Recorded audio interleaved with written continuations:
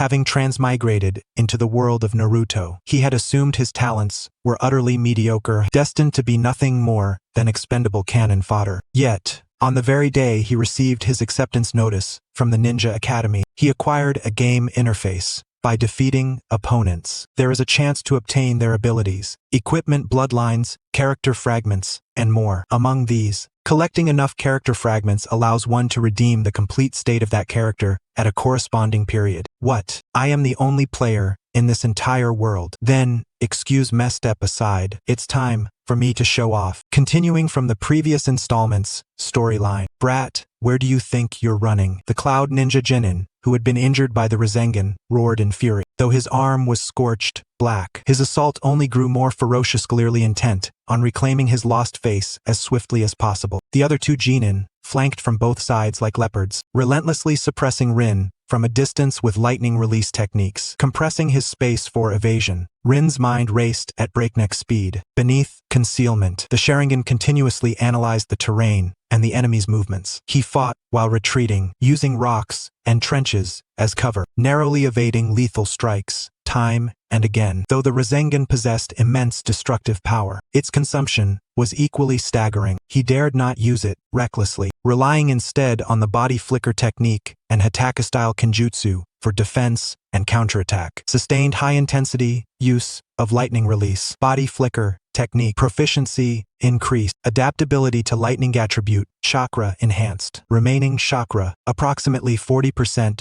35%. Injury impact, minor movement delay. The situation grew increasingly dire. The three Genin worked in seamless coordination, their experience steadily forcing Rin into an open area devoid of cover. His breathing became labored, sweat mingling with blood as it trickled down his temples. It's over. The leading Genin seized the moment when Rin had just completed a body flicker, his old strength exhausted. New strength not yet formed, abruptly clapped his hands together. Lightning release, false darkness. A massive spear of lightning tore through the air, hurtling toward Rin's back at terrifying speed. At the same time, the other two launched their attacks, lightning beasts and thunder spheres sealing off his escape routes to the left and right. There was nowhere to evade. Rin's pupils constricted sharply as the shadow of death descended in an instant. Clenching his teeth, he prepared to exhaust the last of his chakra to endure it head-on. At that critical hair's breadth moment, whoosh, a streak of golden light appeared before Rin without the slightest warning. So swift it transcended the limits of vision. It was Minato Namikaze. At some unknown moment, he had already arrived. In his hand, a specially crafted flying thunder god kunai precisely intercepted the most lethal lightning spear. Simultaneously, his figure flickered like a phantom, darting left and right with unimaginable speed and finesse. He deflected or blocked the remaining two attacks in one fluid motion. Captain, relief flooded Rin, an overwhelming sense of safety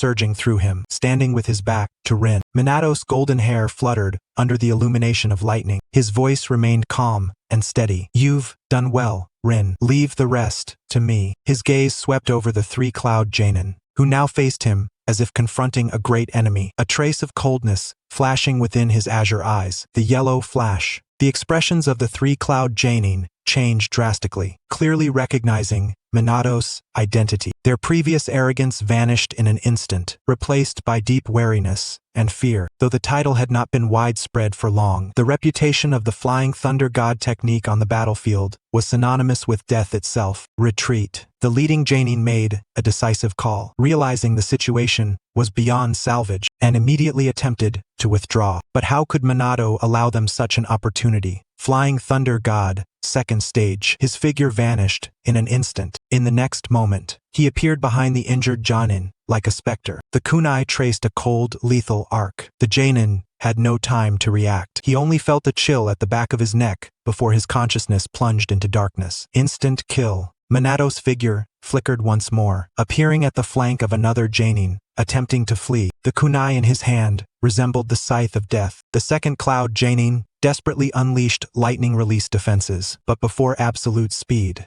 all resistance was futile. His lightning barrier was torn apart as though made of paper, and the kunai pierced his heart with unerring precision. In the blink of an eye, two Cloud Genin had fallen. Only the final leader remained terror-stricken, pushing his lightning release body flicker technique to its utmost limit as he fled in madness. Minato did not immediately pursue. Instead, he first confirmed Rin's safety. "Are you all right?" "I'm fine, Captain Rin," replied, panting, watching Minato dispatch two formidable enemies as effortlessly as slicing melons and chopping vegetables. His yearning for the flying thunder god technique surged to its peak. This was the power of ultimate speed. Minato nodded, his gaze locking onto the fleeing cloud leader in the distance. His figure blurred once more. "Wait here." In the next instant, Minato appeared several hundred meters away, precisely intercepting the cloud leader's path. The coordinates for the flying thunder god had long been established through kunai placements during their earlier exchange. The cloud leader's face turned ashen. Realizing escape was impossible, a flash of madness crossed his eyes as chakra surged violently through his body, preparing for a desperate final stand. "I'll take you down with me." Lightning release, thunder dream, Thunderman. A violent web of lightning descended upon Minato, like a massive net. Minato's expression remained unchanged. With a light motion, he drew his kunai, flying thunder god, guiding thunder. The raging lightning net seemed to be redirected by an invisible force, veering off course and crashing into the mountainside, blasting out a massive, charred crater. Meanwhile, Minato had already appeared before the cloud leader, as if teleporting. His kunai pressed against the man's throat. "It's over." Minato's voice was calm, yet carried unquestionable authority. The cloud leader froze in place, completely losing the will to resist. Minato swiftly subdued him and sealed his chakra. Then, he returned to Rin's side, checked his injuries, and handed him a soldier pill. "Recover first. Kakashi is waiting for us at the rendezvous point." "Yes, Captain." Rin swallowed the soldier pill, feeling his chakra gradually recover. His heart filled with relief after surviving calamity and deep admiration for Minato's overwhelming strength. Disengaged from combat. Danger eliminated. Successfully survived with flying thunder god support and assisted in defeating powerful enemies. Battle evaluation. Excellent, endured until reinforcements arrived under desperate conditions. Reward obtained. A large amount of experience points. Kill participation. Detected severely injured the first Genin. Obtained skill fragment, lightning release. Horizontal lightning oppression, a rank ×1. Environmental kill detected leveraging Minato's flying thunder god tactics. Extremely low probability of triggering special reward, calculating. Congratulations. Special reward obtained. Cloud Genin Elite Combat Experience Fragment ×1 fusion enhances overall combat proficiency.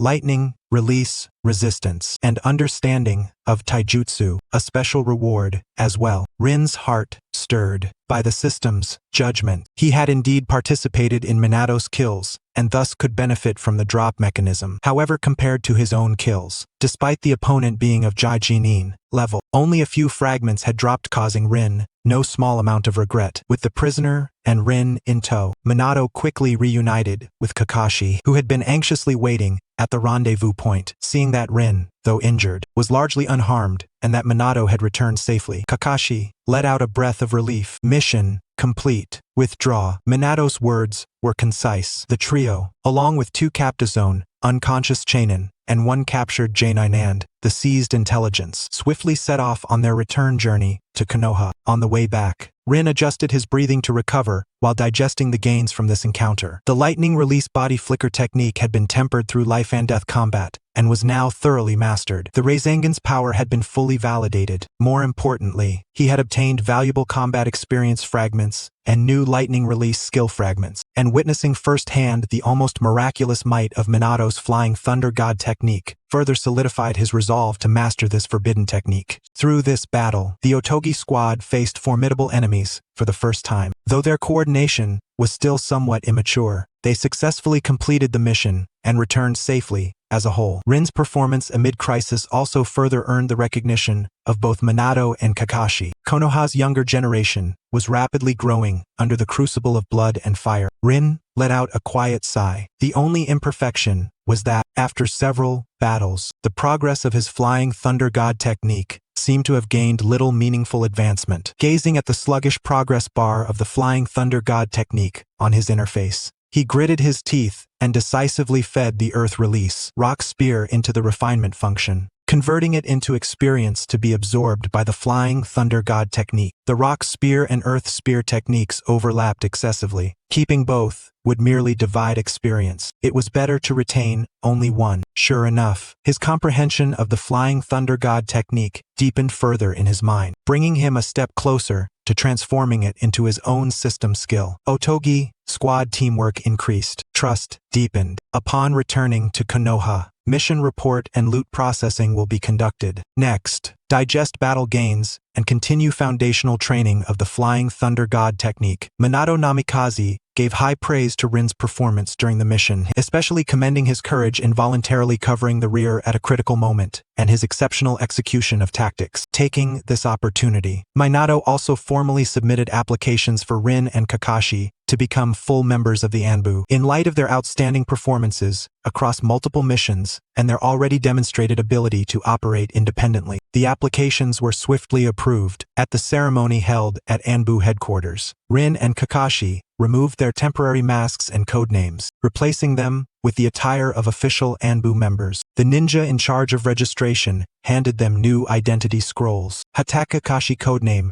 remains your given name. Uchiha Rin, please confirm your official codename. Rin hesitated almost not at all and replied in a low voice. Owl. A nocturnal, hunter keen, silent, and lethal, in a single strike perfectly suited to the Anbu style and subtly aligned with the Uchiha clan's perceptive nature. Anbu codename Owl, confirmed. The registering ninja recorded it and handed Rin a new mask and identification plate engraved with the character Owl. Identity updated. Official Anbu member codename Owl. Authority increased. Eligible to undertake higher-level missions and access certain classified intelligence. After completing the formalities, Rin and Kakashi temporarily parted ways, granted a brief period of rest and recuperation. Minato, meanwhile, needed to handle matters concerning the prisoners and intelligence, as well as attend high-level meetings. Rin changed out of his Anbu uniform and into everyday attire, walking lightly along the road back to the Uchiha clan district, for the first time as a formal Anbu operative, though his expression remained calm. Faint ripples stirred within his heart. From graduating the Ninja Academy until now, scarcely 2 years had passed. He had already risen from an ordinary genin to a member of Konoha's Anbu. The path had been swifter than he had anticipated and far harsher. Returning to the clan district, the familiar streets and atmosphere eased his taut nerves slightly. He first went home to tidy up briefly. Just as he was about to head to the Naka River base to continue training, he encountered Obito rushing toward him with unrestrained excitement. Rin, you're back. Obito was as carefree as ever, his face lit with an eager grin. I heard you were amazing on this mission, and hey, I've got good news for you. What good news? Rin smiled faintly, looking at his straightforward elder brother Mikoto. Uchiha Mikoto is pregnant. Obito lowered his voice, though his excitement was impossible to conceal. The clan head, Fugaku's wife. I heard she's almost 8 months along. She'll give birth in about 2 more months. Everyone in the clan says the child's talent will definitely be extraordinary.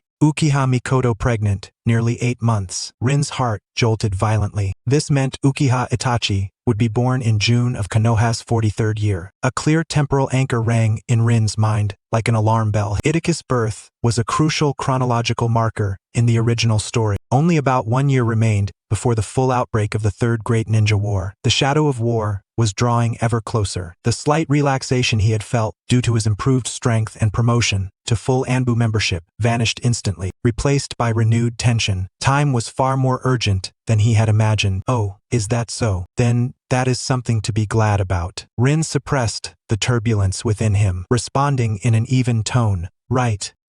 Obito failed to notice anything amiss and remained as excited as ever. Maybe someday, we'll even guide his training. Oh, by the way, Rin, you're officially Anbu now, right? Does that mean your missions will be more dangerous? Be careful.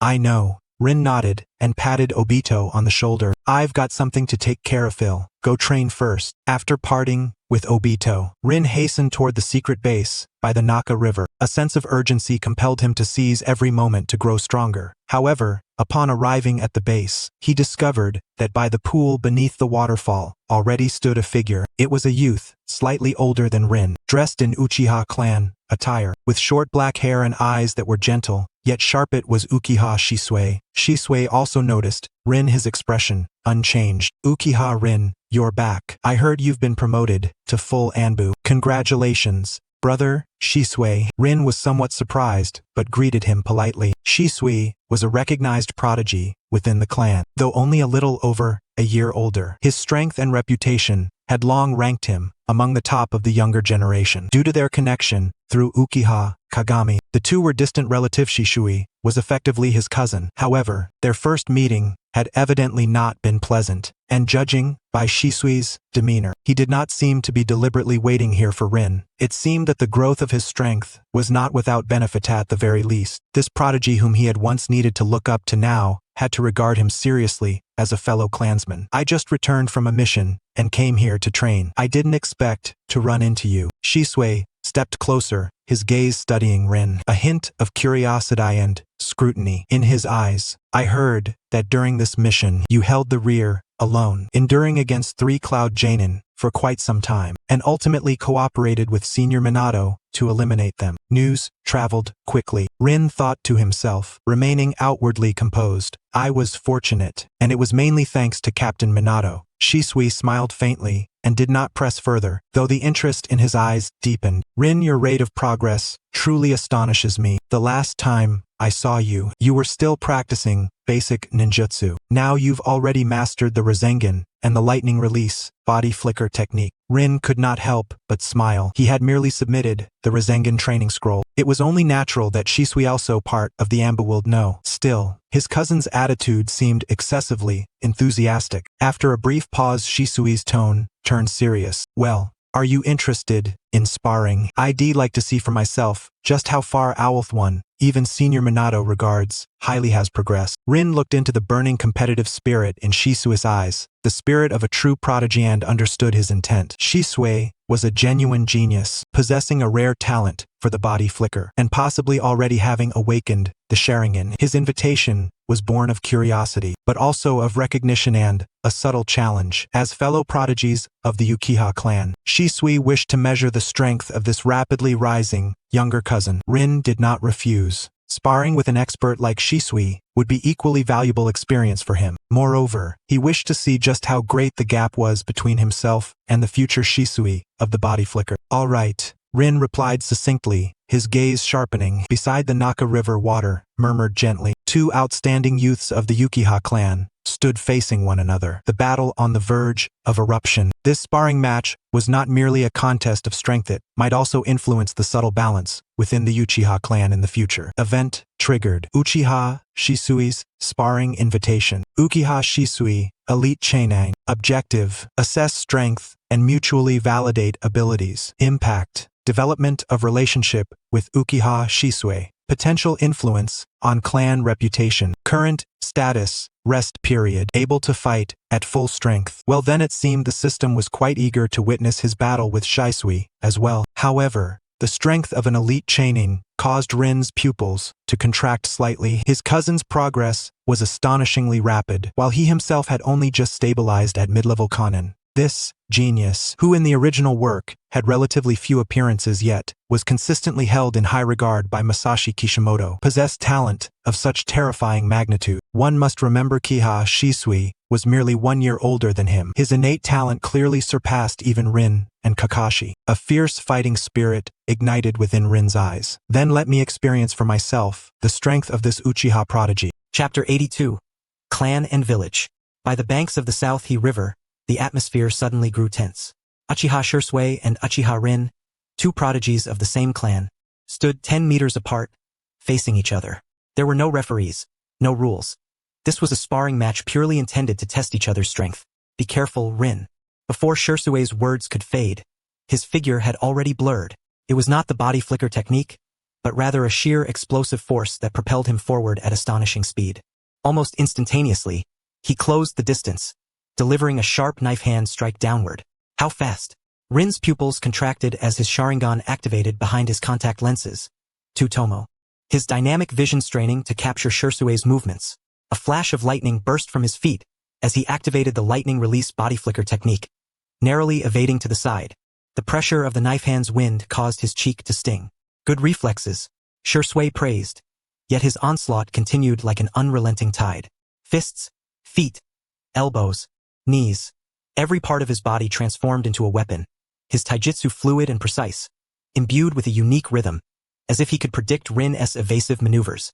Rin adeptly combined the lightning release body flicker technique with the Shikamaru-style footwork, darting about in the confined space, his ink-short sword occasionally unsheathing to parry, ringing with sharp clinks.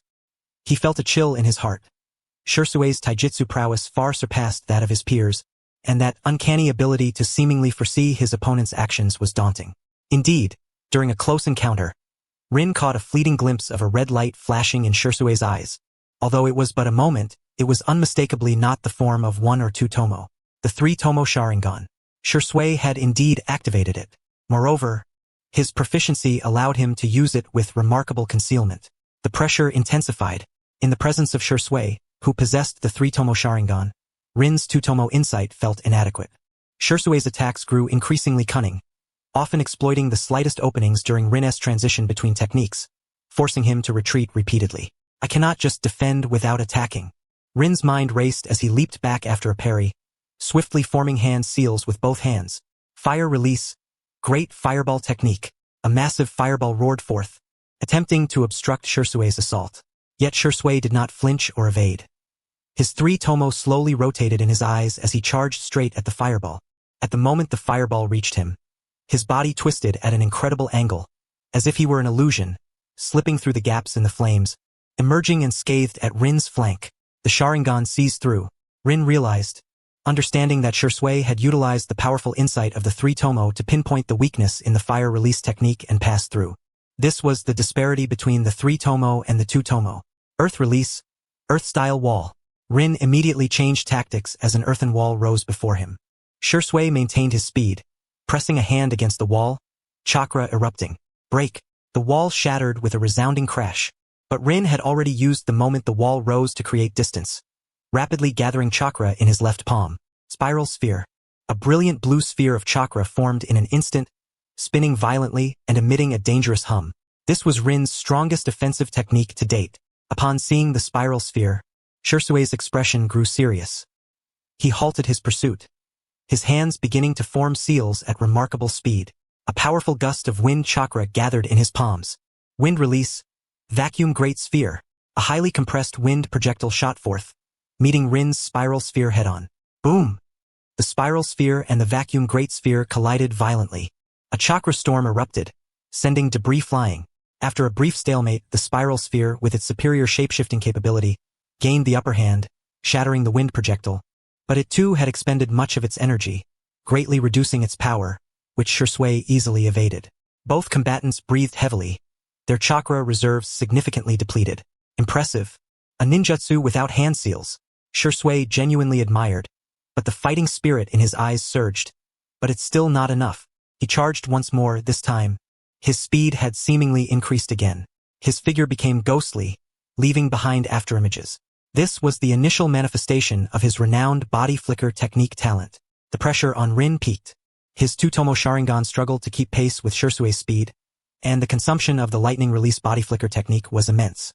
He could only rely on his indomitable will and rich combat experience to hold on, sustaining several new abrasions across his body. It seems 2 tomo is still insufficient. Rin thought grimly, his eyes steeling. He would no longer simply evade. He focused on Shisui's landing point after a high-speed maneuver, willing to risk taking a hit, channeling chakra with all his might. Opening the first gate. Boom! Power surged through his body once more. Rin's speed and reflexes skyrocketed.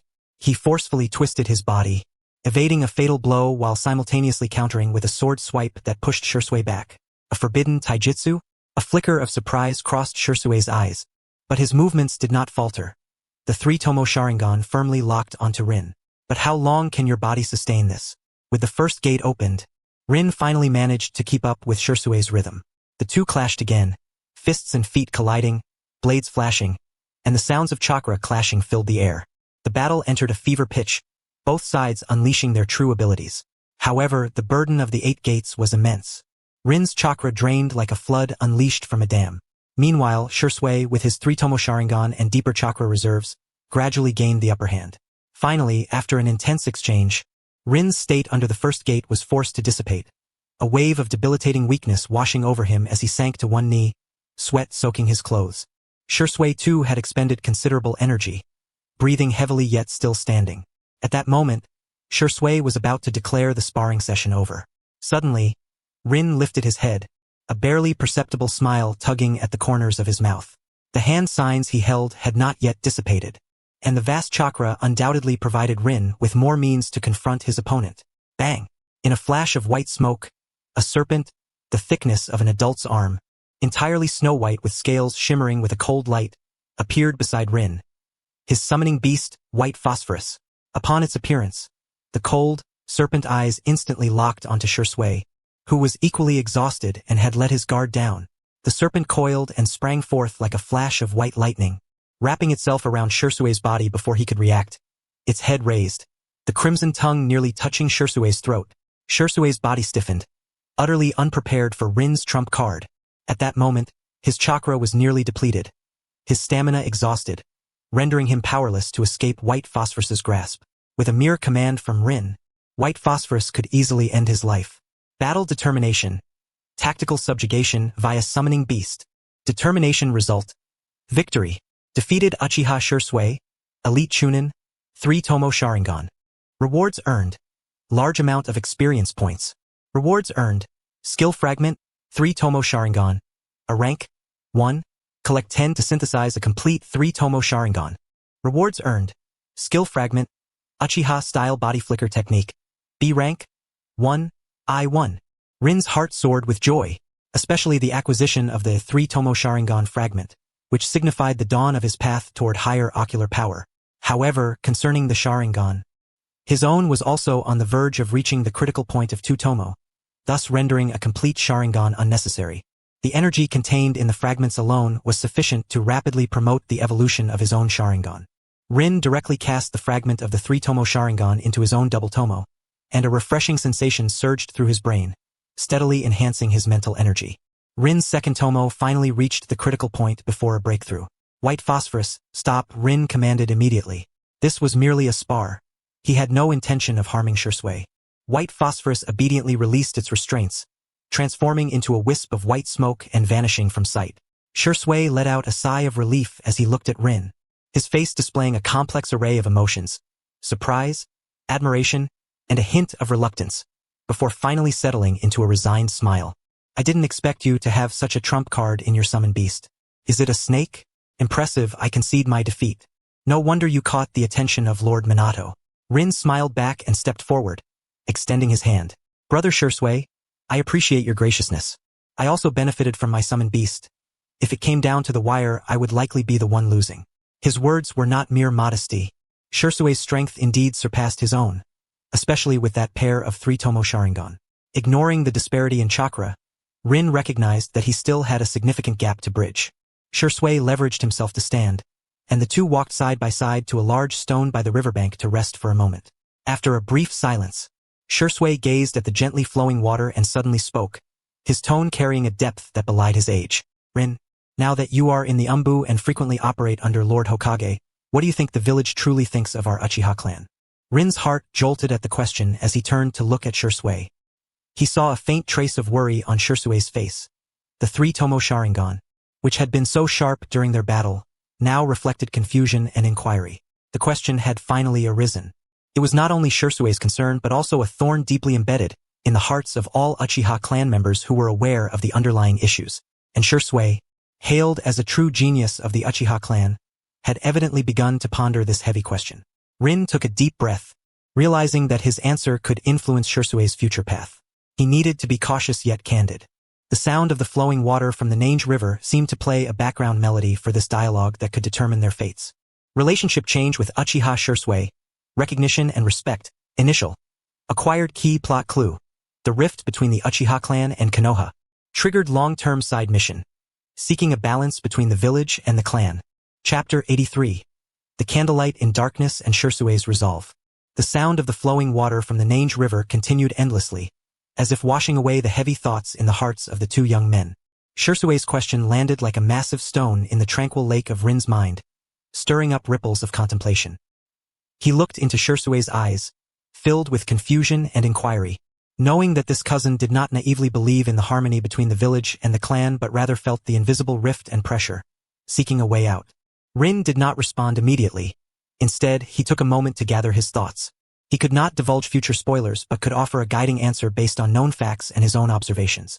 Brother Shisui, Rin's voice was calm and steady. The village is a complex entity. There are those like the third Hokage and Captain Minato, who genuinely believe in and practice the will of fire, hoping to unite all forces to protect Konoha. But there are also individuals like Elder Danzo and his root organization, who harbor deep-rooted suspicion and even hostility towards the Uchiha. He paused, casting his gaze toward the distant outline of Konoha. The power of the Uchiha clan, the power of the Sharingan, is both our weapon for protecting the village and the source of suspicion. This power is too unique and too prone to losing control. Historical events have only deepened this distrust. Shisui listened silently, his eyes flickering, clearly resonating with Rin's words that struck at the heart of his worries. He spoke softly, "So the rift truly exists, doesn't it? Even if we bleed and sacrifice for the village, this suspicion is hard to dispel." "It is indeed difficult," Rin admitted candidly. "Prejudice is like a thick ice, not formed in a day. However, it is not insurmountable. The key lies in how we choose and how we make the village see our choices." He turned to face Shisui directly, his tone becoming unusually serious. "But, Brother Shisui, while we contemplate how to resolve internal conflicts, there is a far greater, older shadow that looms over the Uchiha clan and even the entire shinobi world. This shadow is the true source that could lead everything toward destruction." Shisui froze for a moment, his brows knitting together. "A greater shadow? What do you mean?" Rin took a deep breath, deciding to unveil a shocking secret that could overturn Shisui's perceptions. He lowered his voice, as if fearing unseen ears might overhear. "Uchiha Madara is not dead." "What?" Shisui suddenly stood up, disbelief etched across his face. "That cannot be. The first Hokage personally ended him. This is a well-documented fact in the village's history. History is written by the victors." Rin's voice carried a chill. Madara was indeed severely injured by the first, but he used the forbidden technique Izanagi to alter the fact of his death. He not only survived but has been active behind the scenes for decades. After being forsaken by his clan, his initial hiding place was in the mountainous graveyard of the Land of Lightning. Since then, he has traveled across various nations, seeking suitable heirs and propagating his Moon Eye plan. It is highly likely that he is currently lurking somewhere in the Land of Grass, bordering us. Shisui staggered back as if struck by lightning, his complexion instantly pale. Uchiha Madara was still alive? The legendary rogue ninja who co-founded Konoha with the first Hokage and sparked the Valley of the End conflict due to ideological differences? The most powerful and dangerous existence in the history of the Uchiha clan? This news was so shocking that it nearly shattered his worldview. "How could you possibly know this?" Shisui's voice trembled, his gaze fixed on Rin, trying to find a flaw in his words. Rin had long prepared his explanation. He pointed to his own eyes and then gestured toward the direction of the Nange shrine downstream, his tone imbued with an indescribable ethereality. "Perhaps it is the perception granted by these eyes? Or perhaps it was on a certain night when I dreamt of an old man who claimed to be the Sage of Six Paths, who informed me of these fragmented pieces of information. He said that the root of disaster has not vanished and continues to lurk in the darkness." The Sage of Six Paths. Shisui was once again taken aback. As a core member of the Uchiha who had seen the secret stone tablet beneath the Nange shrine, he was well aware of the legend of the Sage of Six Paths and the connection of the secrets written on the tablet to the ultimate evolution of the Sharingan. Although Rin's mention of dreams and the Sage of Six Paths sounded mystical, it oddly resonated with the hidden content of the stone tablet, alleviating much of Shisui's skepticism. After all, the Sharingan itself could bring forth various incredible ocular techniques and illusions. Establishing a connection with their ancestors' will was not entirely implausible. The overwhelming influx of information left Shisui's mind in chaos. He leaned against a nearby tree trunk, striving to digest this shocking revelation.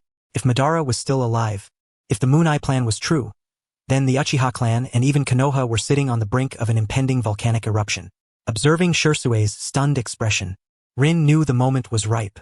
He stepped forward, his tone heavy and resolute. "Brother Shisui, while the internal rift can be worked on to resolve, the external catastrophe is looming. Madara's existence and his plans are the true crisis. We need power. We need means sufficient to combat that legendary strength. He paused for a moment, then proposed an exceedingly bold, even reckless plan. I have an idea that may be dangerous, but it could be the only way for us to gain the initiative. Madara is seeking an heir to propagate his apocalyptic theories. If one of us pretends to be attracted by his ideology, actively approaches him, infiltrates his inner circle, earns his trust, learns his powers, and uncovers his plans, then we might hold the key to reversing the situation at a critical moment. Shisui suddenly looked up, incredulous, staring at Rin. Are you crazy? That's too dangerous. What kind of person is Madara? To disguise oneself before him is akin to seeking the skin of a tiger. A moment of carelessness could lead to irreparable consequences. I am aware of the danger. Rin's gaze was sharp as a blade, but sitting idly by is even more perilous. By the time Madara is ready to set everything in motion and activate the Eye of the Moon, it will be too late. We need someone to step forward, to walk into the darkness, and become the flickering candle that illuminates our path. He looked at Shisui, his tone resolute. I am the most suitable to execute this plan. I am young and thus more likely to be underestimated. The talents and confusion I display might pique his interest. Moreover, I possess some unique methods that may increase our odds of success. No. To Rin's surprise, Shisui, after a brief moment of shock and struggle, decisively interrupted him. Shisui's gaze transformed from confusion to unwavering determination, even imbued with a sense of solemn awareness. Rin, you are still young, and your future holds infinite possibilities. This plan is too heavy, too dark. It should not fall upon your shoulders. Shisui stepped forward, gripping Rin's shoulders tightly, his voice imbued with undeniable strength. Let me take it on. I am older, stronger, and my Sharingan is more evolved. Furthermore, I have been contemplating the issues concerning our village and clan. My inner confusion is genuine, making it easier for Madara to trust me. This task of delving into the darkness should be entrusted to me, your elder brother. Rin was momentarily stunned. He had not anticipated Shisui would willingly take on this most perilous role. Gazing into Shisui's eyes, which shimmered with a complex light of realization, sacrifice, and guardianship, he felt a surge of indescribable bitterness and admiration within him. This plan had begun to form in his heart since the last mission with Orochimaru. He had always deemed himself the best candidate, despite numerous ties that bound him. For the sake of his brother Obito, he had to step forward. Yet he had not expected Shisui to choose to take on this responsibility. This was the tragic hero, Uchiha Shisui, who would later choose to commit suicide to prevent his clan's rebellion and entrusted his eyes to Itachi. His kindness and sense of responsibility were even more profound than Rin had imagined. Brother Shisui. Rin opened his mouth, wanting to say something, but was interrupted by Shisui. There's no need to say more, Rin. Shisui released his grip, a gentle yet resolute smile gracing his face. You are right. We need someone to light the candle in the darkness. Your brilliance should remain in a brighter place, to resolve the internal rifts, to guide our clansmen and village towards a better future. As for the task of infiltrating the shadows and dancing with demons, let that fall to me, your elder brother. He gazed towards the direction of Konoha, his eyes deep. We will protect everything we both cherish in different ways. After we leave the South He River, you and I will be strangers. By the way, once the plan begins, you can contact me through this. Also, take these 2 scrolls. As he spoke, a raven emerged from Shisui's shadow and flew into Rin's shadow. A strange connection resonated in Rin's heart. It seemed that, with just a thought, he could reach Shisui within his mind. Receiving the scrolls tossed by Shisui, Rin instinctively opened one, revealing a dense list of names of Uchiha clan members. The opening of the scroll prominently marked the contract of the Ninja Raven bloodline. Understanding Shisui's intentions, Rin no longer resisted. He bit his finger and inscribed his name upon it. With experience from the Dragon Cave contract, Rin effortlessly felt the response from the Ninja Raven. The other scroll documented the shared techniques of the Ninja Raven clan, the Ninja Raven body replacement technique. Rin was overjoyed. This was far cooler than Orochimaru's body replacement technique, and as one of the signature skills of the future Uchiha Itachi, it perfectly combined body replacement with genjutsu. Its coolness and practicality were undeniable, a skill for both showmanship and survival. The sound of the South He River flowed on, yet the hearts of the 2 youths had already forged a heavy oath capable of influencing their future destinies. One was stepping into the light of shadow, while the other prepared to plunge into the darkest abyss. 2 distinctly different yet purposefully aligned paths converged at this moment. Triggering major plot branch, Shisui's decision. Uchiha Shisui has decided to execute the infiltration plan. Relationship with Uchiha Shisui enhanced. Comrades who entrust each other with life and death. Acquired long-term hidden mission. Assist Shisui in his infiltration actions, providing necessary support. Warning.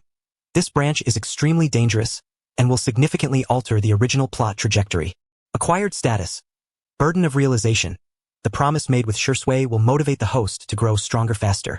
The afterglow of the setting sun cast elongated shadows upon the river's surface. A silent game that would determine the fate of the Uchiha clan and the future of the entire ninja world had begun. And Rin knew, from this moment onward, the weight of responsibility upon his shoulders had grown heavier. He must grow stronger, fast enough to uphold the hope that Shisui's sacrifice would afford. Chapter 84. Ichiraku Ramen and Red's Invitation. After parting ways with Shisui, Rin walked alone on the path back to the clan's territory, still filled with the weight of that solemn promise. Shisui's resolve to plunge into darkness pressed down on his heart like a boulder. Once the Third Great Ninja War ignited, Shisui would face unimaginable dangers alone, while he needed to grow at a faster pace under the light, becoming a sufficient support for that sacrifice. Lost in thought, a sudden pang of hunger gripped his stomach. He remembered how the intense sparring with Shisui and their subsequent deep conversation had drained his energy, and he was now ravenously hungry. He looked up at the sky. The sun was setting, marking the time for dinner. Let us eat something. Rin shook his head, momentarily pushing aside his troubled thoughts. There was no rush for training. Perhaps it would be better to relax his tense nerves. He recalled hearing Obito mention recently that a new ramen shop had opened in the village center, known for its delicious flavors, run by a warm smiling uncle, with a particularly exquisite broth. Ichiraku Ramen. Huh? Haha, I didn't expect that this shop, which would later accompany the growth of the main character Naruto, was already establishing itself in the village at this time. Deciding to try the legendary Ichiraku Ramen, he thought he could also bring back a portion for Obito. With his mind made up, Rin headed towards the center of the village. Soon, he found the small shop adorned with the Ichiraku Ramen sign. The shop was not large but was clean, with warm lighting and the enticing aroma of food wafting out, instilling a sense of comfort. Pushing aside the curtain and stepping inside, he noticed only a few patrons. Just as Rin was about to find an empty seat, his gaze caught a familiar figure in the corner. It was Hinata and her father, Hayashi Hyuga. Hinata was eating ramen in small bites, her cheeks flushed from the steam.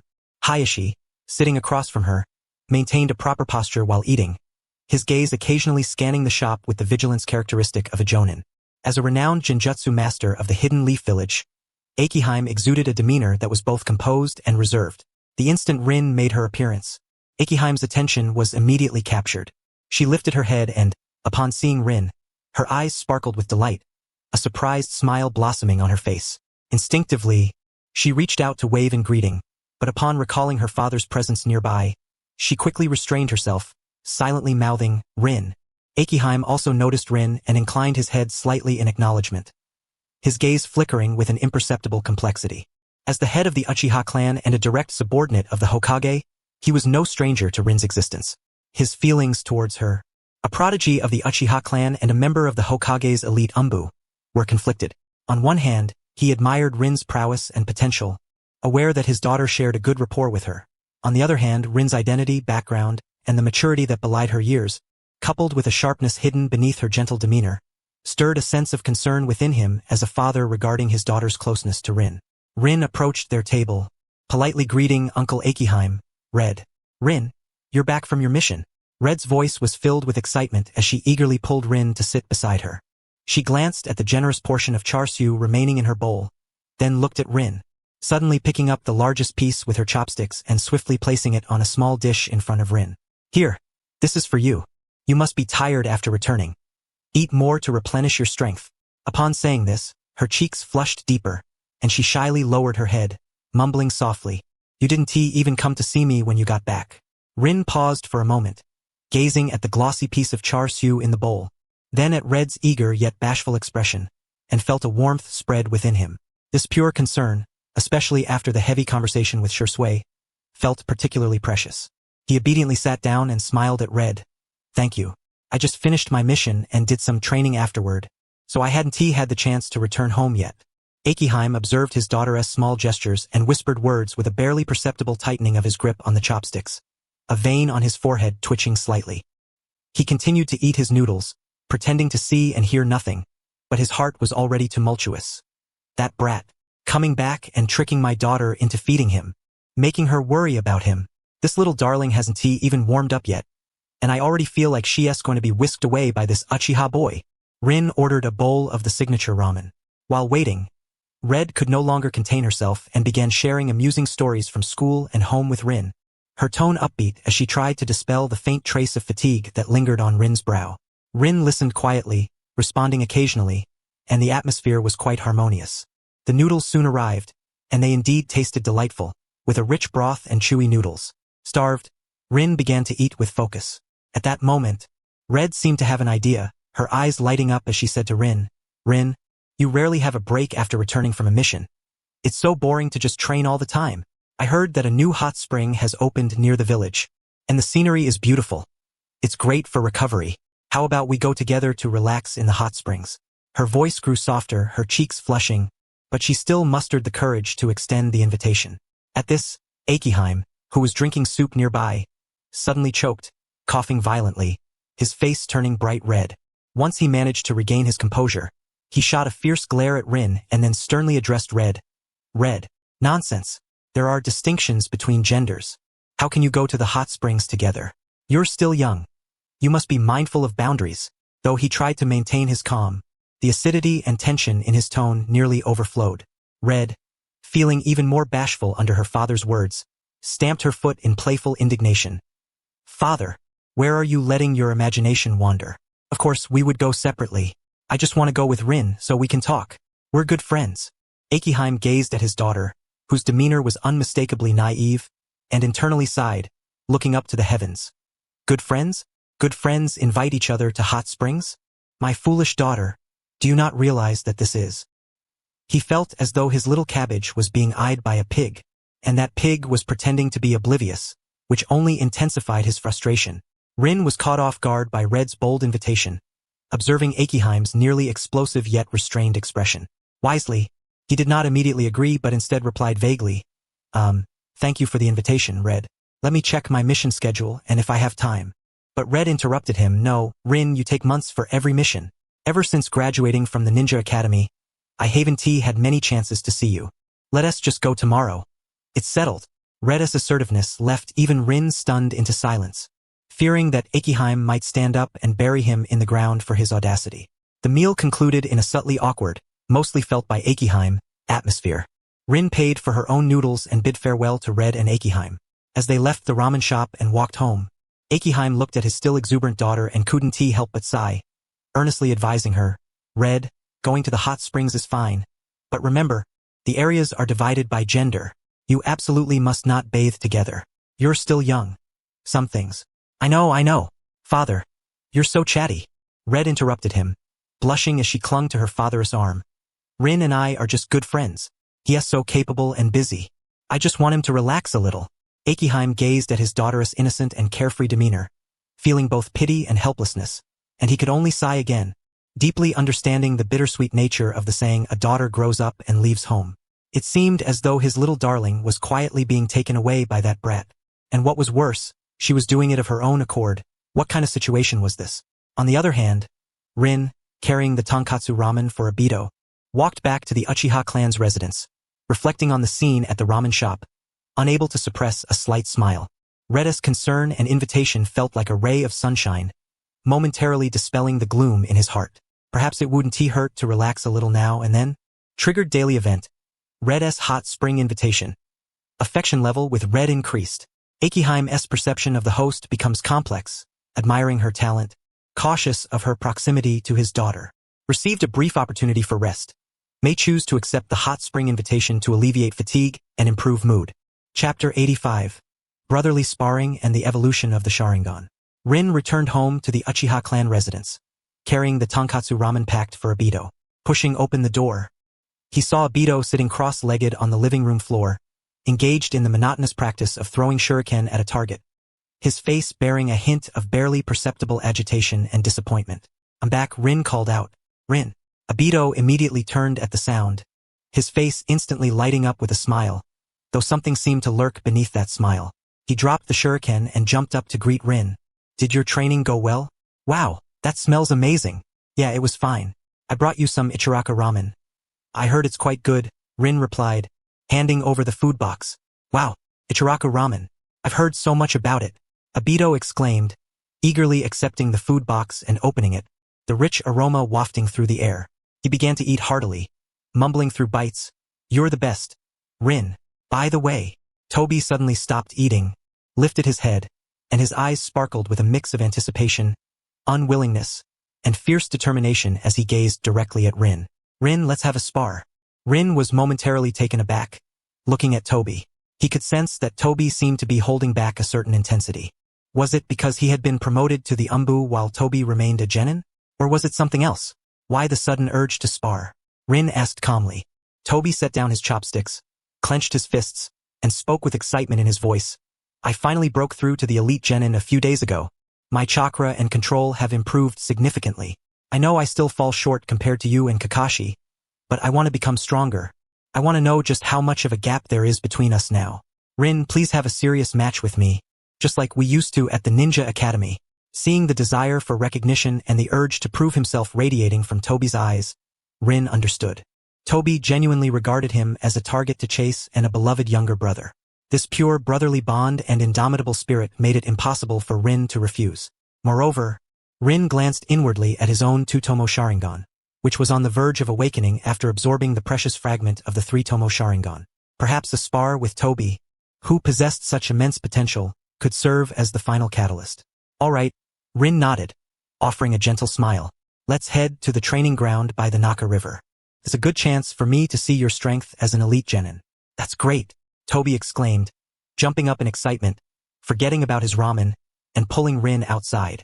However, Rin interrupted him, reminding him that one must not forsake good food.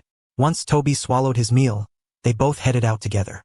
The two brothers arrived at the familiar training ground by the Naka River. As night fell, the moonlight shimmered on the surface of the river, casting glimmers of light. They stood facing each other, the atmosphere growing serious. "Rin, you have to give it your all.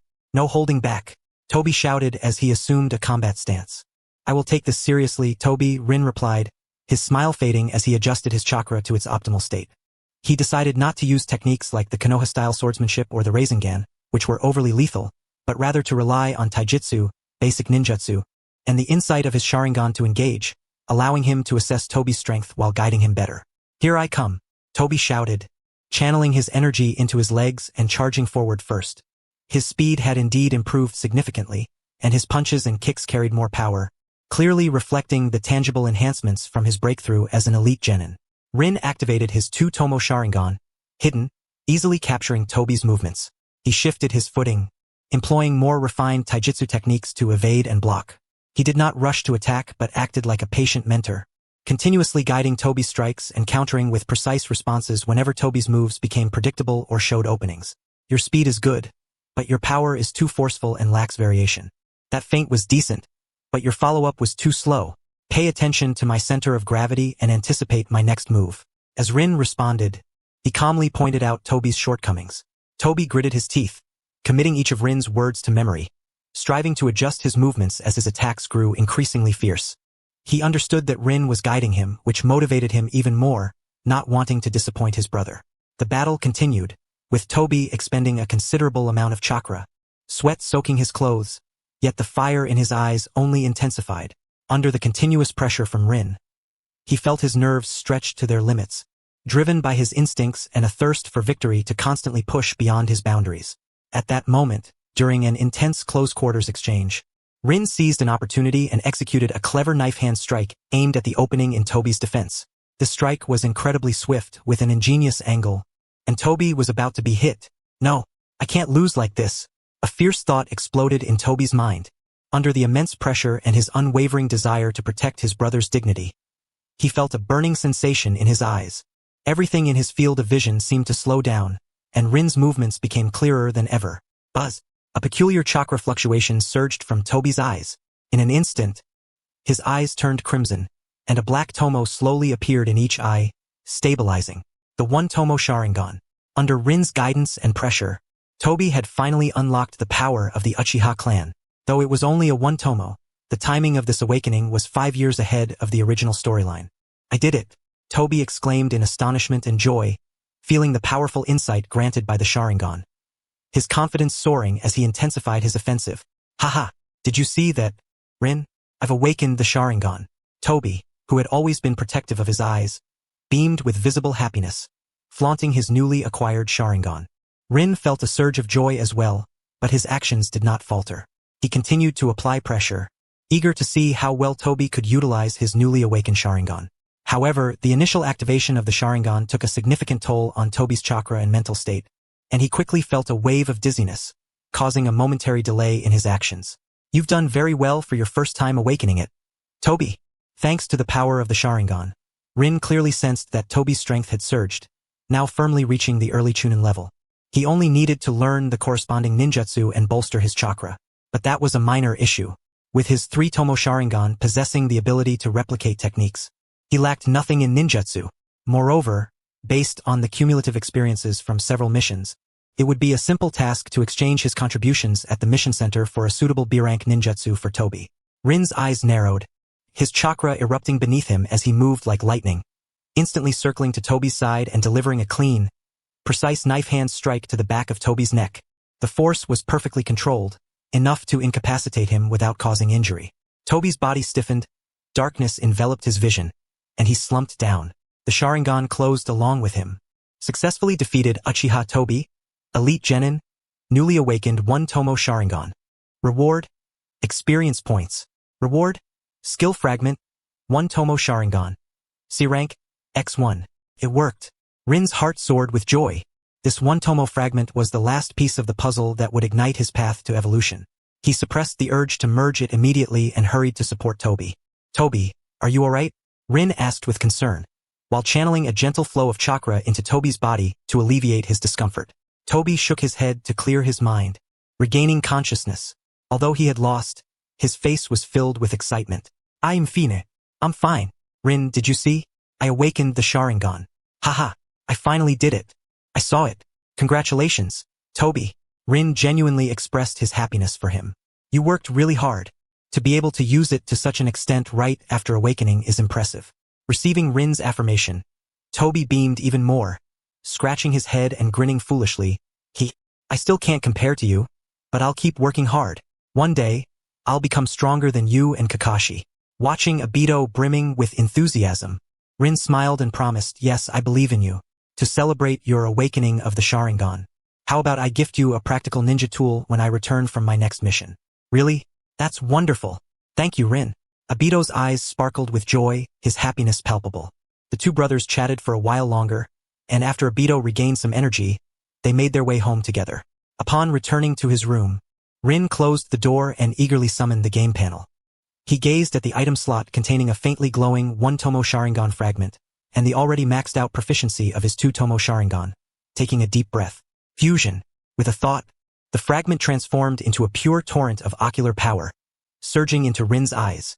The already filled 2-tomo Sharingan reacted like parched earth receiving a nourishing rain. Undergoing a momentous transformation, Rin felt a warm and slightly stinging sensation in his eyes, followed by an unprecedented clarity and sense of control. He approached the mirror and slowly removed his contact lenses. In the mirror, a pair of crimson eyes appeared, both alluring and beautiful, with 3 black tomo slowly spinning within each eye, radiating a greater and deeper power than before. 3-tomo Sharingan. Finally achieved. Sharingan evolution successful. 2-tomo Sharingan, 3-tomo Sharingan. Effect: dynamic vision, insight, illusion abilities, and replication capabilities significantly enhanced. Sensitivity to chakra is heightened. Strength assessment: hidden enhancement to elite Chunin. 3-tomo Sharingan provides a tremendous advantage. Feeling the surging power in his eyes, Rin clenched his fists. Another leap in strength. In fact, the system's evaluation of individual strength was more comprehensive. According to the village's strength assessment mechanism, with the enhancement of the 3-tomo Sharingan, he could be classified as a special jonin. This filled him with greater confidence for the future. Whether facing the impending war or fulfilling his promise to Shisui, he felt more assured. Gazing at the bright moonlight outside, Rin knew that the brief respite was about to end. After tomorrow's trip to the hot springs, new challenges would soon arise, and he was ready. Sharingan evolution complete. Significant increase in strength. New status acquired, 3 Tomo Sharingan, Beginner. Chapter 86. The White-Haired Sage of Observation. The next morning, as dawn broke, Rin rose early. After a night of rest, he felt better than ever. The evolution of the 3 Tomo Sharingan not only brought a tremendous enhancement to his ocular power but also improved his chakra control and spiritual perception. He did not immediately seek out Hong but first headed to the Anbu's mission center. With the contribution points accumulated from previous missions, he successfully exchanged for a B-rank ninjutsu scroll suitable for Obito's water-style chakra. Water Release. Water Whip. This ninjutsu was flexible, combining both binding and attacking capabilities, and was ideal for compensating for Obito's shortcomings in close combat control. At the same time, he compiled his insights on Earth Release, Earth Wall and Earth Release, Earth Spear into simple scrolls.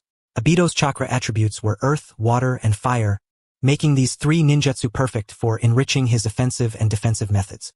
When Rin returned home, Obito had just woken up, rubbing his sleepy eyes as he stepped out of his room. "Obito, this is for you," Rin said, handing over the 3 scrolls. Obito took the scrolls, and upon reading the labels, his eyes widened in disbelief. Water Release, Water Whip, B-rank ninjutsu, plus the insights on Earth Wall and Earth Spear. Rin, this is too precious. It's a gift to celebrate your awakening of the Sharingan. Rin smiled. Practice well and you'll master them quickly. Your strength will improve rapidly. Yes, I will. Thank you, Rin.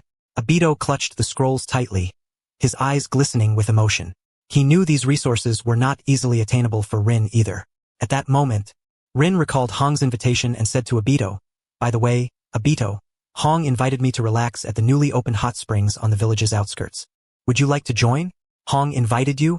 Obito paused for a moment. Then a mischievous grin spread across his face as he elbowed Rin playfully. It's a date with Hong. Huh? Why would I want to be a third wheel? No way. I need to focus on mastering these new ninjutsu. He winked at Rin. You have fun, but be careful. Rin felt a bit helpless at Obito's antics, realizing that explaining would be futile, so he said nothing more. After tidying up briefly, he set out for the Yuhi residence. Arriving at the Yuhi home, he found Hong already waiting outside. She had changed into a set of elegant casual clothes, beaming with a bright smile, and waved happily when she saw Rin. Her father, Yuhi Shinku, stood at the doorway with his arms crossed, his expression as stern as ever. His sharp gaze swept over Rin, the scrutiny and a barely perceptible hint of hostility in his eyes sending a chill down Rin's spine. "Rin, you're here. Let's go," Hong exclaimed, skipping over to Rin's side. "Yeah." Rin nodded, politely greeting Shinku. "Uncle Shinku, we are leaving now." Shinku grunted dismissively, firmly stating, "Be back early. Remember what I said." His gaze was especially severe as he shot a warning look at Hong. Hong stuck out her tongue and quickly pulled Rin away.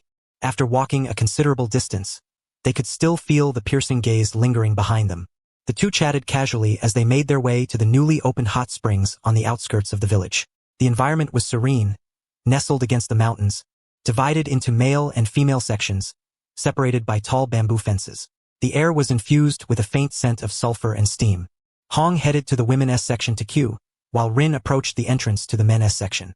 Just as he was about to enter the changing room, his newly evolved 3 Tomo Sharingan, hidden, granted him an extraordinary sensitivity, allowing him to detect a very subtle chakra fluctuation coming from beyond the outer wall of the hot spring area. The fluctuation carried a lewd and excited emotion. Rin frowned slightly and said to Hong, "Hong, I think I heard something strange over there. I'll check it out and be back soon." "Huh? Oh, okay. Just be careful," Hong replied, somewhat puzzled, but she nodded. Rin's form flickered as he activated the body flicker technique, silently leaping onto a nearby tree, using the branches as cover to peer in the direction of the disturbance. There, in a corner outside the women's section wall, a middle-aged man with white hair and a red outer robe was crouched in a highly indecent position, peering through a tiny gap with rapt attention. He wore a perverted grin on his face, drool almost spilling from his mouth, muttering, "Oh, this figure, TSK. That one is not bad either. No wonder this newly built hot spring is top quality." This image, this aura. Rin's lips twitched. It couldn't be mistaken. It was none other than Jiraiya, one of the legendary Sannin. What is he doing here? But considering the renown of the Sannin, it seemed somewhat reasonable. With the tense situation at the borders, it was only natural that the elite Jonin of Konoha would be deployed, leaving only this legendary pervert sage with such leisure. Rin's thoughts raced. Jiraiya's presence undoubtedly signified something important. One of the legendary Sannin, he possesses immense strength and a unique personality. yet he is undeniably reliable in critical moments. His whereabouts are often linked to significant events. However, the act of peeping at the women's bath is indeed quite unbecoming. Rin lightly cleared her throat. Jiraiya, who had been engrossed in his view, stiffened, suddenly turning around with a flicker of panic on his face. But upon seeing a young boy wearing a Konoha forehead protector, he immediately resumed his nonchalant demeanor, hands on his hips, and shamelessly declared, "Ahem, youngster, what do you understand? I am merely gathering essential material for my great artistic creations. This is a very serious field research endeavor." Rin jumped down from the tree, landing in front of Jiraiya, her expression neutral as she said calmly, "It is Lord Jiraiya. I have long admired your name. However, your field research seems to have displeased the ladies inside, and the security team may be arriving soon." Jiraiya's expression changed, and he perked up his ears, indeed hearing some commotion and murmurs from the women's bath. He awkwardly scratched his nose. Haha, the wind today is a bit noisy. I've gathered enough material. It's time to leave." As he spoke, his figure flickered, preparing to make his escape. "Lord Jiraiya, please wait," Rin suddenly spoke up. Jiraiya paused, turning back in confusion. Youngster, is there something else?" Rin regarded Jiraiya carefully, weighing her thoughts. There was no doubt that Jiraiya was a trustworthy powerhouse, and his travels across various nations provided him with extensive intelligence. Perhaps this was an opportunity to subtly probe him? "Nothing much," Rin replied in a calm tone. "I merely heard that Lord Jiraiya has traveled far and wide, gaining vast knowledge. Recently, it seems the borders are rather unsettled. If you have the leisure, perhaps you could pay more attention to movements in the Land of Grass. I've heard that some ancient shadows may be active there." Rin's words were intentionally vague, but the keywords Land of Grass and ancient shadows made Jiraiya's previously carefree gaze sharpen in an instant. He scrutinized Rin deeply. This Uchiha boy seemed to know something. Moreover, the composure and subtly layered implications in his words were hardly typical of an ordinary youth. "Oh, the Land of Grass?" Jiraiya stroked his chin, revealing a meaningful smile. "An interesting young lad. I see. Thank you for the reminder about the wind. I should return to my creative endeavors." With a wave of his hand, his figure flickered and vanished from sight. Rin watched the direction in which Jiraiya had disappeared, her heart finally settling. The seed had been sown, and given Jiraiya's character and sense of responsibility, he would undoubtedly investigate. However, possessing such an ace in the hole like Uchiha Madara was not something the lecherous sage could simply pry into. It was merely a simple attempt. At that moment, Kurenai poked her head out from the women's bath, curiously asking, "Rin, what happened? It seemed there was some commotion just now." "Nothing much, just a rather large peeping toad that has been sent away," Rin replied with a smile, making her way to the entrance of the men's bath. "Let us go soak in the hot springs." "A toad?" Kurenai looked puzzled but did not press further, happily returning inside. As Rin entered the hot spring, the warm water enveloped him, soothing the fatigue accumulated over the days. He closed his eyes, relishing the relaxation, yet his mind raced with thoughts. Jiraiya's appearance, the undercurrents in the Land of Grass, the imminent war, all signified that peaceful days were likely numbered. 1 year's time. It seemed he needed to accelerate his progress on missions and strengthen himself quickly. Triggered chance encounter event. Hot spring encounter with Jiraiya. Successfully attracted Jiraiya's attention to the shadows in the Land of Grass. Obtained brief relaxation. Fatigue decreased, mood improved. Chapter 87. A date and Kurenai's size. After soaking in the hot spring, Rin felt the weariness of recent days washed away by the warm water, providing immense relaxation for both body and mind. When he changed clothes and exited the men's bath, Kurenai was already waiting outside. Having soaked in the hot spring, Kurenai's cheeks were flushed with a healthy glow, her damp hair cascading over her shoulders, accentuating her fair skin and the occasional hint of endearing innocence and softness in her eyes. Upon seeing Rin emerge, her eyes lit up as she hurried over. "Rin, how do you feel?" "It's quite comfortable. I senti it?" Kurenai's voice was filled with excitement. "Yes, it is indeed refreshing," Rin nodded, his gaze falling on Kurenai's delicate face glistening with moisture, momentarily lost in thought. At this moment, Kurenai was undeniably more radiant than usual. Kurenai keenly noticed Rin's fleeting distraction, causing a sweetness and shyness to bloom in her heart, making her cheeks redden further. She lowered her head, twisting the hem of her clothes and softly suggested, "Well, there's still plenty of time. Shall we explore around here a bit? I've heard there are some interesting new shops nearby." This was practically a clear invitation for a date. Observing Kurenai's eager yet nervous demeanor, Rin thought about the long missions ahead and how rare this leisure was. He gently replied, "Sure, I don't have anything else to do." "That's wonderful." Kurenai immediately lifted her head, her smile radiant as she took the initiative to grab Rin's sleeve. "Let us hurry."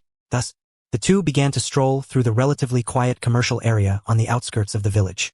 Kurenai seemed curious about everything, pulling Rin to check out accessory shops and browse through ninja tool stores. Though they were merely looking at trinkets and sampling street snacks, Kurenai appeared to be thoroughly enjoying herself.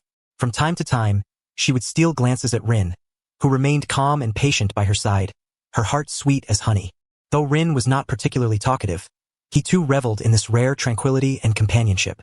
Kurenai's liveliness and innocence shone like a ray of sunshine, illuminating his otherwise somber heart burdened by heavy secrets. Occasionally, he would find himself smiling slightly at Kurenai's clumsy yet charming actions, as if he too had found something worth cherishing and caring about. As the sun set, their shadows stretched long.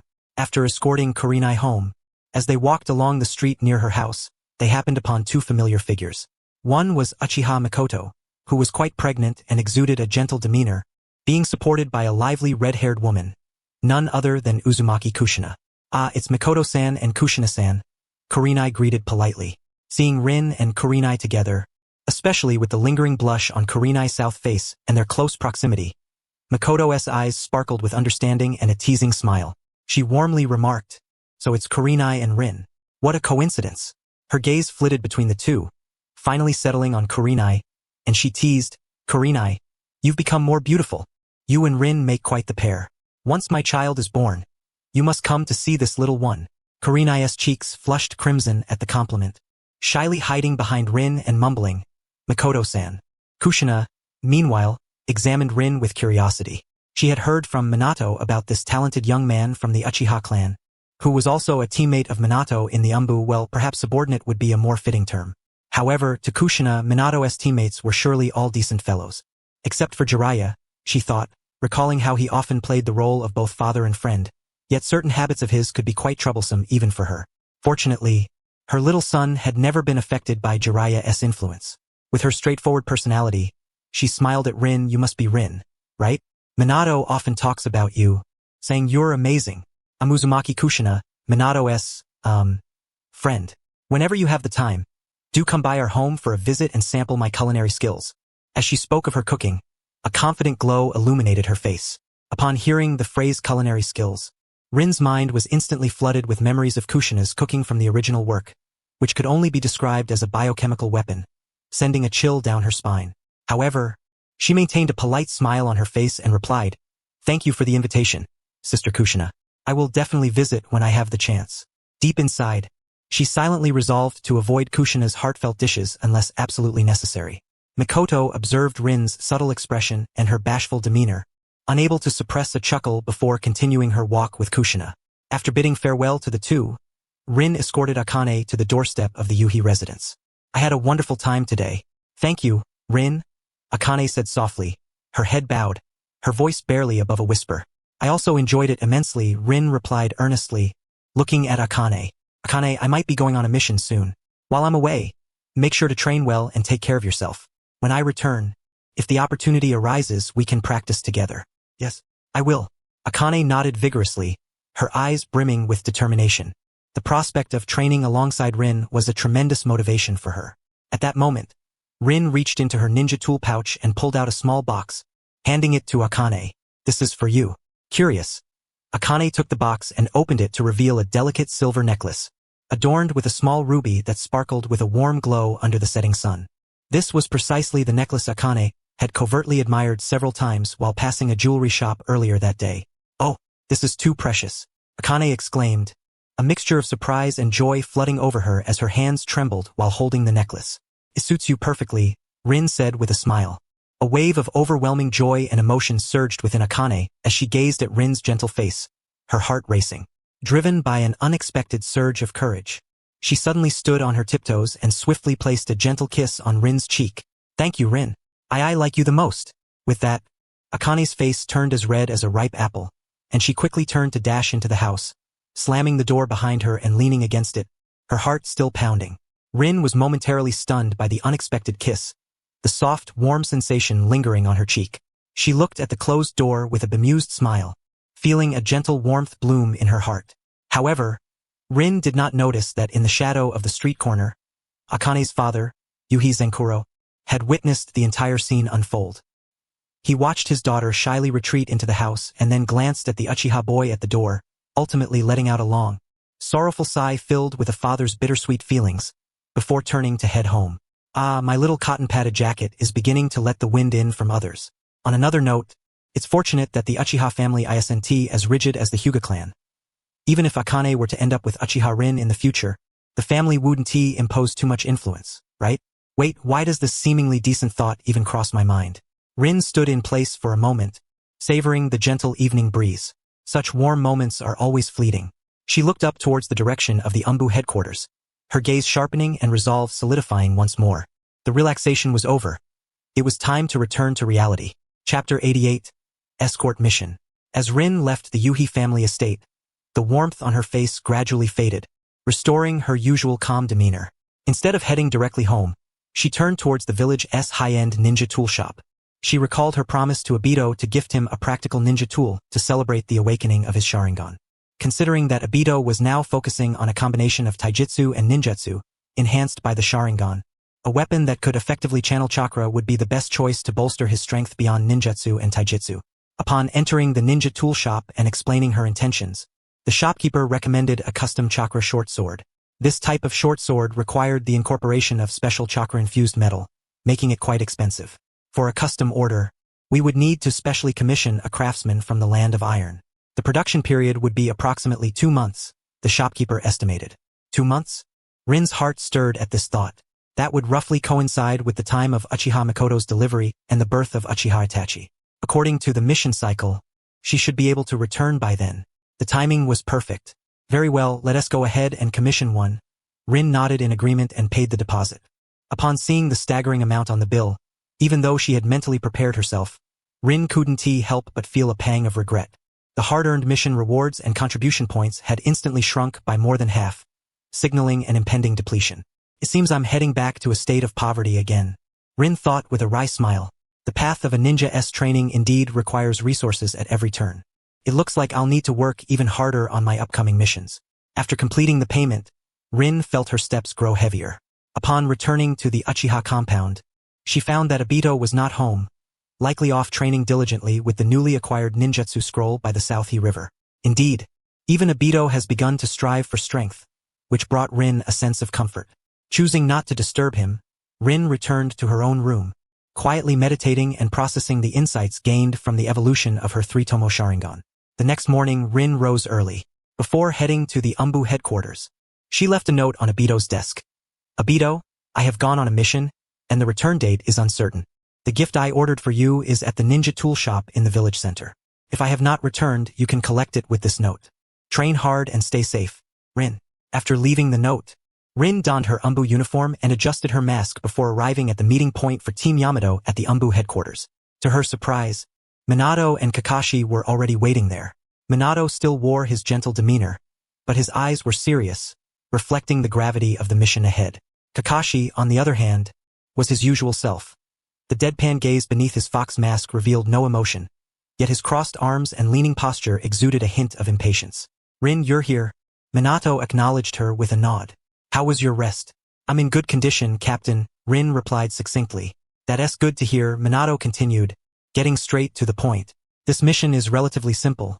It's a B-rank escort mission. We are to escort a noble envoy from the land of fire safely to the daimyo's residence in the capital. Escorting nobles? Kakashi scoffed, his tone dripping with disdain. Just a bunch of pampered fools. They could arrive in a matter of days using the body flicker technique, yet they insist on taking their sweet time in a carriage, stopping along the way to enjoy themselves, wasting both time and manpower. It was clear he had little patience for such caretaker-like missions. Kakashi, Minato said, frowning slightly, interrupting him with a tone that, while gentle, carried a note of warning. Mind your words. Nobles are an important part of the land of fire, and maintaining a good relationship with the noble class is crucial for the stability and development of the village. Moreover, a significant portion of the village's funding comes from them. Minato did not finish his thought, but the implication was clear. One should not offend the financial backers. While the world of ninjas relied on strength, Much of its economic lifeblood was controlled by the feudal lords and nobles who owned land and resources. Kakashi merely huffed, falling silent, though the low pressure radiating from him indicated his continued dissatisfaction. Rin listened quietly from the side, her mind stirring with a hint of doubt. At this point in time, why would a noble require a team of elite Anbu to escort them to the daimyo's residence? Including Konoha's renowned ninjas, the costs for such a task, if assessed according to mission rank, were not insignificant. Was it really just a routine diplomatic visit or report? If it merely involved some ninja factions or wandering swordsmen, it would be manageable. However, the real concern lies in becoming entangled in the disputes among the nobility, for that would indeed spell trouble. One fears that the task's difficulty may not only be insufficiently graded, but could also bring about numerous complications. Reflecting on the increasingly tense situation at the borders and the pivotal role of the daimyo's estate in wartime mobilization, Rin instinctively sensed that this mission would likely prove far more challenging than it appeared at first glance. The identity of this nobleman, or the information he carried, could be of significant consequence. Minato seemed to perceive Rin's contemplation and added, "The duration of the mission may be quite lengthy, expected to last 1 to 2 months. It is imperative to ensure the target's absolute safety, while also striving to avoid drawing unnecessary attention. The specific route and precautions will be elaborated upon in detail after we set out." Understood. Rin nodded in response. He temporarily suppressed his doubts. Regardless of any hidden circumstances surrounding the mission, as a member of the Anbu, his foremost duty was to obey orders and complete the task. "Prepare yourselves. We depart in half an hour. The target awaits at the village entrance." Minato issued his final command. Yes. Rin and Kakashi each conducted their final equipment checks. Rin felt the special kunai inscribed with the Flying Thunder God technique within his ninja tool pouch and sensed the surge of his 3-tomo Sharingan, which brought him a sense of calm. No matter the challenges that lay ahead, he was confident in his ability to face them. Although his mastery of the Flying Thunder God technique was still in its infancy, he would not mind garnering some experience for it should any special forces intervene during the mission, if he could activate the Flying Thunder God in advance. Even the onset of the Third Great Ninja War would not faze him in the slightest. With the Flying Thunder God as his safety net, Rin was assured that he could navigate the battlefield without hindrance. If need be, he could always escape using the technique. Even in terms of speed, no one, including Obito, who wielded the overpowered Kamui under his Mangekyo Sharingan, could rival him. A seemingly tranquil yet potentially tumultuous long-distance escort mission was about to commence. Rin's intuition warned him that this journey would not be smooth sailing. Accepting new mission, B-rank escort mission, noble envoy to the daimyo's estate. Mission characteristics, long duration, seemingly low risk, but potentially concealing unknown factors. Clue acquired. Noble envoy, daimyo's estate, sensitive time frame. At this moment, Rin finally began to understand Nara Shikamaru from the 12 Ninja Warriors. It was indeed troublesome. Chapter 89. The Noble Caravan and the Hidden Danger in the Forest. Half an hour later, the 3 members of Team Yuki appeared at the entrance of Kanehagakure. A lavishly adorned but not excessively ostentatious carriage awaited them, flanked by several guards dressed as samurai and attendants.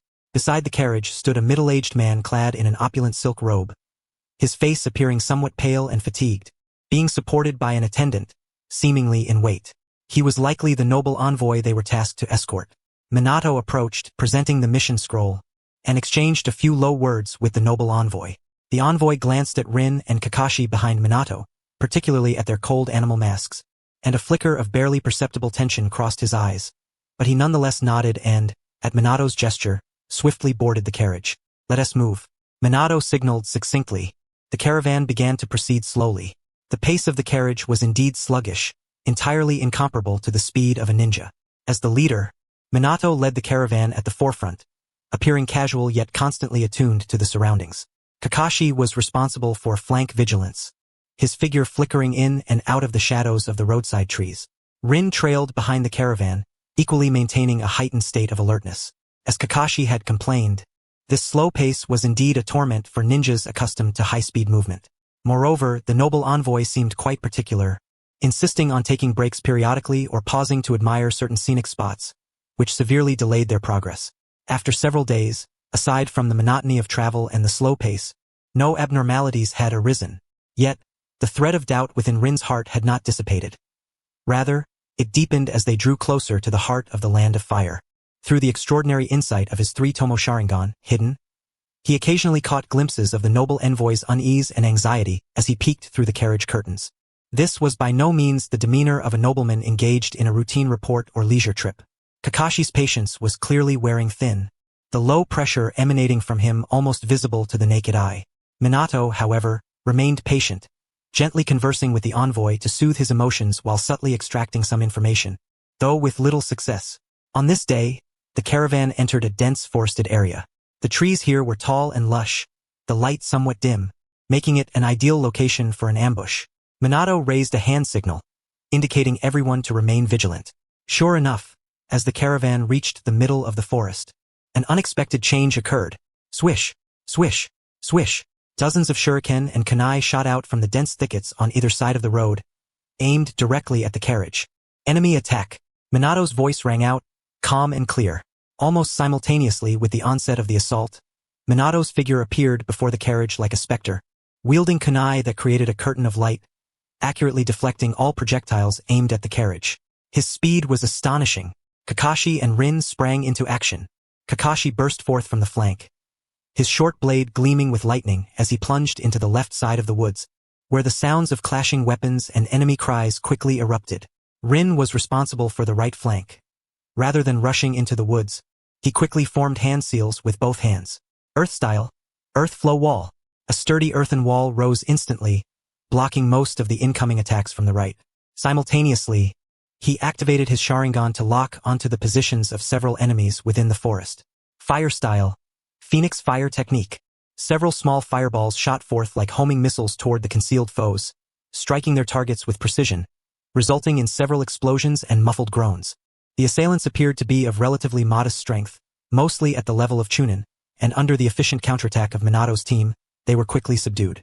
However, their intent seemed not to be a full frontal assault but rather harassment and probing. Just when the battle seemed poised to conclude swiftly, Rin's Sharingan suddenly detected an extremely subtle killing intent. It was coming from beneath the carriage. An enemy had somehow utilized the earth style to burrow beneath the carriage, brandishing a poisoned dagger and preparing to stab upward. Captain, under the carriage. Rin immediately called out a warning, and with a flash of lightning beneath his feet, he activated the lightning release, body flicker technique, racing toward the carriage. Minato reacted even faster. The moment Rin cried out, he had already sensed the abnormal chakra beneath. Without turning, he shot a specially made kunai toward the area beneath the carriage. Flying Thunder God. Guiding Thunder. The technique inscribed on the kunai activated instantaneously, warping the space beneath the carriage. The infiltrating enemy felt an immense force surge. Fork, the noble envoy, pale with fear, could only stagger out of the carriage with the support of his servants, showering gratitude upon Minato. Minato offered a few words of reassurance to the envoy before he began to inspect the battlefield. His brow furrowed slightly. The attackers were well-trained and decisive in their actions, not resembling ordinary bandits or rogue ninjas. This was aimed directly at him. Kakashi approached Minato's side and spoke in a hushed tone, with certainty in his voice. He pointed towards the carriage, adding, "Moreover, this isn't just a single group. There were a few others lurking in the woods who retreated when they saw us engage." Minato nodded, turning to Rin. "Rin, have you made any discoveries?" Rin pondered for a moment before responding. The attackers coordinated seamlessly, as if they had undergone specialized training. Furthermore, they appeared to be well aware of our route, lying in wait here in advance. Most importantly, he glanced at the still-shaken noble envoy. This gentleman seems to be concealing crucial information. If he were merely an ordinary envoy, such a degree of ambush would not have been warranted. Minato's gaze shifted back to the envoy, his expression turning serious. "Sir, I believe it is time for us to speak frankly. This concerns not only you but the safety of us all." Under Minato's calm yet imposing scrutiny, the noble envoy trembled slightly, ultimately exhaling deeply and slumping onto the carriage step, dejectedly admitting, "You are correct. I am not an ordinary envoy. My name is Kusuke Asakura, a distant relative of His Excellency the Daimyo, secretly commissioned to deliver important confidential messages to the capital." Indeed, Rin thought to himself, this mission is far from simple on the surface. It has already become entangled in the political turmoil of the Fire Country's upper echelons.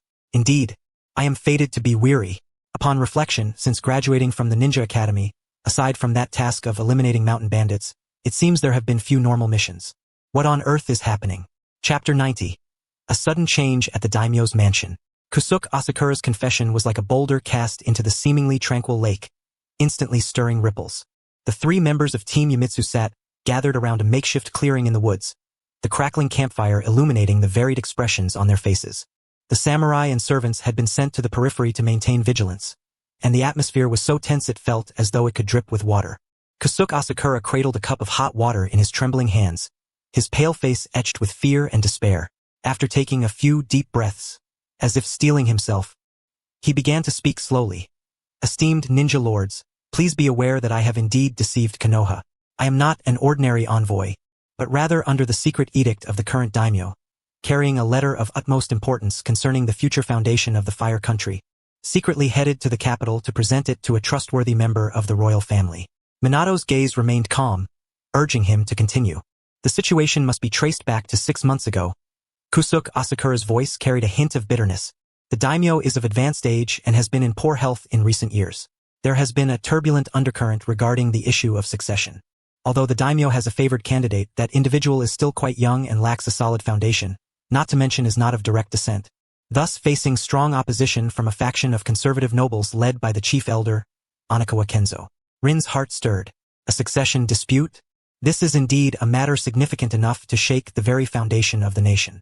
In the world of ninjas, the daimyo's stance directly influences the allocation of resources and support for the ninja villages. If the succession of the Fire Country's daimyo encounters obstacles, it is bound to affect Konoha's position in the impending war. However, regarding the daimyo of the Fire Country being quite young, Rin thought for a moment. It seemed that the daimyo from the original story did not align with that description. But reflecting on the current frail daimyo of the Fire Country, it seemed to make sense. To borrow a famous line from the prince in my world, I have been the prince for 18 years. Do you know how I have spent these 18 years? The current son of the daimyo of the Fire Country also seemed to fall into a similar situation. In a world where the average lifespan is low, being the heir for decades is indeed no easy feat. Onikawa Kenzo. Minato softly repeated the name, a glimmer of understanding flashing in his eyes. He is a steadfast proponent of the theory of ninja village as tools, advocating for significant reductions in funding to Konoha and strengthening control over ninja missions, even proposing that a noble-led organization review S-rank missions. Precisely. Kusuke Asakura nodded excitedly. Kenzo's faction believes that the power of ninjas is too great and must be curtailed. They have even secretly contacted certain external forces. He lowered his voice, fear evident on his face. The daimyo has sensed the anomaly, but is hampered by the lack of concrete evidence, and Kenzo's influence in the court is deeply rooted. Pulling one thread can unravel the whole tapestry. Thus, the daimyo had no choice but to take this risk, ordering me to carry a confidential letter under the guise of an envoy, seeking the support of the royal elder, hoping to stabilize the situation and ensure that the daimyo's favored candidate can ascend smoothly. He paused, his expression growing even more anxious. But I never anticipated that the news would leak so quickly. Just a few days after leaving the capital, I encountered several unidentified attacks and intercepts. Fortunately, the daimyo had arranged for some guards in advance, allowing me to narrowly escape. If it weren't for the strength of the 3 lords, I fear I would have. At this point, Kusuke Asakura was drenched in sweat. He finally realized the perilous political whirlpool he had been ensnared in. A moment's carelessness could lead to utter destruction. Kakashi crossed his arms, interjecting coldly, "So, we are not only escorting you but also that letter which could incite civil war or even affect the fate of the ninja villages. And our enemies are likely among the most powerful noble factions in the Fire Country, possibly even including spies from other ninja villages?" Kusuke Asakura nodded with great difficulty. Rin spoke calmly, interrupting Kusuke Asakura. "Sir, you should understand that although Konoha is under the unified jurisdiction of the daimyo's mansion, as ninjas, we cannot directly participate in the affairs of the daimyo's court. Can we?" To this, Kusuke Asakura was evidently prepared. He took out a small box containing a sealed letter, prominently stamped with the seals of both the daimyo and the Hokage, revealing it to be a joint confidential letter. By the order of the daimyo, the 3rd Hokage of Konoha has jointly authorized this mission with special operational privileges, elevating the task's rank to S rank. The elite jonin of Konoha, Minato Namikaze, and his Anbu team members, Rin Uchiha and Kakashi Hatake, are to directly participate in the succession dispute of the daimyo's heir, until the heir successfully ascends. Upon finishing, Kusuke Asakura seemed to release a burden from his shoulders. In truth, according to the daimyo's orders, this mission could only be made public upon his safe return. But with hidden hands already reaching for the daimyo's mansion and the heir, There was no room for further delay. Minato remained silent for a moment, looking at Kusuke Asakura. Lord Asakura, where is that letter now? Who is safeguarding it? Kusuke Asakura instinctively covered his chest, hesitating briefly before whispering, the letter is with me. The daimyo instructed that it must be delivered into the hands of that elder by me personally, and it must not pass through anyone else's hands. His meaning was clear. Even Minato and the others could not be entirely trusted. Minato understood this and did not press further. He then inquired, as for the route moving forward, what are your thoughts? Since they were able to ambush us accurately, it indicates that our movements are likely under their surveillance. Continuing along the original plan on the main road may prove even more perilous. Asakura Kusuke wore a puzzled expression. As a mere civil servant, I am utterly ignorant of stealth and evasion, entirely relying on the arrangements made by you esteemed lords. Minato looked toward Rin and Kakashi. Do you have any suggestions? Kakashi replied succinctly. Abandon the carriage, take the small paths and travel by night. Although it will be arduous, it will allow us to avoid detection to the greatest extent. Alternatively, we could split up, sending someone disguised as an envoy to draw attention while the main group escorts the true target around. Rin added, Kakashi's plan is feasible. However, I believe we must also consider the issue of information transmission. If the opposing force is indeed as formidable as suggested, we cannot rule out the possibility of them setting up a tight net in the capital. Should we contact Konoha in advance to request reinforcements or intelligence support? Or perhaps attempt to establish secret communication with that noble elder to prepare them? Minato cast an approving glance at Rin and, after a moment's thought, said, Q's concerns are quite valid. Our communication with Konoha must be conducted with utmost caution. We cannot use conventional channels to avoid interception or tracking. I will attempt to convey a brief message to Lord Hokage using special means. As for contacting the elder, the risk is too great and could easily expose us, so it is inadvisable for now. He made a decision. Let us proceed as Kakashi suggested. We will abandon the carriage, take only the necessary supplies, and travel through the mountainous paths overnight. Lord Asakura, I fear we may have to inconvenience you a bit. Chapter 91. The Infiltration Plan. Asakura Kusuke quickly waved his hands. No inconvenience at all. As long as we can arrive safely, I am willing to endure any hardship. With the plan set, everyone immediately took action. Minato directed the samurai and servants to hide the carriage in a secluded spot and provided them with a relatively safe route for their return, allowing them to leave on their own to avoid being caught up in the impending danger. Then, the three from the Hitomi squad, along with Asakura Kusuke, took only a small amount of food and water, silently merging into the dense forest. The journey ahead indeed became exceptionally arduous. By day, they concealed themselves deep within the thicket to rest, while at night, they utilized the ninja's night vision and familiarity with the terrain to travel swiftly. The rugged mountain paths, slippery streams, and threats of venomous creatures and beasts were akin to a hellish torment for the pampered Asakura Kusuke. Yet he understood the stakes involved. Gritting his teeth, and with Minato's occasional support and encouragement, he barely managed to keep pace with the group. Rin and Kakashi took turns scouting ahead and watching the rear, remaining vigilant for any signs of movement. Rin's three-tomo Sharingan provided immense convenience in the darkness, enabling her to see clearly and keenly sense subtle chakra fluctuations from afar, often detecting potential dangers in advance. Such dangers included ferocious wild beasts and even some ninja beasts, which were often untamed and would attack directly upon noticing intruders. Yet the perils did not end with these wild assaults. After swiftly dispatching several waves of wild ninja beasts, a chilling aura began to envelop the group, stemming from an instinctive awareness. Whether beasts or ninja beasts, their senses were often sharper than those of humans. Sensing the group's presence from afar, they would flee in terror, fearing the wrath of these formidable foes. Along the way, they encountered several small-scale ambushes. Some were assassins disguised as mountain bandits, while others were ninja skilled in tracking and assassination. The enemy's strength was evidently greater than during the first ambush, and their tactics were more cunning and ruthless, clearly having obtained more accurate intelligence and dispatched elite forces. On 2 occasions, the enemy even employed powerful explosive tags in an attempt to create chaos. The varying levels of explosive tags produced different magnitudes of force and cost. The tremendous power clearly indicated that they were not merely low-grade consumable explosive tags, causing Rin to wince at the thought. This is all money.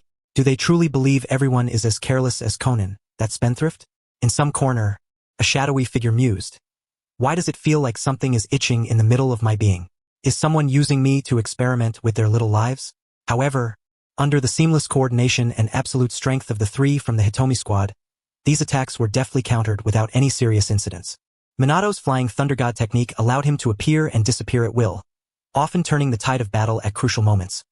Kakashi's lightning release sword technique was exceedingly lethal, frequently dispatching foes with a single strike, while Rin, utilizing the insight of her Sharingan and a versatile combination of ninjutsu, provided both offense and defense, becoming a stable pillar within the team.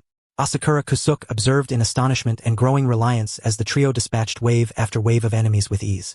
During a brief rest after repelling an attack, Rin sat beneath a large tree, appearing to rest her eyes while, in reality, her consciousness delved into the game panel. The continuous battles and kills had granted her a considerable amount of experience points and skill drops. Although most were of C or D grade, the accumulation had nonetheless improved her proficiency in some basic skills. More importantly, she had slain an enemy leader suspected to be of special Jonin rank, resulting in a drop of a B-grade skill, wind release, pressure damage. Of course, the most significant aspect was the copying ability of the Sharingan. With her 3-tomo Sharingan, Rin began to amass an array of ninjutsu skills without needing to defeat or kill, although the proficiency was concerning. This provided her with renewed expectations for the future training of elemental ninjutsu. Additionally, during this process she finally obtained a water chakra attribute, thus completing her foundational chakra attributes besides the yang attribute. Current strength assessment updated. Special Jonin, beginner, enhanced by 3-tomo Sharingan, rich combat experience. Chakra attributes: Een, fire, earth, water, lightning, wind, skill proficiency increased. Hataki sword technique, spiraling sphere, lightning release body flicker technique, fire release, phoenix fire technique, earth release, earth flow wall, new skill drop obtained. Wind release, pressure damage, B grade, 1 at the same time. She took the opportunity to attempt communication with the ninja crow left by Shisui. Through that blood contract, she could vaguely sense that Shisui seemed to be in a relatively safe but unknown location, evidently engaged in orderly training. Rin also briefly conveyed that the mission had changed, now entangled in political turmoil and requiring vigilance against external forces. This secret connection across space brought her some comfort. At least she was not completely fighting alone. Shisui's goal was to intervene during the Third Shinobi World War, focusing primarily on enhancing his strength, and the more he drew attention, the more likely he was to attract Madara's scrutiny. As time passed, they drew closer to the capital. The surrounding atmosphere grew increasingly eerie. Although this was an area relatively dense with human presence, there was often a sense of being watched, as if invisible eyes were observing them from the shadows. Villages and way stations seemed to be teeming with unidentified eyes. Minato's expression grew increasingly grave. Utilizing his flying Thunder God technique, he conducted several short-range reconnaissance missions and discovered that the main checkpoints leading to the capital had intensified their inspections, and the identities of the inspectors seemed not solely to be official personnel. The situation was more complex than anticipated. During one nighttime rest, Minato quietly addressed Rin and Kakashi, saying, "It appears the enemy has mobilized both official and covert forces, weaving a vast net. Our attempt to infiltrate the capital quietly is proving to be exceedingly challenging." Breakthrough? Kakashi inquired succinctly. Minato shook his head. "Unless absolutely necessary, we cannot engage directly with official forces, as that would provoke a diplomatic incident and bring great trouble to the village." Rin pondered for a moment and said, "Perhaps we can exploit each other's psychology. They must believe that we will go to great lengths to conceal our whereabouts and infiltrate the capital. What if we do the opposite?" Minato and Kakashi both turned to him. Rin continued, "For instance, we could create a false target, making a grand show to attract their attention. Meanwhile, our true objective would disguise itself in the most unlikely manner, entering through a path they least expect." A glint of insight flashed in Minato's eyes. "A feint? Please elaborate." The flickering light of the campfire danced on the faces of the three, as a more intricate infiltration plan quietly brewed in the stillness of the forest night. The outline of the capital was already faintly visible on the horizon, where a more daunting challenge awaited them. Chapter 92. The Feint Plan. The campfire's glow leaped across Minato, Rin, and Kakashi's faces, elongating their shadows and casting them into the dark woods behind. Asakura Kusuk curled up in a blanket not far away, resting, but the slight tremor of his shoulders revealed he had not truly fallen asleep, clearly still tormented by fear. Rin's proposed feint strategy plunged Minato and Kakashi into contemplation. This plan was bold and risky, yet given the current situation, conventional methods seemed incapable of breaking through the intricate web laid by the enemy.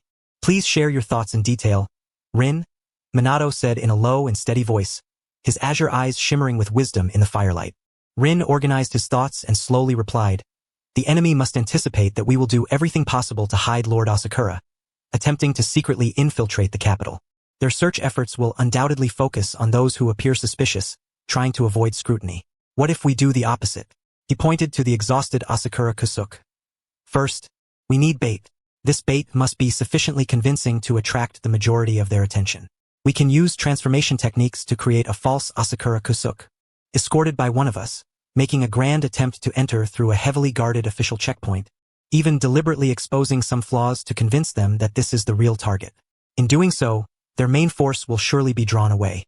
Kakashi immediately understood Rin's intention and interjected, "And the real Lord Asakura would undergo complete disguise, masquerading as the most ordinary and least suspicious identity, entering through an unexpected path that may even seem impassable." "Exactly," Rin nodded. "The capital is so vast that it cannot be fortified at every point. There are bound to be some neglected side entrances, paths for commoners and merchants to come and go, or even some unknown secret passages. We need to find such a route." Minato pondered. This approach is feasible. The key lies in 2 points. First, the bait must be convincing enough to distract the enemy for an extended period, which requires exceptional adaptability and combat capability, posing a high risk. Second, the disguise and infiltration route of the real target must be foolproof. Once exposed, all efforts would be in vain. His gaze swept over Rin and Kakashi. "So, how shall we divide the roles? Who will assume the bait? Who will escort the real target?" Kakashi, almost without hesitation, said, "I will be the bait." His tone carried a near-cold confidence. "I am quite skilled at distraction and breakthrough." This was indeed true. With his lightning release and sharp sword skills, Kakashi had a significant advantage in high-speed movement and direct confrontation. Minato turned to Rin. "Then, Rin, the task of escorting Lord Asakura into the capital is entrusted to you. Your Sharingan has a unique advantage in identifying disguises, discerning traps, and selecting paths, and your combination of ninjutsu is more suited to handle various unexpected situations." Though his Sharingan was concealed, Rin did not deliberately hide it from his teammates. When facing Sarutobi Hiruzen, Rin had felt his secret unravel, so he chose to directly disclose it to Minato and Kakashi. "Understood," Rin replied solemnly. This allocation was reasonable. Infiltration required caution, insight, and adaptability, which were indeed his strengths. Minato continued, "I will act as support. Once the bait's operation begins, I will follow in the shadows, ensuring Kakashi's safety and providing assistance when necessary. Simultaneously, I will create the illusion that a Leaf Elite Jonin is also doing their utmost to escort the false target, further confusing the enemy. Additionally, I will seek opportunities to attempt initial contact with that noble elder, but will avoid direct engagement." The core framework of the plan was thus established. Next came more detailed planning. Regarding the bait, they decided that Kakashi would use a high-level transformation technique to perfectly mimic Asakura Kusuke's appearance, posture, and even some of his behavioral habits. As for the real Asakura Kusuke, Rin suggested transforming him into a sickly old farmer traveling to the capital to visit relatives, with Rin disguised as his grandson. This identity would be the most inconspicuous and likely to elicit sympathy from the low-level guards, causing them to overlook him. As for the infiltration route, Rin recalled having observed a simplified version of the capital's map that Asakura Kusuke had presented earlier, and combined with his analysis of the terrain and culture, proposed a bold idea: to utilize the capital's vast underground drainage system. With a population of 100,000, the capital produced a massive amount of sewage daily, necessitating a complex underground drainage network. These pipes typically had maintenance entrances located in remote areas on the outskirts of the city, where guards would likely pay the least attention. "We can enter from underground. Although the environment is harsh, it is the most concealed route," Rin analyzed. A glimmer of appreciation flashed in Minato's eyes. "Excellent idea. The underground pipes are indeed a blind spot. However, we need more precise information on the entrance locations and internal route maps." At that moment, the previously silent Asakura Kusuke weakly spoke up. "I might know a bit about the underground pipes. A few years ago, when the capital expanded its sewage system, I participated in some of the account audits and vaguely remember that there is an entrance to an abandoned old river channel in the west of the city, which was later incorporated into the new system, but it may not be marked on the map because it is said to be quite dirty and rumored to be haunted, so few people approach it." Haunted? Rin's heart stirred. This was even better. The so-called haunting, in a world like Naruto that possesses pure lands, was undoubtedly a joke. The only explanation was that someone was playing tricks, which also meant fewer people would venture near. Do you remember the exact location? Minato asked. Asakura Kusuke struggled to recall, drawing a rough outline in the dirt with a stick. Armed with this crucial information, the plan became clearer. Minato carefully deliberated on the timing of the operation, the method of signal communication, using simple bird call signals, as well as contingency plans for various unexpected situations. The three members of Team Yamabuki displayed exceptional tactical acumen, continuously refining the plan and striving to consider every detail. The next day, the team did not rush to approach the capital, but instead found a more concealed valley for final preparations. Minato utilized the Flying Thunder God technique for a long-range reconnaissance, confirming the general situation at the entrance of the old river channel in the west and bringing back the latest checkpoint information. As expected, the scrutiny at several main entrances was unprecedented, with even sensory-type ninjas deployed. This further solidified their resolve to execute the feint plan. Rin began preparing for the disguise. He utilized the materials from the forest to craft crude garments reminiscent of an elderly farmer, and mixed the juices of certain plants to concoct a rudimentary dye that altered skin tone and created wrinkles. He undertook a thorough transformation of Kusuke Asakura, not only changing his appearance but also teaching him how to hunch his body, mimic the unsteady gait of an old man, and adopt a murky gaze. He even employed drugs to temporarily modify his voice. Despite the pain, Kusuke Asakura complied fully in order to survive. Kakashi, on the other hand, practiced imitating Kusuke Asakura's mannerisms repeatedly, striving for perfection. With the aid of a transformation technique, he truly resembled Kusuke Asakura. Minato began to prepare props for the bait operation, such as smoke bombs to create chaos and trinkets that mimicked noble insignia. As night fell once more, the time for action was set for noon the following day, a moment when the crowd was relatively large and the guards were more likely to grow fatigued and lax. On the eve of their departure, the atmosphere was tense. Minato called Rin and Kakashi aside to confirm the plan one last time. Kakashi, your task is to restrain, not to annihilate. Once the enemy's main force is drawn away, and after confirming that I and Q are safe, immediately utilize lightning release to make a swift exit. Do not linger in battle. I will provide support from the shadows, Minato earnestly instructed. Understood. Kakashi nodded, his gaze sharp beneath his mask. Q, Minato turned to Rin. The infiltration process is fraught with uncertainty. Safety comes first. If the path is blocked or the risks are too great, we must abandon it and consider alternative methods. Protect Lord Asakura and also safeguard yourselves. Yes, Captain. Rin felt the weight of responsibility upon her shoulders. Minato patted both of their shoulders, a trusting smile gracing his face. Believe in each other, we will surely succeed. The next day, as dawn broke, the group from Class B began to move in separate directions. Kakashi transformed into the guise of Kusuke Asakura, donning a somewhat disheveled yet still noble-looking outfit, and made his way alone toward the heavily guarded southern gate. He deliberately chose a relatively open path, his figure flickering in and out of sight, enough to attract the attention of the hidden sentinels. Meanwhile, Rin, supporting the entirely transformed Kusuke Asakura, took a wide detour, quietly advancing toward the desolate, supposedly haunted area of the old riverbed to the west of the city. The old farmer portrayed by Kusuke Asakura staggered under Rin's assistance, occasionally coughing, appearing entirely natural. Minato's figure blended seamlessly with the sunlight, vanishing silently into the air, his task the heaviest yet the most agile.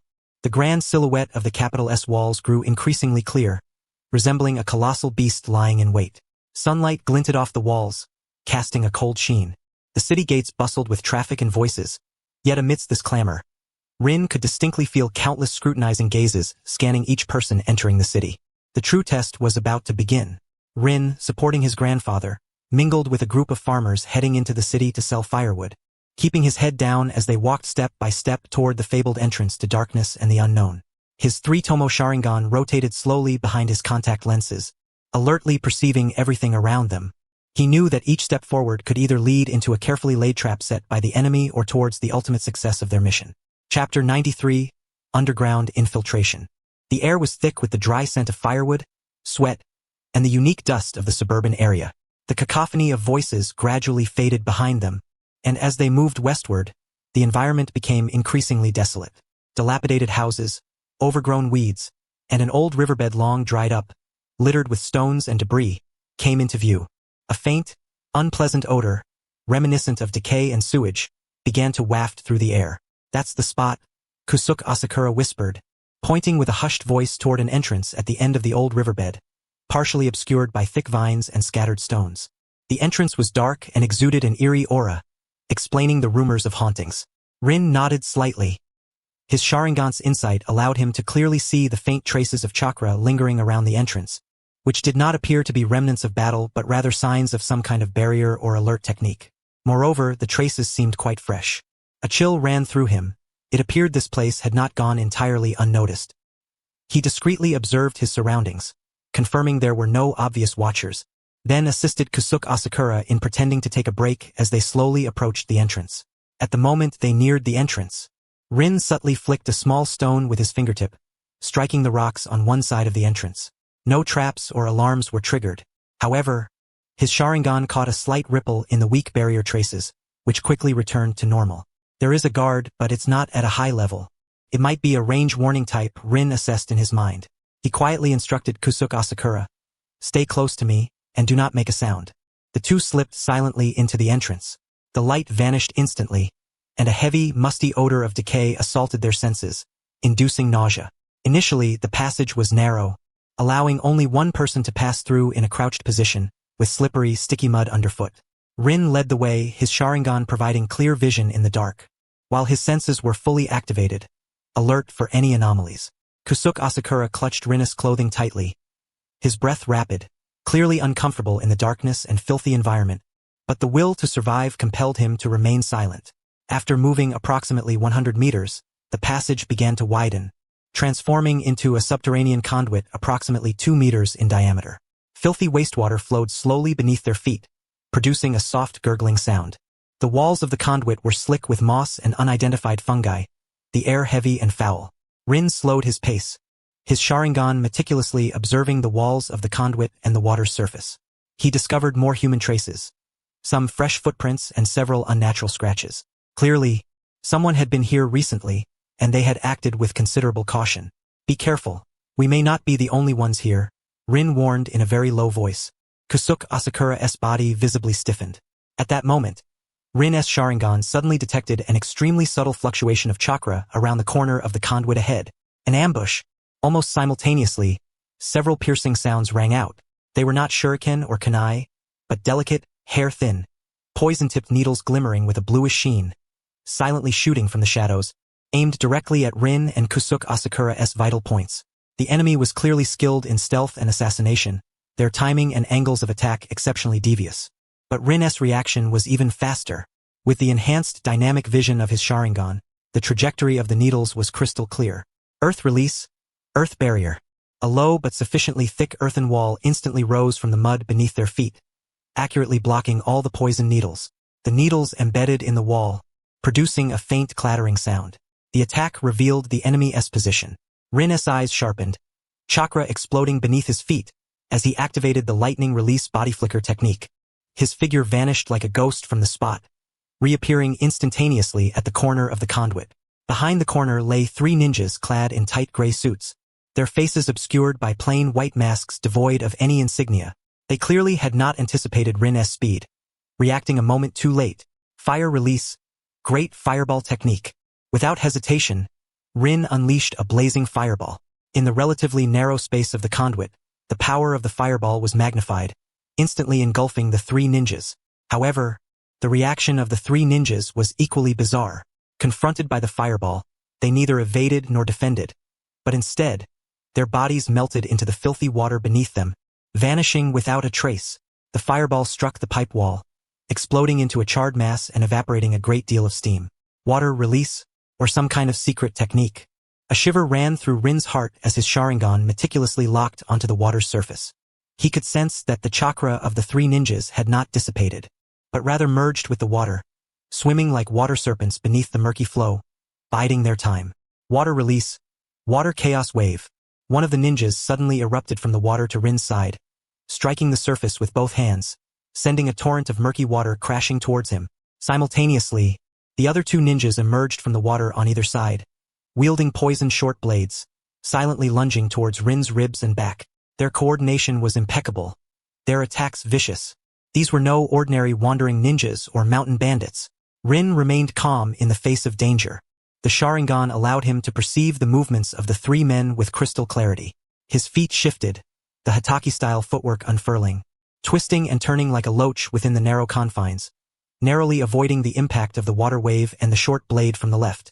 At the same time, his right hand drew the ink-colored short sword, deflecting the deadly strike from the right. Clang! The clash of metal rang out, sparks flying.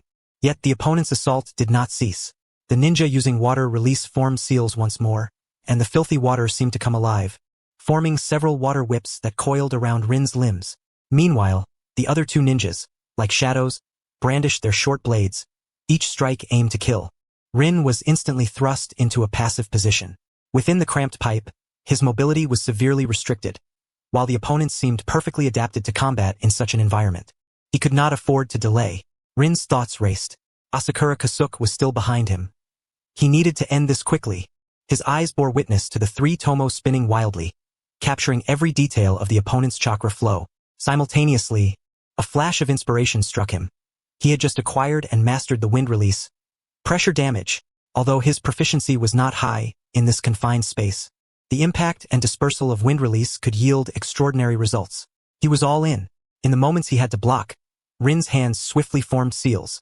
Though unpracticed, with the assistance of the Sharingan, his hand signs were executed flawlessly. Wind release, pressure damage. Boom! A violent, highly compressed air cannon erupted from Rin's center, bursting outward in all directions. The powerful wind pressure struck like an invisible hammer against the three enemies. The three masked ninjas clearly did not anticipate Rin using such a wide-area wind technique in this environment. The water whips were instantly dispersed, and their bodies were hurled by the gale, crashing heavily against the pipe wall. The masks shattered, revealing three pale and numb faces. An opportunity. Rin moved again. Lightning flashed. Thud, thud, thud.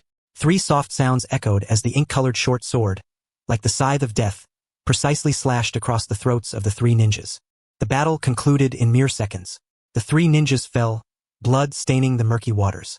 Their eyes were hollow, devoid of any fear or regret in their final moments, as if they were merely tools that had completed their mission.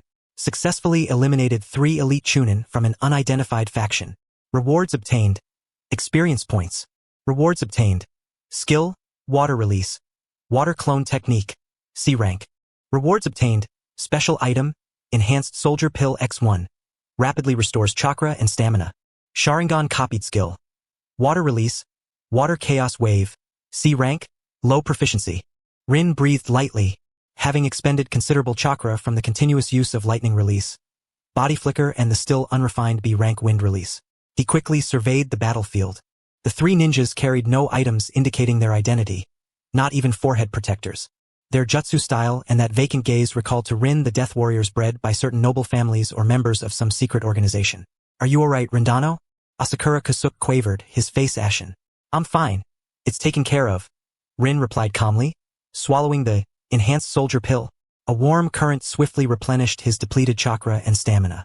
He glanced at the copied water release, water chaos wave. Although merely C rank, it might prove useful in specific situations. We must hasten our departure. The commotion from the battle may have drawn attention. Rin pulled Asakura Kasuke along, continuing their rapid advance. He felt a heightened sense of vigilance. The fact that the opponent had arranged an ambush in such a concealed passage indicated that the pursuit of Asakura Kasuke was far more intense than he had imagined, and their intelligence network was exceedingly formidable. As they progressed, Rin exercised greater caution, keeping the Sharingan activated throughout, allowing him to preemptively avoid several chakra nodes that seemed to be traps. The interior of the pipe was complex and convoluted, with numerous forks, but relying on vague memories and Rin's keen perception, Asakura Kasuke managed to discern their direction. The deeper they ventured, the more wretched the environment became. The stench of the sewage was nearly suffocating, and they occasionally spotted rats and bizarre subterranean creatures. Strangely, Rin felt that sensation of being watched had not disappeared. Instead, it grew increasingly vivid. It did not emanate from behind, but rather from deeper within the pipe ahead. There, something seemed to pulse with a cold, viscous, and malicious chakra fluctuation, jarring against the filthy surroundings. Rin halted, furrowing his brow. In the depths of the darkness ahead, it felt as though unseen eyes were quietly waiting for their arrival. Asakura-dano, are you certain this passage leads to a safe location within the city? Rin asked in a low voice. Asakura Kasuke shook his head in confusion. I only know the general direction. I'm not sure of the specifics. Rin took a deep breath of the tainted air, his gaze sharp. It appeared that this subterranean journey was far from over. The true troubles he feared lay ahead. Chapter 94. The Abomination in the Filth. The darkness deep within the pipe seemed to bear weight, pressing heavily upon his heart. That cold, viscous, and malicious chakra fluctuations spread like tangible tendrils from the shadowy corner ahead, causing Rin's skin to prick with discomfort. Asakura Kusuk's complexion turned even paler than before, his teeth chattering uncontrollably, nearly collapsing to the ground. "Stay behind me, and under no circumstances should you leave my side." Rin's voice was low and composed, shielding Asakura Kusuk behind him, the ink-colored short sword held horizontally across his chest, the three tomo of the Sharingan glowing ominously in the darkness, fully activated. He moved forward step by step, his footsteps nearly silent. The sounds of the flowing sewage, the faint dripping from afar, and their restrained breaths wove together to form the only melody in this underground world, accentuating the terror that loomed in the stillness ahead. Turning the corner, the sight before Rin caused his pupils to constrict sharply. The pipe widened here, creating a space resembling a small reservoir. The filthy water's surface was littered with repulsive debris, and in the center of the pool, an indescribable entity was half submerged in the water. It appeared to be a humanoid form, but its body was grotesquely distorted and swollen, the skin taking on a sickly gray-green hue, covered in pus-filled blisters and writhing tumors. Its limbs were abnormally thick, with claw-like bony structures extending from the tips of its fingers.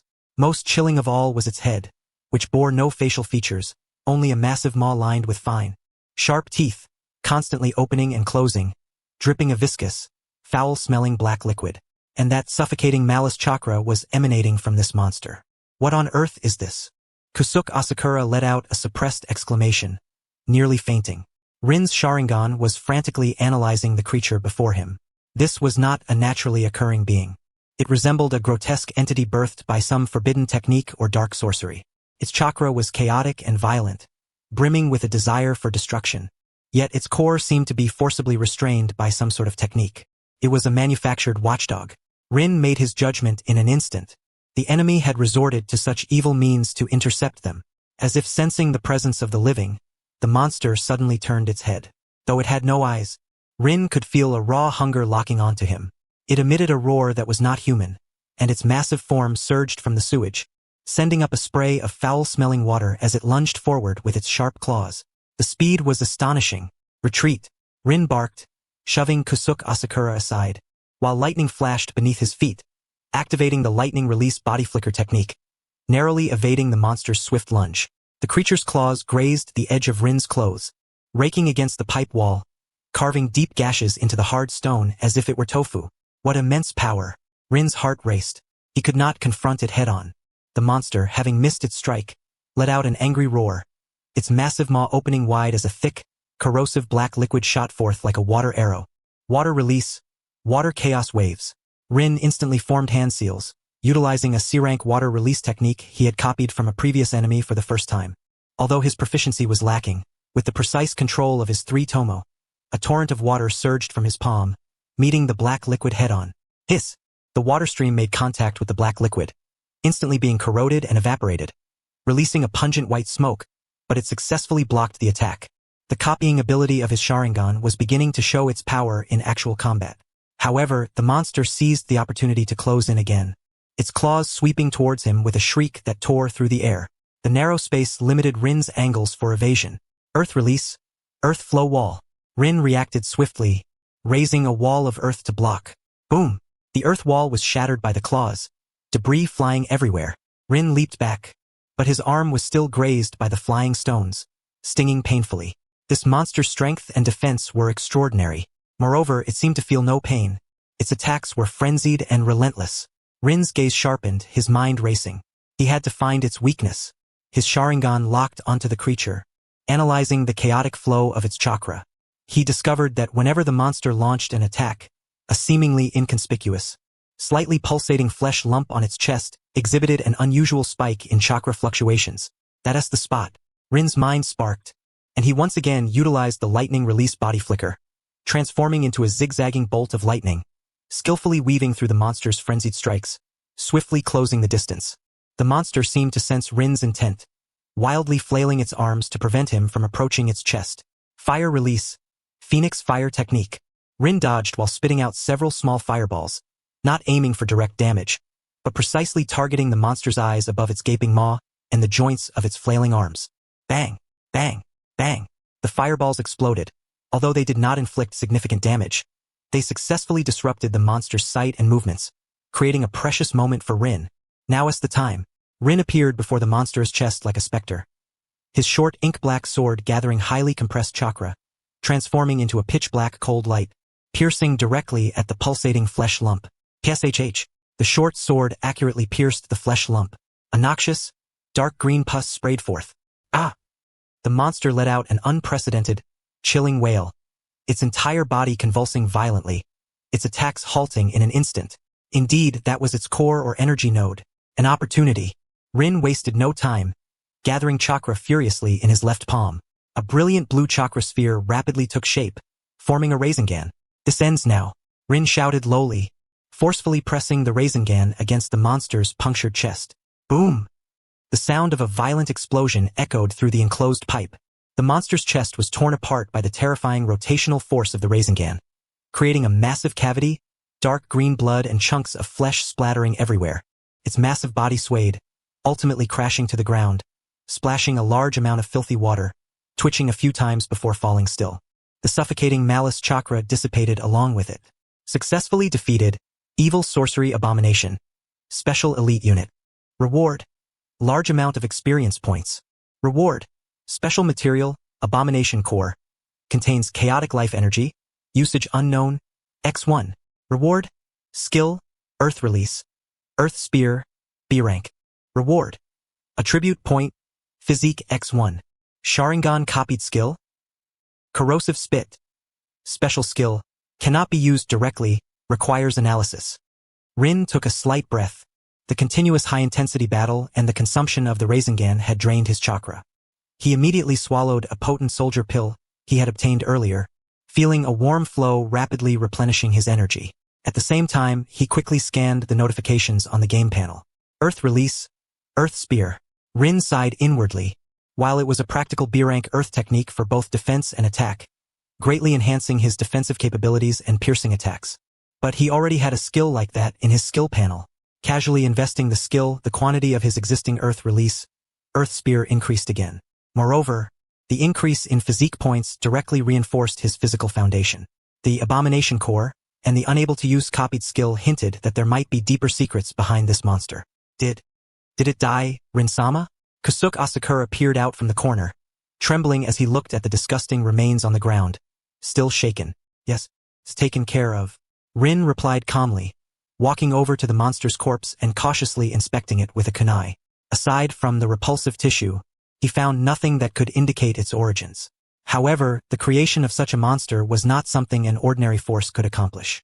The waters behind Kenzu Ono were likely deeper than he imagined. We need to leave here quickly. The commotion we caused was too loud. Rin pulled up the nearly exhausted Kusuke Asakura and continued down the pipe. After this battle, his vigilance heightened, and his Sharingan constantly scanned ahead. After about half an hour of travel, during which they avoided several obvious traps and forks, Rin finally sensed a faint light and the scent of fresh air ahead. At the same time, he heard distant human voices and the sounds of carriages. They were finally nearing the underground exit of the city. The exit was a maintenance hatch sealed with an iron grate, which seemed to lead to a relatively secluded alley. Rusty chains hung from the grate. Rin examined it carefully. The chains were merely ordinary iron chains with no barriers or traps nearby. He signaled Kusuke Asakura to step back, and with his kunai infused with wind chakra, he made a swift cut severing the chains.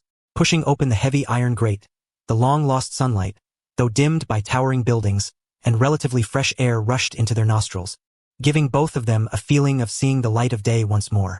They found themselves at the end of a dead-end alley piled high with debris and emanating a musty odor. Have we made it in?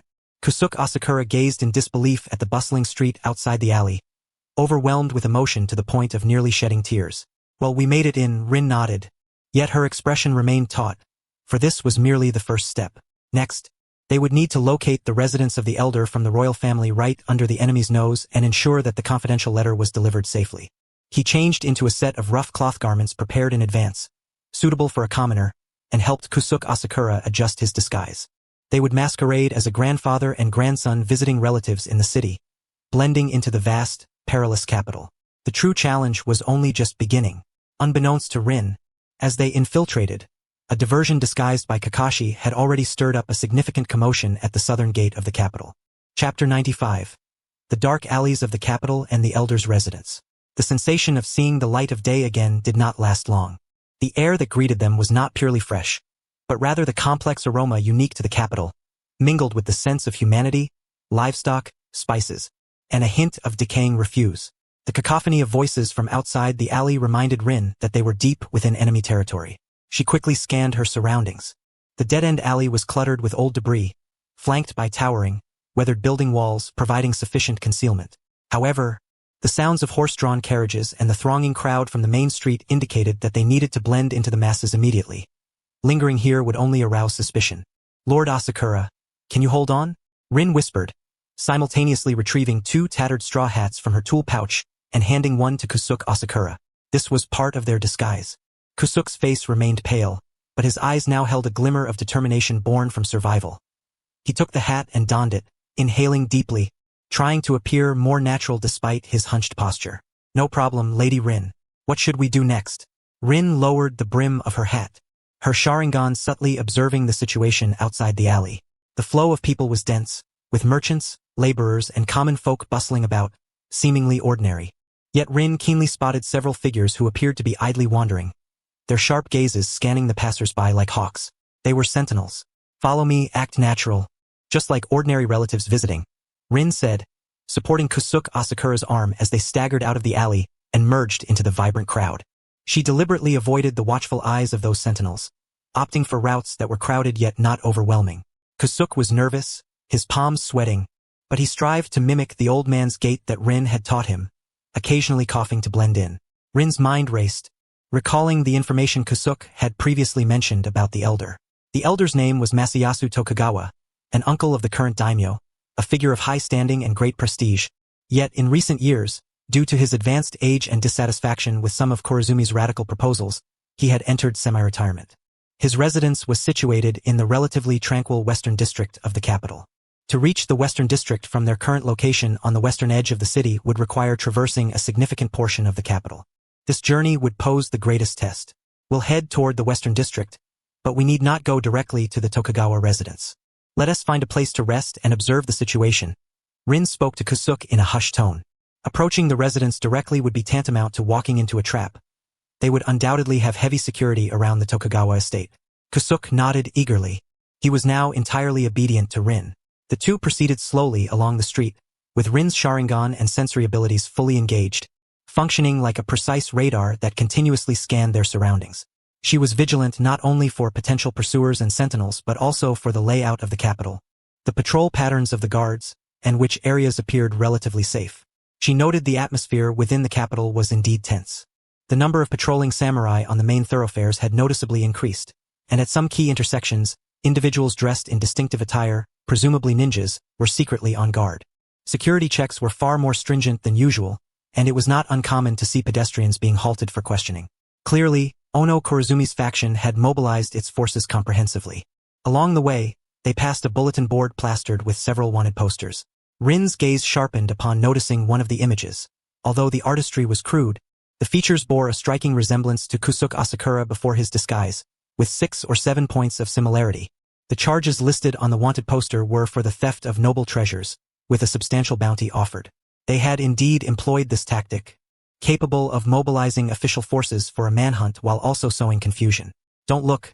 Keep your head down, Rin urged, tugging at Kusuke, who flinched in fright and quickly lowered his head, quickening his pace. To avoid drawing attention, Rin chose to navigate through narrower, less populated back alleys. Though these areas were dark and damp, and filled with a mix of unsavory characters, they proved easier for hiding. Thanks to her Sharingan's insight, Rin was always able to sidestep malevolent gazes or potential conflicts. At a corner, they narrowly avoided colliding with a group of hurried samurai. The leading warrior impatiently barked, "Old fool! Can't you see? Get out of the way!" Kusuke Asakura's legs turned to jelly from fright, and Rin quickly steadied him, bowing and adopting a quavering, aged voice to apologize. "Forgive me, military gentlemen. This old man is taking his grandson to visit relatives. My eyesight is poor. I did not mean to bump into you." She intentionally made her voice tremble with humility. The samurai glanced at them, saw two poverty-stricken old men, and disdainfully waved them off. Get lost. Get lost. Don't block the way. After saying this, they hurriedly departed, seemingly on an urgent mission. Rin's mind stirred. These samurai were in a hurry, and their direction seemed to be toward the southern gate. Could it be that Kakashi's diversionary tactic had already begun? And had it caused quite a stir? This was indeed good news, as it would distract the enemy's attention. They continued onward, eventually finding a dilapidated inn in a rundown alley near the edge of the western district, which appeared to have few patrons and a motley assortment of clientele. Such a place was ideal for concealing their identities. Boss, do you have any vacant rooms? The cheapest will do, Rin asked in a hoarse voice, placing several crumpled copper coins on the counter. Behind the counter stood a middle-aged, portly man with sleepy eyes and a greasy face. He glanced at the coins and lazily tossed a key towards her. The room at the back, 200 ryo a day, pay in advance. Rin paid the fee and assisted Kusuke Asakura into the dim, damp corridor, where they found the small, shabby room. Closing the door and ensuring no one was eavesdropping, they finally let out a sigh of relief. We're safe for now, Rin whispered, moving to the only grimy window, peering through the cracks to observe the street outside. Though the location was remote, the view was decent enough to see the situation leading to the main road of the western district. Kusuke Asakura slumped onto the hard bed, breathing heavily. The tension and fear from their journey had nearly drained his strength. Lady Rin, what should we do next? Wait, Rin replied succinctly. We wait for nightfall and for Captain Minato's signal. She needed time to recover her chakra and to observe the movements around the Tokugawa residence. Acting rashly would only lead to disaster. As night gradually descended, the capital's lights began to twinkle. Yet the tension in the air did not dissipate. Instead, with the cover of darkness, it took on an even more ominous quality. Rin stood by the window, her Sharingan functioning like the sharpest night vision, clearly seeing towards the direction of the Tokugawa residence. That area appeared calm, yet the chakra fluctuations hidden in the shadows were denser and more vigilant than during the day. The vicinity around the residence had seemingly transformed into an invisible net of encirclement. The defense was even more formidable than anticipated, and Rin frowned. It was impossible to force his way in. Even with Minato's assistance, the risks were substantial. He needed to find a way to make contact quietly. Just then, a faint sound, akin to the whisper of the night wind brushing against the window, reached his ears. Rin's gaze sharpened. This was one of the signals he had agreed upon with Minato. He gently pushed open a corner of the window, revealing a small, almost indistinguishable black bird that blended seamlessly with the night. It was not a crow, but rather a spirit beast used by Minato for short-distance communication, silently perched on the windowsill, its beak holding a small rolled-up note. Rin swiftly took the note, and the bird promptly vanished. Unrolling the note, he found Minato's concise and clear handwriting. The southern gate bait operation was successful, drawing the main force. Outside the east wall of the mansion, beneath the third willow tree, at the hour of the ugly, 1 o'clock in the morning. Be cautious. There is a barrier. The information was substantial. Kakashi had successfully attracted the enemy's main force. Minato had identified a potential infiltration point, but there was a warning of a barrier. Moreover, the meeting was set for the early hours, a time when people were most fatigued and their vigilance might wane. Rin burned the note, his mind racing. The third willow tree outside the east wall. He recalled the terrain surrounding the Tokugawa mansion he had observed during the day. That area seemed relatively secluded, close to a tributary of an inner river, indeed a location where defenses might be relatively weak. But the presence of a barrier was troublesome. Forcibly breaking through would surely alert the guards. Akasurudano, Rin turned to the anxiously waiting Akasura Kosuke. How much do you know about the barrier at the Tokugawa mansion? Are there any loopholes or special methods of passage known only to insiders? Akasura Kosuke strained to recall, and suddenly his eyes lit up. I remember, a few years ago, when the Tokugawa mansion was being renovated, I was responsible for some of the accounts, and I think I heard the craftsman mention that because the east side is close to the river, the foundation is damp. So the barrier there was apparently set with energy nodes buried relatively shallowly to avoid affecting the foundation stability. Moreover, there seems to be an entrance to an underground maintenance passage nearby, but I'm not clear on the exact location. An underground passage. Rin's heart stirred. This might be an opportunity. Combined with the location of the willow tree mentioned by Minato, it was very likely to be where the entrance was located. The shallow barrier nodes also implied there might be possibilities for interference or temporary shielding. But what was up with these nobles digging tunnels all over the place? Were they trying to revive the underground warfare of their ancestors? A bold plan began to take shape in Rin's mind. He needed more precise intelligence. You stay here. Absolutely do not go out. I'll go investigate, Rin instructed Akasura Kosuka. Then his figure slipped out of the window like a ghost, merging into the night. He needed to personally confirm the possible entrance of the passage and the specifics of the barrier nodes. There were still several hours until the hour of the ugly. Time was of the essence. The night in the capital was filled with hidden currents.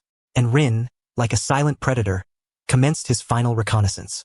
Success or failure might be determined in the next few hours. And thus, the heir's journey would officially commence. Chapter 96.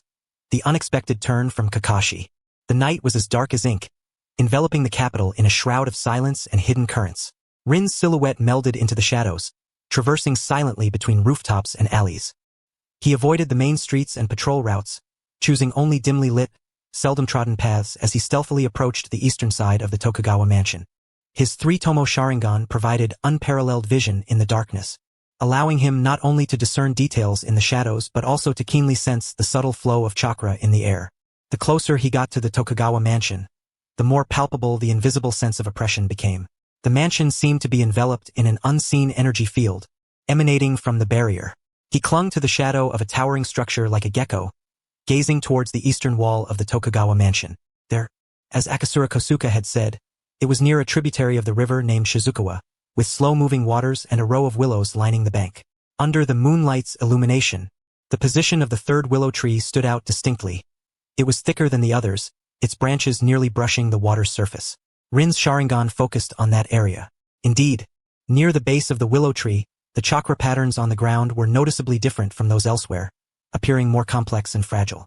Just as Akasura Kosuka had mentioned, due to its proximity to the river, the foundation might be affected, leading to the energy nodes of the barrier being buried shallower and their stability comparatively weaker. He observed the flow of barrier energy closely. This was a typical protective and alert composite barrier, with energy radiating outward from the mansion like ripples on water, forming an invisible shield at the walls. Any unauthorized penetration would trigger an alarm. The intensity of the energy was high, indicating that the individual who set up the barrier was quite skilled. Forcing entry was certainly not an option, Rin thought to himself. His gaze meticulously searched along the base of the wall for the entrance to the maintenance passage mentioned by Akasura Kosuka. The insights of his Sharingan were pushed to their limits, missing no traces. Finally, at the edge of an ordinary-looking blue stone slab, where the roots of the third willow spread to the base of the wall, he discovered a faint gap that was incongruous with the surrounding natural flow of energy. The gap was so minuscule it was almost covered by moss and dirt, but under the Sharingan's scrutiny, it was unmistakable. The size and shape of the stone slab also appeared somewhat regular, not naturally formed. This is it. Rin held his breath, heightening his perception to the extreme. He needed to confirm whether there were traps or additional security measures near the entrance. Just as he was fully focused on his reconnaissance, a slight spatial fluctuation emanated from nearby. Rin's heart raced, and he instantly suppressed all his presence, blending completely into the shadows. He saw a blurry figure appear on the top of the eastern wall of the Tokugawa mansion, scanning the river and willow grove outside with vigilance. It was a ninja clad in dark clothing, wearing an animal mask, adept at body flicker techniques, serving as a guard for the mansion. It was Danzo again. Rin's expression darkened. Though betting on both sides was a common tactic of Sarutobi Hiruzen, from a perspective of interest, investing in Anoki's political struggle would not only diminish Konoha's prestige, but also affect his own interests. The only one who could satisfy vested interests without considering the consequences, combined with this disguise, could only be that fool Danzo. He actually threw a root member directly into a political struggle concerning the daimyo of the Land of Fire. Truly a thoughtless individual, driven mad by the desire to become Hokage. Rin's heartbeat nearly stopped, his Sharingan locking onto the figure. Fortunately, he had hidden himself well in advance, and he was far enough away that the other party seemed unaware of any anomaly. The root ninja observed for a moment but found nothing, and his figure once again blurred, disappearing within the wall. That was close, Rin thought, silently exhaling. The guards inside the Tokugawa mansion were indeed formidable. Not only was there a barrier, but there were also elite patrolling ninjas. It seemed that even finding the entrance would not be an easy task. After the ninja left, Rin patiently waited for a long while, confirming that there were no further anomalies before refocusing his attention on that blue stone slab. He cautiously split off an extremely fine thread of chakra, slowly extending it towards the gap in the stone slab like a spider spinning its silk. The moment the chakra thread touched the gap, Rin's Sharingan clearly revealed that beneath the stone slab was connected to a simple physical mechanism, with no chakra traps present. This aligns with the characteristics of the maintenance passage, which must facilitate the occasional entry and exit of internal personnel without being overly complicated to the point of forgetfulness. He manipulated the chakra threads as if they were the nimblest of fingers, gently nudging a latch within the mechanism. A soft click, barely audible, emanated from beneath the stone slab. Success! A flicker of joy surged within Rin. However, he did not act immediately. Instead, he once more scanned his surroundings with vigilance, confirming safety before stealthily sliding down from the roof like a cat, drawing near to the slab of bluestone. He placed his hands against the edge of the slab, applying a slight pressure. The stone yielded effortlessly, revealing a dark opening that descended, just wide enough for a single person to pass through. A wave of damp air, tinged with the scent of earth and a hint of mildew, surged forth. Inside the opening lay rudimentary stone steps leading deeper into the darkness. Rin refrained from hastily entering. Instead, he directed his Sharingan-esque gaze into the passage. The corridor was not deep, turning horizontally after about 5 or 6 meters, seemingly leading into the interior of the estate. There were no obvious traps within the passage, but the end appeared to be obstructed by something, emanating a faint chakra fluctuation. Rin comprehended that this was the inner barrier of the protective barrier. This maintenance passage could only reach the inner wall of the barrier. To access the estate, he must first breach this internal barrier. This was likely a double layer of security, preventing outsiders from infiltrating through the maintenance passage. He meticulously sensed the strength of that inner barrier. Compared to the external large barrier, the energy of this inner barrier was significantly weaker, yet its structure seemed more intricate. Any forceful breach would similarly trigger an alarm. He pondered on the need to find the key to the barrier or to disrupt its energy nodes. His gaze returned to the relatively weak barrier node he had previously discovered, located not far above the opening at the base of the surrounding wall. A plan began to crystallize in his mind. At the onset of the commotion, Minato would create a degree of distraction outside that would not immediately trigger a full alarm, such as a slight energy impact targeting that fragile node. If the node were disrupted, it could lead to a momentary localized disturbance in the entire barrier, especially the inner layer. He would then exploit this brief period of chaos to swiftly breach the inner barrier and infiltrate the estate through the maintenance passage. The crux of this plan lay in timing and precision. Minato's distraction must be executed perfectly, not too light, nor too heavy, and he himself must react the instant the disruption took effect. Rin gently restored the stone slab to its original state, erasing any traces he had left behind. The reconnaissance objective had been achieved, and he needed to return to the inn immediately to relay this discovery and plan back to Minato via the communication bird he had left. Just as he prepared to depart, an unexpected turn of events occurred. A flurry of hurried footsteps and shouts surged from the direction of the other side of the Shizukawa River. Among them, he could faintly discern the sounds of weapons clashing. Rin immediately crouched low, directing his Sharingan towards the opposite shore. There, several figures were rapidly pursuing and engaging one another among the trees. The pursuers were clad in uniform samurai attire, while the fleeing party, though at a distance, was unmistakably recognizable to Rin by the familiar silver hair and the sharp gleam of lightning-style swordsmanship. It was Kakashi. How did he end up here? Wasn't the bait operation supposed to be at the southern gate? Rin's heart jolted. It seemed the battle on Kakashi's side was more intense than anticipated. He was being relentlessly pursued by enemies, deviating from the designated area and inadvertently approaching the Tokugawa estate. This posed a significant variable for their plan.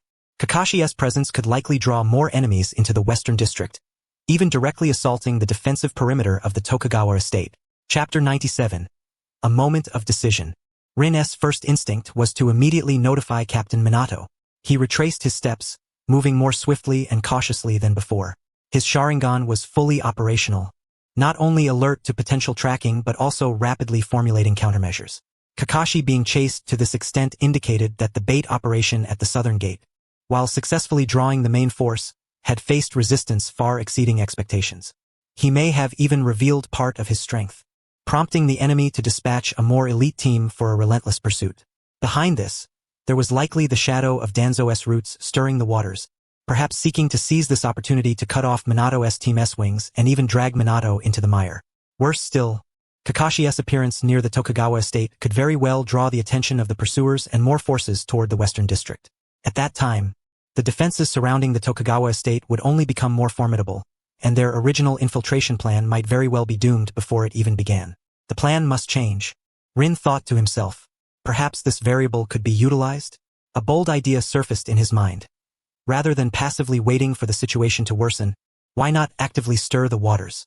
Kakashi's appearance was a crisis, but if leveraged properly, it could also become an opportunity. He quickened his pace, making a few leaps to return to the vicinity of the dilapidated inn. He did not enter directly but instead circled to the back of the inn, confirming there were no ambushes before, like a gecko, silently scaling the wall and returning to his room through the small window.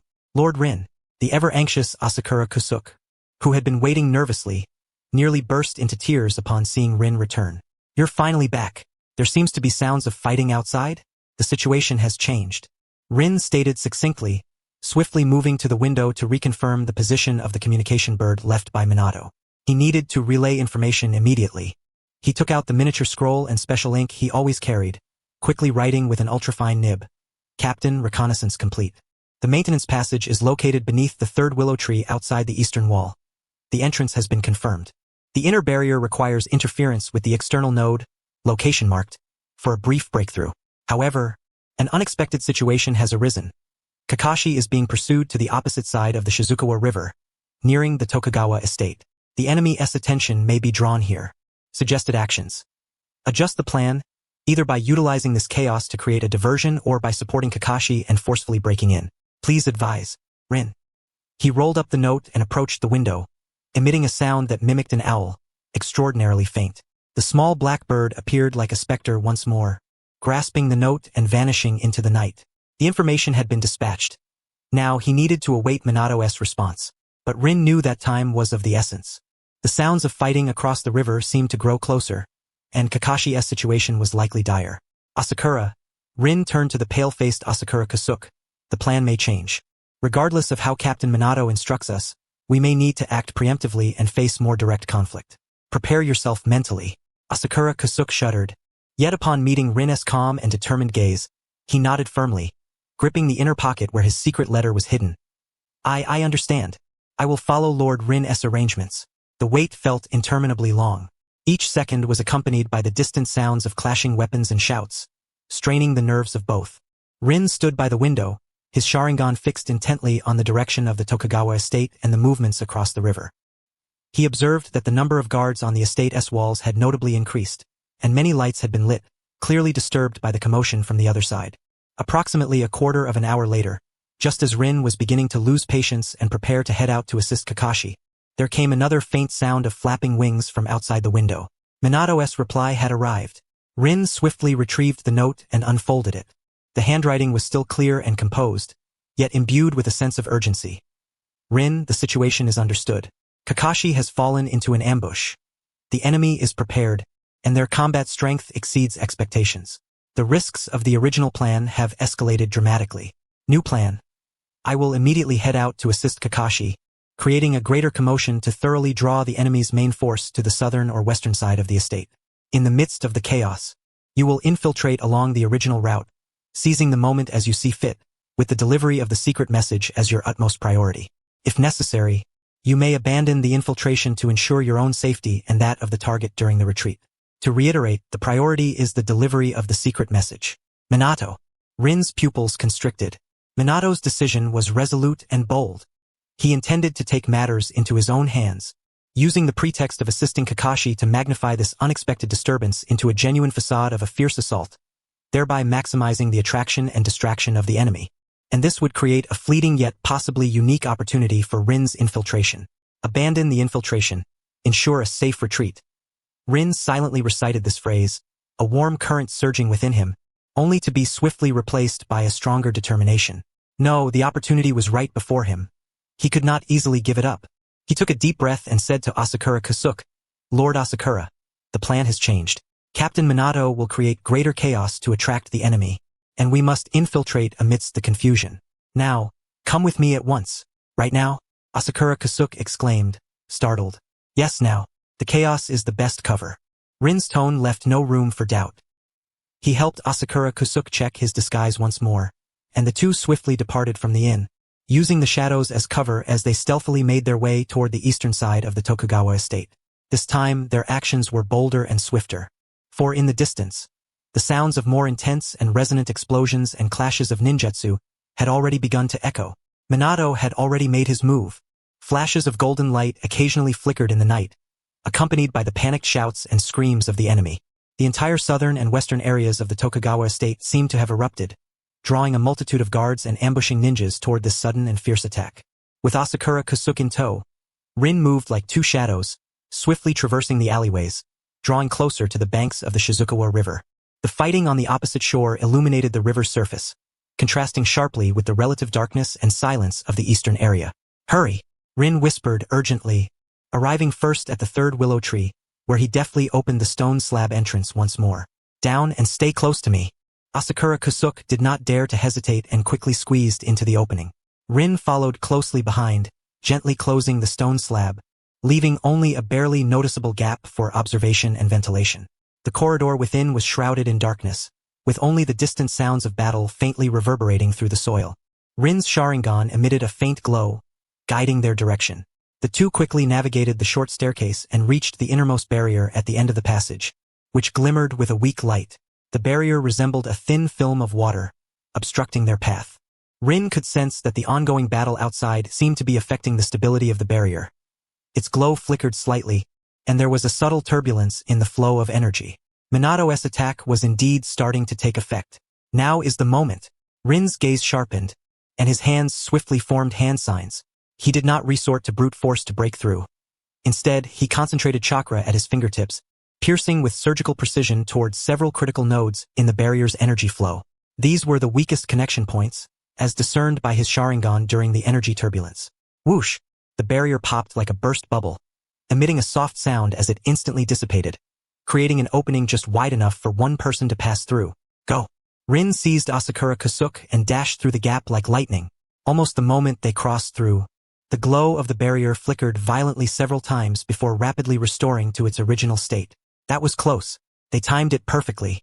They had successfully breached the second line of defense, officially entering the underground area of the Tokugawa estate. However, Rin's heart did not relax, for he could sense that the chakra fluctuations within the estate were becoming more active due to the commotion outside. They had to locate the Tokugawa elder and safely deliver the secret message before the chaos created by Minato came to an end. Chapter 98. The Attack in the Corridor. The moment they successfully broke through the inner barrier and stepped into the underground area of the Tokugawa estate, Rin felt as though he had entered another world. The sounds of shouting and explosions from the outside grew muffled and distant, replaced by a stifling silence and a unique scent in the air, a blend of ancient wood, incense, and a hint of dust. Clearly, this was the estate's underground storage area or an abandoned passage, flanked by mottled stone walls, with thick wooden beams overhead, and spider webs densely woven throughout. Yet, this seemingly abandoned area was far from safe. Rin's Sharingan keenly detected several extremely faint traces of chakra in the air, which were not barriers but rather some kind of triggered warning talismans, like an invisible spider web, spread across the critical nodes of the passage. Even within the estate, the Tokugawa elder or his loyal guards had set up stringent precautions against unforeseen events. Keep close to my footsteps. Not a step can be missed. Rin whispered softly to Asakura Kusuke behind him. His Sharingan acted as the most precise scanner, clearly revealing the trigger ranges and energy connection points of those talismans. He danced on the edge of a blade, guiding Asakura Kusuke along an extremely complex and winding safe path, carefully avoiding all warnings. Asakura Kusuke dared not breathe too loudly, closely following Rin's footsteps, his forehead beaded with cold sweat. Although he did not understand ninjutsu, he could feel the pervasive air of danger surrounding them. Based on Asakura Kusuke's vague memories and Rin's judgment of the architectural structure, it was likely that Tokugawa Motoyasu, being elderly and in semi-retirement, did not reside in the most prominent main building of the estate but rather in a relatively secluded and defensible backyard or side wing. They needed to find an exit to the surface first. After traversing the underground passage for about 10 minutes and evading 2 concealed traps along the way, they finally found a staircase leading upward to the first floor. At the top of the staircase was a slightly ajar wooden door, behind which emanated faint light and indistinct voices. Rin signaled for Asakura Kusuke to stop, then silently approached the door, peering through the crack with his Sharingan. Outside was a quiet corridor, decorated with an ancient elegance, with light at the end of the corridor, where 2 samurai dressed in Tokugawa family crest attire stood guard outside a tightly closed door. their expressions tense as they listened intently to the distant sounds of battle. It seemed the estate's guards believed the Tokugawa elder was likely just behind that door or nearby. Rin assessed in his heart. However, how to bypass these two guards or gain their trust posed a dilemma. Directly revealing themselves was too risky. If there were any traitors among the guards, the consequences would be unthinkable. Just as Rin pondered a strategy, an unexpected change occurred. From the shadows at the other end of the corridor, several streaks of cold light shot out without warning. The targets were aimed directly at the backs of the two guarding samurai. Poison-tipped Sanbon. The assailants moved with incredible speed and silence, clearly masters of stealth assassination. Both samurai were distracted by the battle in the distance, caught off guard. As the Sanbon were about to strike, "Watch out!" Rin almost instinctively shouted, his hands forming seals in an instant. Wind release, pressure damage. Though his proficiency was not high, in a moment of urgency, Rin managed to barely execute this B-rank wind release. A compressed stream of air burst forth from his palm, not directly attacking the assailants but accurately striking the Sanbon. Hud hud hud. The 1,000 blades were deflected by the gust of wind, embedding themselves into the adjacent wall and door. An enemy attack. Only then did the two samurai react, startled into quickly drawing their swords and turning to brace against the door, vigilantly gazing into the shadows from whence the assault originated. From the shadows emerged 3 ninjas, their attire reminiscent of the masked ninjas encountered earlier in the pipes. Yet their garments were of superior quality, adorned with strange purple patterns on their masks. They clearly had not anticipated anyone intervening, their cold gazes instantly locking onto Rin, who was concealed in the door's crevice. Discovered. A wave of dread washed over Rin. His position was compromised. There was no choice but to charge through. "Lord Asakura, stay put," Rin barked, forcefully pushing open the wooden door and darting out like a bolt of lightning. Simultaneously, he swung his hands, launching several shuriken accompanied by a piercing sound of slicing air toward the 3 purple-patterned ninjas. More accomplices. The lead ninja let out a cold grunt, effortlessly deflecting the shuriken. The 3 of them abandoned their assault on the samurai and began to encircle Rin in a triangular formation. Their speed and presence were far beyond the common foot soldiers previously encountered, at least at the level of special jonin. Protect the elder. Though shaken, the 2 samurai, bound by duty, charged forward, attempting to intercept one of the ninjas. In an instant, the corridor was filled with flashes of blades and the clash of chakra. Rin found himself outnumbered 2 to 1, facing the overwhelming assault of the 2 purple-patterned ninjas. They coordinated seamlessly. One used an uncanny body technique to engage in close combat, wielding kunai with precision and ferocity. The other stood back, forming seals to unleash a purple, corrosive mist. Rin maximized the use of the lightning release body flicker technique and the Kakashi flow step, darting through the narrow corridor, his Sharingan spinning wildly, capturing every subtle movement and chakra flow of his foes. Sharingan has copied skill. Poison Mist Spray, C rank, requires specific physique or resistance. Sharingan has copied skill. Phantom Body Technique, B rank. He had copied the ninja's ninjutsu, but the poison mist was clearly not something he could use directly. While the Phantom Body Technique was exquisite, applying it in real combat carried great risk. He wondered whether the skills copied by his Sharingan could serve as materials for refinement. His Flying Thunder God technique was stuck at an awkward experience threshold. Just a bit more experience from refining ninjutsu would allow him to officially enter the realm. He dared not use the unstable space-time ninjutsu lightly, who knew what mishaps might occur. He could not afford to prolong the battle. Rin's thoughts raced. A swift resolution was imperative. He zeroed in on the slight stiffness of the close combat ninja after a fierce assault, lightning flashing at his feet. He surged forward in an instant. Spiraling sphere. A brilliant blue chakra sphere hurtled toward the ninja's chest. The ninja's pupils contracted sharply, evidently unprepared for Rin's formidable formless ninjutsu. Hastily crossing his arms to block. Boom! The spiraling sphere struck his arms with a resounding impact. The sound of shattering bones was distinctly audible. The ninja screamed as he was sent flying backward, crashing heavily into the wall, rendered incapable of further combat. Yet, at that moment, the other ninja who had released the poison mist completed his hand seals. Secret technique. Purple miasma erosion. A thick, purple poison mist enveloped Rin like a living entity.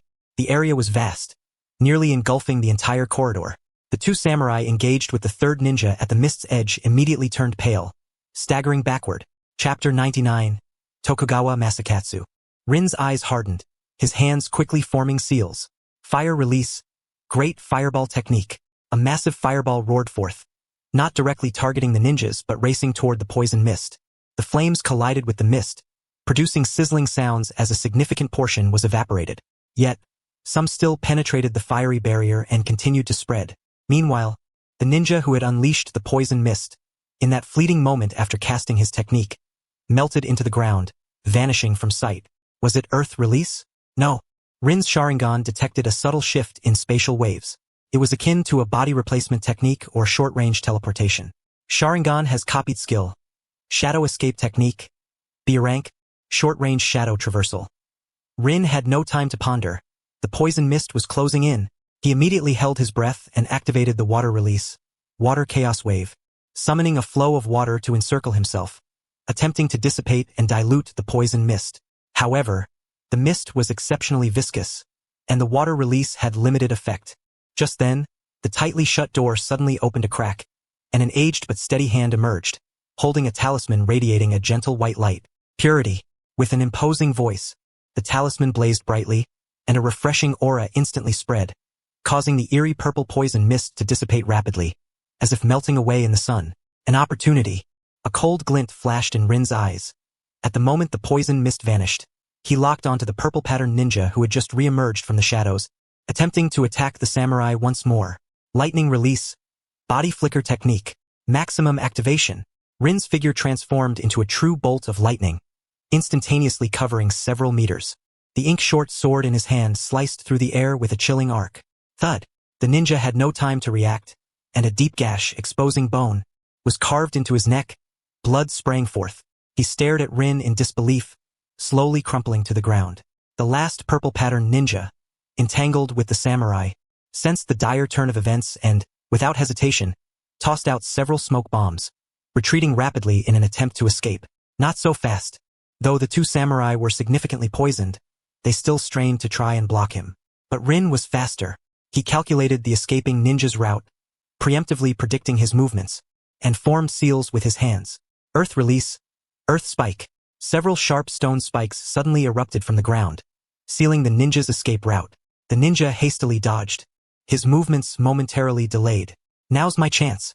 Rin launched a kunai imbued with wind chakra, like an arrow loosed from a bow. The kunai accurately pierced the ninja's back. The battle was concluded.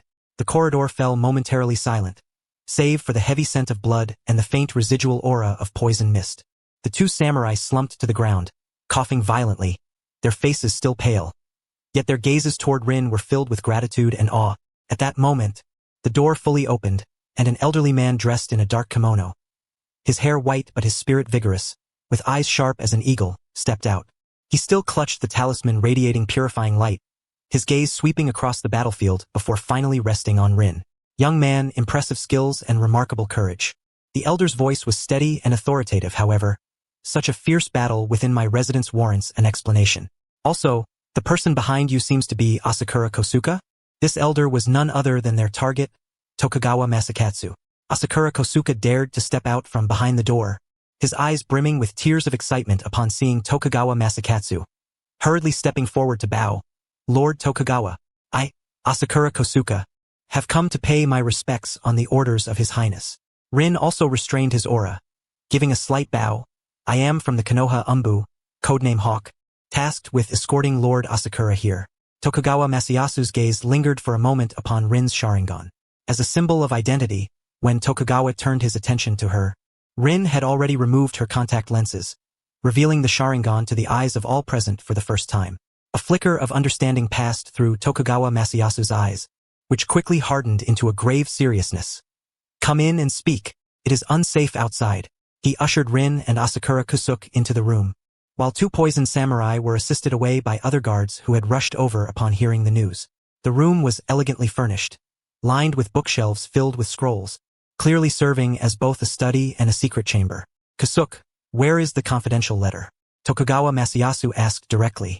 Asakura Kosuke quickly retrieved a small bamboo tube, carefully wrapped in special oil paper, from his bosom and presented it respectfully. Elder, His Highness has instructed that this is of utmost urgency. Tokugawa Masayasu took the bamboo tube, meticulously examined the wax seal, and upon confirming its authenticity, cautiously opened it to extract a letter as thin as a cicada's wing, reading it swiftly. As he read, His expression grew increasingly somber, his brows knitting together, until finally, he released a heavy sigh. Indeed, Kuru has gone mad to this extent. He has secretly colluded with foreign enemies, seeking to usurp power, even resorting to such wicked methods. He was clearly referring to those purple-masked ninjas and the toxic mist he had just purified. He turned to Rin and Asakura Kusuk. His eyes filled with determination. I am already aware of the contents of the letter. It is my duty to assist His Highness. Kusuk, you have worked hard. Rin, and the leaf ninja outside who is causing chaos, you have both rendered great service to the land of fire. However, he then shifted his tone to a more severe one. But since Kuru dares to send people directly into my residence to assassinate me, it shows he is desperate and no longer cautious. The capital is about to face a tremendous storm. You must leave here immediately. Compared to me, His Highness truly needs manpower. At that moment, urgent footsteps and panicked shouts suddenly echoed from outside the study. Elder, it's bad. The estate has been surrounded. Many samurai and ninjas have come, claiming to eliminate rebels, demanding we hand over Lord Asakura and the leaf ninja. Rin's heart sank. The worst-case scenario had indeed come to pass. Ohaya Kuru had resorted to violence, tearing apart any semblance of civility, and was forcefully attempting to seize the Tokugawa estate. Tokugawa Masayasu sprang to his feet, his face devoid of any panic, only cold fury. Humph, has the trap finally been revealed? If they wish to move against me, it will not be so easy. He turned to Rin, speaking quickly. Rin, there is a secret escape passage in the estate, but it requires time to activate. You and Kusuk follow me. We must hold off the first wave of attacks to buy time for our retreat. Though the letter had been delivered, the true test of life and death was just beginning. Rin tightened his grip on the kunai, his eyes sharp. A fierce battle was imminent. Chapter 100, Defense and Attack of the Estate. In Tokugawa Masayasu's study, the atmosphere was thick with tension. The shouts from outside rang like funeral bells, striking at the heart of everyone present. Ohaya Kuru had finally shed his last pretense, openly surrounding the Tokugawa estate with force, indicating that the political struggle had devolved into a blatant armed conflict. Elder, where is the escape passage? How long will it take to activate? Rin quickly collected himself and asked in a low voice. Time was of the essence. Tokugawa Masayasu strode to a bookshelf on one side of the study, skillfully turning a few specific scrolls. With a faint clicking sound, the bookshelf slowly slid aside, revealing a dark stone staircase leading downwards. The passage led to a secret river outside the estate, with a concealed boat at the exit. However, activating the final gate and disabling the defenses within the passage would require approximately 15 minutes. Tokugawa Masayasu spoke rapidly. During this time, they could not allow the enemy to breach the inner courtyard. He looked at Rin, his gaze sharp. Rin, although the estate's guards are loyal, they will likely not hold out long against well-prepared elites. I need your strength and the help of that leaf ninja outside to buy us this precious 15 minutes. Understood. Rin nodded without hesitation. He turned to Asakura Kusuk. Lord Asakura, you follow the elder into the passage and protect the confidential letter. But Asakura Kusuk wanted to say something, but upon seeing Rin's resolute gaze, he could only nod emphatically. Lord Rin, please be careful. At that moment, fierce sounds of clashing weapons and screams erupted from outside the study. The enemy had already begun their strong assault on the inner courtyard. There was no time left. Go. Tokugawa Masayasu seized Asakura Kusuk and stepped into the secret passage first. Two slightly injured guards followed closely behind, responsible for activating the mechanisms. Rin took a deep breath, the red light of his 3-tomo Sharingan swirling in his eyes, and in a flash, he dashed out of the study. In the courtyard outside the corridor, the battle had intensified. Dozens of samurai and ninjas clad in uniform black attire and masks were attacking furiously. They were well-trained, coordinated, and ruthless, clearly elite assassins cultivated with great care. Although the Tokugawa estate's guards fought valiantly, they were outnumbered and outmatched, retreating step by step, with several corpses already lying on the ground. What alarmed Rin even more was that among the attackers, he spotted several ninjas wearing purple-patterned masks. These practitioners of toxic mist and strange ninjutsu had also joined the fray. We must hold this position. Rin's eyes sharpened as he immediately joined the battle. Lightning release. Thunder step. He struck the ground with both hands, dazzling lightning spreading like a spider's web, instantly paralyzing several enemies at the forefront. Fire release. Phoenix fire technique. Several fireballs shot forth, accurately striking a few ninjas attempting to breach from the flank. Rin's arrival was like driving a nail into the crumbling defense. His ninjutsu was sharp and effective, and the Sharingan allowed him to foresee danger, always resolving crises at critical moments. The guards of the Tokugawa estate rallied around him, utilizing the artificial hills and corridor pillars for defense. However, the enemy's assault came in relentless waves. The previously escaped purple-masked ninja leader recognized Rin, a flicker of vengeful light flashing in his eyes as he formed hand seals. Secret technique, purple mist net. An even more concentrated and expansive purple toxic mist descended like a canopy, targeting not only Rin but aiming to ensnare all the guards in the inner courtyard. Beware of the toxic mist, Rin shouted, rapidly forming hand seals. He attempted to use the recently copied water release, water chaos wave in conjunction with wind release, pressure damage to create a swirling water vortex, hoping to disperse the toxic mist. But the enemy's toxic mist was too vast, and his ninjutsu had limited effectiveness. As the toxic mist was about to descend, many guards revealed expressions of despair. Just then, a golden flash, like the sun, tore through the night sky, instantly appearing above the courtyard. Rasengan, with a clear shout, a massive, much more refined and larger Rasengan crashed into the center of the toxic mist. Boom! The terrifying force of the spinning vortex instantly dispersed and obliterated vast amounts of toxic mist. The golden figure landed lightly, revealing it to be Minato Namikaze. He bore his signature gentle smile, but his eyes were as cold as a blade. Captain Minato. Rin felt a surge of joy in his heart. Apologies for being a bit late. Kakashi encountered some trouble, but it has already been resolved. Minato spoke rapidly, his gaze sweeping across the battlefield. And I have a rough understanding of the situation. Leave this to me, Hayu, you go support the flank. The pressure over there is immense. Understood. Hayu replied without hesitation, activating the lightning release body flicker technique and instantly dashing towards the left side of the courtyard. There, several enemies were attempting to circumvent the main defense line and directly assault the inner hall where the study was located. With Minato's arrival, the tide of battle shifted dramatically. His flying thunder god technique was elusive. His kunai flew with deadly precision, and his figure was impossible for the enemy to track. Often, a flash of golden light would signal the fall of an enemy. To ordinary warriors and ninjas, he was like a force of nature, the leader with the purple markings. Seeing this was both alarmed and furious. He joined forces with several other purple-marked ninjas, employing various bizarre poison and ninjutsu techniques in an attempt to entrap Minato. However, Minato's speed was simply too great. Most of their attacks missed, and instead, he seized the opportunity to exploit their weaknesses, using the second stage of the Flying Thunder God combined with kunai tactics to severely injure one of them. Hayu was also embroiled in a fierce battle on the flank.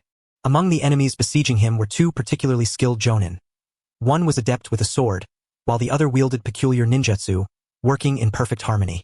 Hayu utilized the Sharingan and body flicker technique to their utmost, weaving through the flurry of blades and the explosive ninjutsu, hardening his arms with earth release, earth spear to block lethal attacks, and waiting for the right moment to counter with spiral sphere. For a time, they were locked in a stalemate. Combat ongoing, experience points being gained. Sharingan copied skill. Wind blade technique, B rank. Sharingan copied skill, earth release. Rock thief stick, B rank. Here it comes. Unlike the kill rewards on the game panel, the Sharingan's ability to copy jutsu undoubtedly provided Hayu with the fastest avenue to acquire ninjutsu at that moment.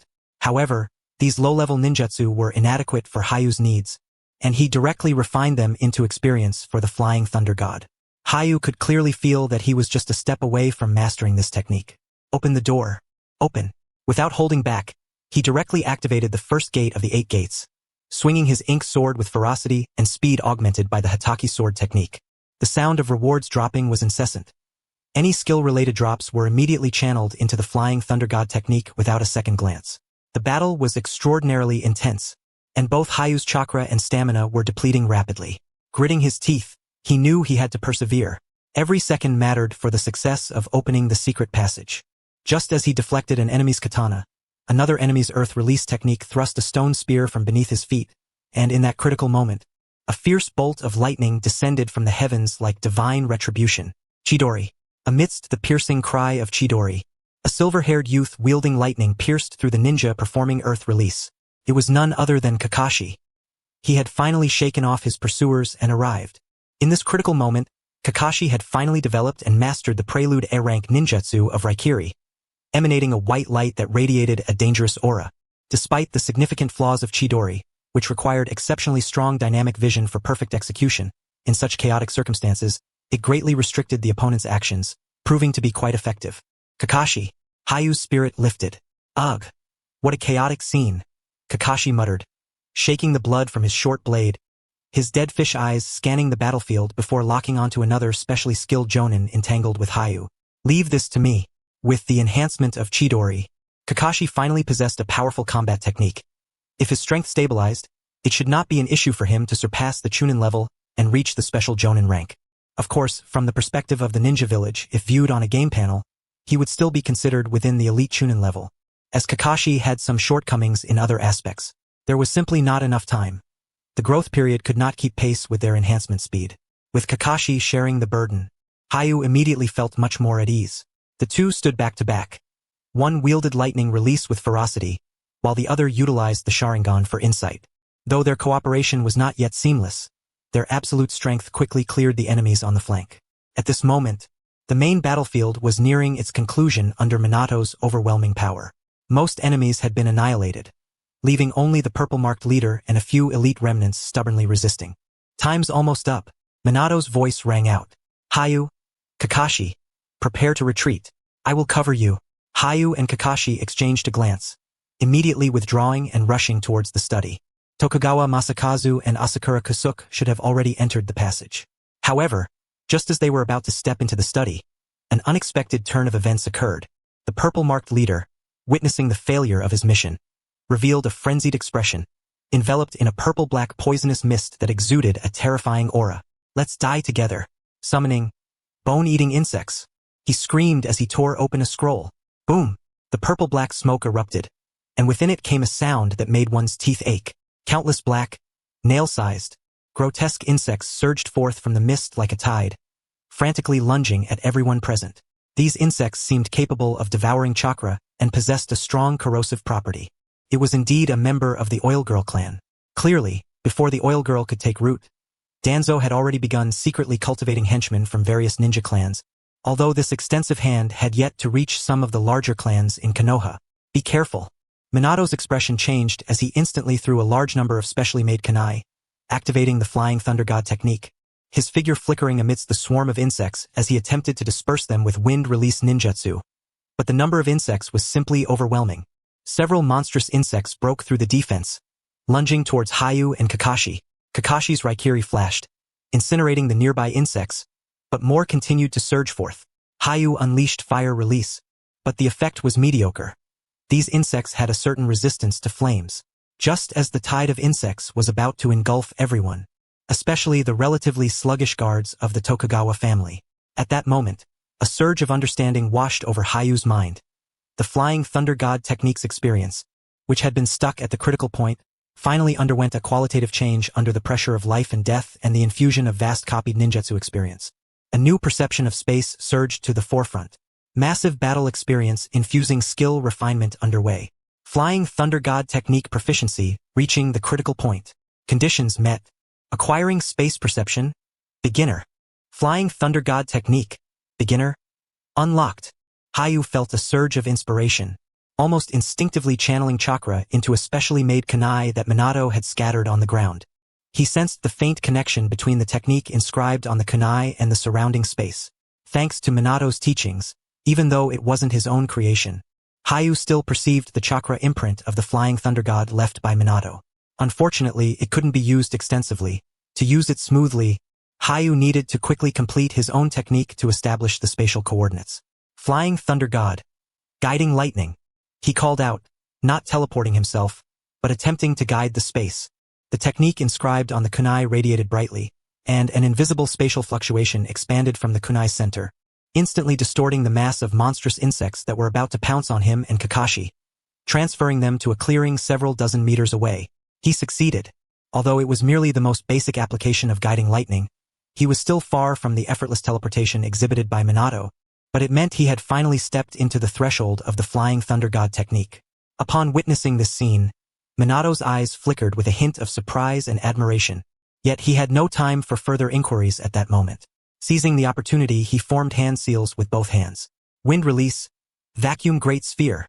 A highly compressed wind projectile was launched into the heart of the swarm of insects, exploding violently and completely clearing out the remaining magical bugs. The purple-striped leader, seeing this, was engulfed in despair, and Minato effortlessly ended his life with a kunai. The battle finally came to a close.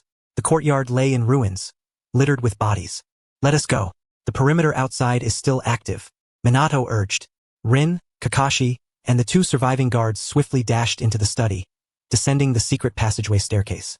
Minato was the last to enter, shutting the bookshelf mechanism behind him. The secret passage was dark and damp, yet spacious enough. They hurried onward and soon caught up with Tokugawa Masakatsu and Asakura Kosuka, who were waiting in the corridor. At the end of the passage stood a heavy iron gate, slowly rising, revealing a dimly lit waterway and a small boat. Lord Elder, hurry onto the boat, one of the guards urged. Everyone quickly boarded the boat, and Minato used his chakra to propel it forward, gliding into the dark waterway like an arrow released from a bow. It was only after they had traveled a considerable distance, fully distancing themselves from the Tokugawa residence, that they finally let out a collective sigh of relief. Asakura Kosuka collapsed onto the boat, panting with fear. Tokugawa Masakatsu gazed back at the residence disappearing around a corner in the waterway, his face etched with pain and anger. That madman Kanto, he muttered.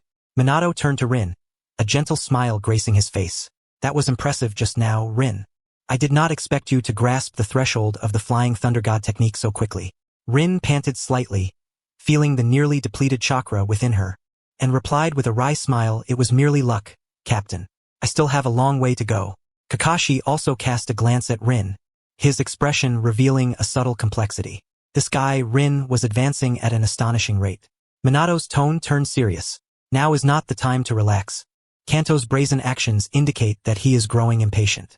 We must immediately ensure the safe escort of Lord Asakura and the elder back to Konohagakure, while also urgently reporting the situation here to Lord Hokage. We cannot ascertain how many ninjas are involved on Kanto's side. This has exceeded the capabilities of a mere squad. The capital is on the brink of upheaval. Minato instinctively avoided mentioning the root member from the Oil Girl clan, despite having exposed Danzo. In this political struggle, the village must not be dragged down no matter what. Otherwise, even with a new daimyo ascending to power, it would be difficult to predict the village's fate. Chapter 102. The Escape by Water. The small boat raced silently through the dark waterway, the only sounds being the subtle splashes of the boat's bottom against the water and the muffled breaths of the group. Minato stood at the rear of the boat, maintaining the output of chakra, skillfully maneuvering the vessel through the intricate underground river system with the agility of a fish. His complexion appeared slightly pale, as the continuous high-intensity battles and frequent use of the Flying Thunder God technique had taken a significant toll. Rin sat in the boat, seizing the moment to regulate her breathing and recover her nearly exhausted chakra. In her mind, the spatial awareness brought forth by the introduction to the Flying Thunder God technique felt like newly sprouted antennae, faint yet elevating her perception of the surrounding environment to an entirely new level. I must quickly master a technique of my own, Rin thought to herself. The power of the Flying Thunder God was undeniable, but relying on another's coordinates was ultimately like a leaf floating without roots. Kakashi sat at the front of the boat, clutching his white-fanged short sword, his dull eyes vigilantly scanning the darkness ahead. A shallow wound marred his right arm, a result of being grazed by the poisoned blade of a purple-striped ninja during the previous battle. Although it had been treated in time, it still throbbed faintly. The power of Chidori was immense, but it required exceptional control over chakra and precise timing. He needed more practical experience to refine his skills. Tokugawa Masakatsu and Asakura Kosuka sat in the center of the boat, their expressions grim. Asakura Kosuka tightly clutched the inner pouch containing secret letters, his body still trembling slightly. Tokugawa Masakatsu closed his eyes to rest, but his tightly clenched fists betrayed the turmoil within him. The siege of the residence signified that Kanto had completely torn off the mask. A civil war in the Land of Fire seemed inevitable. Captain Minato, where are we headed? Rin asked in a low voice.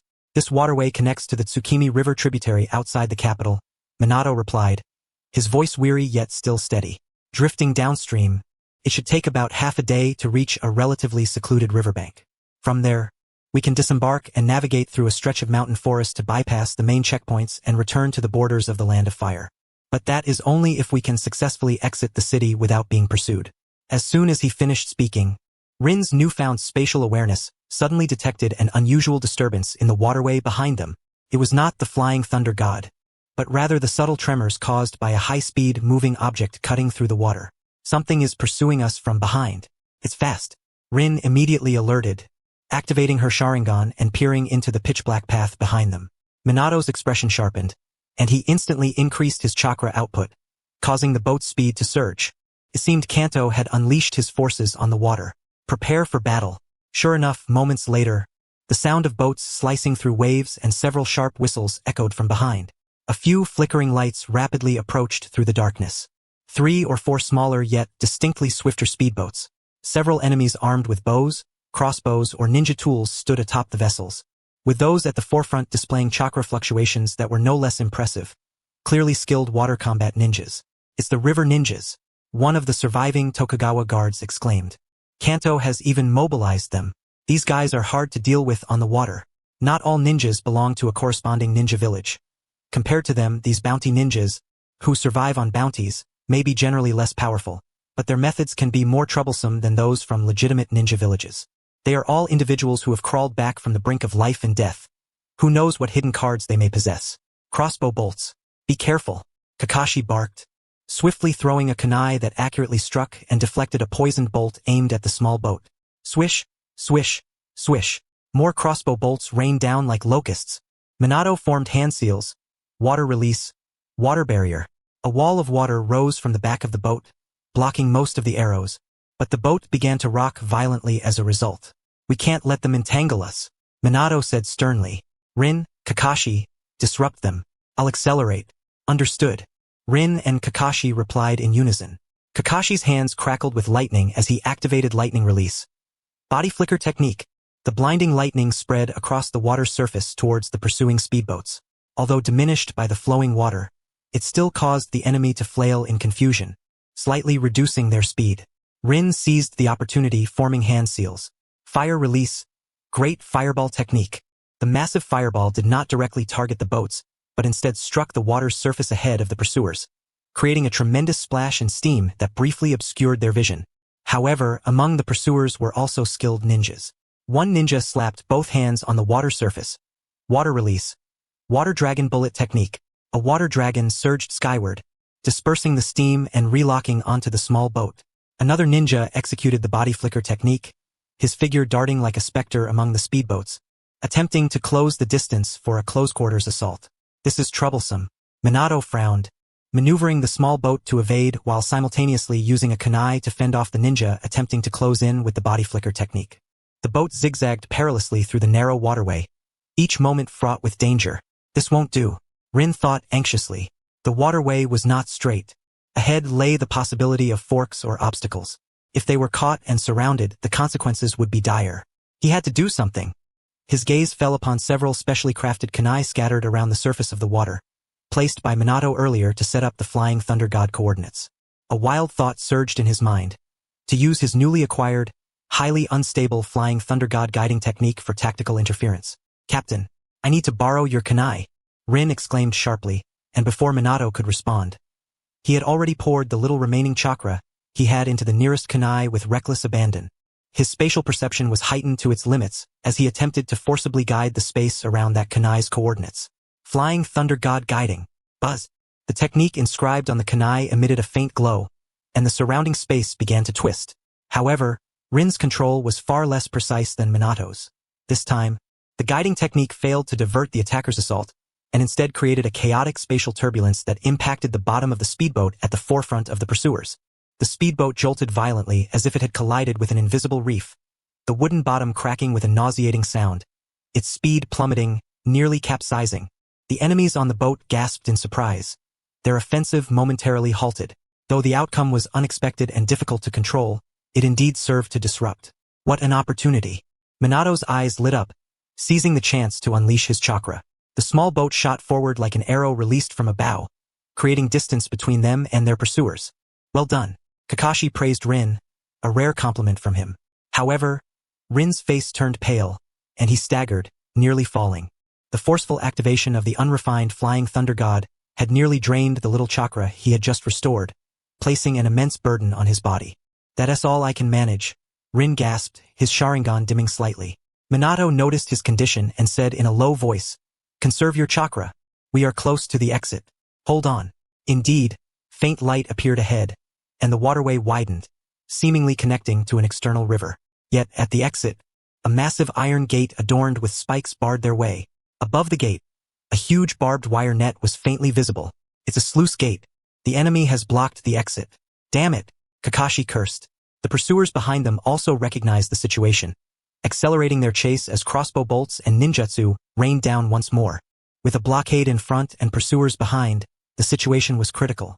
Minato's eyes hardened, as if he had made a resolute decision. Rin, Kakashi, protect the elders and Lord Asakura. I will break through. He formed hand seals, gathering a massive amount of chakra, clearly preparing to unleash a powerful jutsu to force their way through. At that moment, Rin's gaze fixed intently on the iron gate. The gate was fixed, but he could clearly see the structural weaknesses at the connections of the chains and mechanisms with his Sharingan. If he could use the Flying Thunder God guiding technique, even if it was unstable, to distort that critical connection point. It was a gamble. Rin squeezed the last bit of chakra from his body, even activating the first gate of the 8 gates to forcibly unleash his potential. He focused all his energy on the specially crafted kunai that Minato had previously shot, now embedded in the stone wall above the gate. Flying Thunder God guiding. Open for me. He let out a silent roar. This time, under the pressure of life and death and the state of the first gate, his perception of space was clearer than ever. The coordinates on that kunai seemed to burn with intensity. He guided the chaotic spatial fluctuations, not in a broad manner, but with the precision of the finest scalpel, cutting directly towards the rusted latch connecting the chains to the gate. Crack! A crisp sound of breaking echoed. In the astonished eyes of everyone, the thick chains snapped in response. The heavy iron gate, losing its support on one side, suddenly dropped, revealing a gap through which the small boat could pass. Now's the time. Charge through. Minato reacted swiftly, immediately aborting his prepared jutsu and maneuvering the small boat like a fish slipping through the gap. Almost as the boat passed through, the pursuers arrived at the gate, only to be blocked by the falling gate and the barbed wire net above, helplessly watching as the small boat vanished into the light of the exit. They had successfully broken through. The small boat surged out of the dark waterway and into the broad tributary of Tsukimi River. The morning sunlight glistened on the river's surface, sparkling like diamonds. Everyone felt as if they had seen the light of day again, yet their taut nerves remained unrelaxed. Did we shake them off? Asakura Kusuke asked tremulously. Only for the moment, Minato replied, steering the small boat toward a densely vegetated riverbank. They will soon take a detour to pursue us or set up a blockade ahead. We must land immediately and take to the land. The group quickly abandoned the boat and slipped into the dense forest. Minato meticulously erased any traces of their landing. Rin was nearly exhausted, leaning against a large tree as he gasped for breath. Once the state of the first gate was lifted, an overwhelming fatigue washed over him like a tide. Yet, in his mind, the game panel's notifications kept flashing. Successfully utilized the Flying Thunder God guiding technique in real combat, deepening understanding of space. Proficiency in Flying Thunder God technique, entry level, significantly increased. Successfully broke through a dire situation. Rewarded with attribute point. Spirit 1. Acquired status. Enhanced spatial perception. Temporary. Though the cost had been great, the rewards were equally astounding. He had taken a solid step forward in his understanding of the Flying Thunder God technique, and the boost in his spiritual attributes was a timely blessing. Minato walked over to Rin, handing him a soldier pill. Well done, Rin. That moment was crucial. Your sensitivity to space exceeded my expectations. His eyes were filled with admiration and a hint of anticipation. Kakashi glanced at Rin as well. Though he said nothing, there was a newfound recognition in his gaze. Rin swallowed the soldier pill, feeling his strength gradually return, and smiled wryly. I'm far from there. I almost lost myself. Rest for 10 minutes, then we move out, Minato said, glancing at the sky. We must leave this area before they launch a large-scale search in the mountains. Tokugawa Masakatsu looked at the weary yet determined eyes of the 3 Konoha ninjas, especially that youngest Uchiha boy who had repeatedly created miracles, feeling a surge of emotions within him. The strength of Konoha, particularly the potential of the younger generation, might be more terrifying than many could imagine. This sealed letter must be delivered safely. It concerns the future of the Land of Fire. After a brief rest, the group set off once more, disappearing into the vast sea of trees. Chapter 103. The Decision of Nikizane. The subsequent journey on land proved to be relatively smooth, perhaps because the main forces of Uyama Kuroso were preoccupied with besieging the Tokugawa residence near the capital and hunting down potential fugitives, or perhaps due to the secluded and hidden route chosen by Minato. The group traveled by day and rested by night, traversing mountains and forests for several days without encountering any large-scale blockades, only coming across a few small patrols, which they either avoided ahead of time or dealt with silently. During this time, Rin seized every opportunity to recover and train. The soldier pills and his own formidable regenerative abilities gradually replenished his chakra, while the newly acquired spirit attribute points and the temporary state of enhanced spatial perception deepened his understanding of the Flying Thunder God technique. He no longer attempted the perilous and exhausting forced lightning guidance, but instead focused on understanding and memorizing the spatial coordinate structure of the special kunai techniques devised by Minato, repeatedly simulating the flow of chakra in his mind. Though he could barely use Minato's seals, they ultimately did not compare to the ones he could create himself. Fortunately, before practicing the Flying Thunder God technique, Rin had already mastered the seals of this ninjutsu through his studies, but without a medium, it was difficult to sustain them on ordinary tools like kunai for extended periods.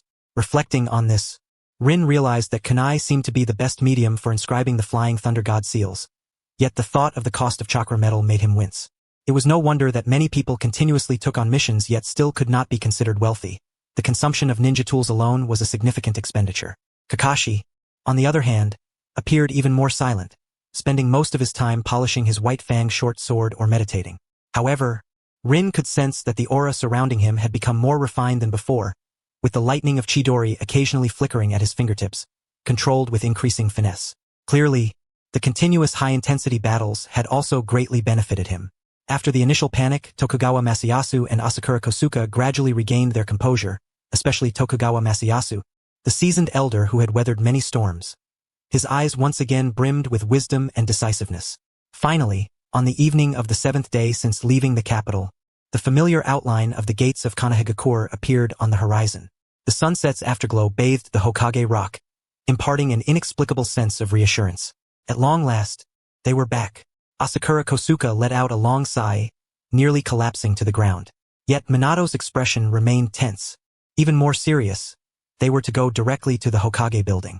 The situation was urgent, and it was imperative to report to the third Hokage immediately.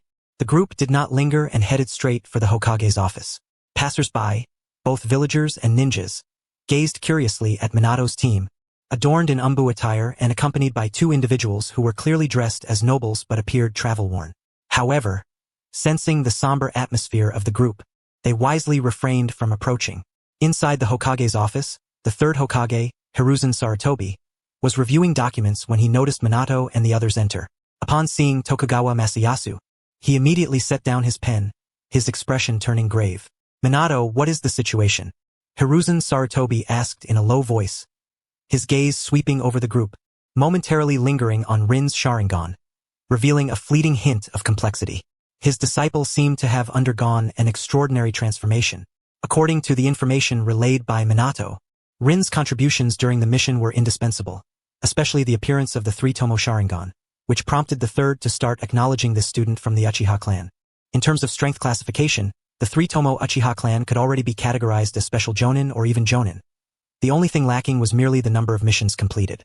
More importantly, what had originally been a trial for Rin to test the forbidden technique of Flying Thunder God, as the creator and contributor of the Rasengan, had unexpectedly led Rin to master this ninjutsu during the mission.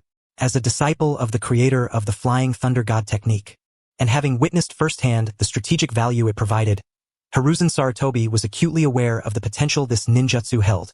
Fortunately, what reassured Hiruzen was that despite Rin's Uchiha lineage, she seemed to have positioned herself within the Hokage's faction.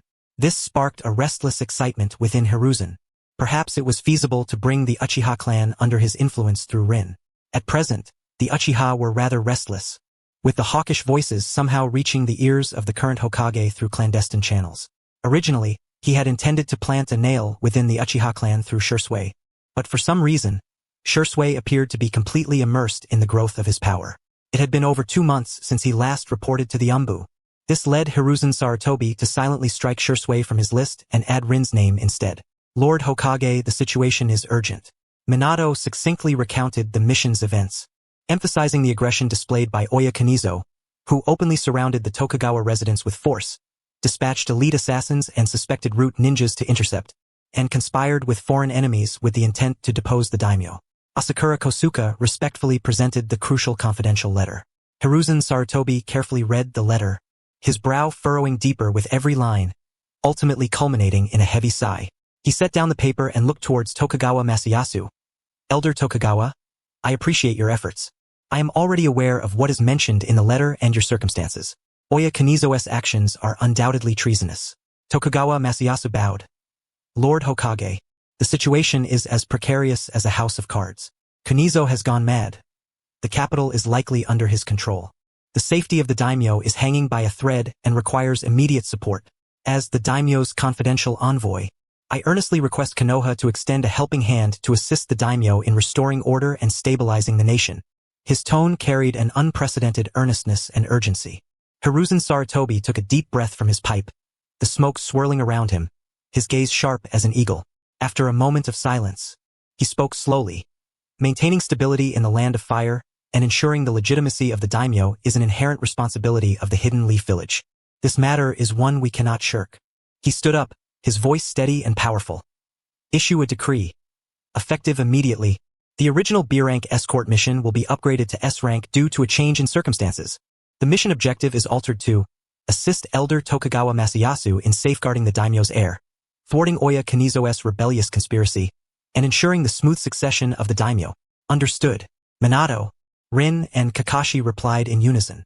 Hiruzen Sarutobi turned to Minato. Minato, as the captain of this operation, you have the authority to mobilize available Jonin resources within the village. The mission details will be discussed and formulated between you and Elder Tokugawa.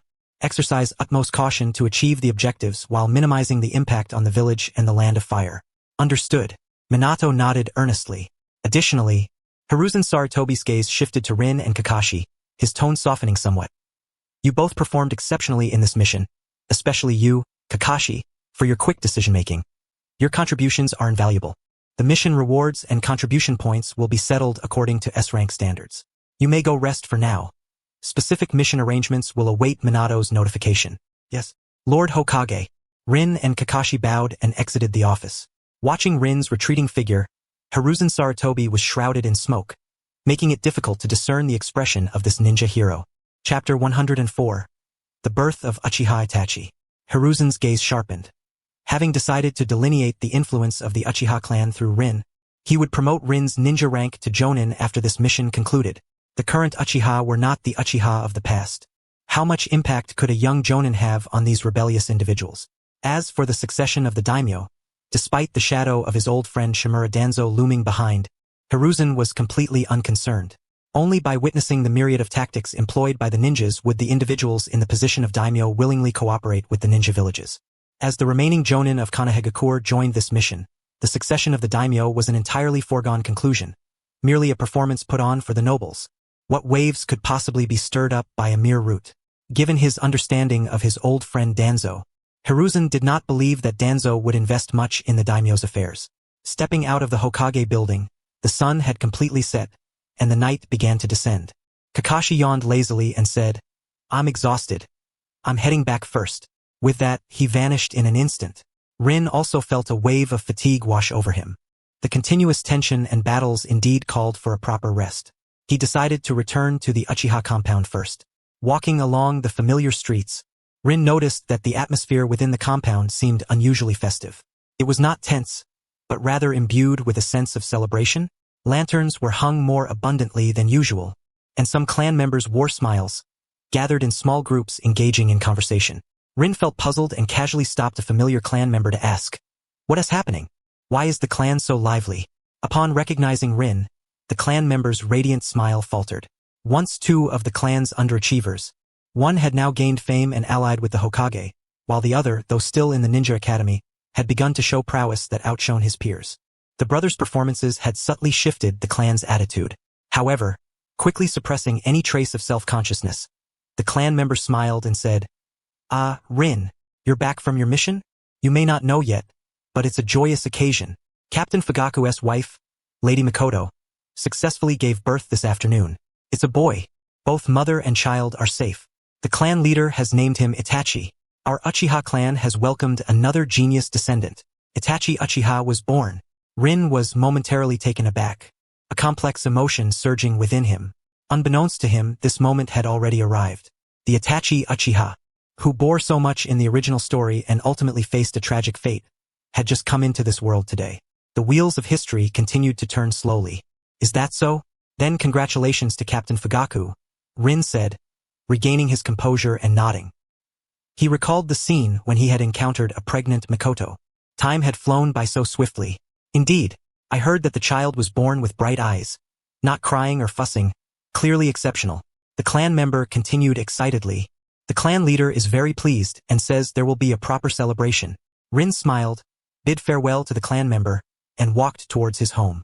Yet, he could not help but ponder, with Itachi's birth, how would the undercurrents within the Uchiha clan and the relationship between the village and the clan evolve in the future? How much could this little butterfly himself truly change? Upon returning home, he found Obito was indeed absent, likely off training again. The 2-month mission coincided perfectly with the end of the Ninja Academy's holiday. Even Obito, with his resources, had begun to focus on training. Rin washed up, changed into comfortable casual clothes, and felt considerably more relaxed. He sat at the table and began to tally the gains from this mission. First was the enhancement of his abilities. The 3-tomo Sharingan had become more refined through repeated battles. He had successfully initiated the Flying Thunder God technique. Although still unstable, it represented a significant qualitative leap.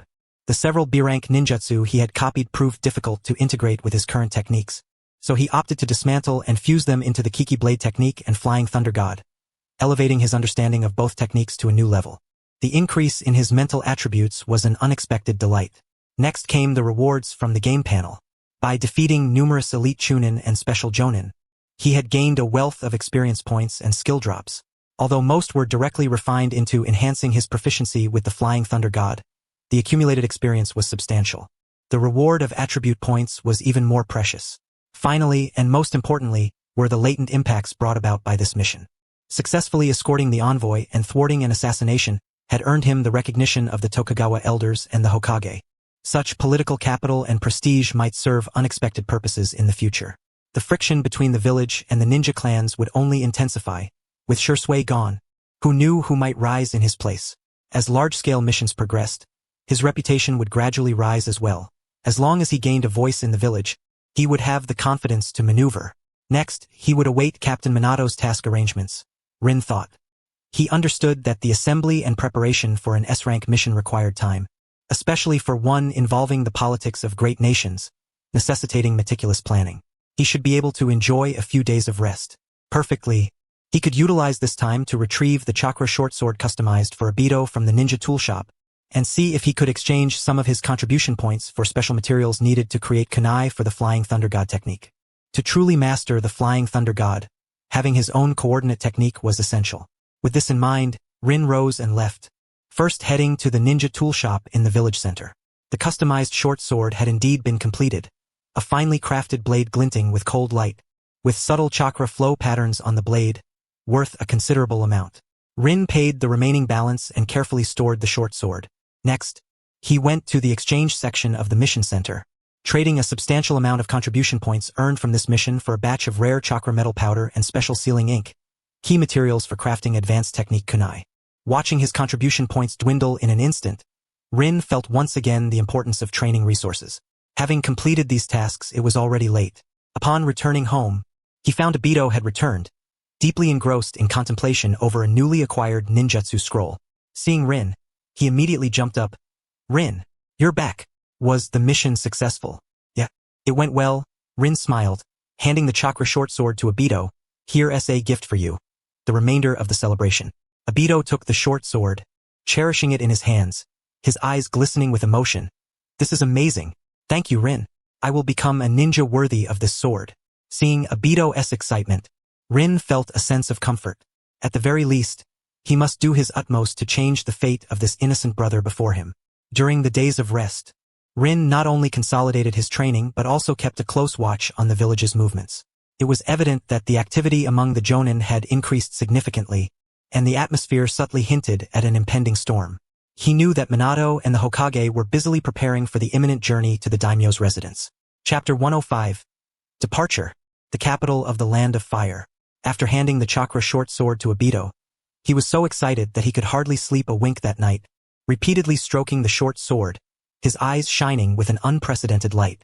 This precious gift was not merely a powerful ninja tool, but also a recognition of his efforts and potential from his younger brother. As dawn broke the next day, Obito could hardly wait to dash to the training ground by the Southie River, eager to practice combining new techniques like the water whip with the short sword, brimming with enthusiasm. Meanwhile, Rin locked himself in his room, beginning the process of crafting his own kunai for the Flying Thunder God technique. He took out the exchanged chakra metal powder and special sealing ink from his ninja tool pouch, his expression focused. This process was not easy. It required extremely high precision in chakra control and a profound understanding of spatial runes. He reminisced about the key points taught by Minato, as well as his nascent spatial perception. With utmost care, he guided the metallic powder to merge with the sealing formulas using chakra, intricately inscribing complex and arcane techniques onto the blades of several standard kunai. Unlike the Flying Thunder God technique, which could be almost permanently etched onto living beings, inscribing techniques onto ninja tools or inorganic materials was quite a troublesome endeavor. Even Minato would recover and reuse the scattered kunai made of maple leaves. The main issue lay in constructing a complete chakra circuit that would allow the ninja tools to maintain the flow of the technique even after losing the infusion of chakra. The initial attempts were fraught with failure. Either the unstable injection of chakra caused the lines of the technique to distort, or the connections of the runic structures were insufficiently smooth, preventing the formation of effective spatial coordinates. The failed kunai lay scattered nearby, and beads of sweat began to form on Rin's forehead. Yet he did not lose heart. With his Sharingan activated throughout, he meticulously analyzed the reasons behind each failure, continually adjusting the output of chakra and his engraving technique. Finally, after consuming a significant amount of materials, the first kunai, glimmering with a faint silver light and adorned with runes that flowed as if alive, took shape in his hands. Rin could distinctly feel a unique, faint connection between this kunai and the surrounding space, one that belonged solely to him. Successfully created, Flying Thunder God Technique Kunai. Beginner. Flying Thunder God Technique proficiency increased. Spatial perception, beginner, stabilized. Although this self-made kunai was far inferior in refinement and stability compared to Minato's specially crafted kunai, which had been honed through countless trials, and its transmission distance and precision were certainly diminished, it undoubtedly marked a breakthrough from zero. This signified that he had truly begun to construct his own spatial coordinate system. Cherishing this first successful creation, Rin stored it away carefully and continued to immerse himself in further production, striving for proficiency. Amidst his training, Rin also keenly sensed the subtle changes in the atmosphere within his clan. The birth of Itachi Uchiha had indeed filled the clan grounds with festivity. Yet as he walked through the streets, some clan members regarded him with gazes that held more complexity. Their looks were no longer merely condescending or exclusionary. There was an added layer of scrutiny, confusion, and even a hint of barely perceptible wariness. The news of his three-tomo Sharingan had evidently spread within a certain radius. Uchiha, who awakened the three-tomo at merely 10 years of age, was enough to stir ripples wherever he went. Coupled with his return from a mission, bearing the cold demeanor forged through life-and-death battles, as well as the rumors that hinted at his mastery of some advanced space-time ninjutsu, his standing within the clan had become quite nuanced. Rin knew without a doubt the source of the rumors and sighed inwardly, realizing that the third Hokage was intent on positioning him as a counter to the Uchiha. Unfortunately, the bonds tethered by blood could not be so easily severed. Captain Fugaku sent a congratulatory gift to celebrate the successful completion of his mission, his tone polite yet laced with an almost imperceptible attempt at fostering camaraderie. Moreover, some clan elders who had previously been indifferent to him and Obito now offered slight nods of acknowledgement upon encountering him. Rin understood that strength would always serve as the foundation for one's voice in such matters. However, rather than feeling complacent, he grew even more vigilant. The conflict between the hawks and doves within the clan, alongside the higher-up suspicions of the Uchiha, would not dissipate simply due to his personal enhancement of strength. Rather, it could become increasingly complex because of his emergence as an anomaly. Especially when considering the profound gaze of the third Hokage, Rin realized he had been drawn into a much larger game of chess. In the days that followed, the frequency of Jonin mobilizations within the village increased, the atmosphere growing tense. Familiar and unfamiliar Jonin were often seen hastily traversing to and from the Hokage building. Rin knew that Captain Minato was diligently preparing for the journey to the daimyo's residence. This would be a large-scale, high-stakes operation involving far more personnel than just their team. Finally, on the evening of the fourth day after returning to Konoha, a communication ninja raven brought news from Minato. Meet at the village entrance tomorrow morning. S-rank mission Daimyo escort officially commences. Rin, be prepared. Minato. Gazing at the words on the note, Rin took a deep breath, his eyes sharpening. The change of the Fire Country's daimyo. Let Danzo wait and see. The next morning, before dawn, Rin had already made all necessary preparations. He donned a clean Anbu uniform, adjusted the mask of Kyo, and carefully tucked several newly crafted Flying Thunder God kunai into the most accessible spot in his ninja tool pouch. Casting a glance at Obito, who was still soundly asleep with a smile on his lips, Rin gently closed the door and melded into the mist of dawn, hastening toward the village entrance. Upon arriving at the entrance, he found a considerable gathering. Minato stood at the forefront, not in Anbu attire this time, but in a standard Konoha Jonin vest. His golden hair stood out strikingly in the morning light, and his face bore a gentle yet unquestionable authority. The mission had escalated to a national-level strategic undertaking, and Minato had returned to his identity as a Konoha Jonin, naturally requiring his presence as a representative Jonin rather than as Anbu.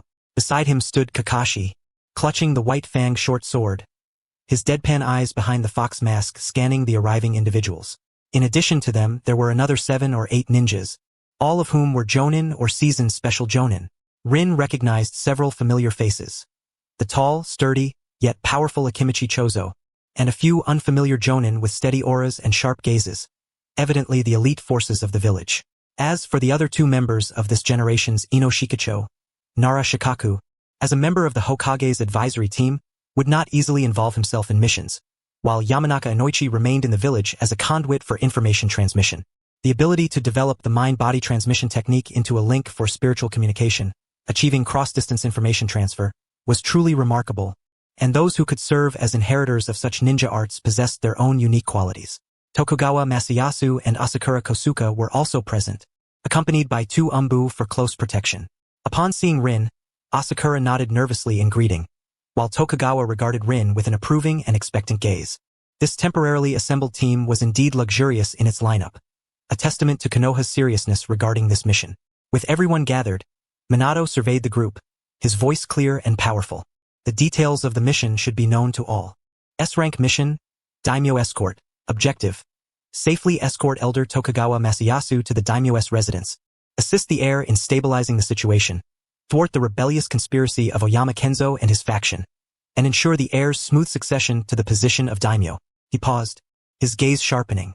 This mission not only concerns the foundation of the Fire Country but also directly relates to the future of Konoha. Our enemies include not only the rebellious noble factions but potentially also hired rogue ninja groups, and even certain insidious infiltrators. He did not explicitly name them, but many in attendance understood he was referring to Danzo and his route. During the mission, all actions will follow command. If met with resistance, the use of necessary force is permitted. However, remember, our primary goal is protection and stabilization. We must avoid unnecessary conflicts and collateral damage to civilians. Minato emphasized the operational principles. Now, let us set out. Without excessive mobilization, the team sprang into action.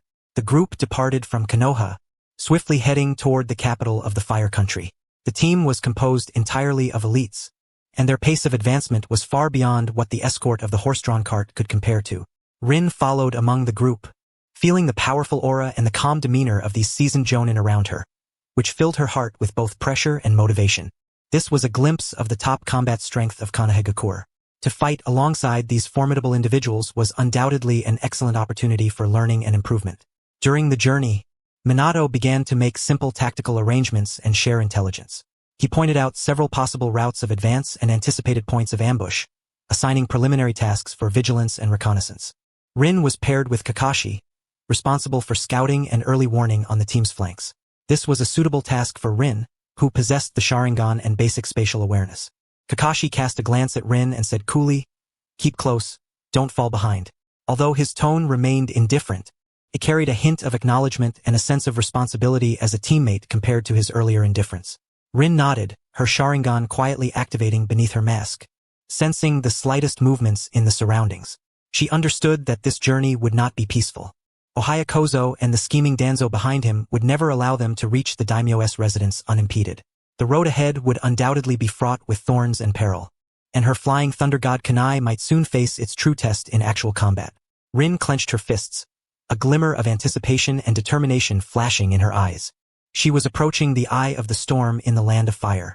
Chapter 106. The Twins of Light and Darkness. After leaving the village, the elite team of Konoha did not choose the fastest route, but instead followed Minato's plan, navigating through the mountains and hills of the Land of Fire. Although this route was circuitous, it maximized the chance of avoiding potential checkpoints and surveillance in towns, utilizing the complex terrain to conceal their movements. The team advanced at an incredible speed, like silent flashes of lightning weaving through the forest. Minato led the way, his golden figure flickering between the trees, always aware of the situation ahead. Akito Dingza and other Jonin guards surrounded Tokugawa Masakatsu and Asakura Kosuka, forming a moving defensive perimeter. Meanwhile, Rin and Kakashi ghosted along the shadows on either side of the team, tasked with vigilance and eliminating potential threats. Rin's Sharingan was operating at full capacity beneath her mask, capturing not only light and subtle movements but also sensing the flow of chakra in the air.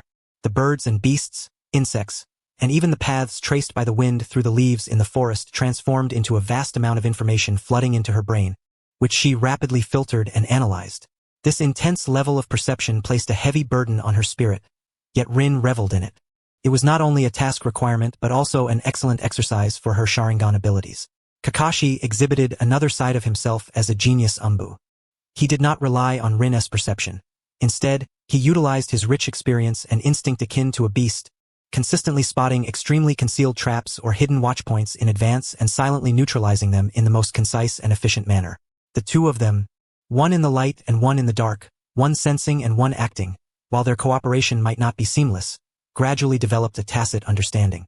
The first day passed without incident. In the evening, the team camped in a hidden valley to rest. The campfire was strictly controlled to a minimal range, and everyone took turns keeping watch, the atmosphere tense yet orderly. Minato gathered several core members, including Akito Dingza, Rin, and Kakashi, to review tactics and discuss the next steps. According to the intelligence provided by the Tokugawa elder, Ohaya Kozo's main forces should be concentrated near the capital and along the main roads leading to it. Minato drew a simple map on the ground, stating that the route we chose theoretically had a lower probability of encountering large-scale interceptions. However, we must not let our guard down. Kozo was cunning and might very well set ambushes in places we least expect. Akito Dingza said in his deep voice, "The key is time. We must arrive before Ohaya Kozo can completely control the capital or pose a threat to His Highness the Heir. If we take too many detours, we might miss our chance for action." Minato nodded, "Exactly. Therefore, starting tomorrow we need to increase our speed, and we may even have to risk passing through some relatively dangerous areas. The pressure for reconnaissance and early warning will be greater. Rin, Kakashi, you must be particularly vigilant." "Understood." Rin and Kakashi replied in unison. Additionally, Minato looked at Rin, his tone carrying a hint of testing and expectation. "Rin, the new ability you have mastered may play a crucial role in the upcoming operation.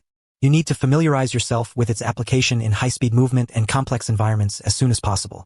Rin understood that Minato was referring to the Flying Thunder God technique. She nodded earnestly, "Yes, Captain. I will adapt quickly." On the following day, the team indeed increased their pace, even adopting a nearly straight-line advance strategy in some sections. This method of movement placed a tremendous strain on stamina and chakra but significantly shortened the distance.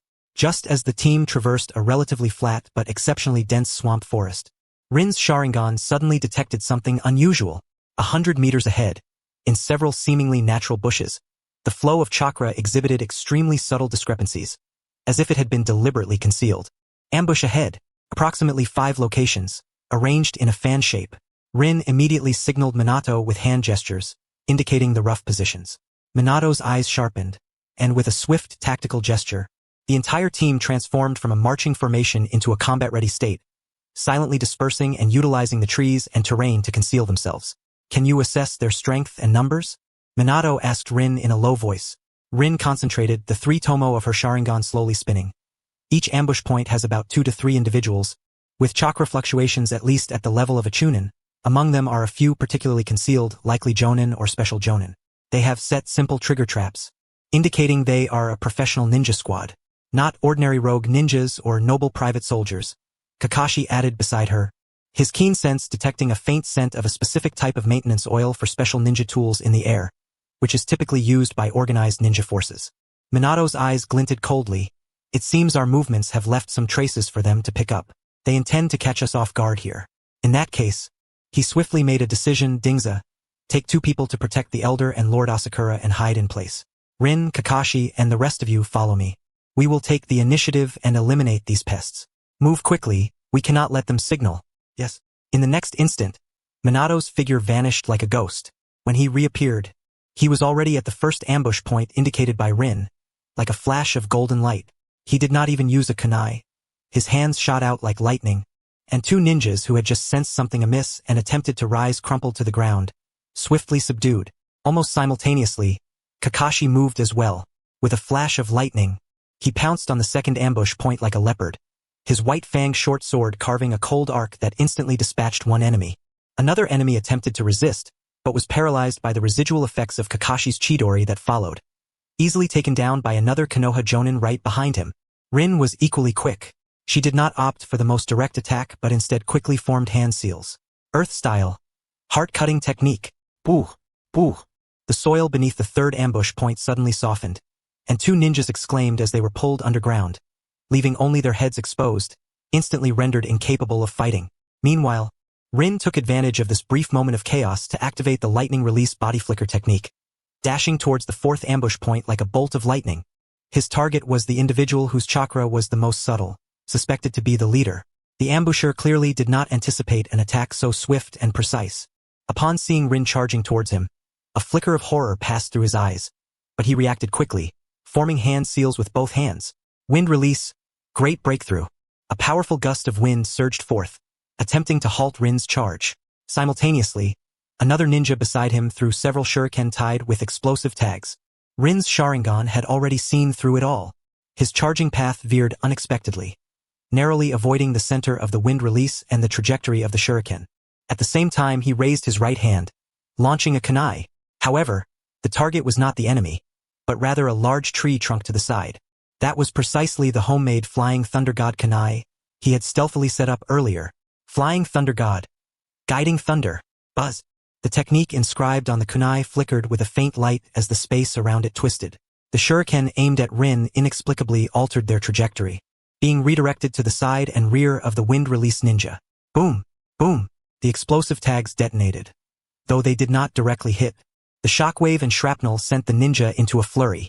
Seizing the moment created by this chaos, Rin had already dashed before the leader. Reincarnated. A brilliant blue sphere of chakra was unleashed in an instant. The leader's pupils constricted sharply, and in a panic, he could only condense chakra in his arms to block. Boom! He was sent flying back by the Reincarnated, crashing heavily into a tree. The sound of his arms fracturing echoed, and he instantly lost the ability to fight. Upon witnessing this scene, the enemy at the fifth ambush point was terrified and turned to flee, only to be effortlessly intercepted and dealt with by the other Konoha Jonin assigned to support. The battle, from start to finish, lasted no more than a few seconds. 5 ambush points and nearly 10 enemies were swiftly eliminated by the Konoha team with overwhelming force, not even affording them the chance to raise an alarm. Minato surveyed the battlefield, his brow slightly furrowed. These ninjas bore no identifying marks, and the tools and techniques they used were quite generic. Yet their coordination and training were evidently not that of an unorganized mob. They are likely mercenaries or low-level operatives of some organization, Minato deduced. It seems that the enemy is indeed casting a wide net. We must be even more cautious on our upcoming journey. Rin breathed lightly, having consumed considerable chakra from using ninjutsu and the Flying Thunder God technique in quick succession, yet his heart was filled with exhilaration. This was the first time he had successfully utilized the homemade Flying Thunder God kunai in tactical coordination during actual combat. Though it was merely the simplest application of guiding thunder, the outcome was remarkable. This proved that his direction was correct. Kakashi approached Rin, casting a glance at him, and said blandly that was a well-timed move. This was the highest praise he could offer. Minato also regarded Rin with approval before issuing an order. Clean up the traces and leave this place swiftly. Chapter 107. The team splits into 3 routes. After the team cleared the battlefield, they swiftly departed from the dangerous marshland. In the subsequent journey, everyone remained more vigilant. Although their pace was quick, the intensity of reconnaissance and counter-reconnaissance was raised to the highest level. Rin's Sharingan and Kakashi's instincts were like the most precise radar, detecting enemy scouts or concealed observation points in the distance multiple times in advance, which the team silently eliminated with overwhelming force, ensuring the concealment of their movements. After traveling swiftly for 2 days, the grand silhouette of the capital of the Land of Fire finally emerged on the horizon. The towering walls and imposing towers appeared solemn and majestic in the glow of the setting sun. However, at this moment, The bustling capital seemed to be shrouded in an invisible atmosphere of tension. Even the distant sky appeared to carry a hint of oppression. The team halted behind a concealed hill a few miles from the capital. This was the last pre-planned safe point. Minato gathered everyone for the final tactical deployment. Elder Tokugawa Masayasu's expression was unusually grave as he approached Minato. Speaking in a serious tone, "Lord Minato, we have reached the outskirts of the capital. The next actions require a strategic adjustment." He pointed towards the direction of the capital and explained, "According to the arrangements in His Highness's secret letter and the intelligence I possess, the situation within the capital is now tense. Ohaya Kenzu has likely taken control of part of the city defenses and the palace guard, but His Highness is not without preparations. 20 miles outside the western suburbs of the capital lies a secret garrison of the shogunate, housing 3,000 elite guards absolutely loyal to His Highness, which is one of His Highness's final trump cards." He looked at Minato, his tone earnest and resolute. "Relying solely on our few people infiltrating the capital may serve as a surprise attack, but in the face of Kenzu potentially launching an all-out coup, our strength is ultimately limited. I must personally head to the garrison to mobilize this army in the capacity of His Highness's secret envoy and elder, poised at the city gates, utilizing absolute force to deter the villainous, ensuring His Highness's ascension to the throne without a hitch." Minato pondered for a moment and nodded. Elder Tokugawa Masayasu's plan aligned with both political and military logic. Mere infiltration by ninjas for protection indeed required robust conventional forces as a backing and deterrent for significant events such as a daimyo succession. "Your words are quite correct, Elder." Minato agreed, but then posed a crucial question. "The journey to the garrison is equally fraught with danger, and mobilizing the army will take time. Simultaneously, the safety of His Highness and the heir in the capital is of utmost urgency. We must split our actions." "Precisely," Elder Tokugawa Masayasu replied. "I require several elite ninjas to escort me to the garrison, ensuring safety during the journey and assisting in communication with the station troops. However, the situation within the capital is even more complex and perilous. As far as I know, His Highness is currently under soft house arrest in the depths of the palace at the Purple Chamber, under the pretext of protection by Kenzu, with his movements restricted. The heir is similarly residing within the shogunate in the east of the city, also under tight surveillance. Kenzu's deadly moves may very well target both of them simultaneously." Minato's gaze sharpened as he quickly clarified his thoughts. "In that case, we shall split into 3 routes." He looked at everyone and rapidly issued commands. "First route, escort the elder. Akimichi Choza, you will lead 2 experienced jonin to escort Elder Tokugawa and Lord Asakura to the western garrison. Your mission is to ensure the elder arrives safely and assists him in mobilizing the army. The mission codename is Iron Wall." "Understood." Akimichi Choza responded with a deep voice, stepping forward with 2 jonin skilled in defense and prolonged combat. "Second route, protect the daimyo. I will personally lead a team to infiltrate the palace and head to the Purple Chamber, ensuring the safety of the current daimyo and finding a way to break the house arrest. The mission codename is Crown Guard." Minato's gaze swept over several agile ninjas adept at infiltration and assassination, who immediately understood and stepped forward. "Third route, protect the heir. Rin, Kakashi." Minato's eyes fell on Rin and Kakashi, "You two, along with." He glanced at the remaining special jonin, a middle-aged ninja skilled in medical ninjutsu and barriers, Sasaki. "You 3 will form a group responsible for infiltrating the Eastern Palace to ensure the safety of the heir. Before the army arrives or we resolve the troubles on our side, we must ensure that His Highness the heir does not come to harm. The mission codename is Armor." Entrusting the important task of protecting the future lord to Rin and Kakashi, the 2 youngest members, may seem perilous, but Minato has his reasons. Rin possesses the insight of the Sharingan and the nascent ability of the Flying Thunder God technique, while Kakashi boasts the powerful offensive capability of Chidori and the qualities of an elite Anbu. Their cooperation is already seamless, and their potential is immense. Moreover, Sasasuke's experience and supporting abilities perfectly compensate for any shortcomings they may have. This is a bold act of trust and a stern test. Rin and Kakashi exchanged glances, each seeing the weight of the task reflected in the other's eyes. They understood the significance of this mission. "We will ensure the completion of the task." They replied in unison, and Aoba nodded steadily. "Good." Minato emphasized one last time, 3 teams will act, with safety as our primary concern. If any team encounters insurmountable danger, immediately send out a distress signal.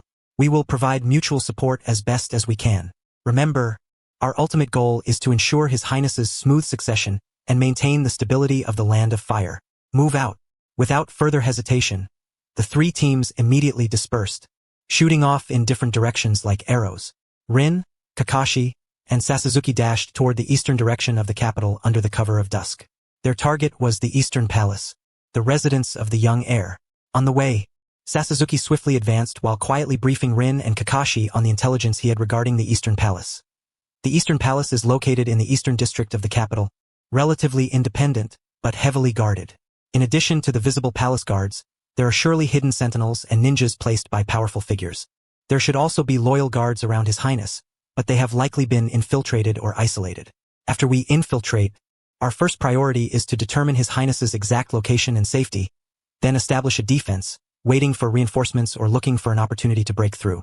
Rin's Sharingan flickered with a faint light, continuously scanning the surroundings ahead. The closer they got to the capital, the more pronounced the feeling of being watched became. The air was thick with a sense of impending storm. There is a barrier fluctuation ahead. Rin suddenly whispered a warning, pointing toward a seemingly ordinary grove not far off. It was not a large defensive barrier but rather one for early warning and sensing. Kakashi signaled, and the three immediately halted, hiding themselves. Kakashi observed for a moment, then whispered, "It is a composite sensing barrier with a very concealed trigger point. Forcing our way through will trigger an alarm. We need time to circumvent it." Rin focused intently on the energy flow of the barrier, his Sharingan capturing several relatively weak energy nodes. "Give me a moment. I might be able to temporarily disrupt it and create a brief opening." He thought of the way the Flying Thunder God technique influenced spatial energy. Perhaps it could be used to interfere with this energy barrier. Sasuke cast a surprised glance at Rin but refrained from asking more, remaining alert to their surroundings. Kakashi nodded. "Let's give it a try, we will cover you." Rin held his breath and concentrated, gathering chakra at his fingertips, carefully guiding a thread of spatial fluctuation, like a fine needle, towards one of the weak nodes of the barrier. This process was extremely delicate. Even the slightest mistake could trigger a backlash from the barrier. Attempting to use spatial perception to disrupt the barrier.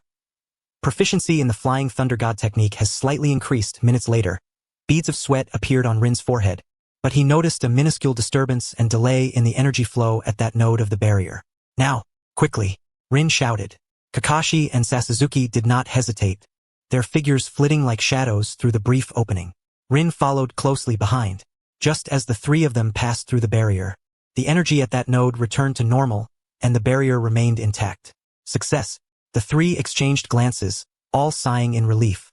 Rin gained a deeper understanding of the application of the Flying Thunder God technique. In the journey ahead, they encountered several waves of hidden sentinels and patrols, which they skillfully avoided or silently dealt with, thanks to their exceptional stealth techniques and Rin's early warnings. The closer they got to the Eastern Palace, the tighter the security became, and the atmosphere grew increasingly tense. Finally, as night fully descended, they reached the outskirts of the shogunate.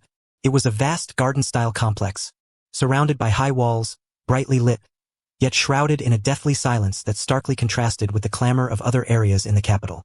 In the air, there was a faint whiff of blood. Rin's Sharingan suddenly constricted. He saw several concealed corners on the shogunate's walls with fresh signs of battle and uncoagulated blood. "We're late. A battle has already occurred inside." Rin's voice carried an icy tone. Kakashi and Sasuke's expressions darkened instantly. The worst-case scenario may have already happened. "Infiltrate. Find His Highness at once," Kakashi decisively commanded. The three moved like shadows, silently scaling the high walls and infiltrating this perilous shogunate. Awaiting them would be unknown dangers and a mission they must fulfill. Under the night sky of the capital, the other two teams were also racing toward their respective objectives, heading to their own battlegrounds. Chapter 108. Holding the rear and breaking through as the three infiltrated the shogunate, the strong smell of blood hit them. In the courtyard, under the eaves, they encountered numerous fallen guards, their bodies lying lifeless, blood staining the exquisite stone slabs and sliding doors. The battle had evidently concluded not long ago. The air still retained the searing heat of chakra clashes and a faint scent of gunpowder. "Search and advance. Stay alert," Kakashi whispered, his short blade drawn and glinting coldly in the dim light. Sasuke formed hand seals, and a barely perceptible sensing barrier extended from him, detecting nearby living beings and traces of chakra. Rin's Sharingan was operating at high speed beneath his mask, the world around him seeming to slow down, with the flow of chakra becoming distinctly visible. He pointed toward the main hall. "That way, there is a strong chakra fluctuation and faint life signs. Not just one. There has been fighting." The three immediately stealthily moved toward the main hall. The closer they got, the more devastating the signs of battle became, with more corpses strewn about, many wearing the attire of Eastern Palace guards, but also mixed in with some black-clad assailants. The doors of the main hall swung wide open, and the sounds of clashing weapons and explosive ninjutsu erupted from within. "Charge in," Kakashi shouted, and the three shot into the hall like arrows. The scene inside the grand hall was shocking. The spacious chamber was in disarray. Exquisite screens and porcelain shattered all over the floor.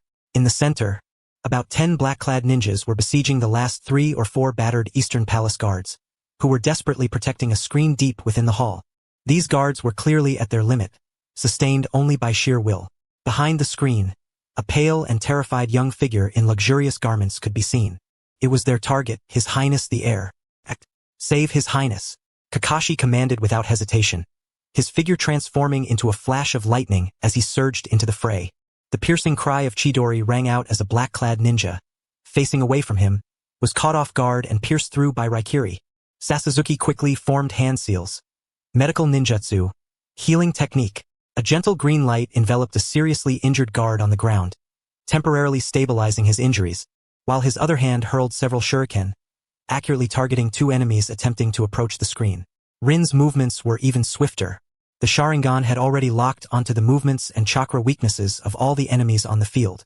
He did not charge directly towards the air, but instead, with a swift motion, executed the body flicker technique, appearing like a specter behind a black-clad ninja who was forming hand seals, preparing to unleash a fire release technique. Konoha-style swift slash. The dark short sword traced a cold arc, and the ninja felt a chill in his throat. His technique abruptly halted as he collapsed to the ground. Successfully eliminated an enemy Chunin. Reward obtained. Skill, fire release. Fire dragon flame bullet. B rank. 1 of fine acquisition. Yet the presence of a high-level fire release technique, exclusive to the Uchiha clan, here caused Rin's gaze to darken. It seemed that even the Uchiha clan had been infiltrated by Danzo's pawns, as such advanced ninjutsu had circulated, and the one he had easily dispatched was likely a root operative in disguise. Having struck successfully, Rin did not linger. His footsteps transformed, the Sharingan capturing a shuriken flying in from the side, and with precise timing, he blocked it with his short sword, redirecting the enemy's force. In the same motion, he gathered chakra into his left palm. Rasengan, the Rasengan, unleashed at close range, struck another enemy squarely in the chest, sending him flying. Successfully eliminated an enemy Chunin. Reward obtained. Attribute point, agility 0. 5. Rin's involvement was like dropping a heavy bomb into a stalemated battlefield. His Sharingan foresaw movements, and Konoha's sword techniques were fierce and ruthless. Combined with the explosive power of the Rasengan, nearly every strike could severely injure or eliminate an enemy. With Kakashi's Chidori assault and Sasaki's support, the tide of battle turned in an instant. The remaining black-clad ninjas, stunned and furious, witnessed their leader, a ninja wearing a demon mask whose chakra fluctuations clearly indicated he was at the elite Jonin level, bellowing, "Stop them! Primary target." He pointed at the air behind the folding screen. Immediately, 5 or 6 ninjas recklessly charged towards the screen, while several others fiercely engaged Kakashi and Sasaki. "Protect the prince," Kakashi shouted, the Chidori's lightning surging as he attempted to break through the blockade. But the enemies clung to him like glue. Sasaki was also entangled in a struggle with 2 ninjas, unable to break free for the moment. Seeing several enemies about to breach the last 2 guards, Rin's eyes sharpened. He threw a shuriken with each hand, not aimed at the enemies, but towards the beams on either side of the hall. Those were the 2 homemade Flying Thunder God shurikens he had quietly set up during his infiltration. Flying Thunder God guiding thunder. Buzz, buzz. Both spatial nodes were activated simultaneously, producing subtle distortions. The ninjas rushing towards the screen felt a sudden halt in their bodies. As if caught in an invisible quagmire, their movements slowed for an instant. It was in this moment of delay. Rin's figure appeared before the screen as if teleporting. He swiftly retrieved the Flying Thunder God shuriken embedded in the ground, a flash of excitement flickering in his eyes. This space ninjutsu was indeed formidable, and with the dynamic vision of the Sharingan, he could almost achieve instantaneous movement. Konoha-style chaotic blades. The dark short sword transformed into a torrent of black blade light, enveloping the 2 foremost enemies. Blood splattered, but the enemy numbers were overwhelming. 2 others had already circumvented the blade light, grinning as they lunged towards the terrified heir, who sat paralyzed on the ground. "Your Highness!" The last remaining guard's eyes widened in desperation as he threw himself in front, only to be cleaved down. In a moment of dire peril, Rin's eyes glinted coldly. He could no longer hold back. The first gate of the 8 gates. Open. Boom. A powerful surge of chakra erupted from within. Rin's speed, strength, and reflexes escalated to a new level. He stomped down, cracking the ground, his figure shooting forth like a cannonball, arriving ahead of the others. Rasengan. The azure chakra sphere struck with greater speed and force directly into an enemy's back. The man screamed. His spine shattered as he fell forward. Simultaneously, Rin's left hand formed a knife-like finger, infused with highly condensed wind chakra, slicing towards another enemy's neck. Wind release. Wind cutter. Thud. The enemy clutched his bleeding throat, collapsing in disbelief. Successfully eliminated an enemy elite Jonin. Reward obtained. Skill, Earth Release. Earth Dragon Bullet, B rank. A small chance triggered. Gained partial physical trait resilience from the defeated enemy. Slight enhancement of physical resistance to impact. Instantly neutralizing the nearest threat. Rin stood guard in front of the air, breathing slightly heavily. The burden of the open gate state was significant, but he had to persevere. At that moment, Kakashi finally broke through the blockade with the might of Chidori, reuniting with Sasaki, swiftly clearing out the remaining black-clad ninjas. The hall momentarily regained its tranquility, filled only with the heavy scent of blood and the sound of their breathing. Your Highness, are you all right? Sasaki hurriedly approached to check on the heir, who was merely shaken but unharmed. Kakashi surveyed the ravaged hall, his expression grave. We cannot linger here. There are surely more attackers to come. We must evacuate immediately. The air, still shaken, trembled. Where can we go? Outside, it's filled with their people. Through the secret passage.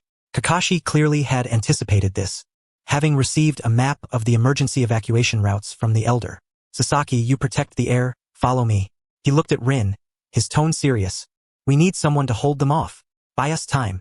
Rin took a deep breath, suppressing the fatigue of the open gate state, his gaze resolute. Understood. You go ahead. I will hold them off. Kakashi gave Rin a long, meaningful look, saying nothing more, but firmly patting his shoulder. Be careful. Just delay them. Do not engage in a hard fight. We will bring reinforcements back as soon as possible. With that, he and Sasaki quickly assisted the heir towards a concealed secret door at the back of the hall. The fact that Kakashi, who regarded the mission as extremely important following Shimo's death, spoke of rescue shows the deep bond between the two. Rin stood alone in the empty, blood-soaked center of the hall. He swiftly set up several homemade flying Thunder God shurikens at the door and critical positions like the beams, while swallowing a soldier's food pill to restore chakra. The Sharingan operated at full capacity, sensing the movements outside. Sure enough, in less than a minute, the sounds of heavy footsteps and chaotic voices came from outside. More enemies had been drawn in by the commotion. Charge in. The prince must be inside. Be wary of ambushes. Dozens of black-clad ninjas surged into the hall, and seeing the bodies of their fallen comrades scattered across the floor, along with Rin standing alone wielding his sword, they paused for a moment before revealing their savage expressions. Only one person. Kill him. Rin faced the incoming enemies, unafraid. The open gate state had not yet dissipated, chakra surging within him. He held his left hand in a fist, the Rasengan coalescing once more. His right hand gripped the dark short sword, the Konoha sword technique's initial stance already set. The 3 tomo of the Sharingan slowly spun, clearly perceiving every enemy's movement and chakra flow. Around him, the coordinates of several flying Thunder God shurikens flickered like stars in his perception. Come on. Rin growled, charging headlong into the tide of enemies. The battle erupted once more. Rin's figure weaved through the crowd, the glint of blades and the spiraling spheres of chakra illuminating his path. With the occasional activation of the flying Thunder God technique to disrupt his foes, he unleashed every tactic at his disposal with unparalleled finesse. Each dodge, each block, and each counterattack was executed with precision and efficiency. Blood splattered continuously as enemies fell one after another. Successfully killed an enemy Chunin. Reward. Experience points, skill fragments. Sharingan copied skill. Body flicker technique shadow. Rin resembled an unyielding fighting machine, staunchly guarding the entrance of the Grand Hall, preventing anyone from passing him to pursue Kakashi and the others. Although he bore several wounds, the insight of the Sharingan and the enhancement from the 8 gates allowed him to evade critical strikes. However, the enemies seemed to be endless. Moreover, Rin sensed several powerful chakra signatures rapidly approaching. True warriors were on their way. He had to hold on a little longer. Rin gritted his teeth, his gaze resolute. He knew that the most challenging moments were just beginning. Chapter 109. The death struggle at the hall entrance. Facing the tidal wave of incoming enemies, Rin's heart was as calm as still water. The three tomo of his Sharingan spun wildly, converting the entire hall space, every enemy's movement, and the flow of chakra into precise streams of data flooding his mind. He resembled a finely tuned combat computer, searching for the most lethal trajectories amidst the flashing blades. To his left, three individuals threw kunai, their trajectories predicted, while two ahead formed hand seals. Behind them, a ninja stealthily approached, utilizing Earth-style techniques. The information was processed in an instant. Rin's feet shifted as he activated the Hataki-style footwork, his form twisting like a specter, narrowly avoiding the barrage of kunai, while his left hand unleashed a spiraling sphere towards the ground without hesitation. Boom! Just as the Earth-style Earth spike erupted from the ground, it was prematurely detonated by the spiraling sphere's violent energy. Debris flew, not only blocking the Earth-style technique but also forcing back the two ninjas who had formed hand seals. Almost simultaneously with the launch of the spiraling sphere, Rin thrust his short sword backward with his right hand. Thud! A ninja attempting to ambush him from behind fell, clutching his throat, successfully killed an enemy Chunin. Reward? Skill? Stealth technique? D rank. 1. Rin did not linger, his figure swirling into the enemy ranks like a whirlwind. The blades flashed, each strike hitting its mark with deadly accuracy. The spiraling sphere gathered in his palm at times, while at others, it exploded beneath his feet, repeatedly tearing open gaps in the encircling formation.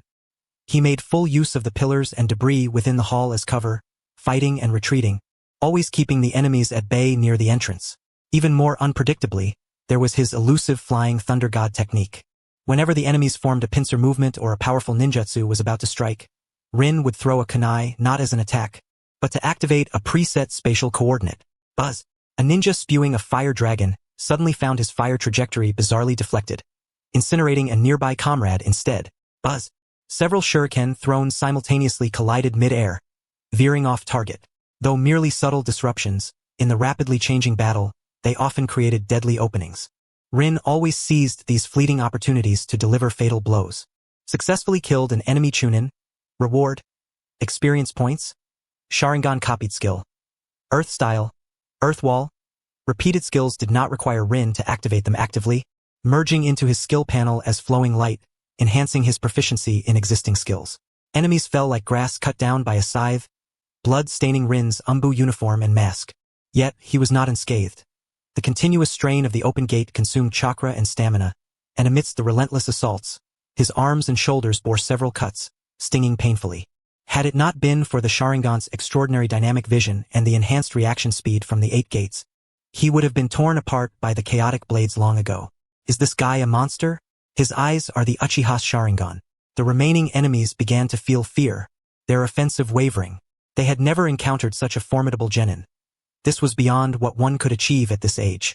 Indeed, Konoha produced monsters, the kind of foresight that seemed to predict the future, along with that eerie spatial disruption ability, sent chills down their spines.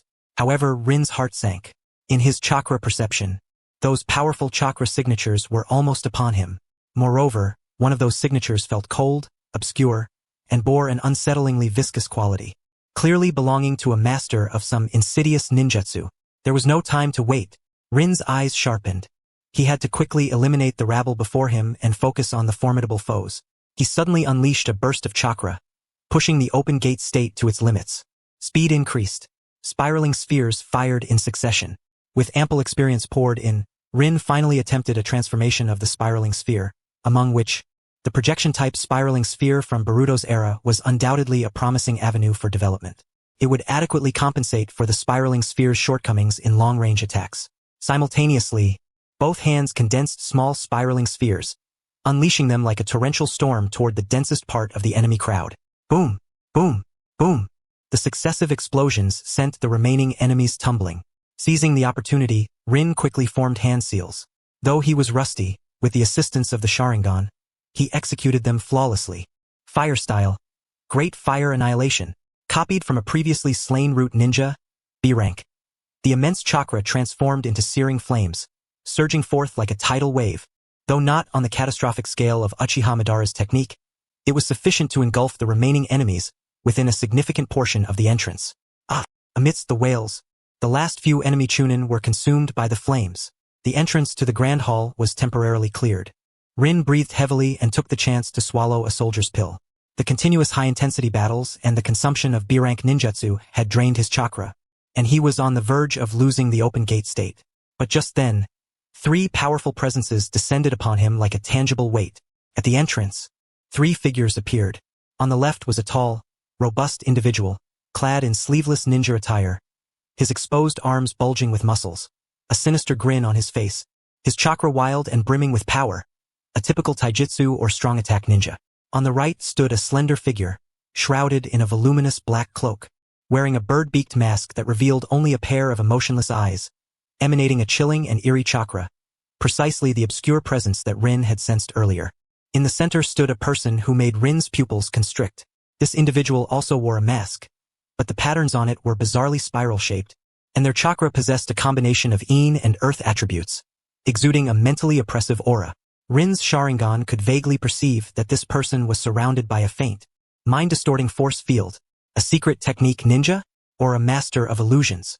Rin's heart raced with alarm. The Sharingan possessed a strong resistance to genjutsu, but if it were a particularly formidable illusion or a secret technique targeting the mind, he could still fall prey. Oh, a little brat has managed to take down so many of us? The burly man grinned, his voice grating like a broken gong, clearly amused by the Uchiha's little brat.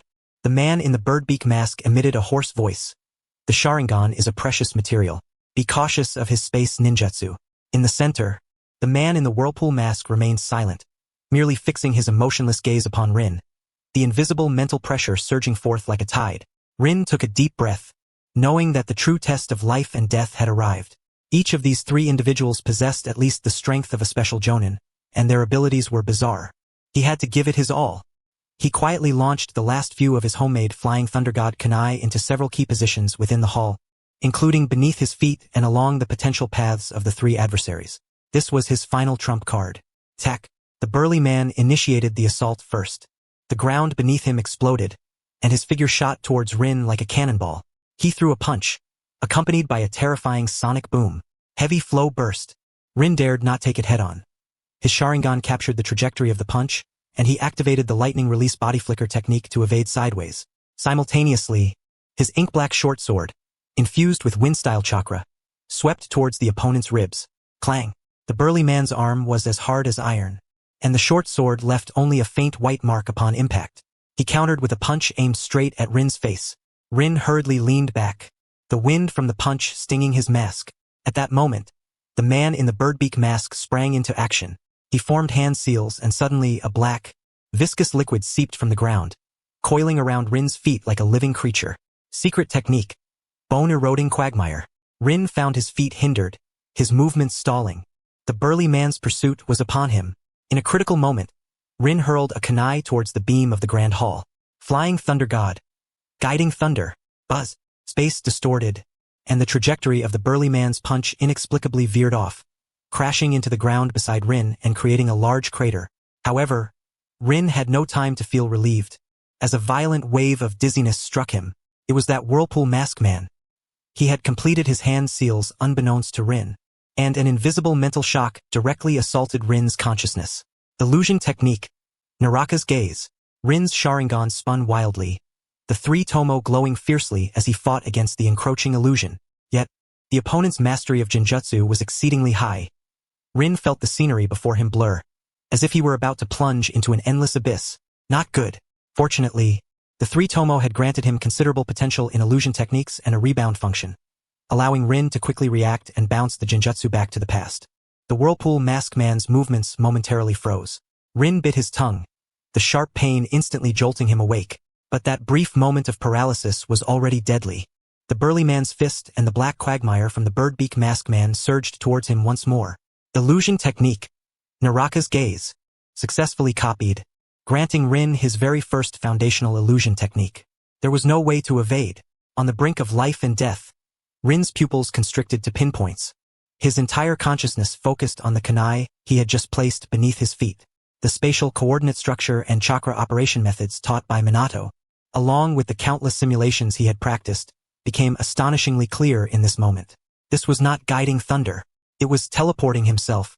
Flying Thunder God technique. Buzz. Rin's figure instantaneously vanished from his original spot. The next moment, he appeared beside a pillar on the opposite side of the Grand Hall, precisely where the kunai was located. The burly man and the birdbeak mask man's attacks missed, both momentarily stunned. Even in the whirlpool mask man's emotionless eyes, a slight ripple of surprise emerged for the first time. Flying Thunder God? The birdbeak mask man's hoarse voice was laced with disbelief. Rin panted heavily, feeling the nearly depleted chakra and the fatigue of his spirit. Yet his gaze burned with an intense light. Indeed, the Flying Thunder God technique was remarkably useful. The first kunai he had crafted for the purpose of teleporting was left for Obito as a beacon. However, now was not the time for back-and-forth teleportation. The chakra requirement for long-distance Flying Thunder God teleportation increased significantly, and given his current chakra, he could not afford to flash about recklessly. He needed to store more chakra energy spheres to enhance his chakra. The chakra of an elite jonin was evidently insufficient for his existing ninjutsu system. Flying Thunder God technique proficiency significantly increased. Status acquired. Spatial affinity. Temporary boost. However, the crisis was far from over. The three formidable foes had once again locked onto him. Moreover, due to his recent teleportation, he had distanced himself from the hall's entrance, giving the enemy a clear path to pursue Kakashi and the others. They had to be drawn back. Rin's eyes were resolute as he formed hand seals once more. This time, he summoned all his remaining chakra, even at the cost of overexertion. Open the second gate. Rest gate. Boom! A torrent of stronger chakra burst through his limits, sweeping away the fatigue from his body, and his strength surged once more. But with it came the excruciating pain of muscle tearing and rapid chakra consumption. He could not hold on for long. Come on. Rin growled lowly, charging towards the three enemies. He had to use this fleeting burst of power to keep them firmly anchored here. The battle had entered its most brutal phase. Chapter 110. Breaking through desperation and the second stage of Flying Thunder God. The instant the rest gate was opened, the raging chakra surged through every inch of Rin's meridians like a flood breaking through a dam. Muscle fibers screamed as they unleashed greater power, but the accompanying tearing pain and rapid chakra consumption followed closely behind.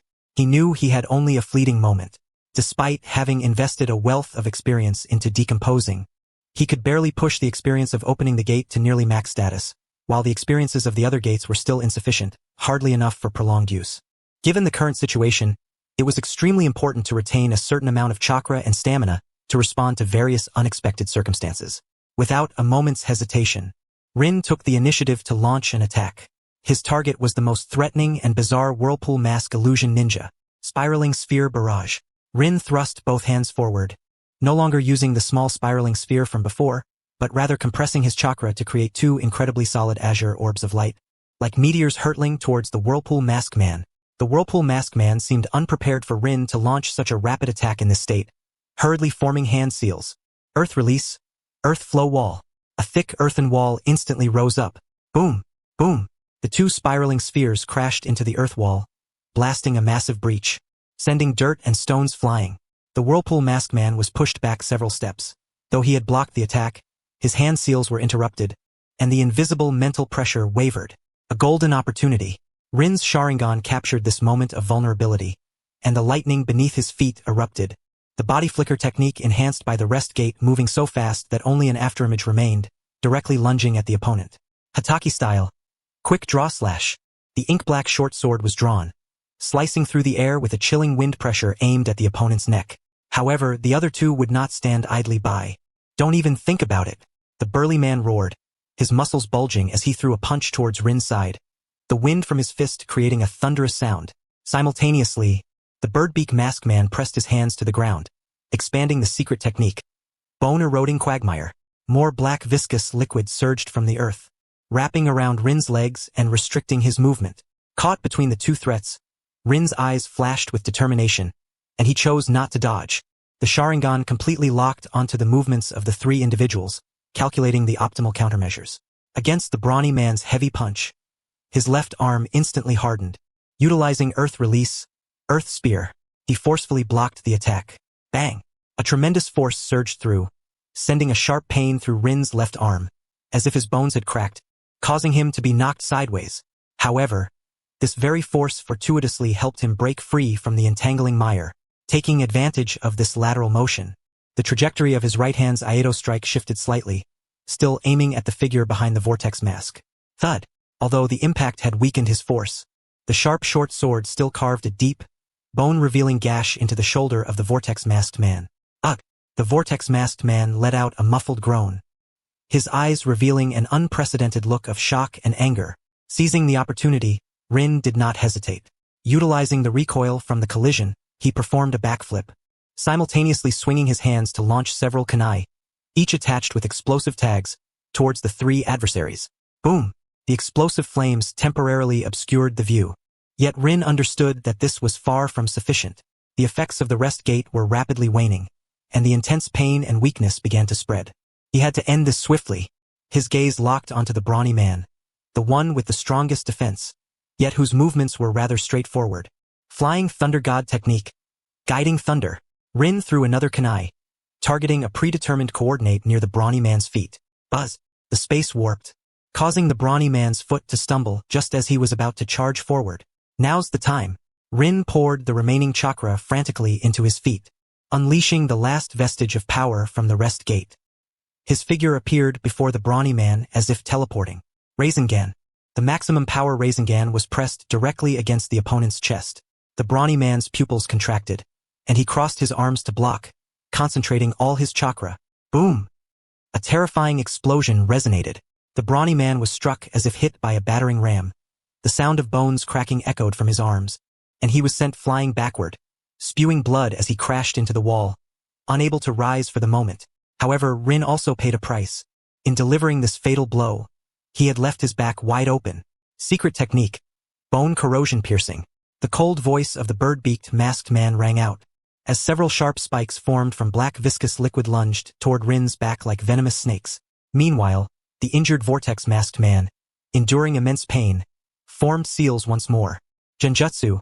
Fox's heart technique. A stronger mental disturbance surged forth. Rin's movements were hindered, but alas, it lasted only a brief moment. In the presence of the Sharingan, such low-level genjutsu proved to be ineffective. With no way to evade, the Sharingan saw the shadow of death looming over him. At this critical juncture, a vivid memory of the previous successful teleportation surged in Rin's mind.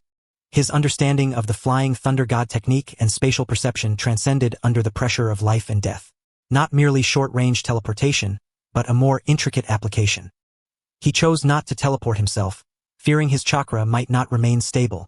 Instead, he locked onto the incoming bone spikes and a kunai fragment, inscribed with the technique, that had been blown nearby by the explosion. Flying Thunder God technique. Second phase. Exchange. Buzz. A stronger spatial fluctuation rippled outward. The deadly bone spikes, just as they were about to pierce Rin's body, vanished into thin air. The next moment, they appeared right before the bird-beaked masked man, surpassing the accumulation of experience. Rin had encountered many bloodlines with innate low-level time-space ninjutsu talents through his kills, allowing his own time-space aptitude to evolve to a certain degree. In the face of danger, the talent from his bloodline finally awakened. BFF. BFF. BFF. The bird-beaked masked man had never anticipated that his own attack would rebound in such a manner. Caught off guard, he was pierced by several bone spikes. He let out a piercing scream, his black robe stained red, staggering backward. Meanwhile, Rin withstood the impact of the vortex-masked man's genjutsu. The Sharingan flared with crimson light. Though he felt dizzy, he did not lose consciousness. An opportunity. Enduring the severe injuries and mental shock, Rin turned and lunged at the gravely wounded bird-beaked masked man. The short sword thrust directly toward his throat. No! The bird-beaked masked man looked at Rin in terror, attempting to struggle, but the injuries were too severe. Thud! The short sword plunged in, sealing his fate. Successfully eliminated the enemy's secret technique special Jonin. Reward. Complete skill. Secret technique. Bone corrosion mire. Grade B. Requires specific physique or resistance. Small chance triggered. Obtain part of the killed individual's physical traits, poison resistance. Slight enhancement against toxins and corrosive substances. Both were valuable assets. In the ninja world, various methods abound, especially the despicable poison techniques of wind release. Poison resistance would undoubtedly maintain his combat effectiveness against that group of individuals. Instantly dispatching a formidable foe, Rin gasped for breath. The state of the rest gate completely lifted. A wave of intense weakness and agony crashed over him like a tide. Yet he felt it was necessary to decisively end the state of the rest gate. Otherwise, should he overexpend chakra and stamina, it would not only jeopardize the ensuing battle, but also leave him vulnerable right here. But he could not afford to stop, for the Vortex-masked man and the Brawny man had yet to perish. The Vortex-masked man, blood gushing from his shoulder, looked upon the grim fate of his companion and Rin's demon-like demeanor, finally revealing fear in his eyes. He glanced at the Brawny man, who was struggling to rise, gritted his teeth, and unexpectedly turned to flee. Thinking of escaping, Rin's gaze turned cold. He summoned the last vestige of chakra, hurling the ink-short sword with all his might. The sword, imbued with wind-released chakra, shot toward the fleeing man's back like lightning. Simultaneously, he barely formed seals with both hands, targeting the Brawny man with the fire release. Great fireball technique. A massive fireball roared forth, not seeking to kill, merely to obstruct. Thud! The short sword accurately struck the escaping Vortex-masked man, causing his body to stiffen and collapse to the ground. Successfully eliminated the enemy's Genjutsu Special Jonin. Reward: Complete Skill, Genjutsu. Netherfall Technique, Grade B. Sharingan Copied Skill, Genjutsu, Fox's Heart Technique, Grade C. The Brawny man, blocked by the Great Fireball, could only roar in anger as he fought against the flames, missing the chance to pursue or rescue. Rin could no longer hold on, kneeling on one knee, using his uninjured right hand to support himself on the ground, coughing up blood. Having opened 2 of the 8 gates, chakra depletion and multiple injuries, especially to his left arm and internal organs, left him gravely wounded. His vision began to blur, and a buzzing filled his ears. Yet he understood. He could not fall yet. The Brawny man was still alive. Indeed, the Brawny man fought through the flames. Though his arms were injured, he still bellowed as he charged forward. "Little brat, I will tear you apart." Rin gazed at the approaching giant, a glimmer of despair flashing in his eyes. He genuinely had no strength left.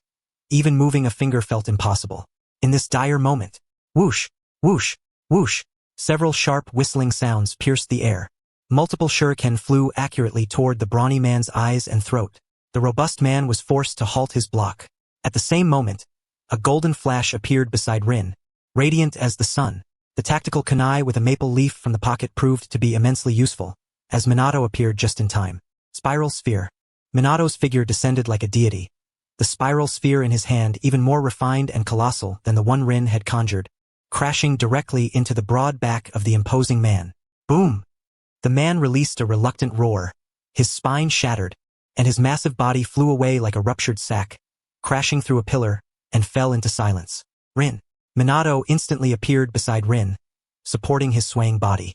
Upon seeing his body marred with wounds and his pale complexion, a mixture of shock and concern filled his eyes. Hold on. Seeing Minato, Rin felt a wave of relief wash over him, but the overwhelming fatigue and pain engulfed him completely. Darkness enveloped his vision, and he lost consciousness. In the fleeting moment before losing awareness, he seemed to hear the notification sound of the game panel. Successfully comprehended and executed the Flying Thunder Goddess, Guiding Thunder Second Stage, Spatial Exchange. In a desperate situation, proficiency in the Flying Thunder God technique has significantly increased. Successfully eliminated 3 special jonin, gaining substantial experience and rewards. Task armor has been partially completed. When Rin regained a semblance of consciousness, he felt himself moving at high speed, the wind howling past his ears. He struggled to open his heavy eyelids, and through a blur, he saw Minato carrying him, leaping quickly across the rooftops. Kakashi and Sasaki were guarding them on either side, with Sasaki also carrying the still-shaken prince. Captain Minato, Rin weakly spoke. "Don't speak, conserve your strength." Minato's voice was steady and reassuring. "We have received the distress signal, defeated the guards at the Purple Palace, and rescued the Lord Daimyo. Elder Tokugawa has also successfully mobilized the guards, and they are currently eliminating the rebels. The mission has essentially succeeded. What you need now is healing." A heavy weight lifted from Rin's heart, and he fell back into a deep slumber. He knew he had survived and he had grown stronger. Chapter 111, Blade of the Gale. When Rin awoke again, he found himself lying on a soft and comfortable bed, a faint aroma of herbs lingering at the tip of his nose. Sunlight streamed through the exquisite window lattice, warming the room with tranquility. He attempted to move his body, but a sharp ache and stinging sensation surged through his limbs, particularly in his left arm, which was tightly bound with thick bandages, rendering it immobile. You're awake? A gentle voice broke the silence. Rin turned to see Sasaki sitting by the bed, preparing some kind of ointment. Don't move around, you're severely injured. Your left arm has a fracture, your internal organs have been shaken, and your chakra is severely depleted. Fortunately, Lord Minato brought you back just in time. I performed emergency treatment using medical ninjutsu and applied the best healing ointment from the Tokugawa estate. However, full recovery will still take time. Rin opened his mouth, his throat dry and hoarse. The mission, the prince. Rest assured, the mission has been successfully completed. A smile emerged on Sasaki's face. You were unconscious for a day and a night.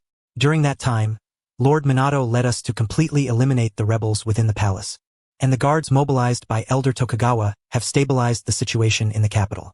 Lord Ono Kenzo committed suicide after his defeat, and most of his followers have been captured. The former Lord Daimyo was startled but is safe and sound. He has officially issued a decree, handing over his position to the prince. Today marks the coronation of the new daimyo. Rin let out a sigh of relief, his tensed nerves finally relaxing. They succeeded. They truly did it. What about Lord Minato and Kakashi? Rin inquired. Lord Minato, as the representative of Konoha, is attending the coronation ceremony. Kakashi is stationed outside, keeping watch. As Sasaki spoke, he applied the prepared ointment to several bruises on Rin's body, the cool sensation alleviating some of the pain. You, my boy, are incredibly lucky. Lord Minato said that when he arrived, you had almost single-handedly taken down 3 special Jonin-level foes and had initially grasped the advanced application of the Flying Thunder God. Simply unbelievable. Rin forced a wry smile, refraining from further words. The peril of that battle still haunted him upon reflection.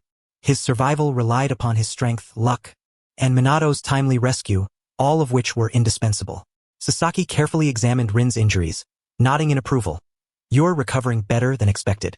Your physical condition is far beyond that of an average person, combined with the Sharingan and that unique regenerative ability.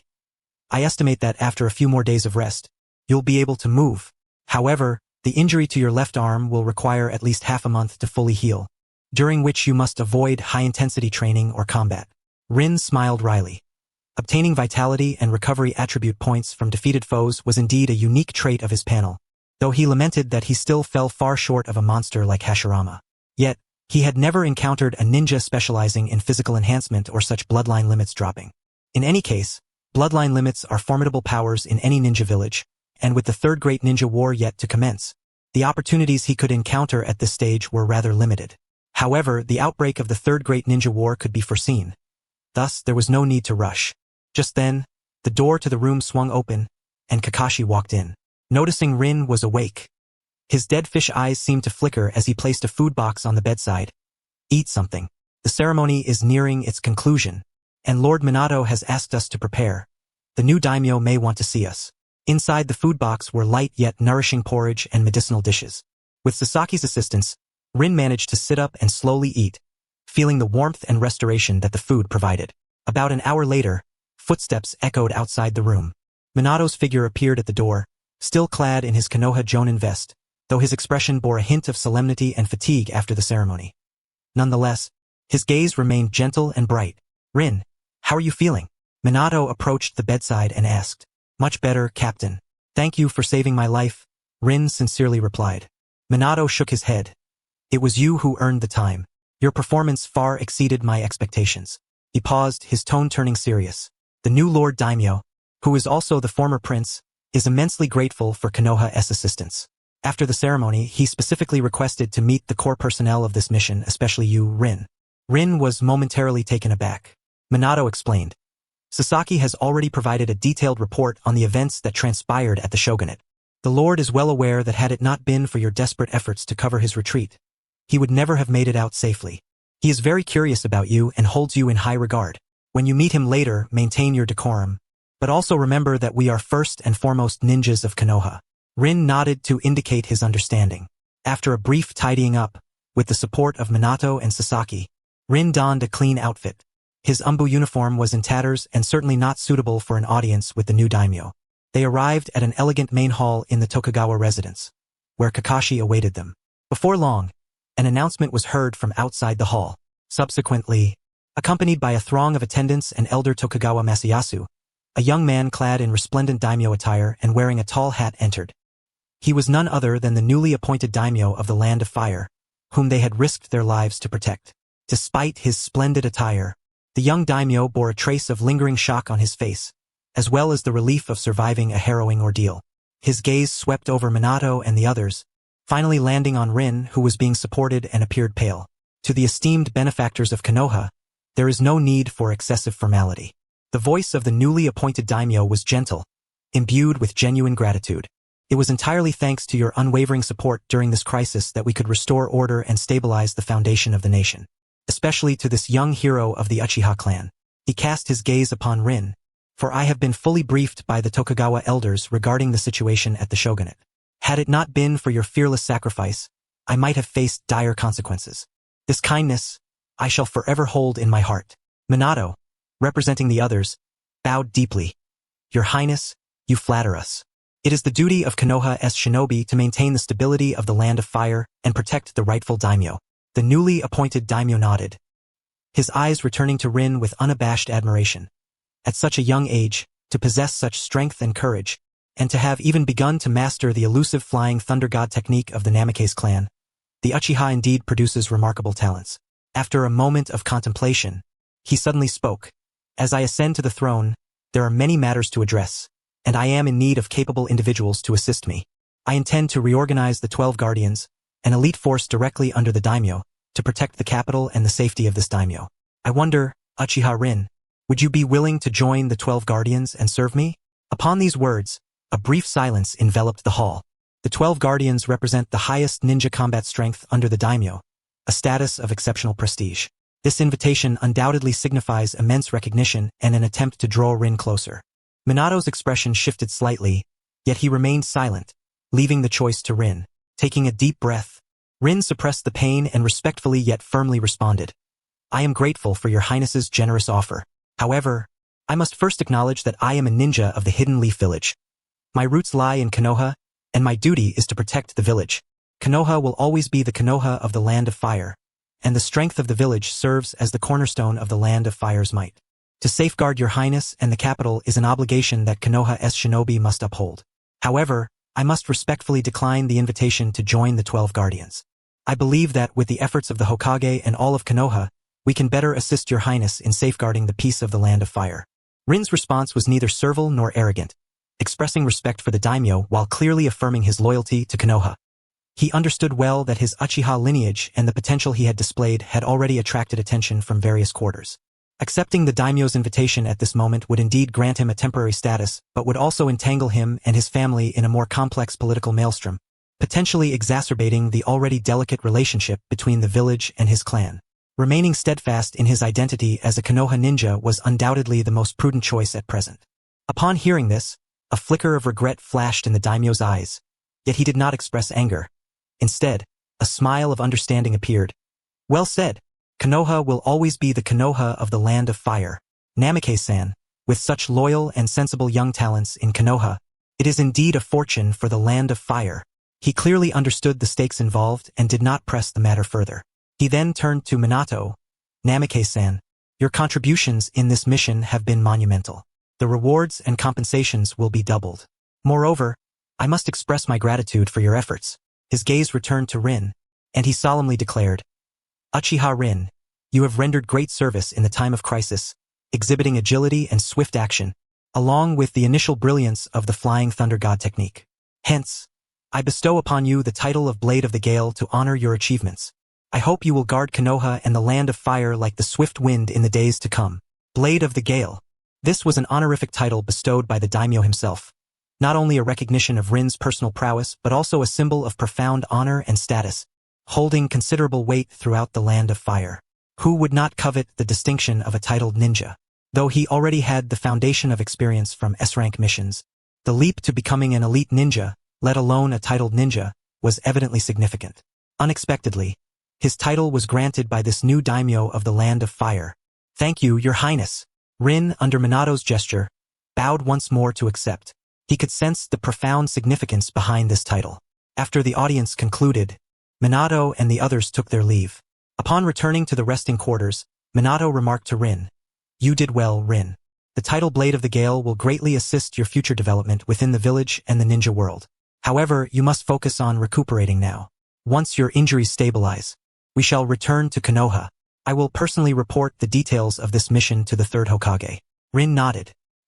He knew that, upon returning to Konoha, he would face the formal settlement of the mission, along with a series of new changes and challenges brought about by this undertaking. At this moment, however, he was more concerned with swiftly recovering his strength and how to truly transform the gains from this life-and-death trial into his own power. Chapter 112. Homecoming. Honorific title. After resting for 3 more days at the Tokugawa residence, with Sasaki's superb medical ninjutsu and Rin's own remarkable regenerative abilities, his injuries had stabilized.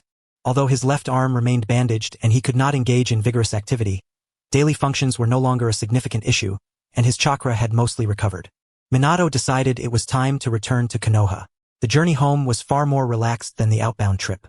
The influence of Anoki had been completely uprooted, and the order in the capital of the Land of Fire was swiftly restored under the supervision of the new daimyo and the Tokugawa elders. As for Danzo's involvement, it seemed as though nothing had transpired.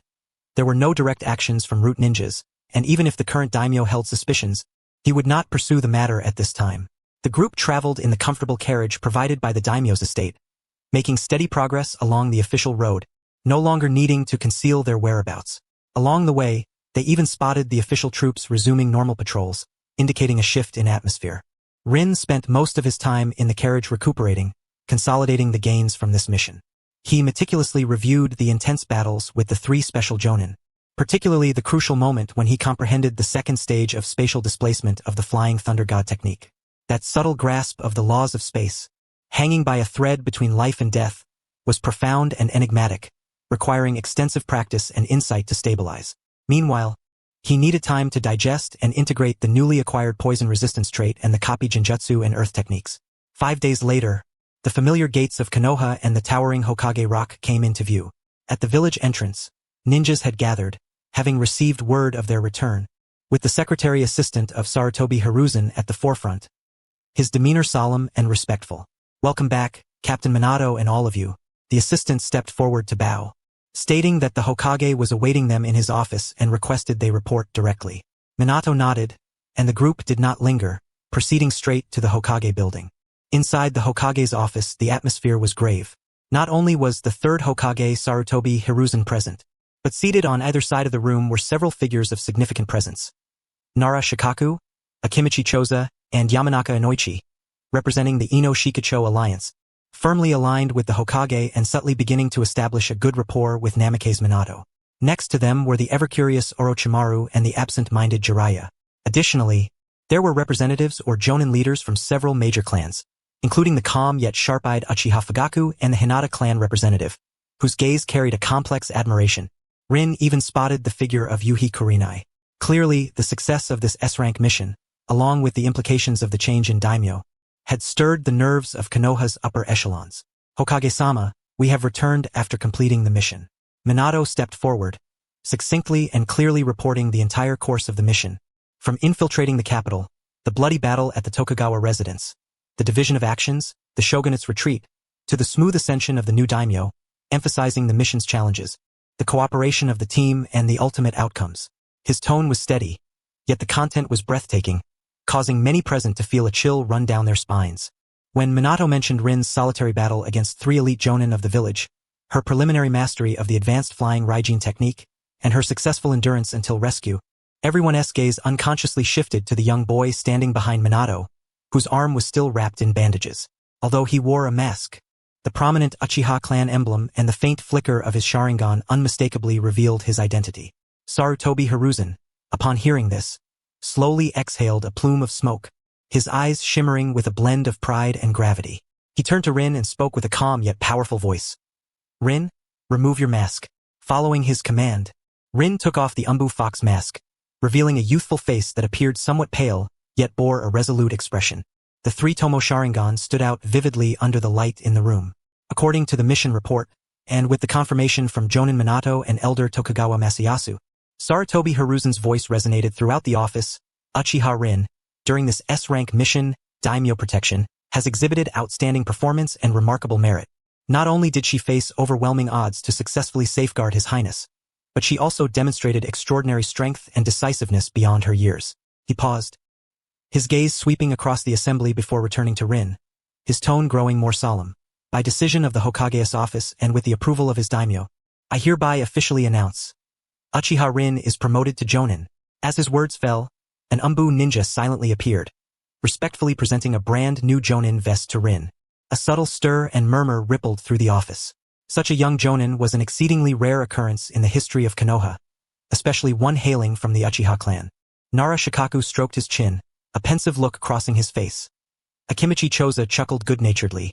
Yamanaka Inoichi gave a slight nod, while Uchiha Fugaku maintained an outward calm, though a barely perceptible turbulence flickered in his eyes. Sarutobi Hiruzen continued, moreover, in recognition of Uchiha Rin's valor in rescuing the daimyo. His Excellency has conferred upon her the title Blade of the Gale. This is a great honor, and I hope you will remember your duties as a ninja and live up to this name. Blade of the Gale, a title bestowed directly by the daimyo. The last Konoha ninja to receive such an honor was none other than Lady Tsunade, one of the legendary three. This meant that Rin's name would carry significant weight not only in Konoha but throughout the entire Land of Fire. Yuhi Kurenai observed the boy who had suddenly become the center of attention with a myriad of emotions swirling in her heart. She recalled the sparkling eyes of her daughter, Hanabi, whenever she mentioned this Uchiha prodigy. Initially, she had harbored concerns regarding familial rifts, but at this moment, she thought to herself, perhaps Hanabi truly did not misjudge this boy. Yet this path was destined to be fraught with challenges. She resolved to refrain from interfering too much in the affairs of the young. Thank you, Hokage-sama. Thank you, Daimyo-sama. I will do my utmost to protect Konoha and the Land of Fire. Rin suppressed the turmoil within, respectfully accepting the Jonin vest, her voice steady. She could sense the complex gazes around her. Those of scrutiny, astonishment, approval, and even a hint of jealousy. She understood that, from this moment onward, she was no longer the talented Chunin who needed to remain hidden beneath Minato's wings. She had truly stepped into the realm of power and responsibility within Konoha. As Rin successfully transitioned from Chunin to Jonin, Sarutobi Hiruzen announced once more that Hatake Kakashi had also been promoted to Special Jonin of Konoha. While he was not entirely classified as a Jonin yet, he had nonetheless shed his identity as a Chunin. As for Minato, he sat among the clan leaders as the newly favored one in the circle of power. Although his team comprised only Kakashi and Rin, he was indeed the head of an Anbu unit, managing numerous Anbu members, though they typically operated independently on missions. Finally, Sarutobi Hiruzen calmly read the last decision. Uchiha Rin, congratulations on your successful promotion to Jonin. However, power also entails responsibility. From this day forth, while you will still belong to Minato's Anbu unit, you must also assume your own responsibilities and conduct missions as an independent unit. Do you have any objections? Rin felt no surprise. From the moment she stepped into this meeting room and met the gaze of her teacher, Orochimaru, she had already prepared for this moment, nodding in agreement. After the simple ceremony concluded, everyone began to leave the Hokage office in succession. Minato was retained by Sarutobi Hiruzen for further discussions regarding mission details and subsequent implications. Kakashi had quietly slipped away at some point. Rin, holding the brand new Jonin vest, walked down the somewhat empty corridor, her emotions in turmoil. At that moment, a figure brushed past her. It was Uchiha Fugaku. His footsteps did not falter, nor did he cast a sidelong glance. Yet a low and clear voice reached Rin's ears like a whisper. Rin, when you have time, come back to the clan grounds. Your sister Makoto and the child would like to meet you, their hero uncle. As the words faded, Fugaku had already walked past, as if nothing had occurred. Rin's steps momentarily faltered, her heart understanding the implication. The pretext of meeting the child was a guise. The real intention was to facilitate a conversation between the clan leader and the newly promoted Jonin, especially one who had received a title from the daimyo. Fugaku had chosen this moment and such a subtle approach for his invitation, maintaining the dignity of a clan leader while also conveying a sense of insistence that could not be easily dismissed. Rin continued on her path, maintaining her composure, giving a slight nod so subtle it was nearly imperceptible, yet she knew Fugaku would sense it. What was meant to come would inevitably arrive. Gaining power and honor also meant facing the accompanying responsibilities and whirlwinds. She was now entrenched in the undercurrents within the Uchiha clan and the delicate balance between the village and the family. Exiting the Hokage building, the afternoon sun felt somewhat blinding. She carefully stowed away the Jonin vest, resisting the urge to put it on just yet. The time was not right. She needed to return home first, to properly digest all of this, and then face the solemn clan leader and the newborn who was destined to bear the fate of the Uchiha clan. Uchiha Itachi. Chapter 113. the clan leader's inquiry. Rin returned to her home in the Uchiha clan grounds, and as expected, Obito was not there. He had likely gone to the training field. The interior was simply furnished but clean and tidy, one of the few merits of Obito. Rin carefully hung the new Jonin vest in the wardrobe, her fingers brushing against the deep green fabric, her heart a swirl of emotions. Jonin, a rank that represented power and responsibility in the eyes of countless ninjas. She had finally stepped into it at the age of 9. However, this vest brought with it far more than mere honor. She did not linger, quickly changing into a set of clean civilian clothes before heading towards the residence of the clan leader, Uchiha Fugaku. Fugaku's home was situated in the central area of the clan grounds, a traditional and imposing Japanese-style residence, contrasting with the relatively remote little house of Rin and Obito, nestled at the heart of the Uchiha clan. This was the honor bestowed by the leader of the ninja clan. Arriving at the front door, Rin gently knocked on the doorbell. Before long, the door swung open, revealing Uchiha Mikoto's gentle smile. She appeared somewhat weary, yet her complexion was good, cradling a baby wrapped in swaddling clothes. "A Rin has come," Mikoto exclaimed upon seeing Rin, her eyes lighting up with warmth as she stepped aside to invite her in. Come in, come in. I heard you completed your mission and even got injured? How are you feeling now?" She scrutinized Rin's left arm, still bound in bandages, with concern. "Sister Mikoto, I'm fine, just a minor injury, and I'm getting better quickly." Rin revealed a relaxed smile. He always held a sense of warmth and gratitude towards Mikoto. During the days when he and Obito were left orphaned after their parents' untimely demise, this gentle and kind matriarch had provided them with considerable support and care in secret. That's good, Mikoto sighed in relief, then proudly lifted the baby in her arms slightly. "Look, this is Itachi, he is just a little over a month old. Come, Itachi, say hello to your Uncle Rin. He is indeed a great hero of our Uchiha clan." The infant in the swaddling blanket opened his large, round eyes and curiously regarded Rin. His gaze was unusually clear and bright. He neither cried nor fussed, simply observing quietly as if he were contemplating something. "This is Uchiha Itachi, the prodigy destined to bear the fate of the entire clan." Rin felt a complex ripple in his heart as he extended a finger to gently touch the baby's soft cheek, revealing a sincere smile. "What a lovely child, Sister Mikoto. He will undoubtedly grow to be an extraordinary ninja." Upon hearing the praise, Mikoto's smile grew even more radiant. "Thank you for your kind words. This child is indeed very well behaved, rarely cries.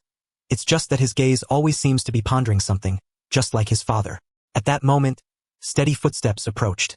Uchiha Fugaku emerged from the inner room, still donned in his dark clan leader's attire, his expression serious. However, upon seeing Rin and Mikoto with her child, his gaze softened slightly. "Rin, you've come," Fugaku's voice was steady. "Clan leader Fugaku." Rin inclined his body slightly in a gesture of respect. Noticing this, Mikoto cleverly interjected. It seems Itachi is due for a feeding. You two talk. I will take him back to the room." She cradled the child and nodded at Rin before turning to leave the living room. The living room was left with only Rin and Fugaku. Fugaku did not speak immediately. Instead, he walked to the center of the tatami mat in the living room, sitting cross-legged, signaling Rin to sit as well. Rin complied and took a seat opposite Fugaku, maintaining a respectful yet composed posture. Fugaku remained silent for a moment, his deep black eyes fixed on Rin. Suddenly, the pupils in his eyes shifted, transforming into 3 slowly rotating tomo of the Sharingan. At the same time, an invisible force enveloped the entire living room. Rin immediately sensed the surrounding environment becoming blurred and unreal, as if he were immersed in an independent realm of consciousness. This was a genjutsu space. Fugaku had directly constructed a temporary genjutsu barrier using the Sharingan to ensure their conversation remained absolutely confidential. Indeed, as the clan leader of the Uchiha, and the future wielder of the Mangekyo Sharingan, Rin silently marveled, gaining a more intuitive understanding of Fugaku's strength. He did not resist the genjutsu but calmly accepted it, while his own Sharingan quietly activated, maintaining a clear awareness. Within the genjutsu space, everything appeared as it did in reality but was imbued with an enhanced tranquility, isolating them from all external disturbances. Finally, Fugaku spoke, his voice sounding exceptionally clear and deep within the genjutsu space. "Rin, here it is just the two of us. There are some matters we can discuss candidly." "Yes, clan leader," Rin replied calmly. Fugaku's gaze was sharp as a blade as he posed the first and most crucial question. "You are now a jonin and have received the title of Blade of the Gale bestowed by the daimyo. Your status and reputation in the village have undoubtedly changed. Therefore, in your view, what is the current relationship between the Uchiha clan and Konohagakure? And what should it be in the future?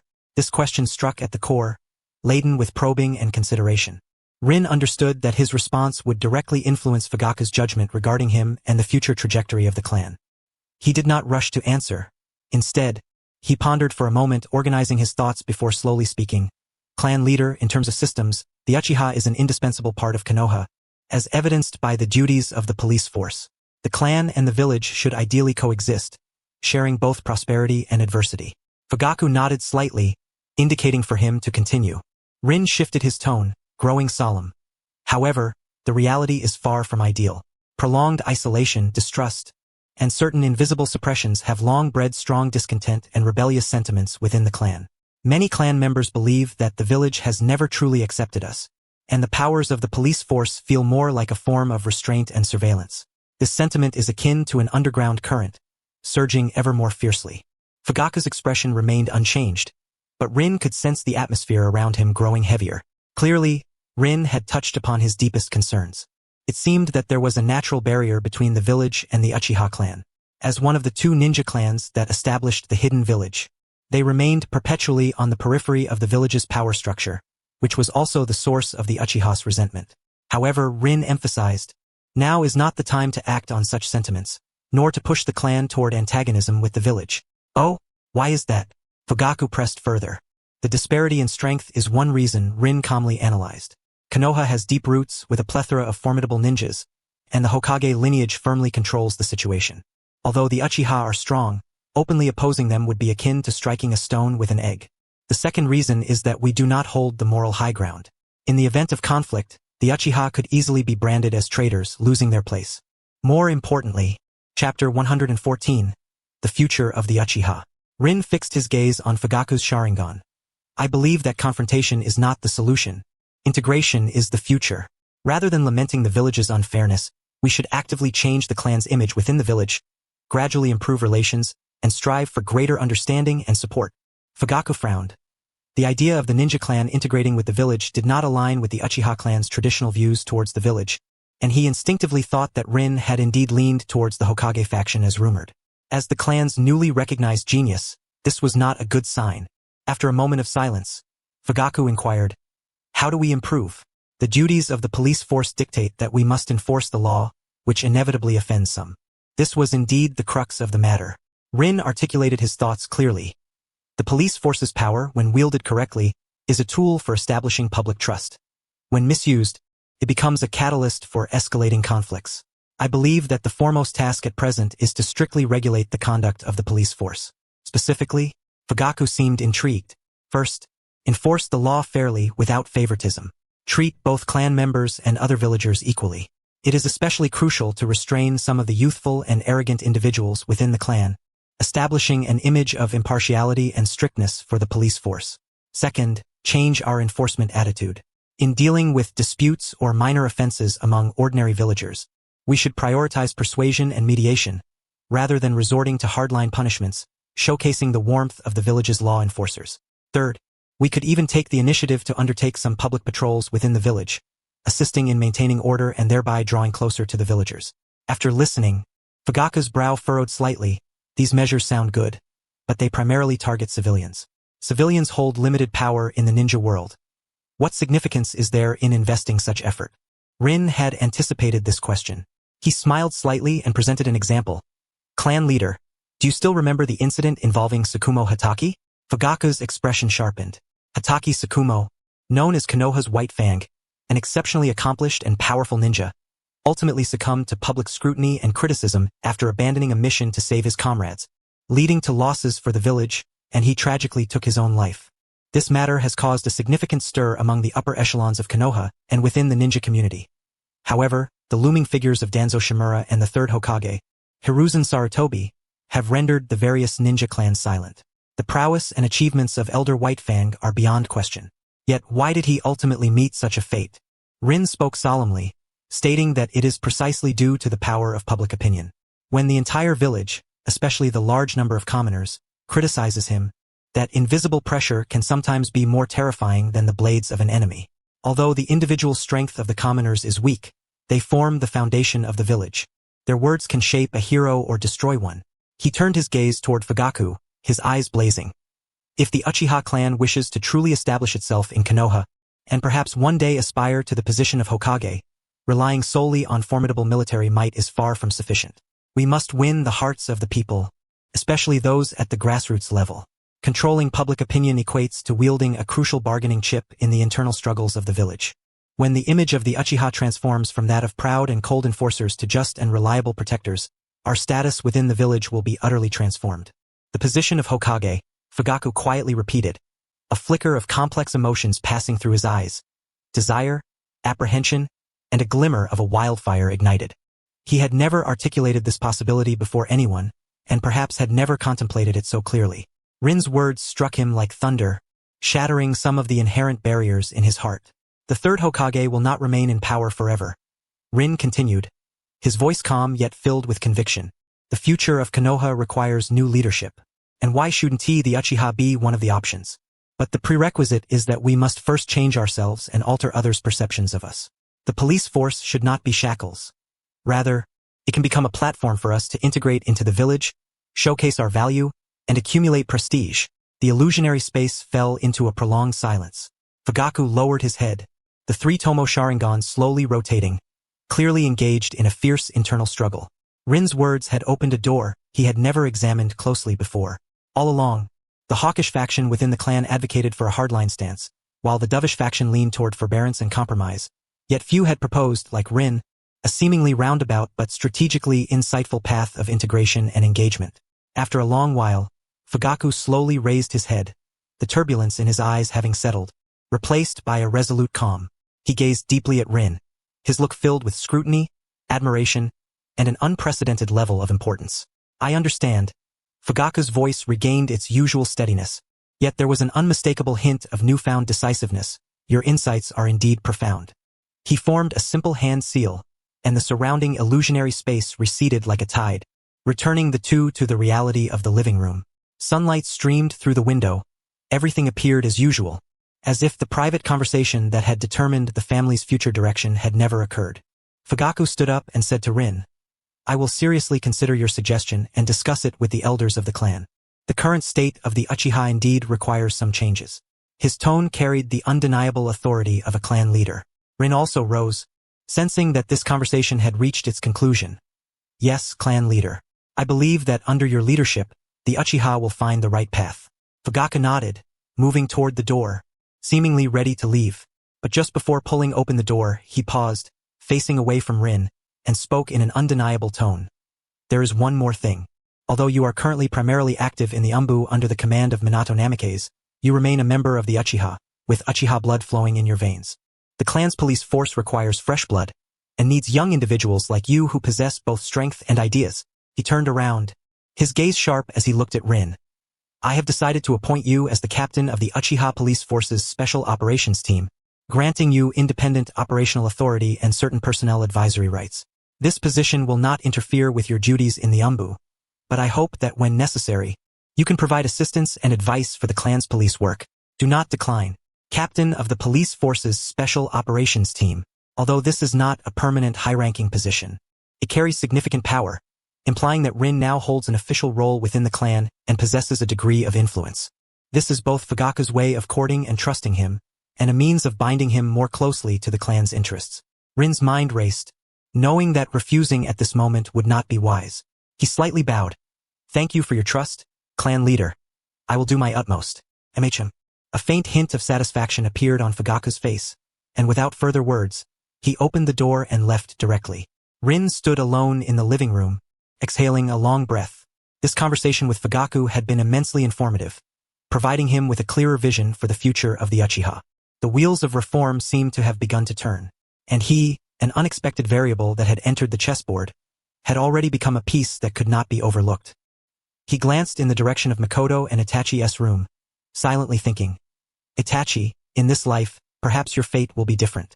Without lingering further, Rin turned and left Fugaku's home. The sunlight bathed the streets of the Uchiha compound. Everything appeared tranquil.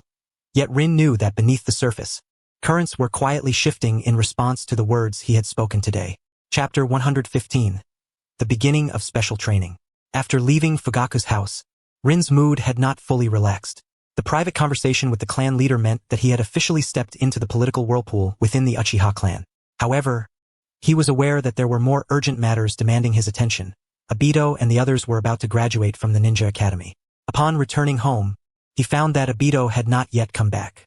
Rin tidied up briefly and then headed to the secret base by the Nagakawa River. Indeed, he soon spotted several familiar figures diligently training in the distance.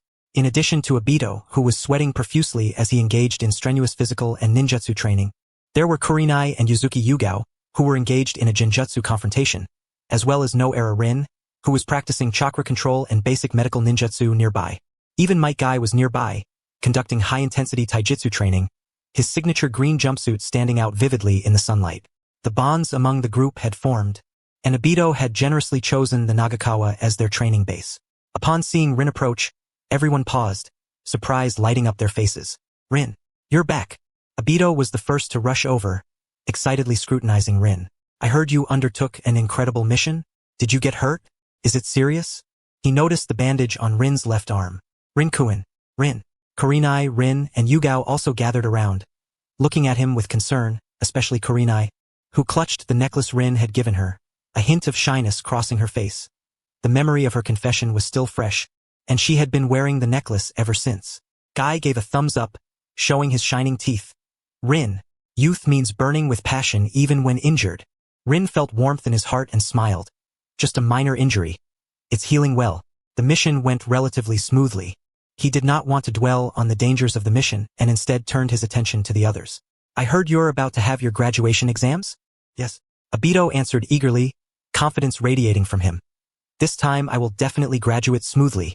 Kurenai, Rin, Yugao, and Guy will be fine too.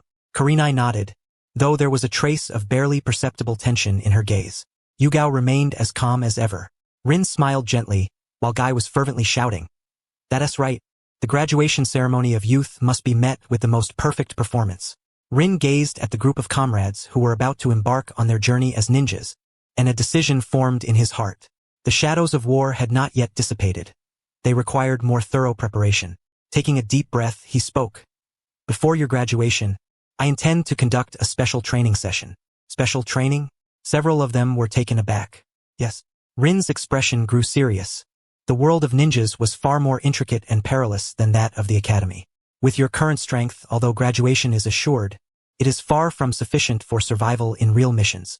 I need to accurately assess each of your abilities and weaknesses before devising a targeted training plan. His gaze swept over the five. Thus, the first step of the special training is a practical test. You five attack me together. What? The five of us against you alone? Obito's eyes widened. Rin, while you are formidable, we are no pushovers.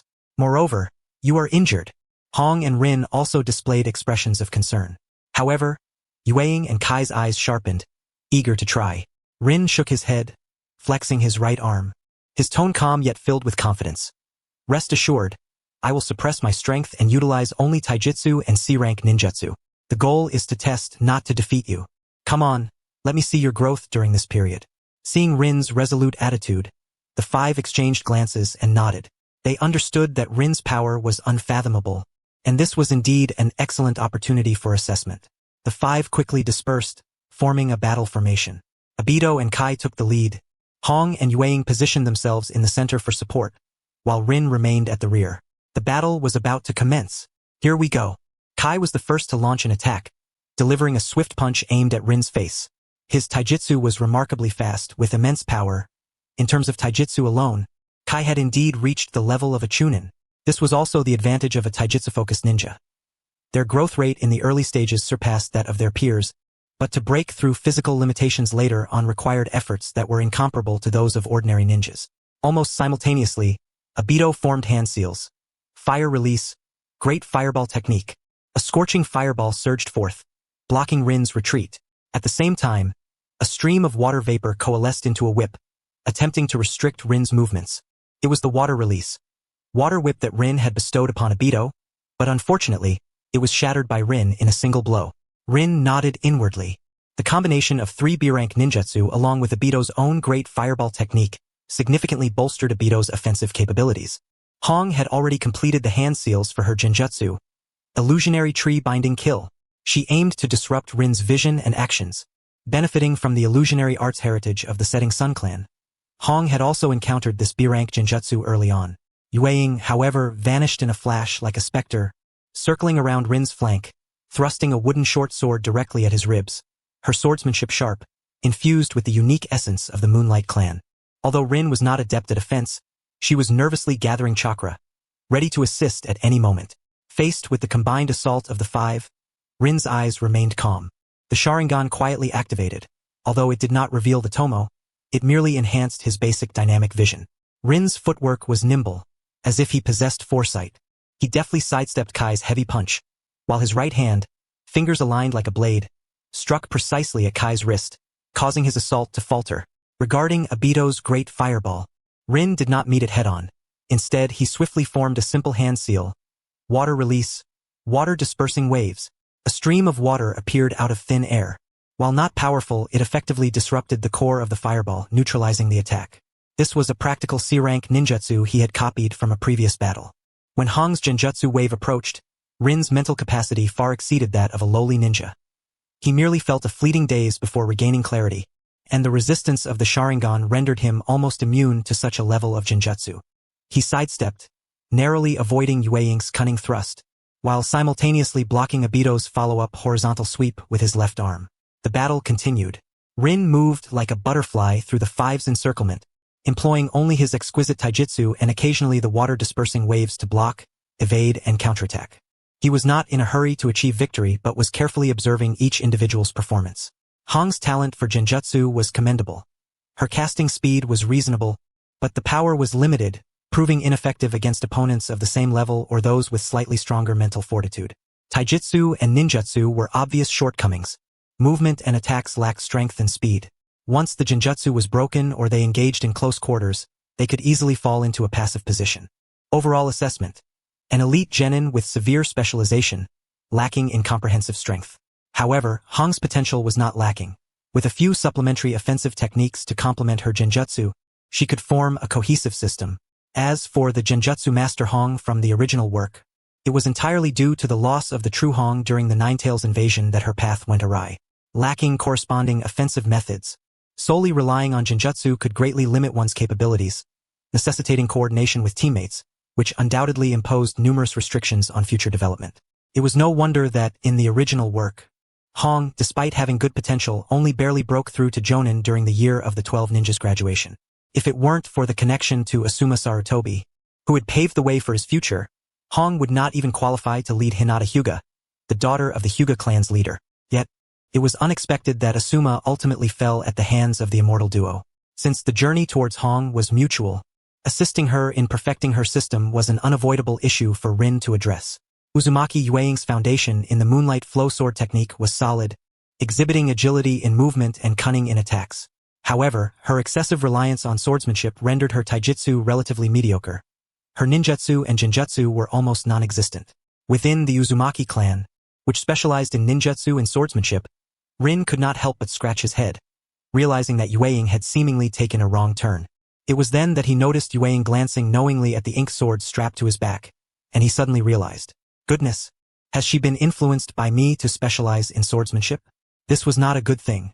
While a ninja should have a specialized direction, a diversified offensive arsenal was also indispensable.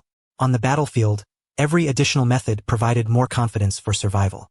In Yue's case, once distance was created or her swordsmanship was countered, her combat effectiveness would drastically diminish.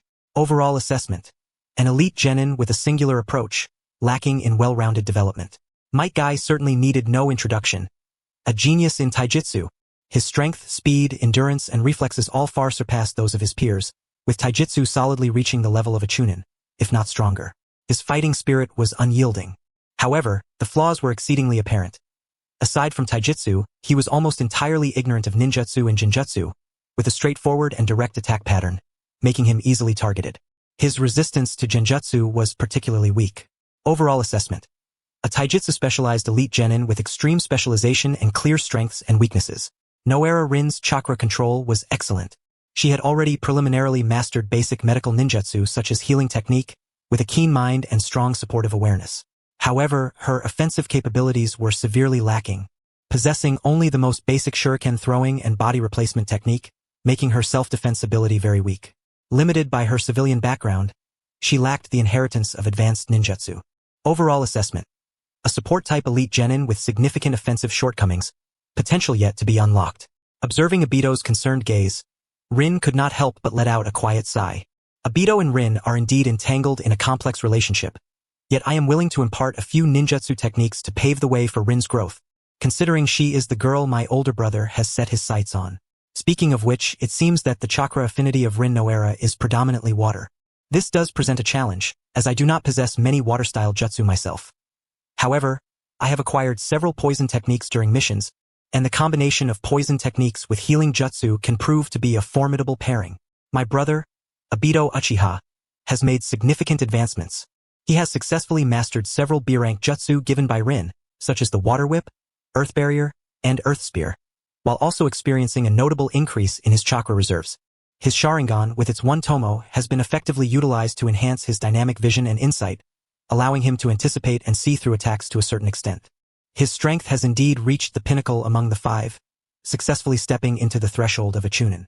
However, there are evident issues. His tactical thinking is simplistic, relying too heavily on the Sharingan and powerful ninjutsu for brute force, lacking in variability and flexibility. His combat experience is insufficient, leading him to act impulsively, with a need for improvement in timing and rhythm control.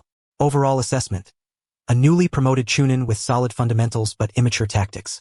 The battle lasted approximately 10 minutes, with Rin effortlessly navigating through the fray, while the five were already panting heavily, their chakra reserves significantly depleted. Sensing that the test had reached its conclusion, Rin focused his gaze and suddenly increased his speed.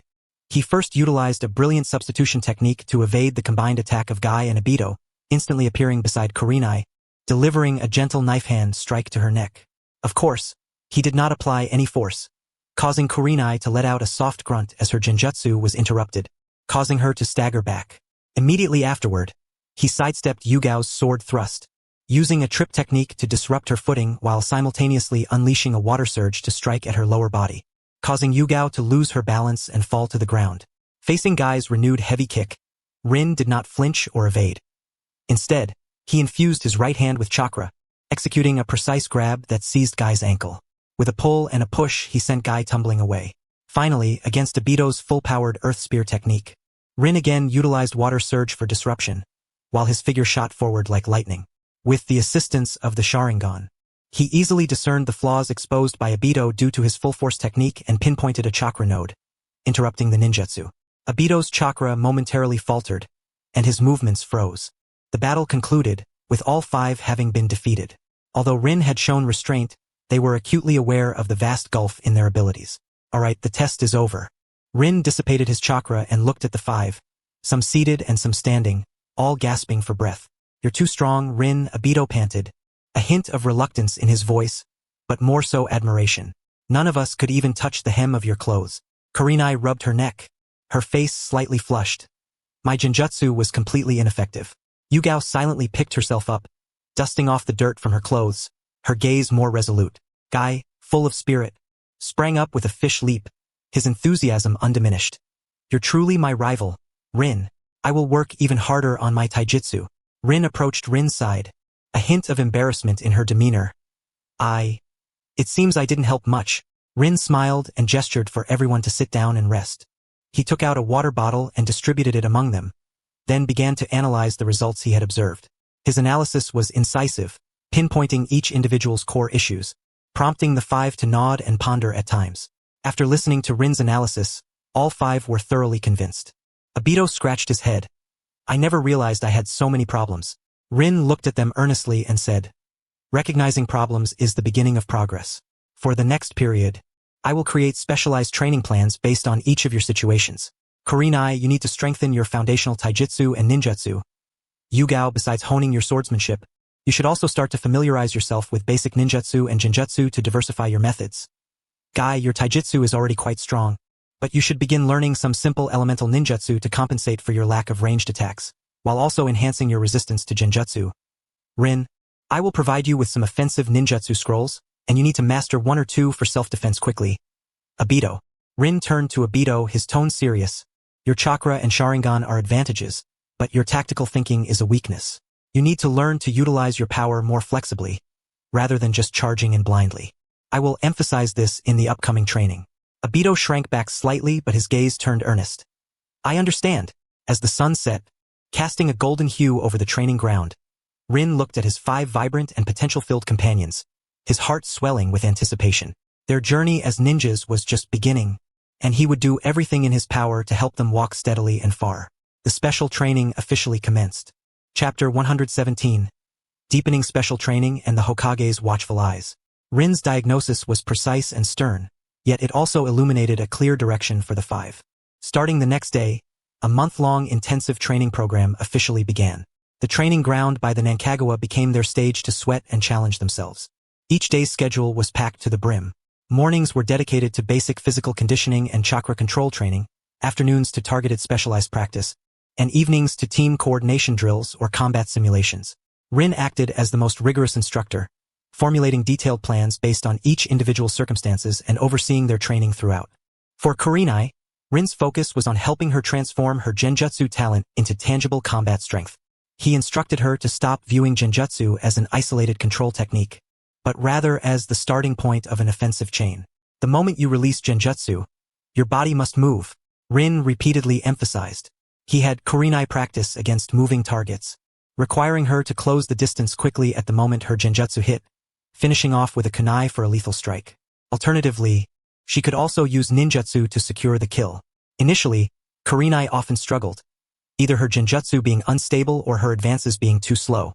However, under Rin's keen observations and guidance through the Sharingan, she gradually grasped the rhythm, and the release of genjutsu began to flow smoothly into her taijutsu and ninjutsu advances. After observing her progress, Rin also gained insight into Kurenai's ninjutsu learning pace. The genjutsu Narakubunshin, as Kurenai's family technique, could yield unique results when combined with the shadow clone technique and some ninjutsu. Concurrently, Rin began teaching her the B-rank fire jutsu, dragon fire technique. This was no easy task, as Kurenai's chakra affinity leaned more towards in-release, genjutsu, making her fire affinity relatively average. Rin patiently explained the key points of chakra nature transformation, even utilizing the Sharingan to assist her in sensing and simulating the form of flames. Kurenai found it quite challenging, yet her perseverance shone through, often practicing her breath technique by the river while others rested, failing time and again but rising to try once more. When the first small flame finally erupted from her mouth, she was so excited that she jumped up to hug Rin, but quickly blushed and retreated, playing with her hair, while the others instinctively averted their eyes, as if they had all tacitly acknowledged a certain relationship between Kurenai and Rin. Though there remained a long way to go before she could proficiently execute the dragon fire technique, this was undoubtedly a significant breakthrough. Yugao's training was rather awkward. Rin compelled her to set aside her familiar wooden sword and instead practice throwing shuriken, basic evasion techniques, and stealth skills. In a training ground filled with obstacles, Yuka must attack targets from various angles and distances using only shuriken and kunai, without resorting to swordsmanship. At the same time, she must utilize the terrain to conceal herself and evade Rin, who occasionally launches surprise attacks, which are essentially stones thrown by Rin for her evasion training. This poses a significant challenge for Yuka, who is accustomed to direct sword duels. While her throwing accuracy is decent, her mobility and awareness of concealment are lacking, often leaving her vulnerable to Rin's easy hits. A ninja is not a samurai. Rin sternly points out, your sword is your trump card, but you cannot solely rely on it. You must learn to create opportunities for your trump card to shine through other means. He presents Yuka with scrolls detailing C-rank Earth Release, Subterranean Voyage Technique, and D-rank Genjutsu, Haze Clone Technique. These low-level ninjutsu scrolls are now easily accessible to Rin. The Subterranean Voyage allows her to launch attacks from unexpected angles, while the clones created by the Haze Clone Technique can effectively confuse her opponents. Initially, Yuka is resistant to these unconventional methods, but during a practical confrontation, she successfully sneaks behind Rin using Subterranean Voyage and, with the distraction from Haze Clone Technique, nearly strikes Rin with a wooden sword. It is then that she truly recognizes the value of these auxiliary techniques. She begins to focus, striving to integrate the agility of Moonlight Flow with these new skills.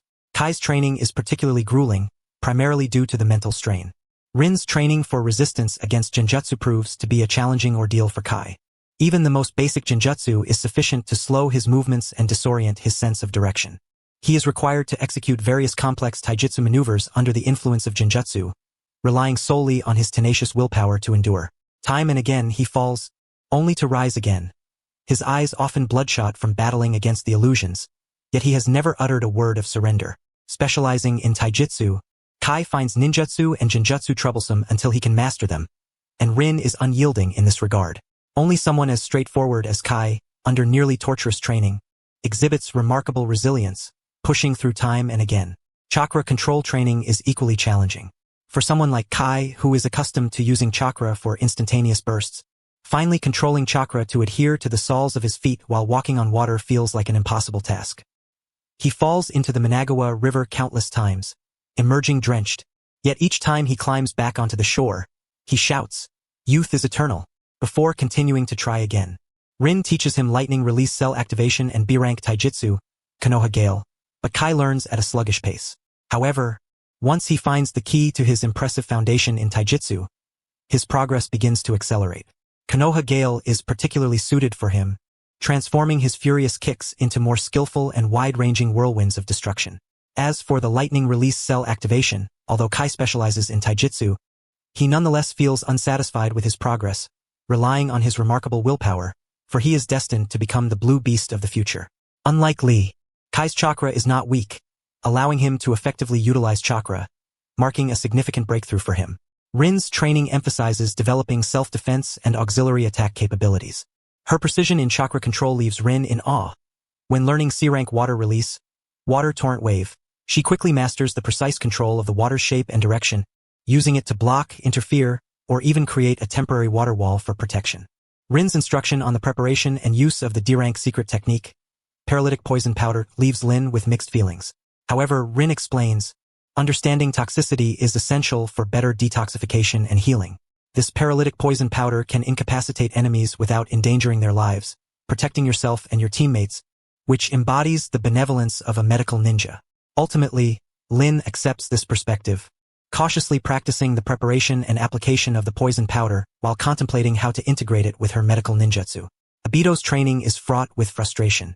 Rin forbids him from using his Sharingan and any jutsu ranked B or higher, allowing him only to use basic taijutsu, body flicker technique, and C-rank ninjutsu to face her. Deprived of his greatest asset, Obito becomes full of openings before Rin. Her attacks, though not fierce, consistently strike at the weaknesses of his tactical choices. Why do you always charge straight ahead? Use the body flicker technique to change positions. That clone is a decoy. Use your insight to discern the real from the false. You rely too heavily on your Sharingan, Obito. Your fire release, great fireball technique takes too long to prepare. In a real battle, you're a sitting duck. Try simplifying your hand seals or coordinating a feint with your clone. Rin's reprimands strike like whips against Obito's nerves.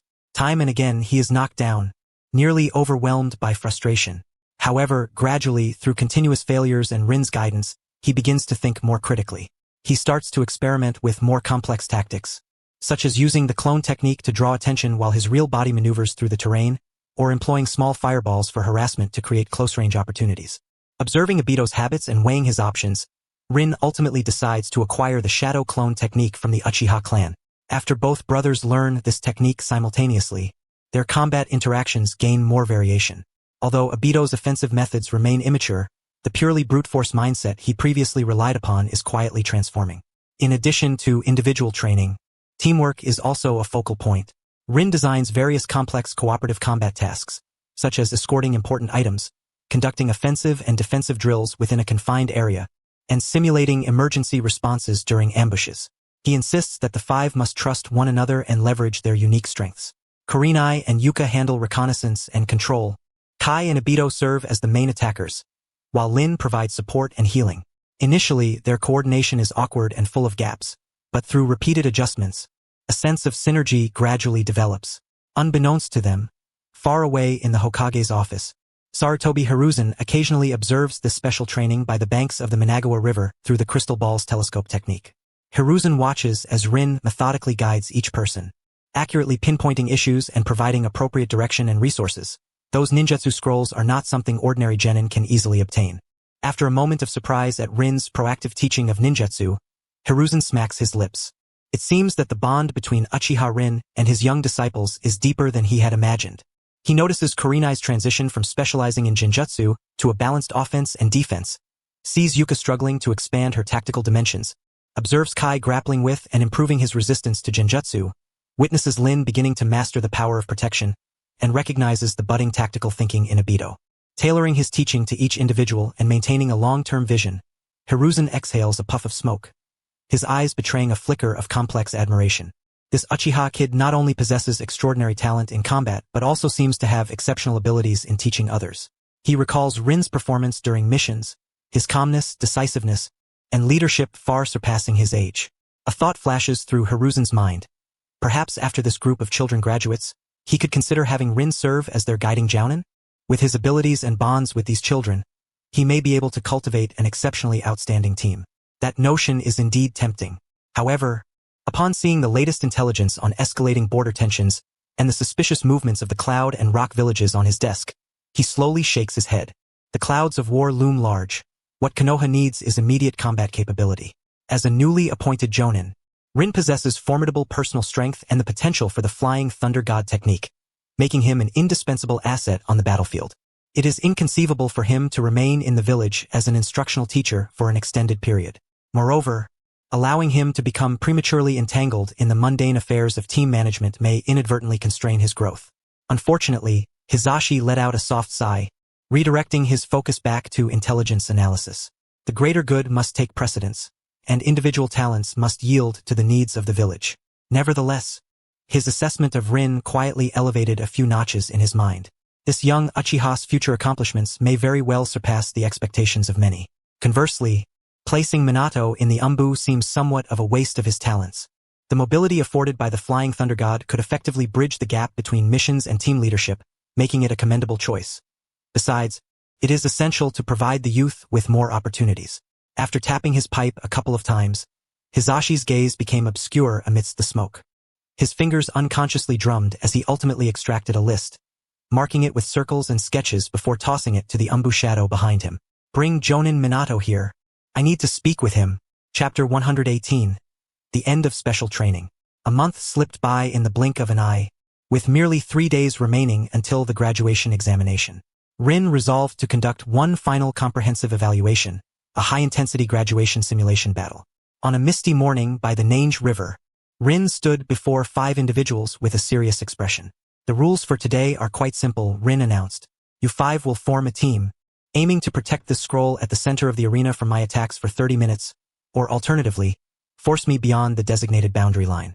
I will employ all conventional means, including the Sharingan, but I will not hold back. This will serve as the ultimate test of your special training and your final lesson before graduation. Upon hearing his words, the 5 exchanged glances, their expressions grave, yet their eyes burned with determination.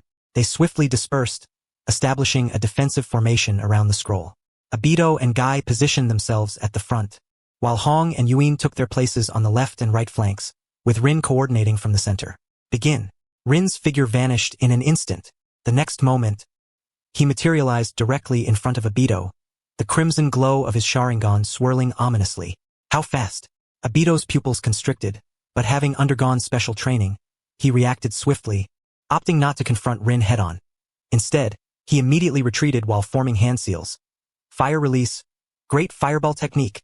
A massive fireball roared forth not to attack, but to obstruct Rin's line of sight and momentum. Almost simultaneously, Hong and Yuin launched their offensive from the left and right flanks. Illusionary tree binding kill. Hong's genjutsu surged toward Rin, aware that its effectiveness was limited, yet sufficient to cause a momentary distraction. Earth release. Underground navigation. Yuin's figure sank into the ground, her presence vanishing. Preparing for a surprise attack from below, Guy let out a furious shout, his muscles taut, as he opened the first gate of the 8 gates, his speed and strength surging, launching a leaf gale from the side toward Rin.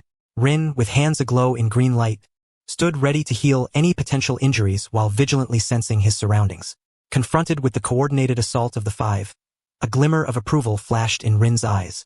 With a flicker of lightning beneath his feet, he narrowly evaded the combined onslaught of the great fireball and leaf gale, his Sharingan effortlessly piercing through Hong's genjutsu and detecting Yuin's chakra flow underground. Good teamwork, but it's still not enough. Rin formed hand seals.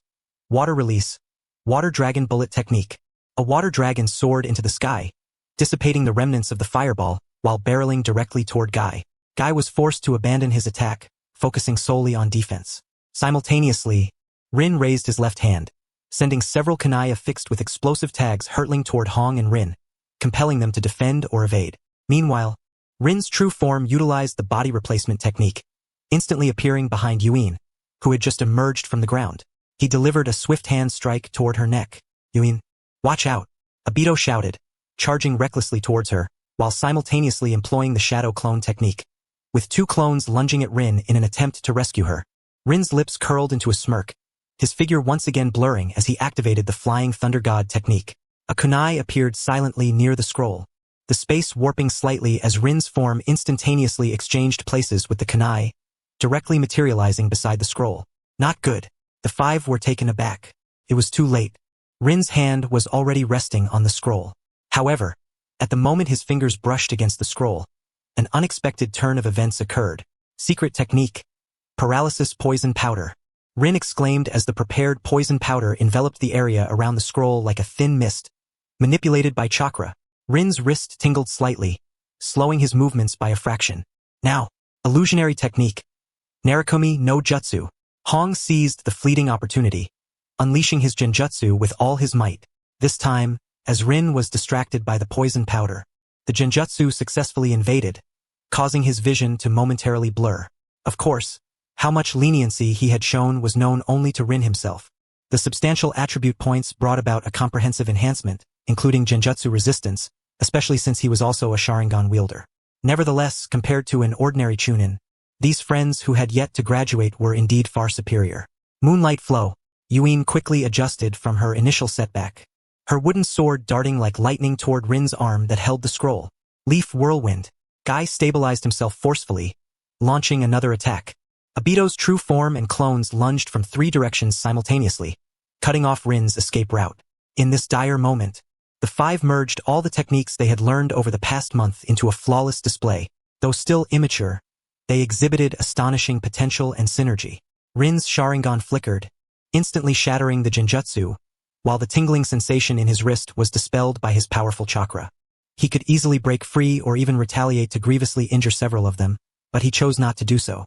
Observing the five pouring their hearts into the battle, a hint of satisfaction flickered in his eyes. He voluntarily released the scroll, drifting backward while effortlessly evading all attacks, landing safely outside the boundary line. "Time's up," Rin stated calmly, mission accomplished. The five stood frozen in place, panting heavily as they gazed at the scroll resting in the center of the arena, then looked at Rin standing beyond the boundary, momentarily unable to comprehend. "Did we succeed?" Obito murmured. "We did." Guy was the first to react, exuberantly shouting, "Long live youth!" Hong, Yuin, and Rin exchanged smiles, their faces weary yet brimming with excitement. They had done it. Under Rin's onslaught, they successfully defended the scroll. Rin approached them, his face breaking into a rare, gentle smile. "Congratulations. Over the past month, your progress has far exceeded my expectations. At this point, you are all qualified to become competent genin, even surpassing many seasoned genin. In terms of individual strength, with the exception of Rin, everyone has reached the level of Chunin." He looked at the five youthful and vibrant faces before him, his heart swelling with a sense of accomplishment. Their journey as ninjas would officially commence from here. The Hokage's decision. Meanwhile, within the Hokage's office, Minato Namikaze stood respectfully before Sarutobi Hizashi's desk. Hizashi pushed a document toward him. "Minato, take a look at this." Minato picked up the document, swiftly scanning it, his face reflecting surprise. "Is this the allocation plan for guiding Jonin? You want me to lead a team?" The document clearly states that it is recommended for Minato Namikaze to serve as the guiding Jonin for the new graduating class, responsible for leading a three-member team. The proposed members of the team are Obito Uchiha, Rin Noara, and Kakashi Hatake. Although Kakashi has already attained the rank of Special Jonin as a fellow graduate, he can be specially assigned to this new team for training and guidance. Rijan took a puff of smoke and slowly said, "While the missions of the Anbu are important, nurturing the new generation is the very foundation of the village. Your Flying Thunder God technique possesses exceptional mobility, allowing you to balance both missions and guiding duties."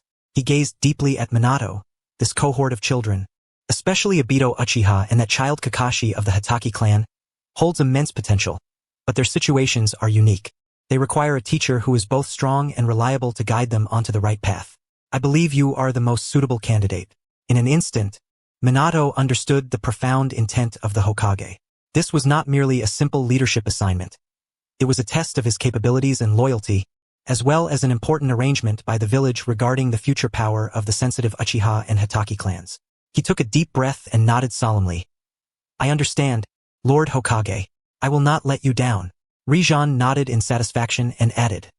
As for Rin Noera, she is already a Jonin and holds the title of Wind Blade, requiring her to undertake more significant tasks. I will make separate arrangements. Additionally, Kurenai Yuhi Yuzuki Yugao and Might Guy will also have other Jonin responsible for their guidance. The overall plan was set. The new sprouts of Konoha were about to be transplanted into different soils, enduring the trials of wind and rain, and welcoming their destined future. Chapter 119. The Summoning of the Dragon Cave. The special training by the South He River came to a successful conclusion. Rin looked at the 5 tired yet bright-eyed individuals, filled with a sense of accomplishment as a temporary mentor and a hint of reluctance. All right, the special training officially ends here. Rin clapped his hands to draw everyone's attention. Over this past month, you have put in tremendous effort and made remarkable progress. I believe that regardless of the results of the graduation exam, you have already laid a solid foundation to become excellent ninjas. His gaze swept over each youthful face. Remember what you have learned this past month, not just the ninjutsu and taijutsu, but more importantly, the wisdom of battle, the trust within a team, and the spirit of perseverance. The road ahead is long, and you will encounter even stronger opponents, but as long as you maintain this belief and continue to surpass yourselves, you will surely go far. Rin, you guy. That sounds like something an older brother would say. Obito's eyes turned red, wanting to say something but choked up. Red, Rin, Yugao, and Guy silently looked at Rin, their eyes filled with gratitude and reluctance. Since Rin graduated from the Ninja Academy, he had spent less and less time with his older brother, yet his treatment in the village had improved significantly. Although Obito usually seemed carefree, it was merely a protective facade born from losing his parents at a young age. He cherished this younger brother dearly. However, the end of the special training also meant that his time with Rin would once again diminish, a necessary consequence of growth. Don't make that face. Rin smiled, trying to lighten the atmosphere. It's not like you won't see me again. Once you become official ninjas, there might even be chances to undertake missions together. Now, go home and rest well in preparation for the graduation exam. I am really looking forward to seeing your performances in the exam room. The 5 nodded vigorously. Obito wiped his eyes and declared loudly, Don't worry, Rin. I will definitely graduate with the best results. This was no empty boast. Every time before a mission, Rin would leave Obito ample training resources. Currently, Obito indeed ranked among the top talents of this cohort. That's right. Our burning youth will not stop here. Guy gave a thumbs up, his teeth shining. Red gently held the necklace around her neck and softly said, Thank you, Rin-kun. Yugao and Rin also solemnly bowed to him. After encouraging one another a few more times, the 5 reluctantly said their goodbyes and returned home to adjust their states, preparing to face this important juncture in their lives. Rin stood alone by the South He River, gazing at the flowing water, feeling a bit empty inside. The process of guiding others had deepened his understanding of what he had learned. He was about to follow Obito home to carefully plan his future training direction. Suddenly, a faint yet exceptionally sharp mental fluctuation pierced through his mind like a needle. This fluctuation carried a strong sense of crisis and a familiar chakra signature. It was phosphorus. Rin's expression changed drastically. He had signed an equal contract with the summoning beast Phosphorus, establishing a weak mental link between them. At this moment, Phosphorus was sending him an urgent distress signal through the contract. Phosphorus is in danger. Rin's heart raced. Although Phosphorus had already shed its juvenile stage and was rapidly growing stronger under his influence, its power was not to be underestimated. Yet, being in a perilous place like the Dragon Cave, the urgency of its distress signal indicated that the enemy must be extraordinarily formidable. I'm sorry, Obito. I'll accompany you in training next time. I look forward to seeing how strong you become. Accompanying a few young ones in training for Rin at this moment, the systematic rewards were not particularly beneficial, but he still enjoyed this tranquility. However, for the ninja world to achieve true peace, one must become powerful enough that no one dares to overlook their feelings. Without a moment of hesitation, Rin swiftly formed hand seals. The technique for reverse summoning lit up beneath his feet. He had to head to the Dragon Cave immediately. Reverse summoning. Buzz. The space distorted, and Rin's figure instantly vanished from the South He River's edge. The next moment, a dizzying sensation struck, and Rin found himself in a dark, damp environment filled with rich natural energy and a pungent odor. Surrounded by jagged rocks and enormous caves, the air was thick with a faint mist of poison. This was one of the 3 great summoning beast sanctuaries, the Dragon Cave. As Rin steadied himself, his Sharingan activated, scanning the surroundings vigilantly. The sight before him made his pupils constrict. Not far away, his summoning beast Phosphorus was pitifully coiled on a massive rock, its once smooth white scales damaged in many places, oozing blood, and its breath weak. Surrounding it were 3 enormous serpents, each far larger than Phosphorus and exuding a fierce aura. One was a crimson serpent covered in dark red scales, with a single horn on its head, exuding a burning heat with every flick of its tongue, clearly of the fire attribute. Another was a slender, emerald green serpent, moving with incredible speed, leaving behind residual shadows, adept at poison strikes and ambushes. The last one was the largest, a yellowish rock python, its skin rough like stone, with astonishing defensive power, coiled there like a small mountain, imposing a heavy sense of oppression. Each of these 3 serpents possessed strength at the Jonin level, especially that rock python, whose aura was as deep as the sea. They were greedily and cruelly eyeing Phosphorus, clearly viewing it as a supplement to enhance their own power. The rules of the Dragon Cave were cruel. The weak were preyed upon by the strong, devouring the weak to strengthen themselves. Hiss! Phosphorus let out a cry of both surprise and warning upon seeing Rin, indicating that the enemy was strong and urging him to be cautious. The 3 colossal serpents also took note of Rin, the unexpected visitor, but they did not seem overly concerned. A human child, though the fluctuations of chakra emanating from him were not insignificant, appeared to them merely as an additional morsel. Another fool seeking his demise? The crimson serpent rasped with disdain. Human flesh must taste quite delightful. The bamboo leaf green, the swiftest among them, flicked its tongue and silently glided to Rin's flank. The rock python merely cast a cold glance at Rin, slightly adjusting its massive body to block off Phosphor's escape route, clearly deeming Rin inconsequential, with Phosphor remaining its primary target. Rin's gaze was icy, his heart surging with murderous intent. Phosphor was his companion, a vital asset in battle, and he would not allow anyone or any serpent to bully him. Moreover, the strength of these 3 snakes was perfectly suited for testing his growth during this time and his newfound connection to the power of sage arts. Initially, Rin had hesitated. After all, the power of sage arts came with the risk of petrification, and the sage of the Dragon Cave would not provide guidance like the 2 from Miyaboku Mountain did. Even Orochimaru had abandoned this training due to insufficient control over the power of sage arts. Yet now that he had been bullied to his doorstep, Rin decided to confront the legacy of sage arts from the Dragon Cave. In this sacred land, every beast of the ninja world possessed the potential to train in sage arts, meaning that through hunting, Rin could maximize his aptitude for sage arts before even accessing the inheritance. This also implied that he could embark on his journey of sage arts training without any risk. Phosphor, hold on! Rin shouted, his figure moving in an instant. He held nothing back, unleashing his full power. The first gate of the 8 gates, the opening of the door. Boom! Chakra erupted, and Rin's speed, strength, and reflexes surged dramatically. Thunder rumbled beneath his feet as he activated the lightning release body flicker technique to its utmost, transforming into a bolt of blue lightning, hurtling towards the fastest. The bamboo leaf green. So fast. The bamboo leaf green was taken aback, surprised at the terrifying speed of this human child. It twisted its body, attempting to evade, while simultaneously unleashing a thick cloud of viridescent poison. However, Rin's Sharingan had already locked onto its trajectory. Genjutsu, demonic illusion, hell viewing technique. The 3 tomo in Rin's eyes spun, and a powerful wave of illusion instantly engulfed the bamboo leaf green. Although the mental structure of serpents differs from that of humans, and the effects of genjutsu would be diminished, Rin's mental strength far surpassed that of an ordinary person, momentarily paralyzing the bamboo leaf green's movements. It was in this fleeting moment, the Konoha-style dual blade slash, the ink-black short sword at Rin's back suddenly unsheathed, infused with highly condensed wind chakra, slicing through the air in a chilling black arc, aimed precisely at the bamboo leaf green's vital spot. Splat! Blood spattered. The bamboo leaf green let out a piercing shriek.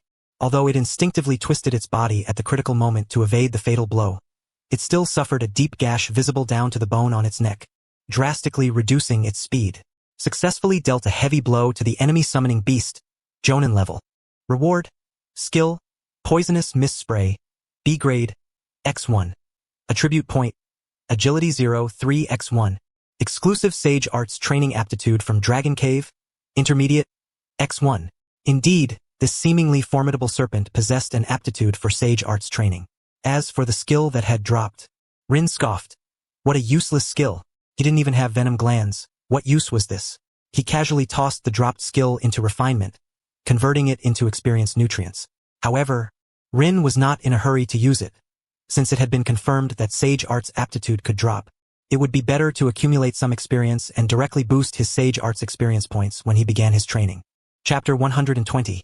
The Seeds of Sage Arts from the Dragon Cave. With a successful strike, Rin did not linger. The Crimson Serpent's attack was already upon him. A torrent of blazing flames, akin to a fire dragon, surged toward him. Water release. Water dragon bullet technique. Rin formed hand seals. An immense chakra surged forth, and a water dragon, equally fierce as the fiery breath, roared to meet it. Hiss! Water and fire clashed, erupting into a vast cloud of steam that instantly enveloped the battlefield, obscuring visibility. An opportunity. A glint of brilliance flashed in Rin's eyes. In that moment of steam-filled chaos, he raised his left hand, silently launching a specially made flying thunder god kunai toward a rock near the observing rock python. Simultaneously, he employed the body replacement technique, leaving a wooden stump in his place, while his true self stealthily maneuvered amidst the cover of the steam. After expelling its flames, the Crimson Serpent remained alert, sensing movements within the steam, when suddenly, it felt a life-threatening sense of danger from behind. Flying Thunder God. Thunder Guidance. Rin's figure appeared near the rock python like a specter, but his true target was not the rock python. He quickly formed hand seals, and the technique inscribed on the kunai he had just shot glimmered. Buzz. Space distorted. The flames that the Crimson Serpent had breathed out, still not entirely dissipated, were forcibly redirected by an invisible force, as if manipulated by an unseen hand, turning sharply and crashing toward the bamboo leaf green, which was preparing to ambush Rin. What? The bamboo leaf green, just recovering from its agony, saw its companion's flames barreling toward it, and in a panic, could only desperately dodge, worsening its injuries. Meanwhile, Rin seized the chaos to launch another attack. Earth Release, Earth Spear, Earth Dragon Bullet. The ground beneath him heaved, and hard rocks shot upward like cannonballs toward the Crimson Serpent. The Crimson Serpent had just completed its ninjutsu and was in a phase of exhaustion, caught off guard as the rocky pillars erupted beneath it, and the Earth Dragon Bullet followed closely, striking its soft underbelly with devastating force. The Crimson Serpent staggered, the scales flying in disarray, successfully defeated the enemy summoning beast. Jonin level. Reward, complete skill, fire release, fire dragon flame bullet, B grade. Low chance triggered, acquired part of the slain creature's physical traits, fire resistance. Slightly increases resistance to fire damage. Unfortunately, the rewards from drops would not always align with Rin's desires, and the Sage Arts aptitude did not yield a drop.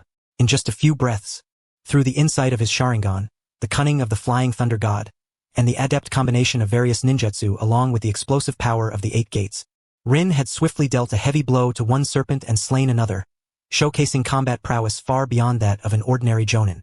The remaining rock python finally abandoned its dismissive attitude, its massive eyes filled with gravity and fury.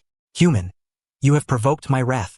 The rock python let out a low roar, its colossal body suddenly rising to stand upright, crashing down upon Rin with the force of a mountain. At the same time, its earthy yellow chakra surged, causing the ground to tremble violently as countless sharp stone spikes erupted from below, covering a vast area around Rin.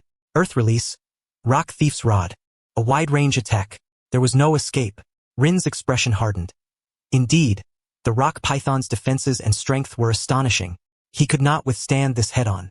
Chakra erupted beneath his feet as he continuously employed body flicker technique, perilously weaving through the dense forest of stone spikes.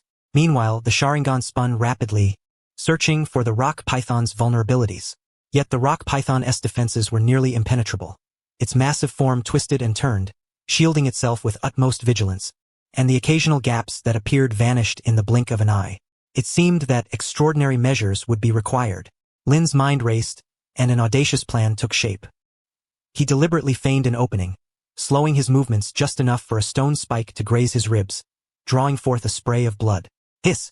Lin let out a muffled groan, as if his actions were momentarily hindered. The rock python, sensing the moment, glinted with ferocity in its eyes, believing that the opportunity had arrived. It opened its cavernous maw, a foul wind accompanying its fierce bite, aiming to swallow Lin whole with all its might. Just at this critical juncture, however, a smirk of cunning spread across Lin's lips. Flying Thunder God technique. His figure instantaneously vanished from the spot. The next moment, he reappeared beside a kunai that he had stealthily placed earlier to rescue Phosphorus. The rock python, intent on its prey, missed its target entirely, its tremendous inertia causing its head to crash violently against the ground, stirring up clouds of dust and rendering it briefly immobile. Lin, meanwhile, found himself positioned right above the python's most vulnerable spot, the nape of its neck. Now's my chance. Spiraling sphere. A brilliant blue chakra sphere coalesced in Lin's palm, radiating an aura capable of tearing apart anything in its path, and he slammed it down onto the relatively soft scales at the back of the rock python's neck. Roar! The rock python let out a bone-chilling wail. The ferocity of the spiraling sphere tore through its defenses, delivering a grievous blow to its spinal nerves. The immense body convulsed violently, unable to maintain its balance, and collapsed to the ground with a thunderous crash. Lin landed a short distance away, breathing heavily. The continuous high-intensity battle and the consumption of the Flying Thunder God technique had taken their toll. Yet his gaze remained sharp, fixated on the struggling rock python, poised to deliver the final blow. However, at that moment, an unexpected turn of events occurred. The severely wounded bamboo viper, seizing the opportunity while Lin was focused on the rock python, stealthily crept up behind Phosphorus, baring its venomous fangs, and lunged at Phosphorus's tail. Knowing it was doomed, it sought to drag Phosphorus down with it. Phosphorus, watch out! Lin's expression changed drastically. He wanted to rush to the rescue but was already too late. In this critical moment, the previously listless Phosphorus suddenly ignited with a fierce light in its eyes. It seemed that the betrayal of its companion and the imminent threat of death had fully awakened its latent potential. Hiss! Phosphorus emitted an unprecedented, piercing shriek, radiating a faint silver glow. It did not evade. Instead, it whipped around with a speed far beyond its usual, sinking its fangs into the viper's neck. Simultaneously, the damaged scales on its body began to heal at a visible rate, and its aura surged upward. Your summoned beast, Phosphorus, has activated its ancient bloodline potential in a dire situation, awakening its sage arts talent. Phosphorus the giant snake has devoured a formidable foe, bamboo viper, gaining significant growth. Phosphorus the giant snake's power has risen to elite Jonin level. New ability acquired. Basic Sage Energy Manipulation. Rapid Regeneration. Lin watched in astonishment as Phosphorus clamped down tightly on the bamboo viper. Pure energy siphoning from the viper and merging into Phosphorus.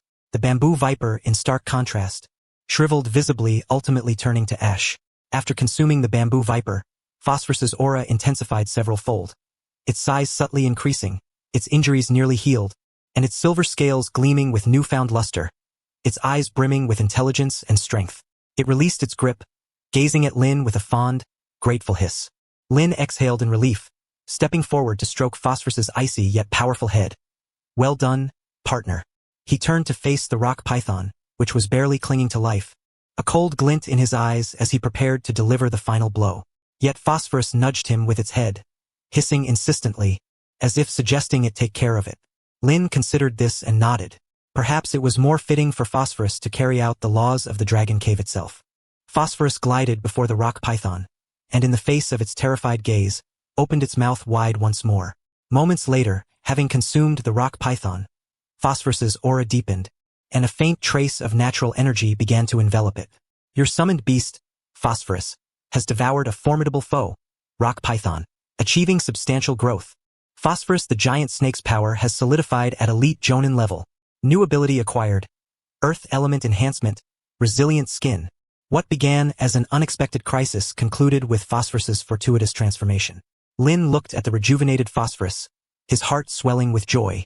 This venture into the dragon cave, though perilous, bore immense fruit. Not only had he tested his own strength, but his summoned beast companion had also undergone a qualitative leap. You've worked hard, old friend. Now take your time to digest this newfound power. We will rely on you even more once you have fully assimilated it. Lin patted Phosphorus, determined to claim the sage arts legacy of the dragon cave for himself this time. Phosphorus affectionately rubbed against Lin before its form gradually faded into the depths of the dragon cave to continue absorbing power. Watching Phosphorus slowly disappear, Lin couldn't help but feel envious. The growth of summoned beasts was nearly exponential, which explained why Orochimaru's summoned beasts always exuded an air of superiority. In a state where the summoner and the summoned were imbalanced in strength, a loss of control was inevitable, and his own summoned beast, Phosphorus, had already attained the power of an elite Jonin. He must not fall too far behind. Let the Dragon Cave experience the shock that comes from the Uchiha clan. Chapter 121. Sage Arts Training. Sage Arts Inheritance. Lin murmured to himself, his eyes shimmering with unwavering resolve. Since he had set foot in this place and confirmed that hunting the summoned beasts here could accumulate Sage Arts training talent, he would not return empty-handed.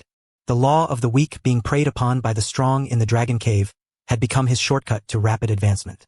He did not rush to seek the legendary White Snake Sage, but instead decided to rely on himself first, to survive in this perilous sanctuary and gather enough resources. The White Snake Sage was too enigmatic. Although the entire Dragon Cave lay under the sage's watchful gaze, Lin preferred to avoid unnecessary contact. First, he needed to find a relatively safe place to settle. Lin's Sharingan scanned the dim surroundings, searching for a suitable hiding spot. He quickly discovered a cave situated high on a rock wall, with a narrow entrance, easy to defend yet difficult to attack. Utilizing the Earth-style, underground submarine technique, he silently entered and thoroughly inspected the area, confirming that no other creatures resided there, and temporarily designated it as his base. In the days that followed, Lin transformed into a hunter within the Dragon Cave. He cautiously explored the surrounding areas, employing the insights of his Sharingan and the mobility of the Flying Thunder God technique to specifically target solitary snake-type summoned beasts of Jonin-level strength. Combat became a daily affair, imbued with strategy. Lin no longer relied on brute force as he had when rescuing Phosphorus. Instead, he fully utilized the environment, traps, and ambushes.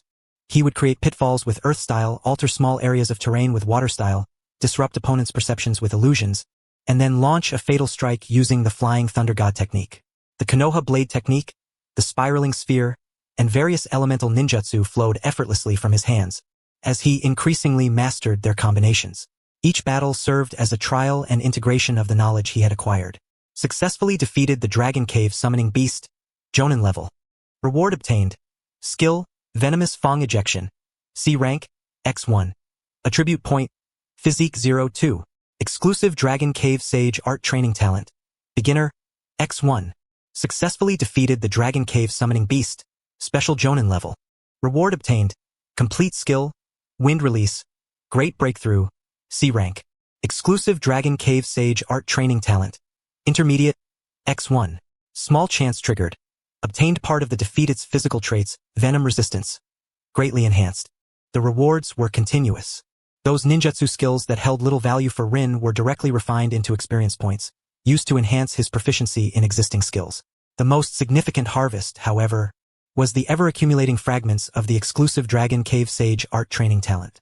As the hunts progressed, Rin felt his perception of the surrounding natural energy becoming increasingly clear, and his body seemed to awaken a deep desire to absorb and master this tremendous power.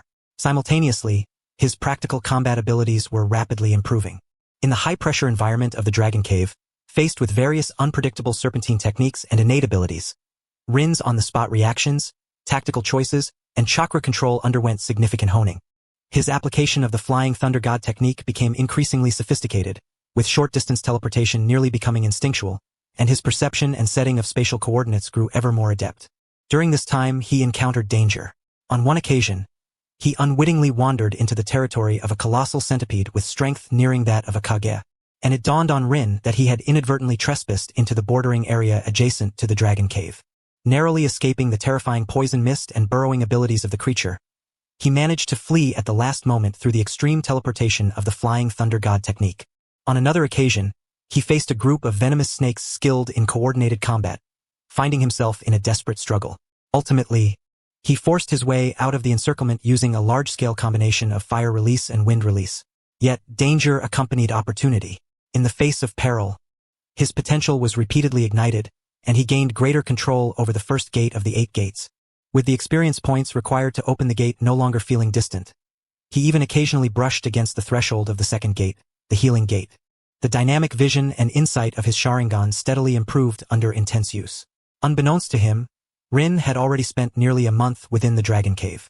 When he integrated the last piece of Sage Art Training Talent, Advanced, obtained from his hunts into himself, he felt as if some constraint within his body had been shattered. Ding! detected that the host's Dragon Cave Sage art training talent has accumulated to perfection, unlocking special status, natural energy affinity, Dragon Cave. Notice, the host now possesses the foundational conditions for safely training in Dragon Cave Sage art, with a significantly increased success rate and a very low risk of petrification. Rin's heart soared with joy. Hard work does not betray the diligent. Through this almost predatory approach, he had forcefully pushed his sage art talent to its peak. This meant he no longer needed to risk his life like ordinary individuals to perceive and balance natural energy. He could directly begin attempting to absorb and control it. It also meant that Rin could independently cultivate sage art through the natural energy that permeated the world, without having to rely on the inheritance of the White Snake Sage. This was markedly more stable than the inheritances from the three great sanctuaries. Of course, it also meant he had to rely entirely on his own understanding to master the powers of sage art. However, being situated within the Dragon Cave, he inevitably had to come into contact with the transformative energy of the Dragon Cave. Nonetheless, compared to the method employed by Kabuto during the Fourth Great Ninja War, where he absorbed Orochimaru to acquire sage art inheritance, this was far more refined. Perhaps he could attain a completely new state. A flicker of fervor flashed in Rin's eyes. When he thought of the perfect inheritance from the Dragon Cave, he instinctively recalled the sage mode of Mitsuki from Naruto Next Generations. That was truly impressive. He chose a valley rich in natural energy and relatively concealed, beginning his first attempt at sage art training.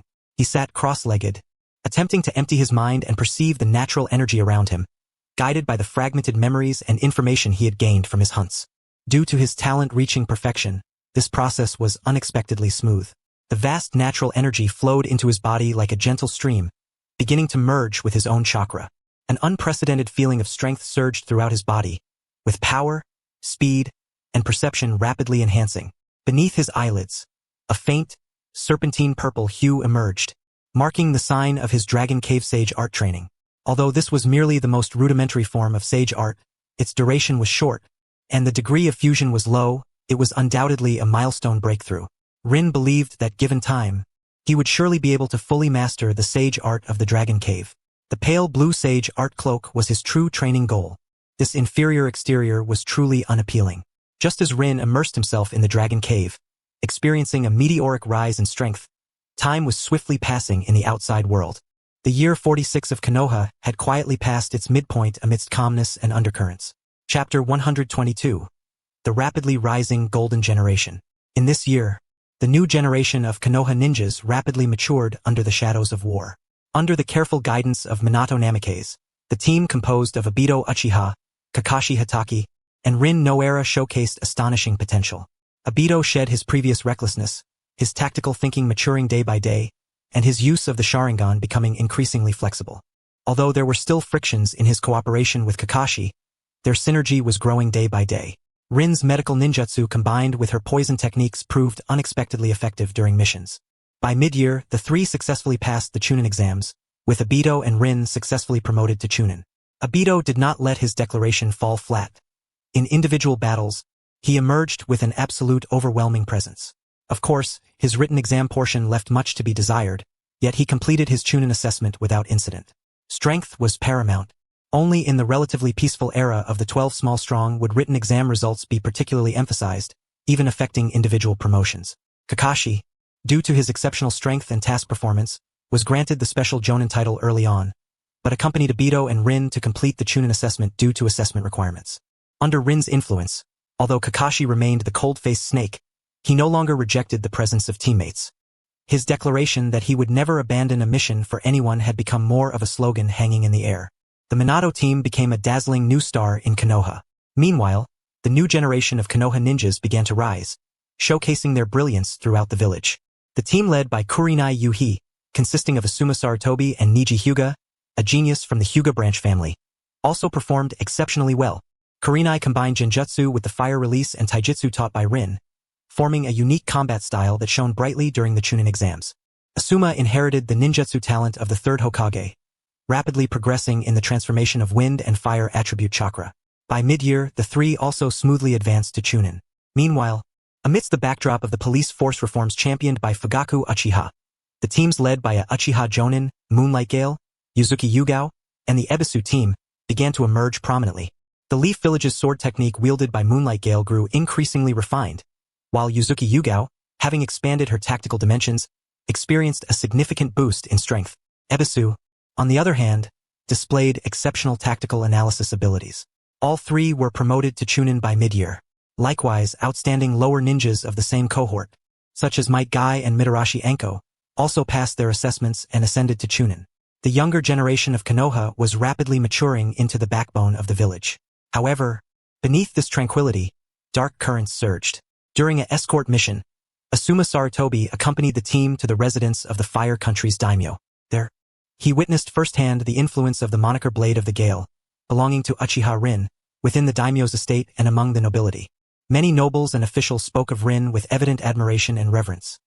Even the daimyo, in a manner both intentional and unintentional, inquired about Rin, expressing regret that she had not joined the ranks of the 12 guardian ninja he was assembling. This stood in stark contrast to the clear favoritism he sensed from his father, Hiruzen Sarutobi, towards his elder brother, Shino. As a fellow son of the third Hokage, Shino had long been promoted to Jonin and served as one of the Anbu captains, effectively aiding the third Hokage in firmly establishing control over the Anbu. He seemingly held a significant voice among the Anbu and Konoha's upper echelons, while Asuma found himself merely a newly promoted Chunin. A sense of indescribable loss and an impulse to seek his own value began to fester within Asuma. He felt that, under his father's shadow and within Konoha's structure, he struggled to truly showcase his talents. Ultimately, in the latter half of the 46th year of Konoha, Asuma made a surprising decision to leave Konoha and apply to join the 12 guardian ninja at the daimyo's estate. He hoped to carve out his own niche through his strength there. Hiruzen Sarutobi's feelings towards his son's choice were complex.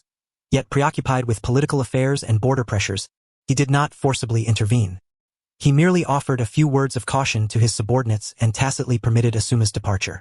Thus, the Crimson Team, now lacking Asuma Sarutobi, was officially disbanded. Kurenai was led by her father, and the genius of the Hyuga clan was led by a jonin of the same clan. Shortly after Asuma's departure, a shocking piece of news swept through the entire ninja world like a hurricane, shattering the fragile illusion of peace that had been maintained for merely a few years. The third Kazekage had gone missing. Subsequently, more detailed and chilling intelligence emerged. The disappearance of the third Kazekage was not a mere vanishing act but rather the result of being abducted and murdered by the rogue ninja. The genius puppet master Sasori of the Red Sand, Sunagakure, was thrown into chaos and panic, its leadership in disarray. This explosive event stirred the tranquil waters of the ninja world, creating ripples that surged forth. The Land of Earth, represented by Iwagakure, and the Land of Lightning, represented by Kumogakure, both of whom had long cast covetous glances at the Land of Wind, were the first to scent the opportunity.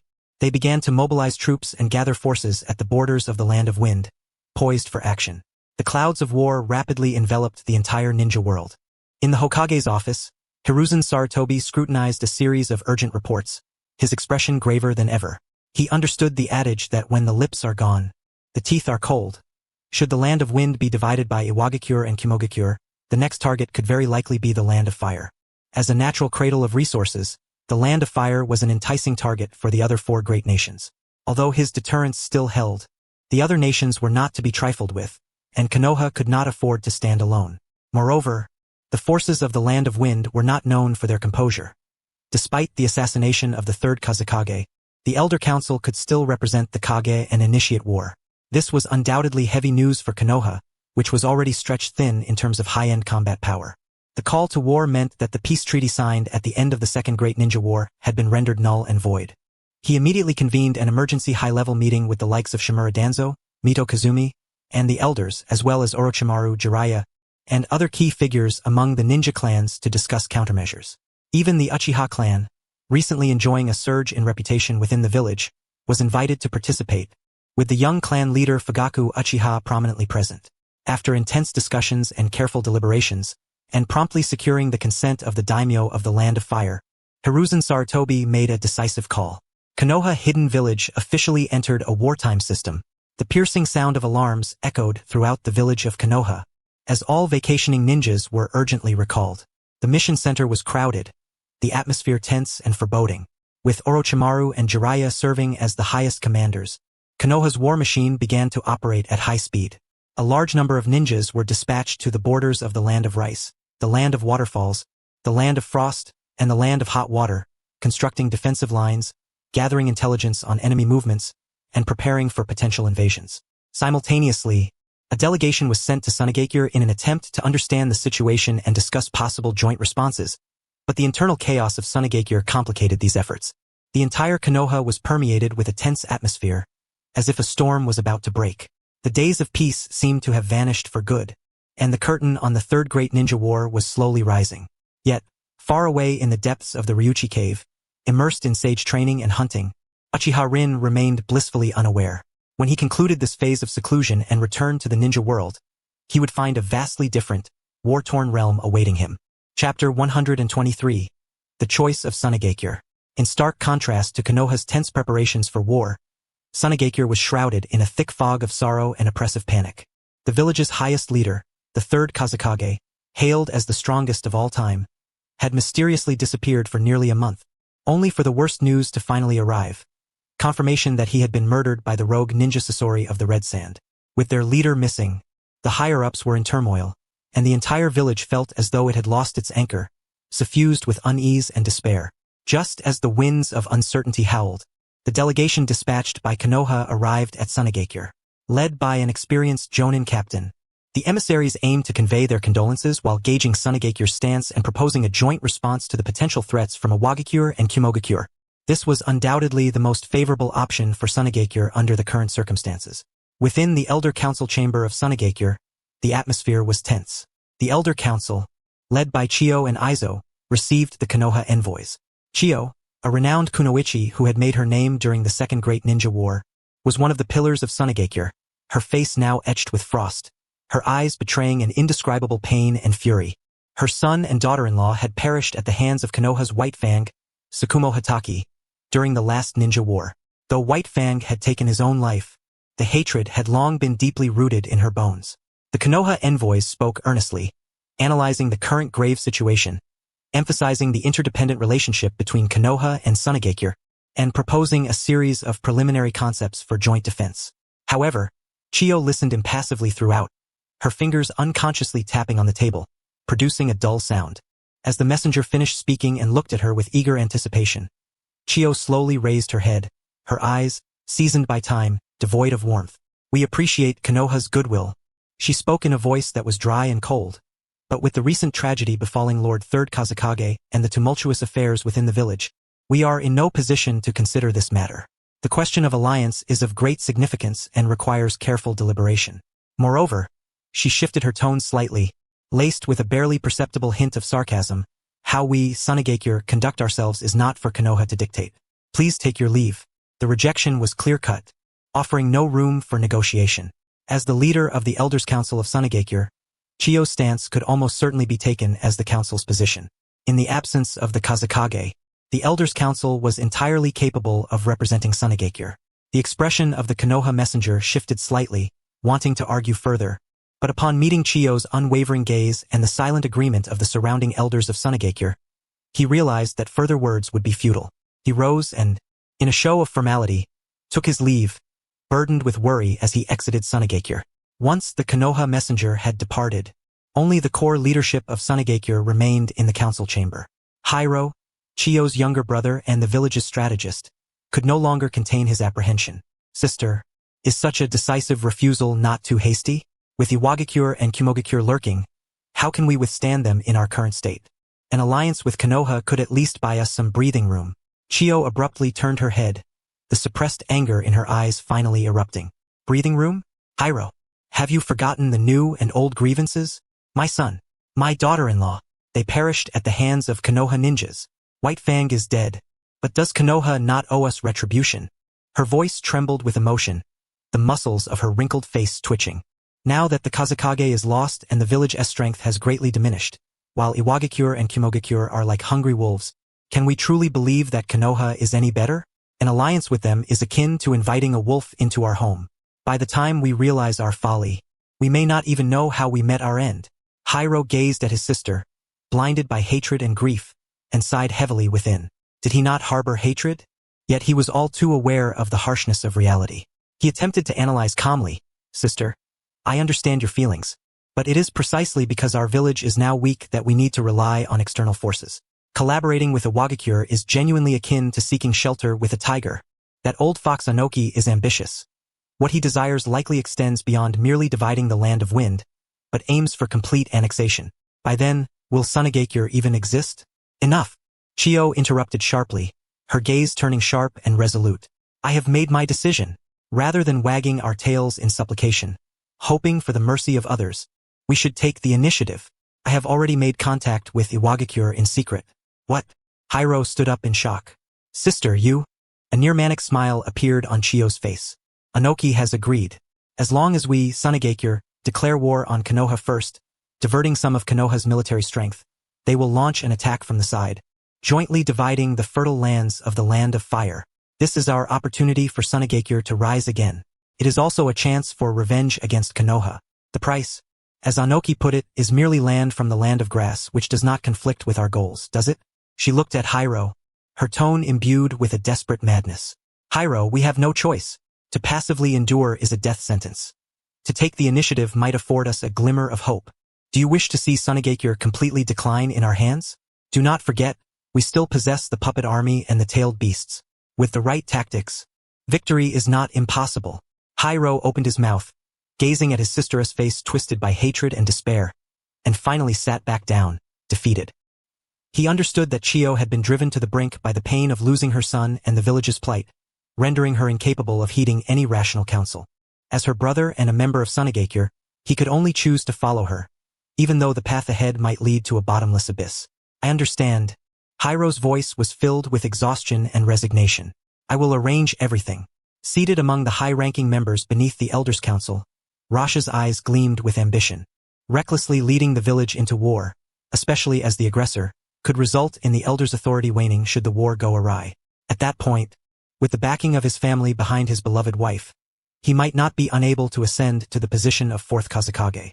All he needed to do was to showcase his magnetic sand in this war, deepening his impression among the villagers of Sunagakure. Even if IWA ninjas proved to be genuinely cooperative, it would be beneficial for him, requiring only to wait patiently for the spoils of war against Konoha. Days later, news that shocked the entire ninja world swept through the 5 great nations like the fiercest of sandstorms. Sunagakure, representing the village, officially declared war on Konohagakure. In the declaration of war, Sunagakure vehemently condemned Konoha for seizing missions that rightfully belonged to Sunagakure during the disappearance of the 3rd Kazekage, monopolizing the village's economic lifeline, blaming Konoha for the Kazekage's disappearance, and recounting Konoha's past oppression and invasion of the Land of Wind, asserting their intent to avenge the 3rd Kazekage and fight for Sunagakure's survival space. Chapter 124. The Flames of War Ignite. The flames of war first ignited along the border between the Land of Wind and the Land of Fire. The Sunagakure ninja forces, already assembled and on standby, surged across the border like a flood unleashed, launching a fierce assault on Konoha's outposts established along the border. Poison sanbon, enigmatic puppets, and violent wind and earth ninjutsu instantly transformed the tranquil border into a bloody battlefield. Although the Konoha border guards were somewhat prepared, they had not anticipated such a large-scale offensive from Sunagakure, especially in their weakened state. Taken by surprise, several frontline outposts were overrun, resulting in heavy casualties. As the news returned to Konoha, the entire village was in shock. In the Hokage's office, the atmosphere plummeted to a freezing point. Sarutobi Hiruzen stared at the urgent battle reports from the front lines, his face pale. The situation he most dreaded had indeed come to pass. Not only had Sunagakure refused to join forces, but they had also turned against them, colluding with Iwagakure. Orders. Hiruzen's voice resonated with undeniable authority. All troops along the border must enter the highest state of readiness. At all costs, halt Sunagakure's initial wave of assault. Order Orochimaru to immediately lead the reserve forces to reinforce the main battlefield towards the Land of Rivers. Order Jiraiya to strengthen the vigilance along the borders of the Land of Water, the Land of Grass, and the Land of Frost, and prevent Iwagakure and Kumogakure from taking advantage of the situation. Issuing emergency summons, all Jonin and Chunin stationed in the village were to report to the mission center immediately for assignment. Command after command was rapidly dispatched, and the entire Konoha village operated like a war machine wound tightly, whirring into action. The piercing alarm bells sounded once more urgent and sharp than ever before. On the streets, ninjas rushed about, their faces etched with seriousness. Bidding farewell to their wives and children, they organized their gear and headed to the assembly point, the scent of war enveloping this village that had just enjoyed a fleeting moment of peace. Just recently promoted to Chunin, Obito, Kakashi, Rin, Sakura, Yugao, Guy, and others had not yet had the chance to relish their promotion before being struck by the unexpected cloud of war. They were urgently assigned to different logistical support teams or border patrol squads. Although they would not be sent to the front lines immediately, the harsh reality of war was already looming close at hand. Minato looked at the young and tense faces of his team members and said in a low voice, "Remember the training we had, protect yourselves and obey commands. War is entirely different from missions." Meanwhile, deep within the Dragon Cave, after over 6 months of arduous training, Rin Uchiha had finally begun to stabilize his mastery of the sage arts of the Dragon Cave. At this moment, he sat cross-legged in a concealed valley, surrounded by a faint purple aura. The serpentine scales beneath his eyelids were now much clearer than before, and he emanated a peculiar aura that seemed to merge with nature itself. The progress of Dragon Cave Sage Arts Training. Beginner transformation into Dragon Progress, 15%. Mastered abilities. Beginner Sage Chakra Mode, sustainable for 3 minutes. Natural Energy Perception, significantly enhanced. Sage Technique. Inorganic Rebirth, able to manipulate rocks and soil in a small range. Rin slowly opened his eyes, and his 3-tomo Sharingan, nourished by Sage Chakra, appeared even deeper and more agile. He felt the surging power within him, and a satisfied smile tugged at the corners of his mouth. The gains of the past 6 months exceeded his expectations. Although his Sage mode remained at a rudimentary stage, somewhat akin to certain forms used by Kabuto during the Fourth Great Ninja War, it did not hinder his ability to utilize Sage techniques. It was time to return. Rin stood up and brushed off the dust from his clothes. Calculating the time, it had likely been over 6 months outside. Obito and the others' graduation and Chunin exams should have concluded. He felt a sense of anticipation to see the growth of his comrades. However, as he formed the seals to perform the reverse summoning technique, the space distorted, and when his figure reappeared, it was in a secluded forest outside of Konohagakure, at the return coordinate he had previously set. As soon as he landed, Rin keenly sensed that something was amiss. It was too quiet. Not the peaceful kind of quiet, but a stifling, tense silence. The air was thick with an indescribable aura of impending danger. In the distance, from the direction of Konohagakure, faint sounds of urgent alarms seemed to resonate. Rin furrowed his brow and immediately performed the body flicker technique, racing towards the village. The closer he got to the village, the more palpable the tense atmosphere became. The guards at the village entrance had more than doubled, each wearing a grave expression, as if bracing for an impending battle. The scrutiny for entering and exiting the village had also become exceedingly strict. What had happened? Rin revealed his identity and quickly passed through the inspection, entering the village. The streets were sparsely populated, and the occasional ninja he saw was fully armed and in a hurry. A sense of foreboding loomed over the entire Konohagakure as if a storm was about to break.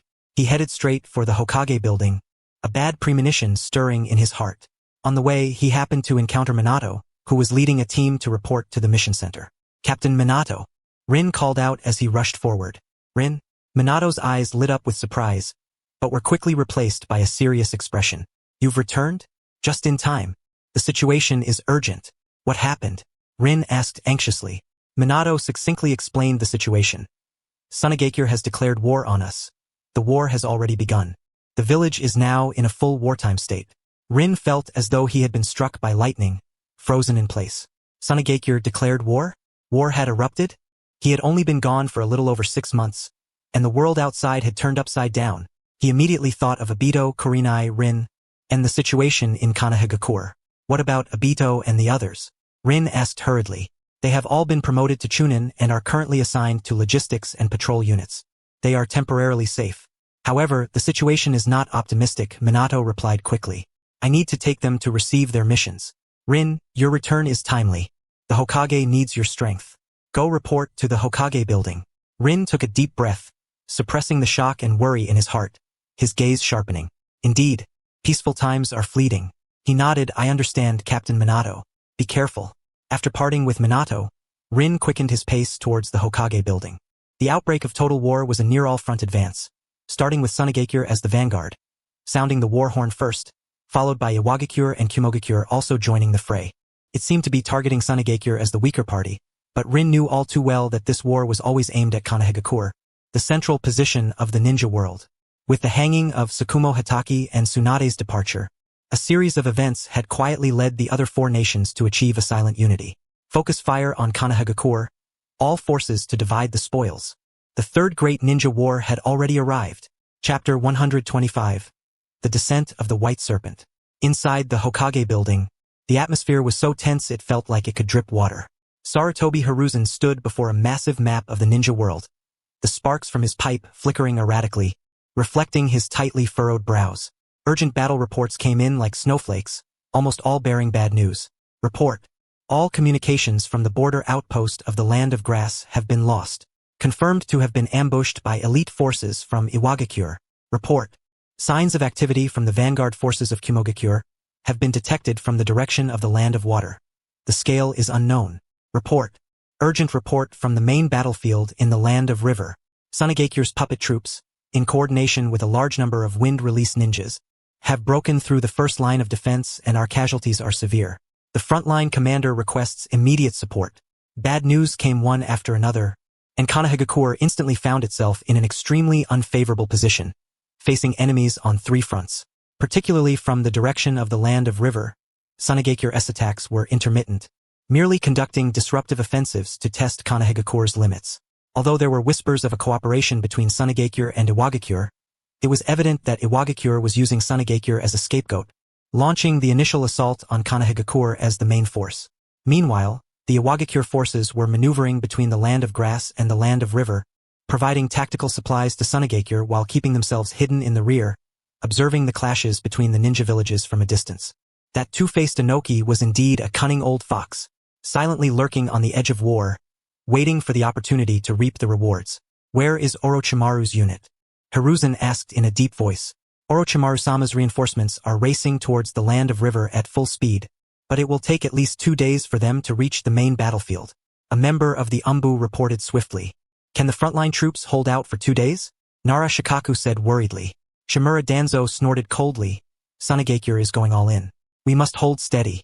Once the defense line in the Land of River collapses, Sunegakure will charge straight in, exposing the heart of the Land of Fire. At that moment, the office door swung open, and Rin Uchiha strode in. He had just completed his urgent report at the mission center and was summoned directly to the Hokage's office. Hokage-sama, you called for me? Rin greeted, his breath still a bit unsteady, but his eyes were sharp as a blade, exuding a different, heart-pounding energy wave. Hiruzen and several elders quickly sensed this and exchanged surprised glances.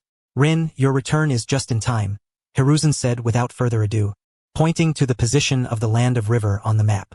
The situation is urgent. Sunegakure's main forces are launching a fierce attack on the defense line of the Land of River, and the front line is under pressure. Orochimaru's reinforcements will take time. I need you to set off immediately and reach this coordinate as quickly as possible. He pointed to a valley route located behind the defensive line on the map, where a logistics transport unit and several wounded soldiers were in retreat, yet were being relentlessly pursued by an elite puppet force from Sunegakure. Your mission is to ensure their safe evacuation to the second defensive line at all costs. Can you do it? Rin's gaze instantly locked onto that coordinate, his Sharingan unconsciously spinning slightly, as the terrain of that area began to manifest in his mind. The distance was considerable, but with his current speed, he was confident he could accomplish the task. Rin hesitated not for a moment, his voice resolute and unwavering. He felt the urgency and significance of the mission. It was not merely a rescue, but a crucial element in stabilizing the front line. All right. Hizashi slammed the table heavily, urgency in his tone. We must depart immediately. All resources will be prioritized. Rin took the detailed mission scroll and supplies handed to him by the Anbu, turning and dashing out of the Hokage building. Without a moment's pause, he arrived at the village entrance, confirmed his direction, and unleashed a surge of chakra from within. 8 gates. Open the first gate. Lightning release. Body flicker technique. Boom! Rin's figure transformed into a blue lightning bolt, vanishing in an instant towards the Land of Rivers.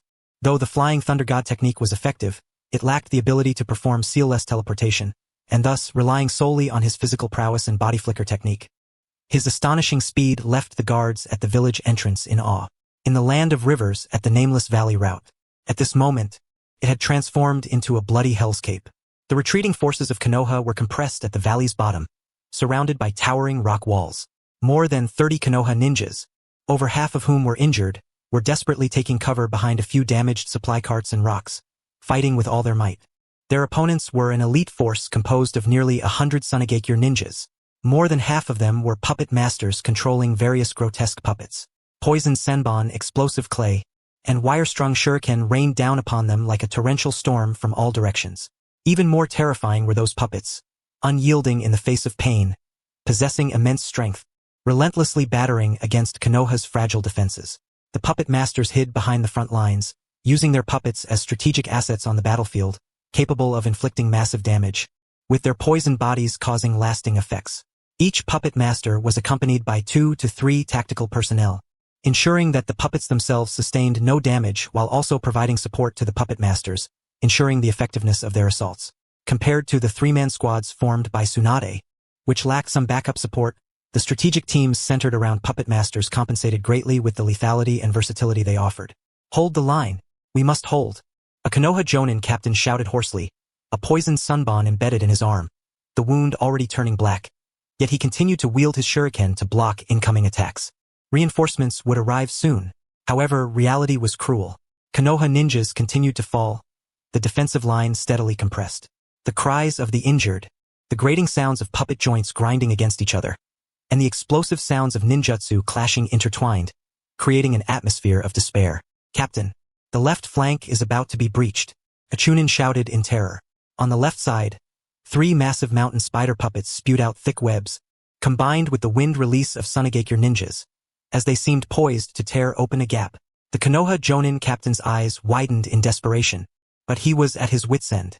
Just at that critical moment, an unexpected turn of events occurred. The sky darkened without warning.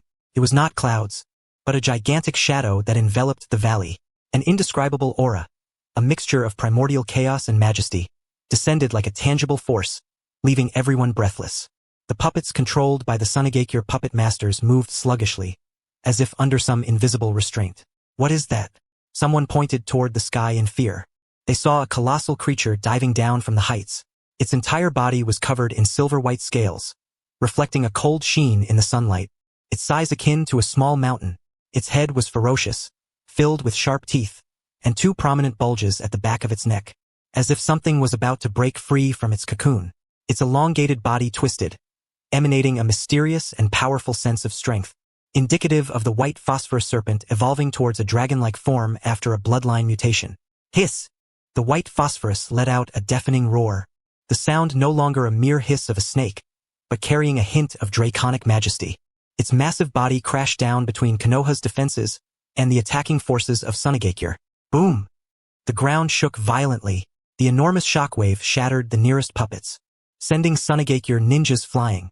After landing, the giant serpent's tail swung violently, like a massive battering ram, sweeping away the 3 mountain spider puppets attempting to breach the line along with the Sunigakure ninjas behind them, instantly clearing a vast area.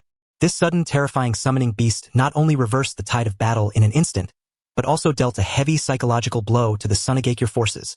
It's a summoning beast, the white serpent. Is that the size of Orochimaru's serpent?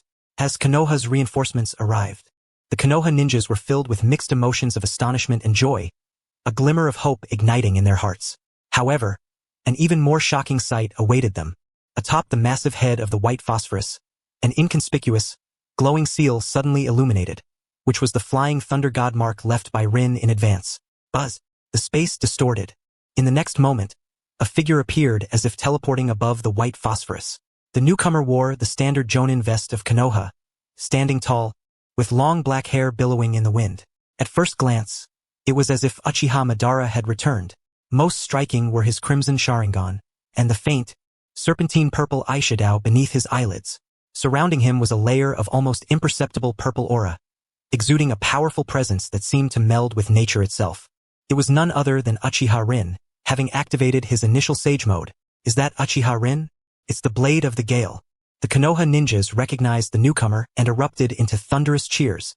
Rin's name, through the Lord's endorsement and intentional promotion, began to circulate among the younger generation, much like the great names of the past. Rin stood atop the white phosphorus, surveying the chaotic battlefield below with icy eyes. His Sage Mode chakra was not yet fully developed and had a time limit. He needed to make swift work of the situation, without any superfluous words. He quickly formed hand seals, his speed leaving afterimages in his wake. The enormous sage chakra surged within him, merging with natural energy, ultimately converging at his throat. He took a deep breath, his chest swelling, and aimed his mouth toward the densely packed forces of Sunagakure below. Sage art, fire release, great fire annihilation. This was not an ordinary great fire annihilation, bolstered by the immense natural energy. What spewed forth from Rin was not mere flames, but a vast sea of purple fire, radiating terrifying heat. The range of the flames far surpassed the norm, instantly engulfing an area nearly 100 meters ahead. The purple flames seemed to possess a life of their own, thick and frenzied. Wherever they passed, rocks melted and the ground turned to char. Those sturdy puppets rapidly dissolved in the sea of violet flames, twisting and exploding like wax figures. The sand-hidden ninja did not even have time to scream before they were instantaneously vaporized. Just one strike, more than half of the sand-hidden offensive forces, along with their puppets, were utterly consumed and annihilated by this terrifying sage fire. The temperature in the valley suddenly soared, and the air was thick with the stench of burning and sulfur. The surviving sand-hidden ninja were paralyzed with fear, their morale collapsing in an instant as they screamed and fled backward. In front of the Leaf-S defenses, there was suddenly an empty void. Everyone was stunned by this cataclysmic blow. Both the Leaf Ninja and the remaining Sand-Hidden looked upon the figure standing atop the massive white serpent as if gazing at a deity. Lin breathed lightly, feeling the depletion of his sage chakra. The cost of the great fire extinguishing was already immense, and combined with the enhancement of sage techniques, this strike had consumed nearly 1/3 of his sage chakra. Yet he knew the effect was significant. Everyone, immediately retreat to the second line of defense. Hurry! Lin's voice resonated throughout the valley, carrying an undeniable tone of command. The Leaf Ninja, as if awakening from a dream, sprang into action, assisting the injured, organizing supplies, and beginning an orderly withdrawal. Just then, a flurry of sharp sounds pierced the air at the entrance of the valley. Several figures raced forth. Leading the way was Orochimaru, clad in the garb of a Leaf Jonin. His face pale yet his eyes sharp. A squad of Leaf reinforcements followed closely behind him. Upon his arrival, Orochimaru's golden serpent eyes swiftly scanned the battlefield, instantly grasping the situation. His gaze lingered for a moment on Lin and the white phosphorus, a complex glint flashing in his eyes, surprise, admiration, and a hint of unnoticeable inquiry and fervor. It was indeed that power from the Dragon Cave, a force he had yet to fully comprehend, combined with the cells he obtained from the moon. If he could thoroughly research this power, who knows what remarkable discoveries might be made. However, that was a matter for later. The pressing issue was the advancing forces of the sand-hidden village. TSK. It seems I have arrived a step late, Linkuin, Orochimaru rasped, simultaneously forming hand seals for the summoning technique. Bang, bang, bang. 3 enormous pythons were summoned, swiftly coiling along the sides of the valley to block any potential remnants of the sand-hidden, further securing the evacuation route. Teacher. Lin leaped down from atop the white phosphorus, standing before Orochimaru as the aura of sage techniques gradually receded, his eyeshadow fading. The sage mode had reached its limit. Well done, Linkuin, Orochimaru praised rarely, then directed the subsequent troops to take over the defense, covering the retreating forces. Medical team immediately treat the critically injured. Under Orochimaru's methodical command, the withdrawal proceeded swiftly. Lin joined the ranks of healing and vigilance, his presence and the thunderous strike significantly stabilizing the morale of the troops. Observing Lin's busy figure, along with the terrifying presence of the white phosphorus serpent coiled in the valley, Orochimaru licked his lips, inwardly reflecting. Sage techniques and this extraordinary summoning beast, Lin Kuan.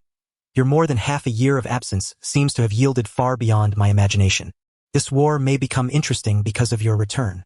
After this battle, the name of the Blade of the Gale, Uchiha Lin, along with his white serpent summoning beast and the all-consuming violet sage fire, would swiftly spread across the battlefield, becoming a new nightmare for the sand-hidden ninja and a brilliant beacon of hope for the Leaf amidst the shadows of the war's onset.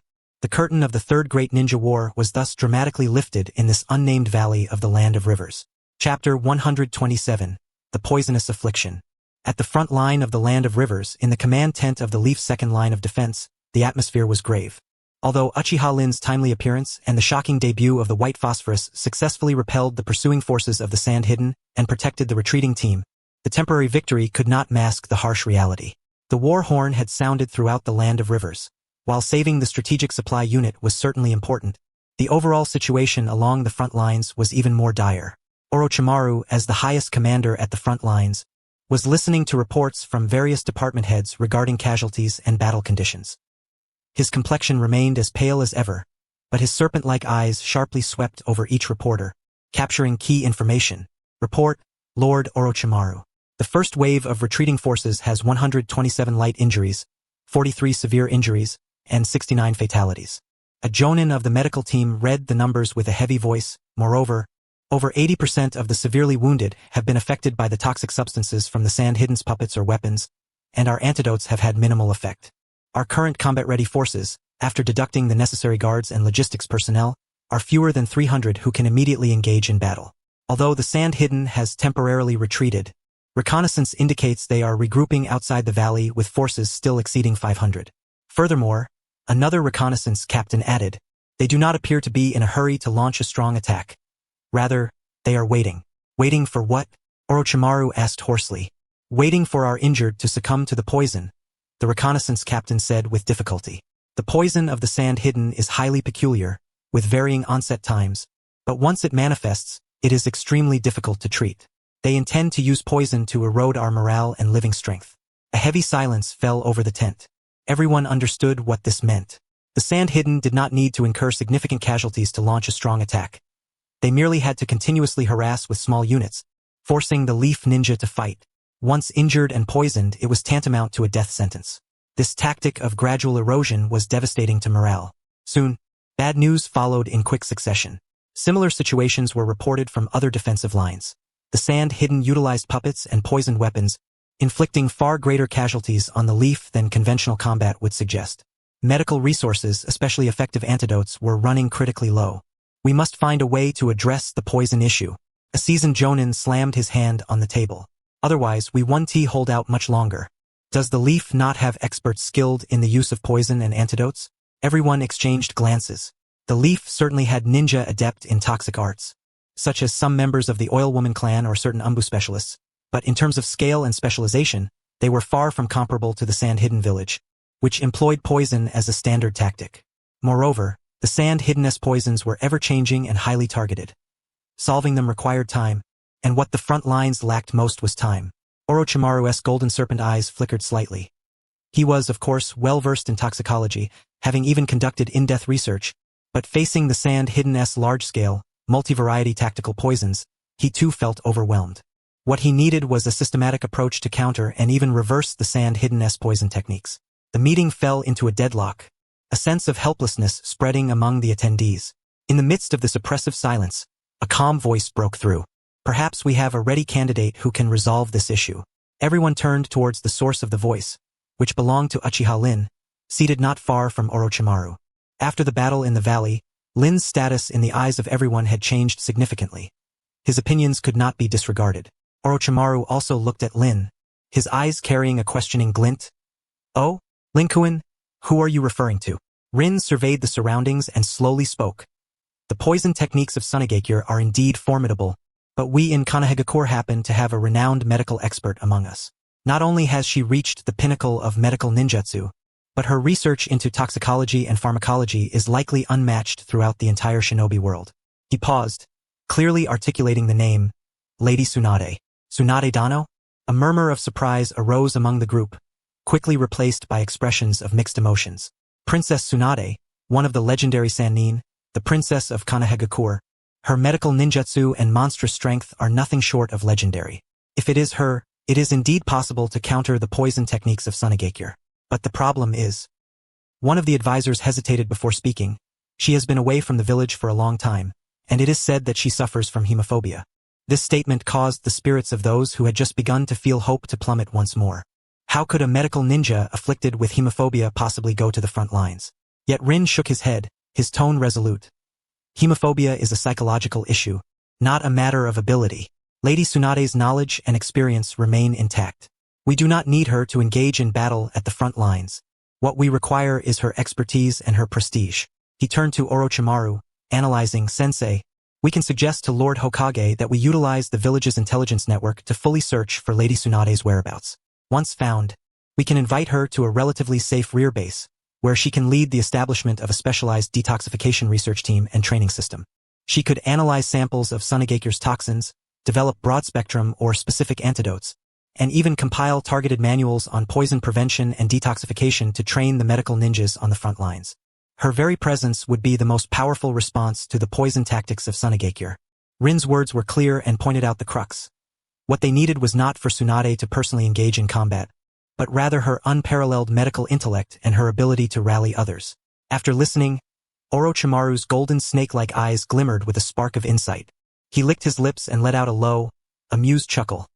Heh, that is indeed a good idea, Rin-kun. Certainly, compared to my focus on individual enhancement, Tsunade is far more adept in the realms of macro-medical systems and toxicological responses. He immediately made a decision. Draft an urgent communication to the village at once. Detail the severity of the poison situation at the front lines to the third Hokage and formally request the retrieval of Tsunade to form a wartime core medical detoxification team. Emphasize that this is key to stabilizing the front lines and reducing casualties. Understood. The communications ninja immediately took their leave. The atmosphere in the tent lightened somewhat. Although it remained uncertain whether Tsunade could be found or if she would be willing to return, at least they now had a clear direction and a glimmer of hope. Orochimaru looked at Rin, his gaze probing deeper. This disciple not only had his strength grown astonishingly, but he also displayed increasing maturity in strategy and overall perspective. To suggest searching for Tsunade was not merely a medical recommendation, it also held political significance.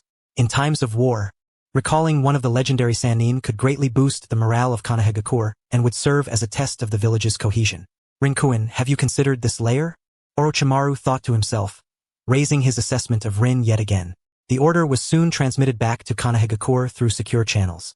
In the Hokage's office, Sarutobi Hiruzen looked at the urgent battle report and request sent by Orochimaru. His brow furrowed. The grim situation at the front lines was much as he had anticipated, but the severity of the poison affliction exceeded expectations. Tsunade, huh? Hiruzen murmured, a flicker of guilt and complexity crossing his eyes. He felt remorse towards this disciple. However, with the village facing a crisis, her strength was indeed needed. Relay the orders. Hiruzen spoke firmly. Activate all external intelligence networks, and spare no effort to locate Tsunade. Focus on investigating taverns and surrounding gambling houses. If she is found, in my name, implore her to return to the village and assist us. Yes. Anbu swiftly departed to carry out the orders. Hiruzen moved to the window, gazing at the overcast sky outside, his heart heavy with worry. Searching for Tsunade would take time, and each passing day saw bloodshed at the front lines. He hoped that Orochimaru and Rin could endure through this most challenging period. At the front lines in the land of rivers, the Konohagakure positions remained tense. Following the request, the work at the front lines did not cease. Orochimaru reinforced the defensive structures, setting up more traps and lookout posts, adopting a strategy of holding firm to avoid unnecessary contact with Sunagakure and thus reduce the risk of poisoning.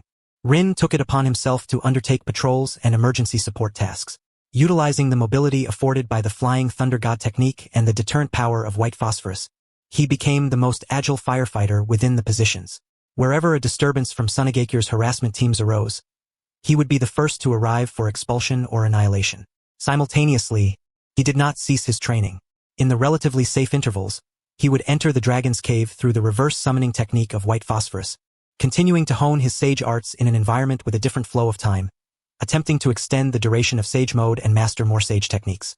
In the impending fierce battles, sage arts would be his crucial trump card. The front lines had temporarily fallen into a bizarre stalemate. Sunagakure ceased large-scale assaults, instead opting for constant harassment and poisoning with small units, attempting to exhaust Konohagakure's patience and resources. Konohagakure gritted its teeth and held firm, awaiting news from the village and support from the rear. Every day, there were casualties suffering from the effects of poison, and while the medical teams exhausted all means, they could only delay and not cure. A somber and oppressive atmosphere pervaded the positions. Yet the ninjas of Konohagakure did not collapse. They witnessed the efforts of strong figures like Rin and Orochimaru and heard the hope of finding Princess Tsunade. They believed that as long as they persevered, a turning point would surely come. At this moment, far away outside a gambling house in a small town in the Land of Fire, a blonde woman emerged, cursing under her breath, followed by a girl carrying a small pig. Damn it! Lost it all again. Shizun, where should we go next to make some money? Tsunade raked her fingers through her hair, looking exasperated. Shizun sighed helplessly. Tsunade-dano, let's find a place to settle down first. They were unaware that the Anbu of Konohagakure had already cast a search net in their direction. The gears of war slowly turned amidst bloodshed and waiting. Chapter 128. The powerful reinforcements of shadow-level combatants. The stalemate at the front lines of the Land of Rivers was a torment for Konohagakure, but for Uchiha Rin, it was a rare period of both consolidation and explosive potential. In the Valley Rescue Battle, he had decisively annihilated nearly 100 elite ninjas of Sunigakure, including several Jonin-level puppet masters and wind-style users, thanks to his sage techniques and the formidable presence of white phosphorus. This battle brought not only a tactical victory but also rewards from the game panel that were astonishing beyond measure. He sat alone in the secluded tent assigned to him temporarily, his consciousness sinking into the game panel that only he could see. Kill Sunigakure Elite Jonin, Puppet Master, X3. Obtain Complete Skill, Puppet Control Technique, Advanced, X3.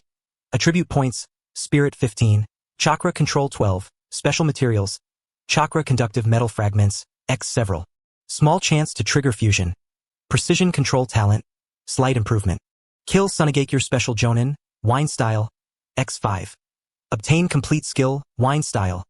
Great Breakthrough, B Rank, X2. Wind Style, Pressure Damage, B Rank, X1. Attribute Points, Agility 10, Wind Attribute Affinity 08. Having slain several shinobi and chunin from Sunigakure, acquired a substantial number of C-rank and D-rank ninjutsu fragments, with scattered attribute point bonuses, along with some currency. Total acquired, Dragon Cave Sage Art Training Talent, Advanced, X2, Intermediate, X3, Beginner, X5. 8 Gates of Baryaku Training Experience, considerable. Flying Thunder God Technique Proficiency, considerable. Hataki-style swordsmanship experience, considerable. The dazzling array of rewards nearly overwhelmed Rin's senses. Without a moment's hesitation, he immediately commenced the enhancement process. First, concerning the limits of his physical capabilities, the 8 Gates of Baryaku. He directly infused a vast amount of the training experience gained from his kills. On the panel, the progress bars representing the first gate, the second gate, and the third gate surged at a visible rate, ultimately reaching max status. The first 3 gates of the 8 Gates of Baryaku have been elevated to max. Effect. The first 3 gates can now be opened in a normal state without side effects or time restrictions. Physical strain is significantly reduced, chakra activity, and bodily functions are permanently enhanced by 30%. Unlocked exclusive trait. 3 Gates Convergence. Instantly combine the chakra bursts of the first 3 gates to produce a brief overclocking effect. Power increased by 50, lasting 3 seconds, cooldown time of 1 minute.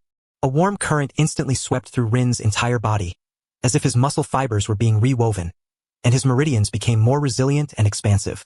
He gently moved his limbs, feeling his body become several times lighter, the flow of chakra responding to his every command, a previously unknown sense of power flooding through him.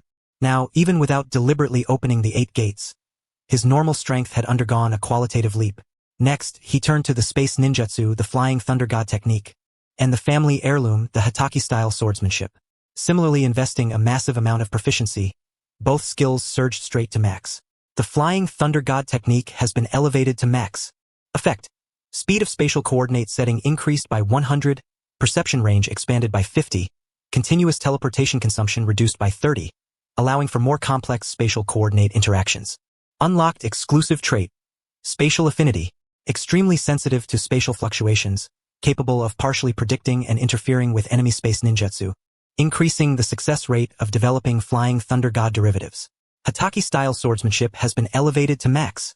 Effect. The power, speed, and accuracy of sword techniques are greatly enhanced. Deeper comprehension of sword intent achieved, capable of integrating various chakra attribute changes into sword techniques. Insights into swordsmanship surged into his mind like a tidal wave, as Rin instinctively grasped at the air, as if a short ink blade were already in his hand, a sense of unity between man and blade emerging spontaneously. His perception of space also became clearer. He could even vaguely see subtle ripples in the space surrounding the camp.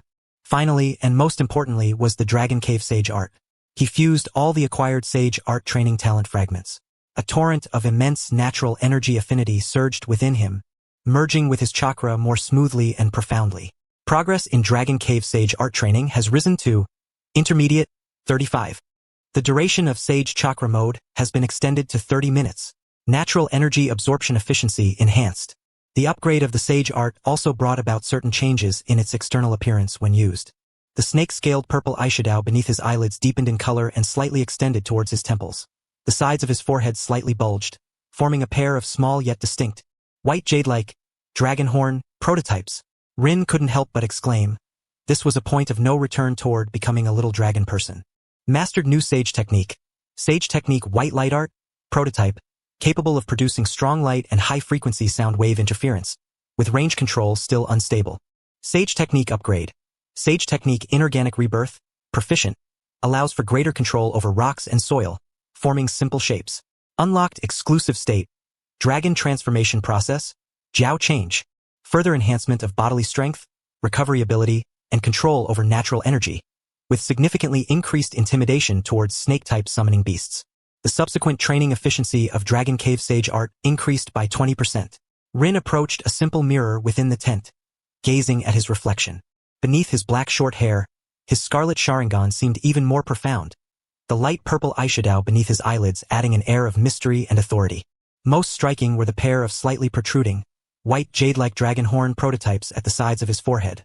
Although still not prominent, they clearly signified that he had taken a solid step into the realm beyond humanity. The aura emanating from him, a blend of Uchiha's in-release chakra and Dragon Cave's natural energy, formed a unique and powerful pressure. TSK. This appearance is increasingly reminiscent of a villainous boss. Rin touched the small dragon horns, their texture warm and smooth like jade, with a hint of coolness. He couldn't help but make a face at the mirror, yet found himself rather handsome. From now on, please call me Lord Dragonhorn Rin, or Uchiha Jiaolong. Ha ha ha. That bit of playful nature in his character surged forth after such a significant power increase and the acquisition of the dragon horns. He even imagined, when facing an enemy in the future, he should accompany his actions with a line like, "Feel the power of the sage art from the Dragon Cave," or something similarly dramatic. After indulging in his self-amusement for a while, Rin collected his thoughts, feeling the surging power within him. Now, his normal strength firmly stood at the peak of elite Jonin, and after opening the first 3 gates of the 8 gates of Baryaku, he was more than capable of clashing head-on with Quasi-Kage-level foes. If he were to additionally activate the beginner sage art mode, he was even confident he could hold his own against true Kage-level opponents in the short term, especially since his Sharingan had reached a critical state. On the verge of evolving into the Mangekyo state, the power from his spirit, under the influx of numerous attribute points, was nearly spilling over. Indeed, large-scale warfare is the best way to unlock the system. The efficiency is vastly superior, almost bypassing the intermediate stage of Jonin and charging directly toward Kage level. This was a critical state as determined by the system, meaning his true strength, according to the calculations of the ninja world, could almost be deemed to have entered the realm of Kage. Next, it was time to properly hone these new powers in actual combat. Anticipation sparkled in Rin's eyes. However, the war situation would not afford him much time for a stable adaptation. Not long after Rin completed his ascent in strength, the frontline reconnaissance unit transmitted alarming and urgent intelligence. Reinforcements from Sunagakure have arrived, and they were no ordinary reinforcements. The leaders of the group were 2 renowned powerhouses in the ninja world. One was Yakura, known as the wielder of the Scorch Release. She possessed the bloodline limit of Scorch Release, capable of combining fire release and wind release to create high-temperature steam balls, instantly dehydrating enemies and turning them into dried corpses, extremely terrifying. The other was Rasha, a standout of the younger generation from Sunagakure, proficient in manipulating magnetic release sand and gold. His abilities combined offense and defense. Large-scale sand and gold could form an absolute defense or transform into towering waves to engulf enemies, while also holding strategic significance for mining and creating economic value, making him a strong contender for the next Kazekage in Sunagakure. The arrival of these 2 Kage-level powerhouses undoubtedly dropped a heavy bombshell on the already dire frontline situation. Accompanying them were nearly 1,000 elite ninjas from Sunagakure, as well as a substantial supply of new puppets and materials. The tactics of Sunagakure were evidently shifting from a war of attrition to a decisive strong assault. Within the command center of Konohagakure, the atmosphere plummeted to a freezing point. Orochimaru gazed at the intelligence scroll, his golden snake-like pupils narrowing slightly. Yakura and Rasha were both formidable opponents, especially their abilities, which were nearly devastating to ordinary ninjas. Send the order to the entire army, maximum battle readiness. Orochimaru's voice was cold. Abandon the outer watchtowers, retract the defense line, and rely on the core positions for defense. All Jonin, be prepared to confront the enemy's powerful assaults at any moment. He turned to Rin beside him and said in a grave tone, Rinkuin, we need to focus on Yakura and Rasha. Your sage techniques and mobility will be crucial. Rin nodded, the previous playful demeanor replaced by seriousness and combat intent.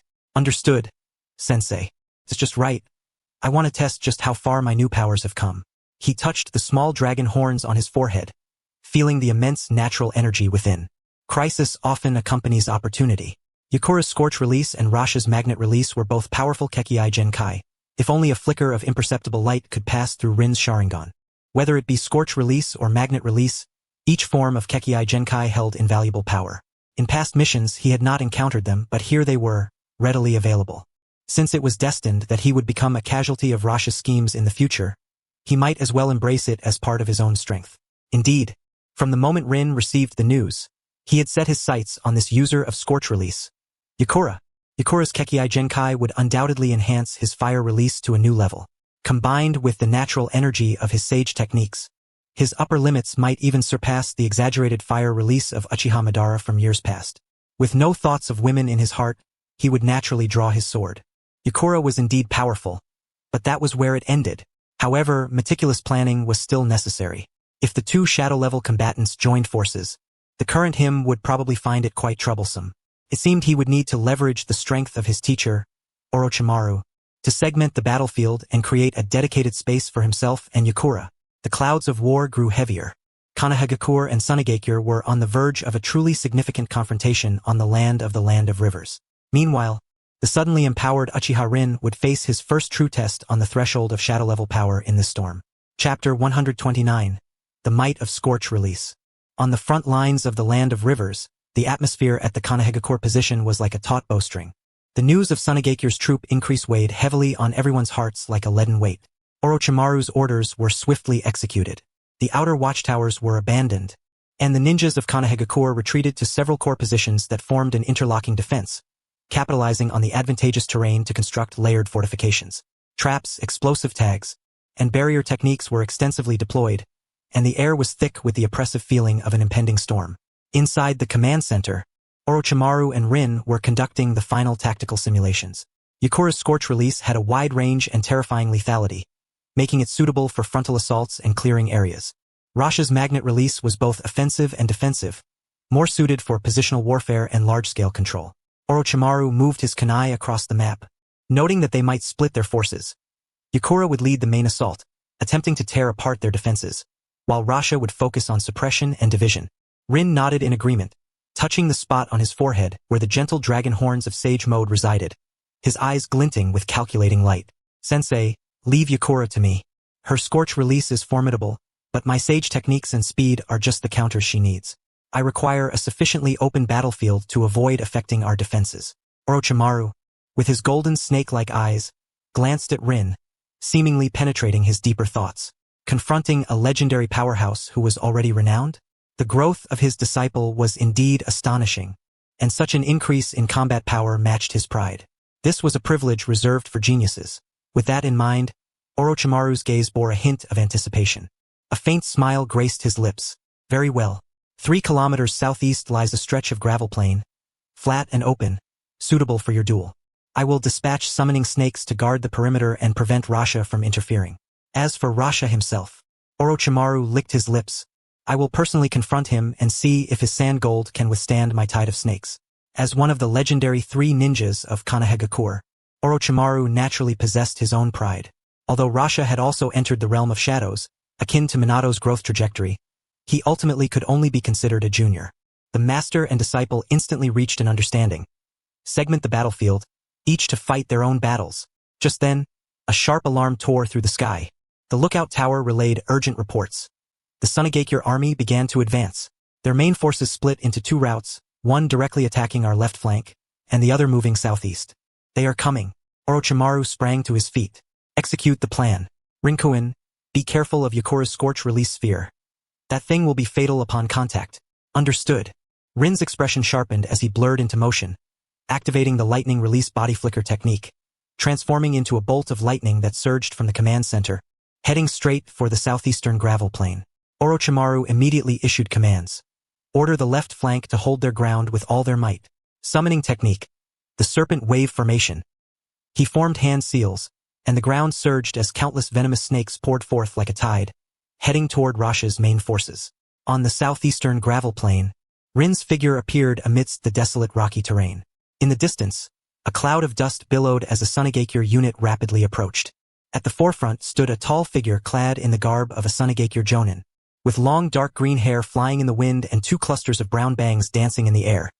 This was Yakura, the user of Scorch Release. Yakura also spotted Rin, who stood alone on the gravel plain. Her gaze was sharp, tinged with scrutiny and seriousness.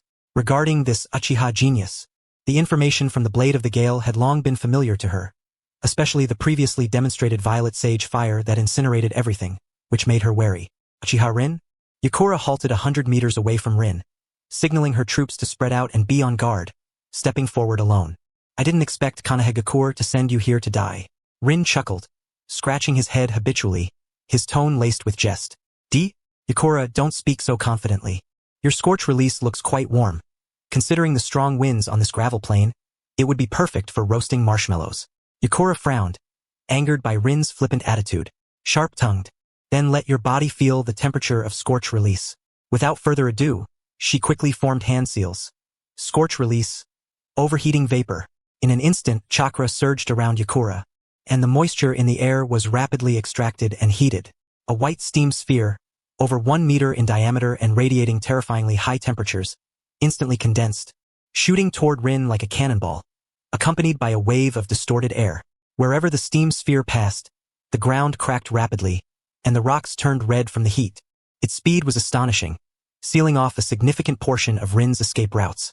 Rin's eyes narrowed, and he activated his Sharingan, the 3 tomo spinning rapidly, clearly capturing the trajectory of the steam sphere and the violent flow of energy within.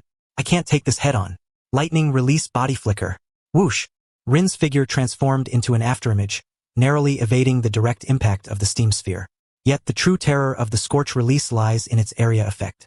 Even when one is not directly struck, the searing steam that spreads out causes Rin's skin to tingle painfully and his breath to scorch. Humph, can you evade once? Evade 10 times? Yitsong sneered, his hands waving continuously as one scorching steam ball after another shot forth like a barrage, converging on Rin from various angles. Boom! Boom! Boom! Waves of white, high-temperature air erupted across the Gobi Desert, the ground charred to a crisp, the air distorting. Rin pushed the lightning release body flicker technique and the first 3 gates of the 8 gates to their limits, darting through the gaps between the Scorch Release balls, as if dancing on the edge of a knife. He attempted to defend with water release, but the ordinary water dragon bullet was vaporized upon contact with the Scorch Release ball, only expanding the range of steam. What a troublesome ability. Rin mused inwardly. Passively evading is not a solution. The Sage mode has a time limit, and I must take the initiative. After narrowly dodging 2 encroaching steam balls, Rin's gaze sharpened, and he clasped his hands together. Sage Art. Inorganic Rebirth. With a rumble, the ground beneath him surged upward, forming a thick rock wall that temporarily blocked the subsequent Scorch Release balls. Although the stone quickly crumbled under the intense heat, it bought Rin precious time to form seals. Sage Mode. Transformation into a dragon activate. Buzz. A purple halo flared around Rin, the serpentine scales beneath his eyelids becoming pronounced, and the nascent shape of dragon horns at his temples faintly glowing. A torrent of natural energy surged into his body, perfectly merging with his chakra, causing his power, speed, and perception to soar. Yitsong felt the sudden shift of terrifying energy emanating from Rin, her expression shifting slightly. Is this the Sage Art from the Dragon Cave? I never expected that the power which even Orochimaru could not access would be within your grasp. Rin offered no reply. In Sage Mode, his speed reached its zenith. With a push of his foot, he left a faint afterimage behind, while his true form appeared like a specter at Yitsong's flank. Chapter 130. The Counterattack of Sage Mode. So fast. Yitsong gasped, hurriedly retreating while simultaneously controlling a Scorch Release ball to defend. But Rin's speed was even greater. Holding the ink sword, highly concentrated Sage Art chakra enveloped it, transforming it into a purple blade of light. Sage Art. Lightning Blade. Thanks to Kakashi's earlier development of the Chidori, and under the influence of the Sharingan, Rin not only mastered the Chidori but also developed an extended version of the technique. The piercing sound of thunder erupted as Rin's ink sword, entwined with lightning, struck toward the retreating Scorch Release steam ball with a tearing momentum. Swish! Instead of an explosion, It sliced through the high-temperature steam ball as easily as a hot knife through butter, splitting it in two, with residual arcs of electricity even shooting toward Yitsong. What? Yitsong's pupils constricted. The scorch release ball was actually pierced through. In a panic, she formed a thin steam barrier in front of her to block the arc, but her body was jolted back unsteadily. The power of the sage art seems to surpass your scorch release, Sister Yitsong. Rin, seizing the opportunity, blurred once more, using the max level of the Flying Thunder God technique within his perception range, ignoring distance and the need for seals, let alone such short-range teleportation that left almost no trace. He instantly appeared behind Yitsong, his ink short sword already drawn, wrapped in Wind Attribute's Sage Art Chakra, slashing toward the back of her neck. Not on your life. Yitsong, experienced in battle, forcefully twisted her body at the critical moment, conjuring two small scorch release balls in her hands, meeting the short sword like gauntlets. Clang. Swish. The clash of metal was accompanied by the sound of steam erosion. Yitsong barely blocked the strike with the high temperature of the scorch release, but the immense force and sharp wind chakra within the short sword still made her blood surge, dimming the scorch release balls. Damn it! Yitsong gritted her teeth, realizing she was completely suppressed in close combat. She suddenly leaped backward, forming seals with her hands, unleashing her chakra to its limit. Scorch release. 9 dragons kill. 9 massive scorch release steam balls appeared around her, like 9 small suns radiating a devastating aura. This was her ultimate technique. The 9 steam balls could interact with each other, forming a realm of death, covering an extensive area. It's over, Uchiha Rin, Yitsong shouted, the 9 steam balls converging from different directions, bearing down on Rin with overwhelming force, sealing off all routes of retreat. Faced with this lethal blow, Rin instead halted his steps. He took a deep breath, the sage art chakra surging within him. The glow of the nascent dragon horns at his temples intensified as he reached a peak in his control over natural energy. Indeed, it should come to an end. Rin said calmly, his hands beginning to form seals, a complex and ancient sequence. The surrounding natural energy surged toward him wildly, even affecting the weather, as the winds across the Gobi seemed to still. Sage art. White surge technique. Rin opened his mouth, releasing not flames, but an intensely condensed, blindingly luminous white energy sphere. The moment the energy sphere appeared, a high-frequency shockwave accompanied by a blinding light erupted outward. Buzz! Like 1,000 cicadas buzzing in unison. The piercing sound akin to shattering glass swept across the entire Gobi. The very space seemed to tremble. The 9 scorch release steam balls were swept by this high-frequency shockwave, instantly becoming extremely unstable, their surface energies fluctuating violently, their trajectories distorted, with 2 even losing control and exploding mid-air. Yitsong was caught off guard, blinded by the intense light, her ears assaulted by the high-frequency sound waves, leaving her momentarily deafened, her mind blank, her control over chakra forcibly interrupted. The remaining scorch release balls also spiraled out of control, flying erratically. Now's my chance. A cold light flashed in Rin's eyes, his sage mode speed pushed to its utmost. He darted through the gaps of the out-of-control scorch release balls, appearing before the dazed Yitsong. Sharingan Genjutsu. Chains of binding. The 3 tomo spun wildly, the powerful illusion directly invading Yitsong's utterly defenseless mental realm. Yitsong's body stiffened, her gaze becoming completely vacant. Without a moment's hesitation, Rin thrust the ink short sword, glinting with icy light, precisely toward Yitsong's heart.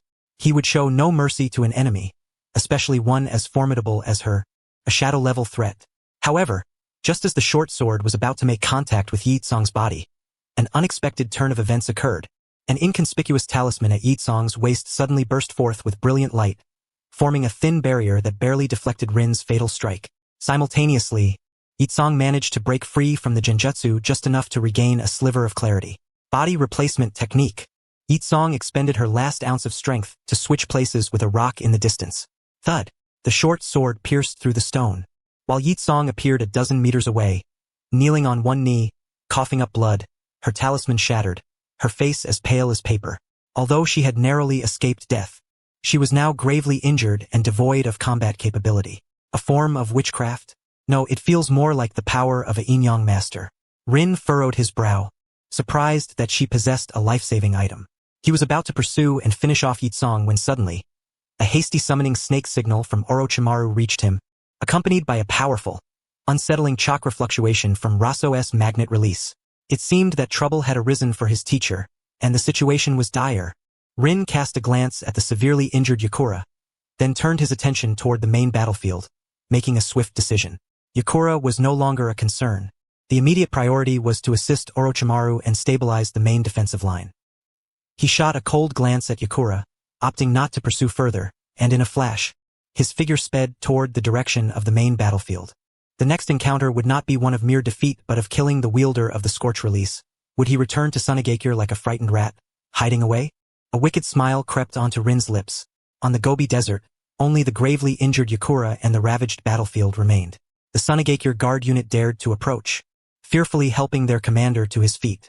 Yakura gazed in the direction where Rin had vanished, his eyes filled with horror, reluctance, and a hint of terror from having survived. The strength of Uchiha Rin far exceeded his expectations. That bizarre sage technique had even managed to suppress the Scorch Release against Konohagakure, when had such a monster emerged. Successfully defeated, severely injured, the enemy shadow-level powerhouse Yakura. Reward obtained, Scorch Release Bloodline Limit Fragments, a large amount. Attribute points, Spirit 20, Fire Affinity 15, Wind Affinity 15. Small chance triggered, obtained partial physical traits of the defeated, high temperature resistance. Moderate enhancement. As Rin raced forward, he absorbed the prompts from the panel. Although he had not acquired the complete Scorch Release, the fragments, attribute points, and high temperature resistance were already a bountiful harvest. More importantly, he had confirmed the suppressive power of sage techniques against bloodline limits. Rozuna, you are next. The fire of battle ignited in Rin's eyes as he increased his speed, darting toward the main battlefield shrouded in golden sand like a purple lightning bolt. Chapter 131. Magnetic Release Showdown.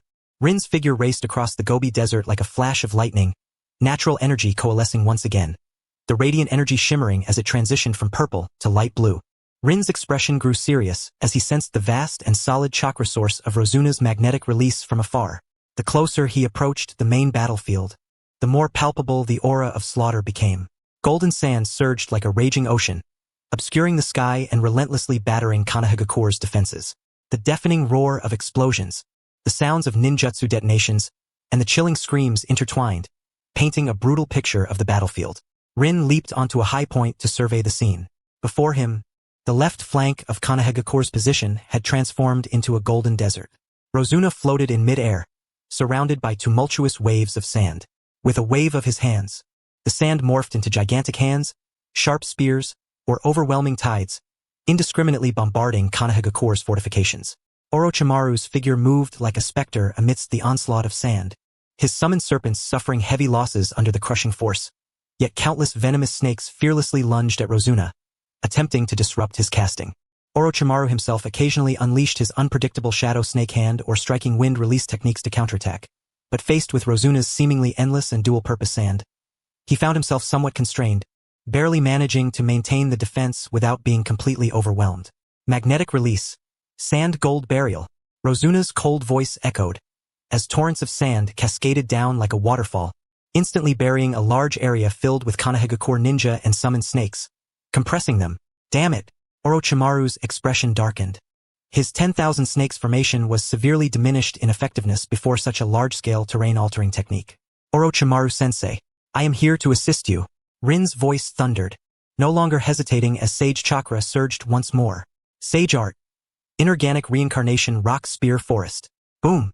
Rin pressed his hands to the ground, pouring forth a tremendous amount of Sage Chakra into the earth. In an instant, the ground beneath Rozuna trembled violently.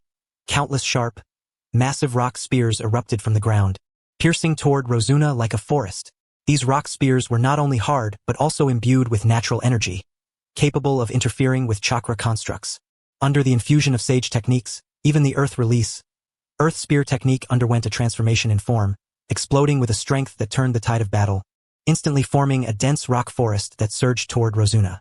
Rozuna frowned, having to divert some of his sand to defend, creating a thick sand shield beneath him. Bang! Bang! Bang! The rock spears struck against the sand shield, producing a dull thud.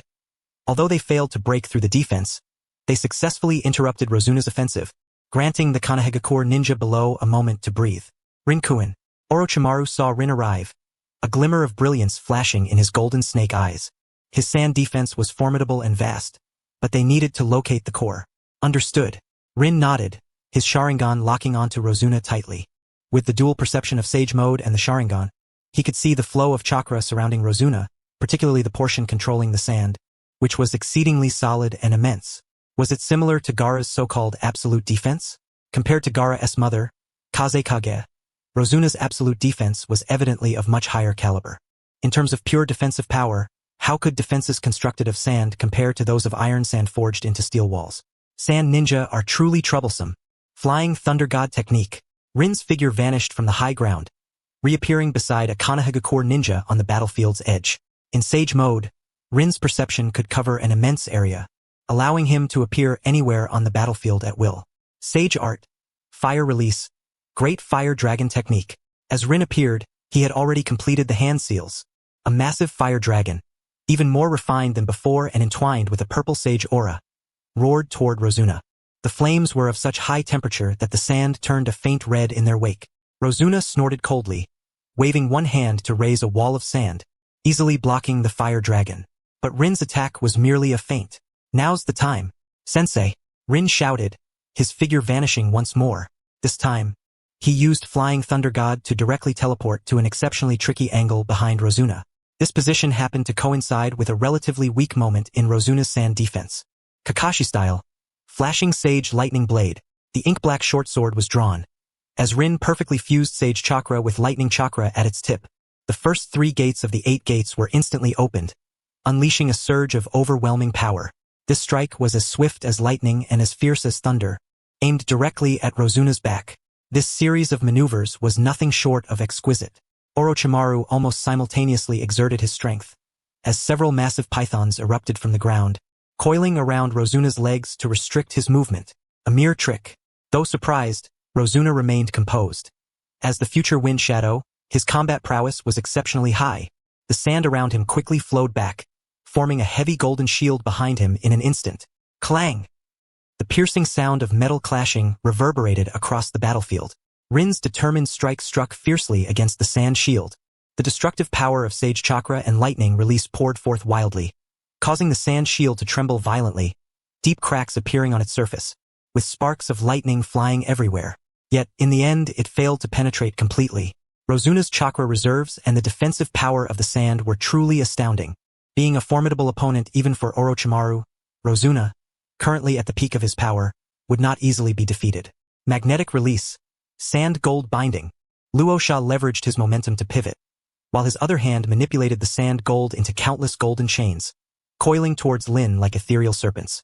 Lin, failing to land a hit, did not hesitate. He activated the Flying Thunder God technique once more, instantly vacating the battlefield and appearing at another coordinate point, narrowly evading the entanglement of the chains. Tisk, it's as tough as a turtle shell, Lin remarked, shaking his slightly numb wrist. Although he had the advantage in speed, Luosha's defense was remarkably comprehensive, making it exceedingly difficult to forcefully breach the absolute defense crafted from sand gold. Orochimaru seized the opportunity to create distance and joined Lin. His chakra volume far exceeds that of an average Kage level, and a prolonged battle would be detrimental to us, Orochimaru rasped, his gaze sweeping over the dragon horn at Lin's temple. Lin Kuan, can your sage arts provide a broader range of interference? I need a chance to perform a technique. Upon hearing this, Lin's heart stirred. He directed his gaze towards the enemy from the sand ninja side and a cruel smile tugged at the corners of his mouth. I'll give it a try. A glimmer of determination flashed in Lin's eyes. He formed hand seals once more, this time not only channeling Sage Chakra but also attempting to integrate his understanding of the fusion of fire and wind nature transformations into it. Sage Art. Fire Release. Great Flame Extinguishing Change. Chapter 132. The Absolute Defense of Magnet Release. Lin took a deep breath, his chest swelling as a faint blue energy coalesced. The violet flames erupted violently into the air, and with the immense bolstering of energy, a sea of fire instantaneously enveloped a vast expanse of the battlefield. The natural energy from the sage arts expanded the area of this fiery sea, while simultaneously causing the temperature to surge to a terrifying degree. The color of the flames morphed into a mix of blue and purple, the air sizzling and crackling with explosive sounds. Luosha's expression shifted slightly. He sensed a terrifying threat emanating from the flames. Not daring to delay, he immediately commanded a large volume of sand gold to form a thick wall before him. Sizzle, sizzle, sizzle. The blue-purple sea of flames collided with the sand gold wall, not exploding immediately but instead igniting into a fierce burn. like a festering wound. The intense heat caused the sand gold to melt rapidly. The wall visibly thinned and dissolved at an alarming rate. Effective. Lin's heart leaped with joy. The wind fanned the flames, proving equally effective for the sage arts, significantly enhancing the penetration and sustained burning capacity of his fire release. Now's the time, Sensei. Lin maintained the fiery onslaught, shouting loudly.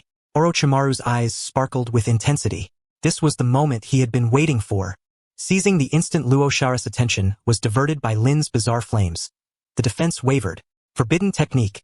Twin snakes mutual killing technique. Orochimaru's body twisted as if boneless.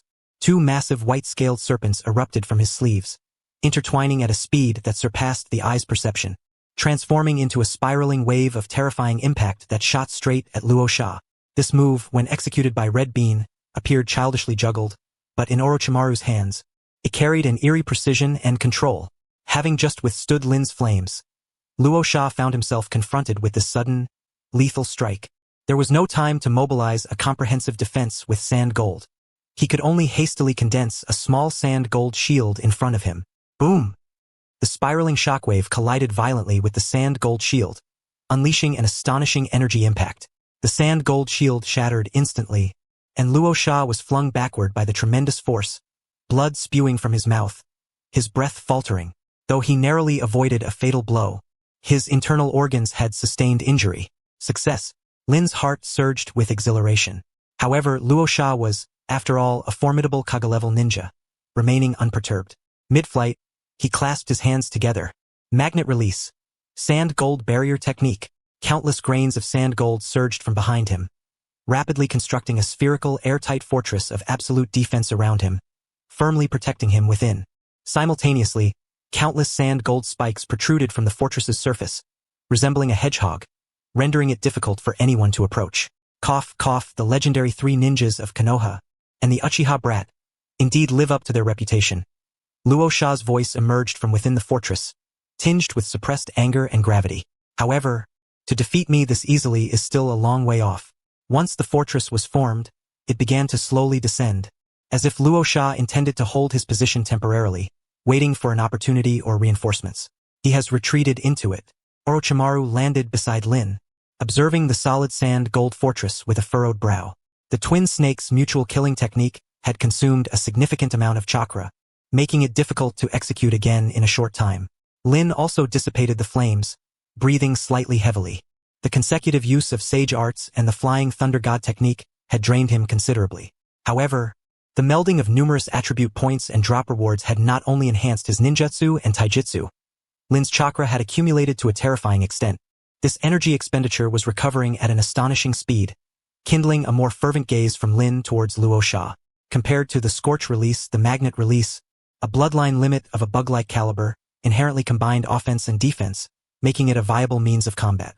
The only trouble was that even if he could acquire it, he had to use it cautiously, as it was too recognizable. Being able to utilize another's bloodline limit abilities was not something to boast about. Once exposed, the unique bloodline limits within the ninja world were numerous, effectively placing him at odds with the very holders of those limits.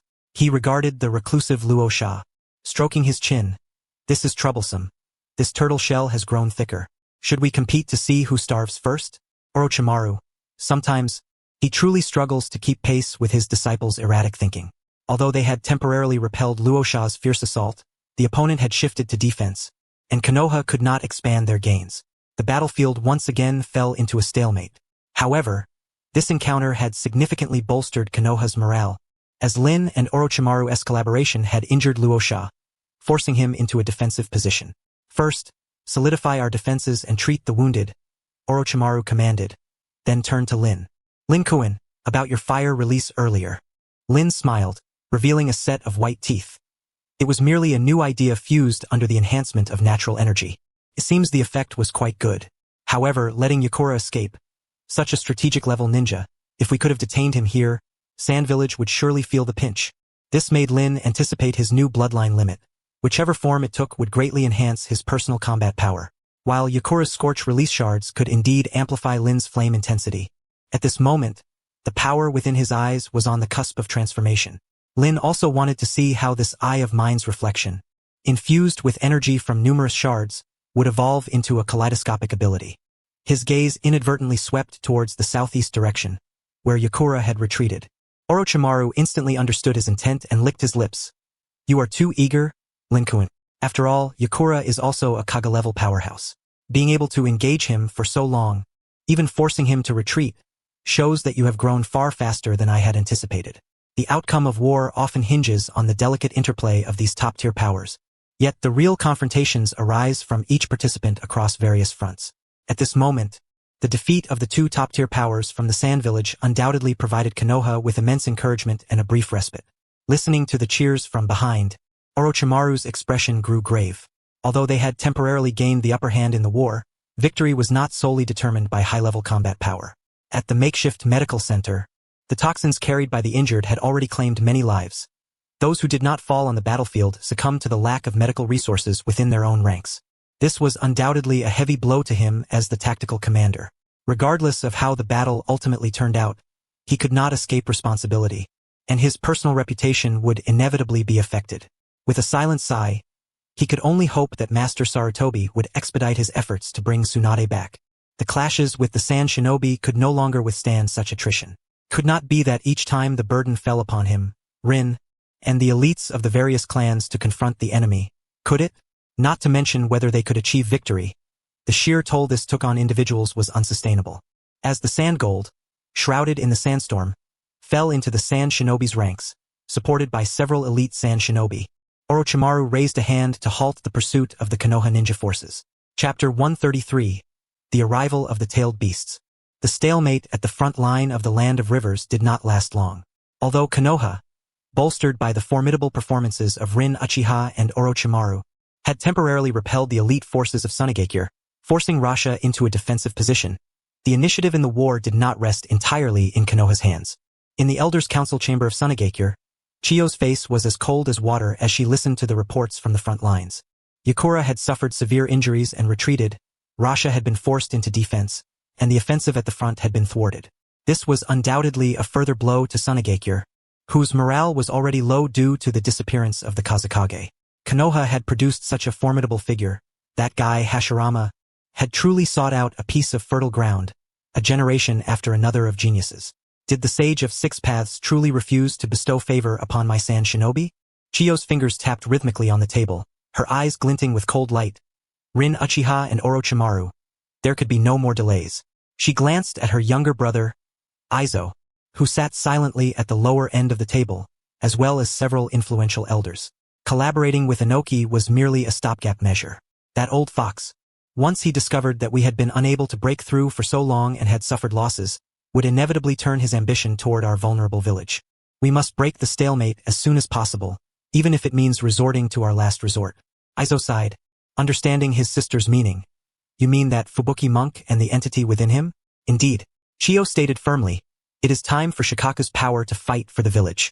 Although Fubuki can suppress Shikaku, if he actively releases part of his power, it would be enough to turn the tide of battle. Dispatch orders immediately to release Fubuki, escorted by an elite team, to secretly proceed to the front line of the Land of Rivers. Inform him that the survival of Sunagakure requires his and Shikaku's strength. With the command issued, the war machine of Sunagakure began to operate at high speed once more. Soon after, an elderly man dressed in monk robes, with a kind demeanor, quietly left the village under the protection of a team of Sunagakure's ANBU. He was heading toward the bloody front line.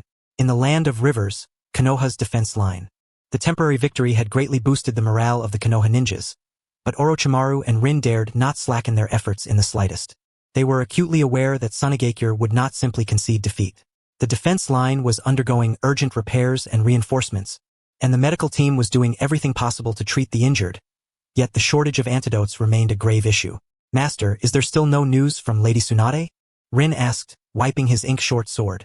He could sense the undercurrents swirling beneath the calm surface. Orochimaru shook his head, his golden snake-like eyes gazing into the distance. Finding her will take time. Moreover, even if we do find her, whether we can persuade her to return is still uncertain. All we can rely on now is ourselves. He paused, looking at Rinkuin, your sage techniques are our greatest variable at present. In the upcoming battles, we will likely need your power. Can you still hold on? Rin touched his eyes, the three tomo slowly spinning. After a series of fierce battles, Especially against Yakura and Rasha, the accumulation of vast combat experience and the infusion of attribute points had brought the power of his Sharingan to an unprecedented state of saturation. A feeling of restlessness surged within him, as if he might break free from his cocoon at any moment. He knew this was a sign of evolution toward the Mangekyo Sharingan. He just needed a catalyst, a sufficiently intense emotional stimulus or a life-and-death trial. Compared to Sage Mode, Rin was more eager for the transformation that would come from his Sharingan. According to the classification of the Sharingan, it could be divided into the straight Mangekyo Sharingan and the curved Mangekyo Sharingan, representing power enhancement and abilities in Genjutsu and space-time manipulation, respectively.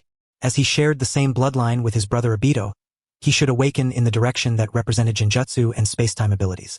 However, during the period before graduating from the Ninja Academy, he had already fused a significant amount of Uchiha bloodline, and with the mixing of these two bloodline powers, he could not even articulate what kind of abilities would ultimately emerge. Only upon complete awakening could he glimpse the energy contained within these eyes. Perhaps, Rin did not deny it, hoping that by then, Sage Mode would still be powerful. By the way, Orochimaru-sensei, do you really not need me to teach you how to utilize natural energy to awaken Sage Mode?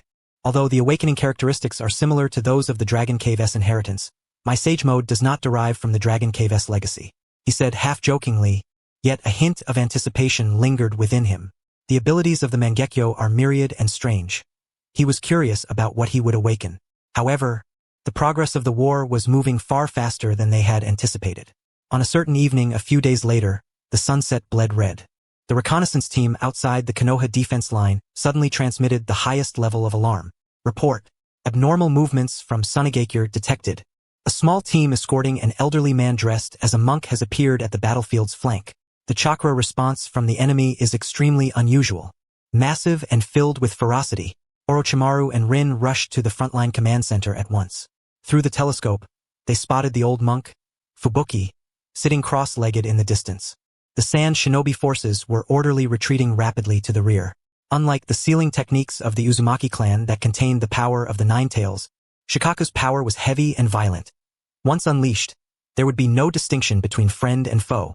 He emanated an extremely unstable and heart-stirring chakra fluctuation, a power infused with the chakra of the Jinchuriki and the tailed beast, filled with a sense of destruction. That S.A. Jinchuriki? Orochimaru's expression changed drastically. Sunagakure had actually sent a Jinchuriki to the front lines. It's Shikaku. Shikaku? One tail? Rin's Sharingan activated instantly, fixating on Fubuki.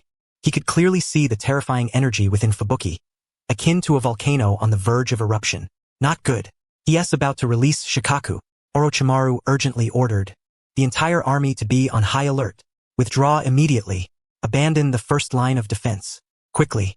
As the orders were just transmitted, Fubuki had already opened his eyes. His gaze was no longer the gentle demeanor from before but filled with struggle and determination. He clasped his hands together, softly chanting scriptures, and the seals within him began to loosen. Roar! A thunderous roar erupted, as if it came from an ancient beast, instantly sweeping across the entire battlefield. The surface of Fubuki's body began to manifest violet curse markings, and a massive amount of sand surged from beneath him, rapidly enveloping him. His form swelled and distorted dramatically. Boom! The sand soared into the sky. A colossal creature, composed entirely of sand, has emerged upon the battlefield. It bears a shape reminiscent of a raccoon dog, adorned with violet curse markings that cover its body, and a massive tail thrashes in the air, revealing itself to be the fully transformed tailed beast. Shikaku. Shikaku. It is Shikaku, the tailed beast. Sunagakure has unleashed the tailed beast. Panic spreads instantaneously across the Konoha front lines. Faced with such a legendary disaster-level entity, the morale of ordinary ninjas crumbles in an instant. Damn it! Orochimaru gritted his teeth, swiftly forming hand seals, summoning jutsu. Multiple snakes. Boom! As the vast white mist dissipated, a gigantic army of snakes was summoned forth. It gazed at the rampaging Shikaku in the distance, croaking in a hoarse voice. Orochimaru, is our opponent really Shikaku this time? Are you a fool to think you could have me fight a tailed beast? Enough chatter. Bind it. We cannot allow it to breach our defenses. Orochimaru commanded. Almost simultaneously, Rin did not hesitate to form seals. Summoning Jutsu. Chapter 134. The arrival of the Kaleidoscope Sharingan. Boom! A flash of white light erupted, and after training in the Dragon Cave, a larger, more formidable white phosphorus snake appeared on the battlefield. Its scales shimmering with a silver sheen, the bulge at its forehead becoming increasingly pronounced. Sensing Shikaku's presence, it emitted a shrill cry filled with excitement and battle intent. White phosphorus. Assist the multiple snakes. Block Shikaku. Rin shouted as he leaped atop the white phosphorus's head. Understood, boss. White phosphorus responded with a voice that held a dragon-like authority. Unlike the Myobokuzan and the Sherbone forest, during its rapid evolution, white phosphorus had also gained the ability to speak, signifying that its power had finally surpassed the limitations of a shadow. Its immense body coiled around, alongside multiple snakes, facing the now frenzied Shikaku. Everyone, retreat immediately to the second line of defense. Nara Shikaku, I entrust command to you. Organize the defense and protect the injured. Orochimaru ordered the hastily arriving Nara Shikaku, before rushing with Rin towards the terrifying battlefield of the tailed beast. Shikaku had completely lost control, swinging its massive claws and stirring up a sandstorm, each casual strike capable of devastating vast swathes of land. Though the multiple snakes and white phosphorus were gigantic, they still struggled against the fully realized Shikaku, relying solely on agility and coordination to entangle it, continually being pushed back by waves of sand. Magnet release. Sand binding coffin. At that moment, a chilling voice echoed. Wounded but not defeated, Raza appeared at the edge of the battlefield, manipulating gold sand to assist Shikaku's assault, attempting to bind the movements of multiple snakes and white phosphorus. The situation took a drastic turn. With the tailed beast and a shadow-level powerhouse combined, Konoha's top combat strength found itself in an absolutely disadvantageous position. This cannot continue. Rin stood atop white phosphorus, observing the perilous entanglement of multiple snakes and white phosphorus under Shikaku and Raza's combined assault. The cries of the Konoha ninjas filled with terror and the wails of the injured ringing in his ears. A surge of unprecedented urgency and fury welled up within him. He could not stand idly by and watch his comrades be slaughtered, nor could he witness the collapse of their defenses. He needed power, a greater power. At that moment, Shikaku seemed to be enraged by the entanglement with multiple snakes and white phosphorus. It opened its massive mouth, and a terrifying tailed beast bomb began to wildly condense within, compressing into a small black sphere, surrounded by devastating energy fluctuations. That is the tailed beast bomb, Orochimaru exclaimed, his face paling. Once launched, the entire front line would be reduced to rubble.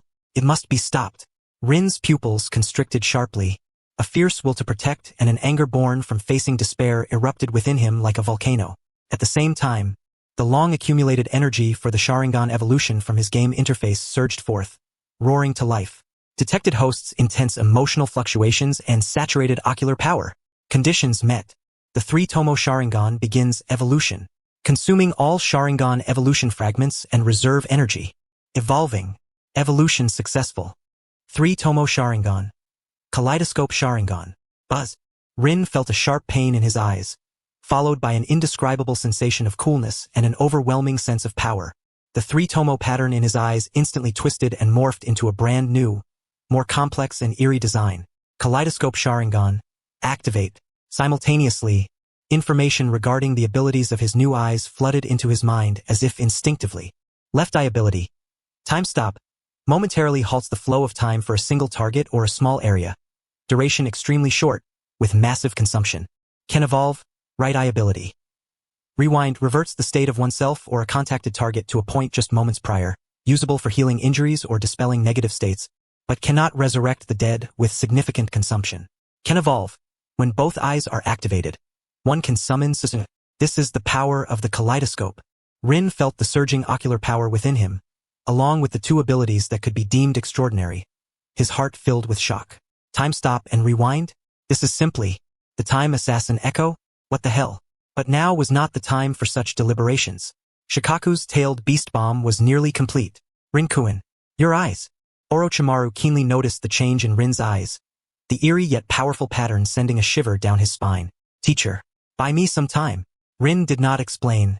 Taking a deep breath, his hands pressed together. The power of the kaleidoscope and sage chakra erupted simultaneously. Sage mode fully activated. Susanoo, activate. Boom!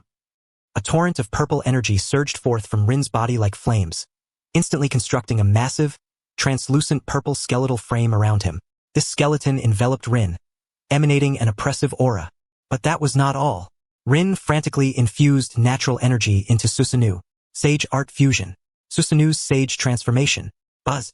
The purple skeletal frame rapidly solidified, covered in muscle and sinew, and enveloped in a faint blue glow of Sage Chakra. Its form evolved from a mere skeleton to a higher stage. A gigantic ink sword, composed of highly condensed Sage Chakra and exuding a chilling aura, appeared in Susanu's hand. At that moment, Susanu, though not yet fully realized, exhibited an astonishing form. It donned purple armor with a faint blue glow, wielding a massive ink sword, and beneath the armor on its forehead were Rin's eyes, ablaze with the eerie light of the kaleidoscope Sharingan. What is that? Both Konoha and Sunigakure ninjas were left dumbfounded by this sudden appearance of a colossal being. Uchiha Susanu? Orochimaru's eyes sparkled with unprecedented brilliance, and it even fused with sage power. Roar! Shikaku sensed the looming threat, aiming its nearly completed tailed beast bomb at Rin's massive sage Susanu. I will not let you succeed. Rin commanded Susanu, taking enormous strides toward Shikaku. With each step, the ground trembled. Sage art. Susanu's sword cleaves the heavens. The gigantic ink sword, imbued with the power to tear asunder, slashed toward Shikaku. Simultaneously, Shikaku's tailed beast bomb erupted forth. Boom! The ink sword collided violently with the tailed beast ball in midair. A devastating shockwave of energy instantaneously spread out, lifting the surrounding sandy ground into waves soaring dozens of meters high. Both Manda and White Phosphorus were knocked back repeatedly.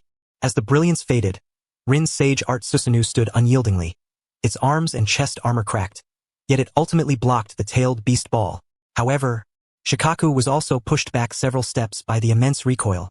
It was blocked. Lord Rin has blocked the tailed beast ball. Cheers erupted from the Konoha camp, celebrating their narrow escape. Rin stood at the crystal forehead of Susanu, breathing lightly, the faint stinging sensation from the Mangekyo Sharingan and the depletion of chakra reminding him that he could not sustain the battle for long. Yet his gaze remained sharp, focused intently on Shikaku and the distant Rashi.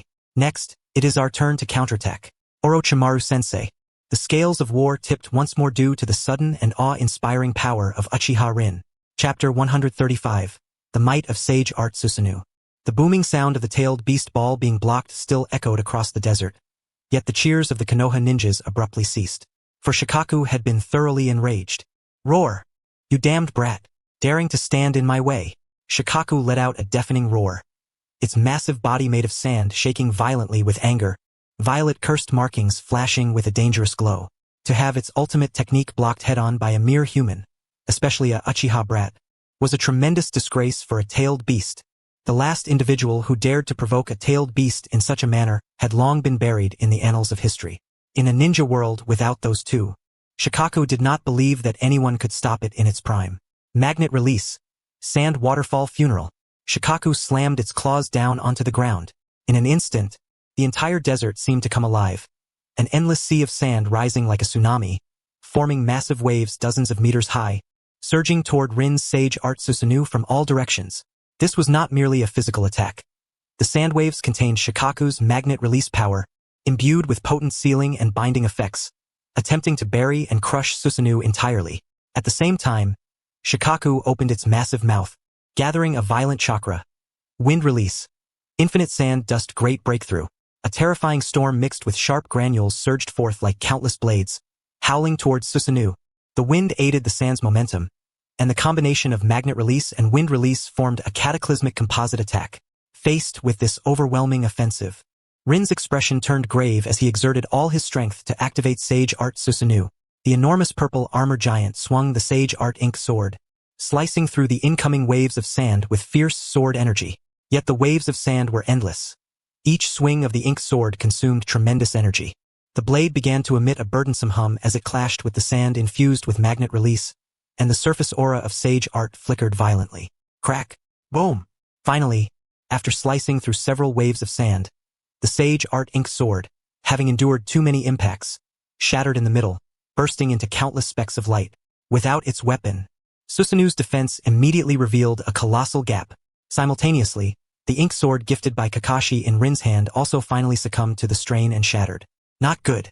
Rin's heart tightened. The Sage Art chakra reacted instinctively, quickly coalescing on Susanu's surface to form a denser layer of sage energy, flowing with a blue glow, enhancing its defense but significantly reducing its offensive power. Hehehe. Out of tricks? Huh. Uchiha brat. Shikaku cackled triumphantly, its attacks growing even more frenzied. The waves of sand and the storm relentlessly battered against Sage Art Susanoo, rippling its outer layer. Rin could feel his ocular power and chakra rapidly depleting. Rin, catch! At that moment, Orochimaru's voice rang out. He had somehow freed himself from Rashi's entanglement and approached the battlefield, holding a long sword of ancient design that radiated a chilling aura, hurling it towards Susanoo. The sword, approximately 3 feet long, was narrow and straight, adorned with unique swirling patterns at the guard, exuding a cold, grayish sheen. It was one of Orochimaru's treasured Kusanagi swords, possessing the properties of shattering and reformation, the Tenkoryu sword. Rin's Susanoo extended its massive hand, deftly catching the Kusanagi sword. The Tenkoryu sword immediately appeared in Rin's grasp. At the moment of contact, Rin sensed the sword's extraordinary nature. It seemed to possess a spirit, resonating with the user's chakra, and was incredibly resilient. Thank you, Sensei. Rin's spirit lifted as he swiftly infused sage chakra into the Kusanagi sword. Buzz! The blade trembled lightly, its grayish hue now adorned with faint blue sage patterns, a powerful aura emanating forth. With the new weapon in hand, Sage Art Susanoo's momentum shifted dramatically. Shikaku, come again! Rin shouted, commanding Susanoo to take the offensive. The Kusanagi sword transformed in his hands into a streak of blue lightning, no longer the heavy cleave of the ink sword, but rather swift, agile thrusts and slashes. Sage Art Susanoo's Hataki style flashed. Swish! A finely honed blue sword light tore through the curtain of sand, its speed reaching its zenith, directly slicing into one of Shikaku's arms. Splat! A copious amount of sand was severed, and Shikaku let out a pained roar. The sharpness of the Kusanagi sword far exceeded that of the previous Sage Art ink sword, and it bore additional destructive power against chakra constructs. Damn it! Magnet release. Sand iron barrier technique. Shikaku, startled and enraged, manipulated the sand around it to create a dense barrier of sand and iron for defense. But Rin's assault had already commenced. Flying Thunder God. Lightning strike. Rin's eyes spun with the Mangekyo. The flying Thunder God marks that had been quietly laid out began to flicker, and the figure of Sage Art Susanoo appeared and vanished, utilizing space-time jumps to change positions constantly, launching attacks from various angles. The Kusanagi sword thrust, jab, and slash, tearing through Shikaku's sand iron defenses with gaping breaches. However, conducting Flying Thunder God with Susanoo also took a toll on Rin himself. After persisting for a while, the Sage mode finally dissipated from Susanoo's massive form. The two colossal monsters clashed together, and while the relinquished Sage mode weakened Susanoo's combat power, it also rendered it more agile. Yet now, the two massive bodies engaged one another like street thugs, exchanging blows. Time flowed amidst Rin's ferocious assault. The two monsters, as if endowed with endless chakra, allowed the world to shift between black and white, and in the blink of an eye several days passed. Shikaku's massive form became a living target. Although the sand could continuously regenerate, each time it was struck, its chakra diminished. What frightened it even more was the combat style of this Uchiha brat before it, that elusive spatial ability, that Susanoo woven with natural energy, and those eerie eyes. In a daze, it seemed to see a figure from decades past, one capable of suppressing the nine-tailed beasts single-handedly, a nightmarish red silhouette, and his azure Susanoo power, Uchiha Madara. No, impossible. That monster is already dead. An uncontrollable fear surged within Shikaku, and its attacks began to grow erratic. Though the tailed beasts were powerful, their minds often resembled those of beasts.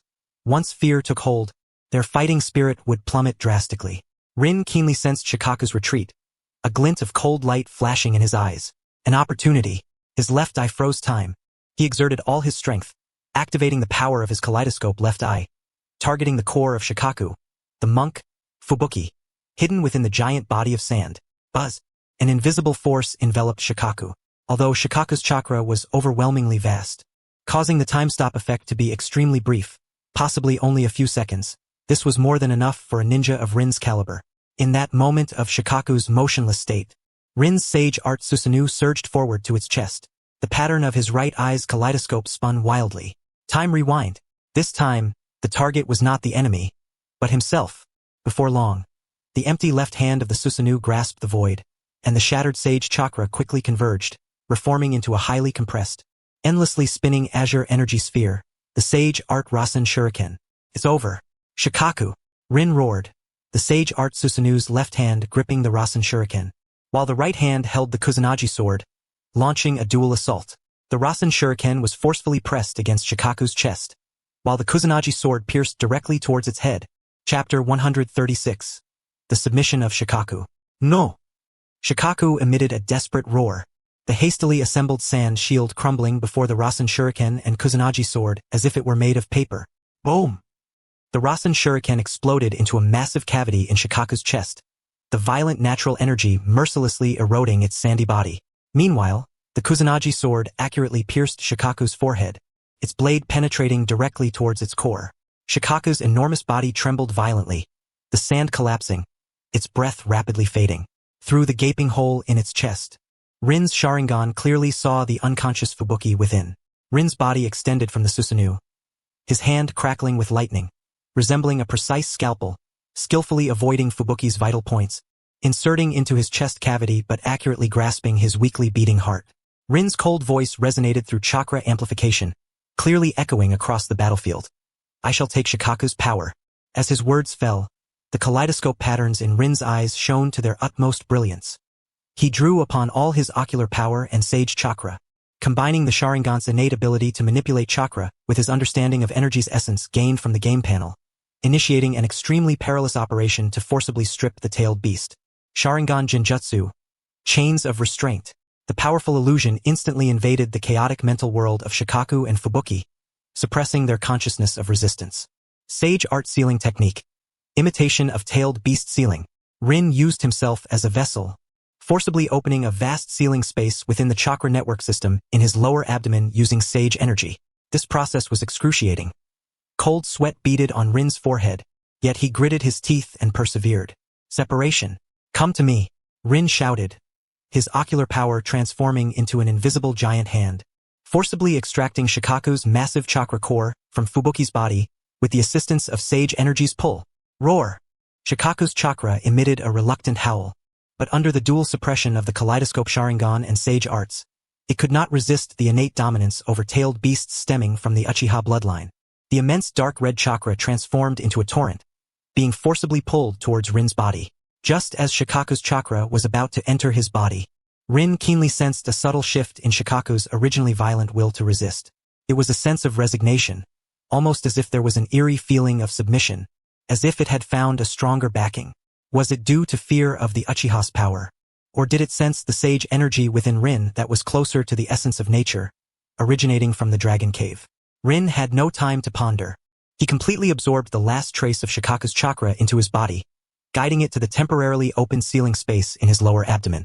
The sealing space violently trembled, nearly collapsing, but ultimately stabilized, imprisoning Shikaku's core consciousness along with its seemingly endless chakra within. Successfully defeated and captured, One-Tail Shikaku. Reward: control over One-Tail Shikaku's chakra, absolute control, complete bloodline limit, magnet release, Shikaku version, sealing technique experience, greatly enhanced. Detected that the host has successfully accommodated tailed beast level chakra. Overall strength evaluation raised to Kage level. Acquired title: One-Tail Jinchuriki. Collecting the power of all 9 tailed beasts can fuse into the power of the 10 tails. The system's notification echoed in his mind, but Rin was too exhausted to care. After several days of battle, he not only had to maintain his Susanoo but also continuously extract natural energy to sustain Sage Mode.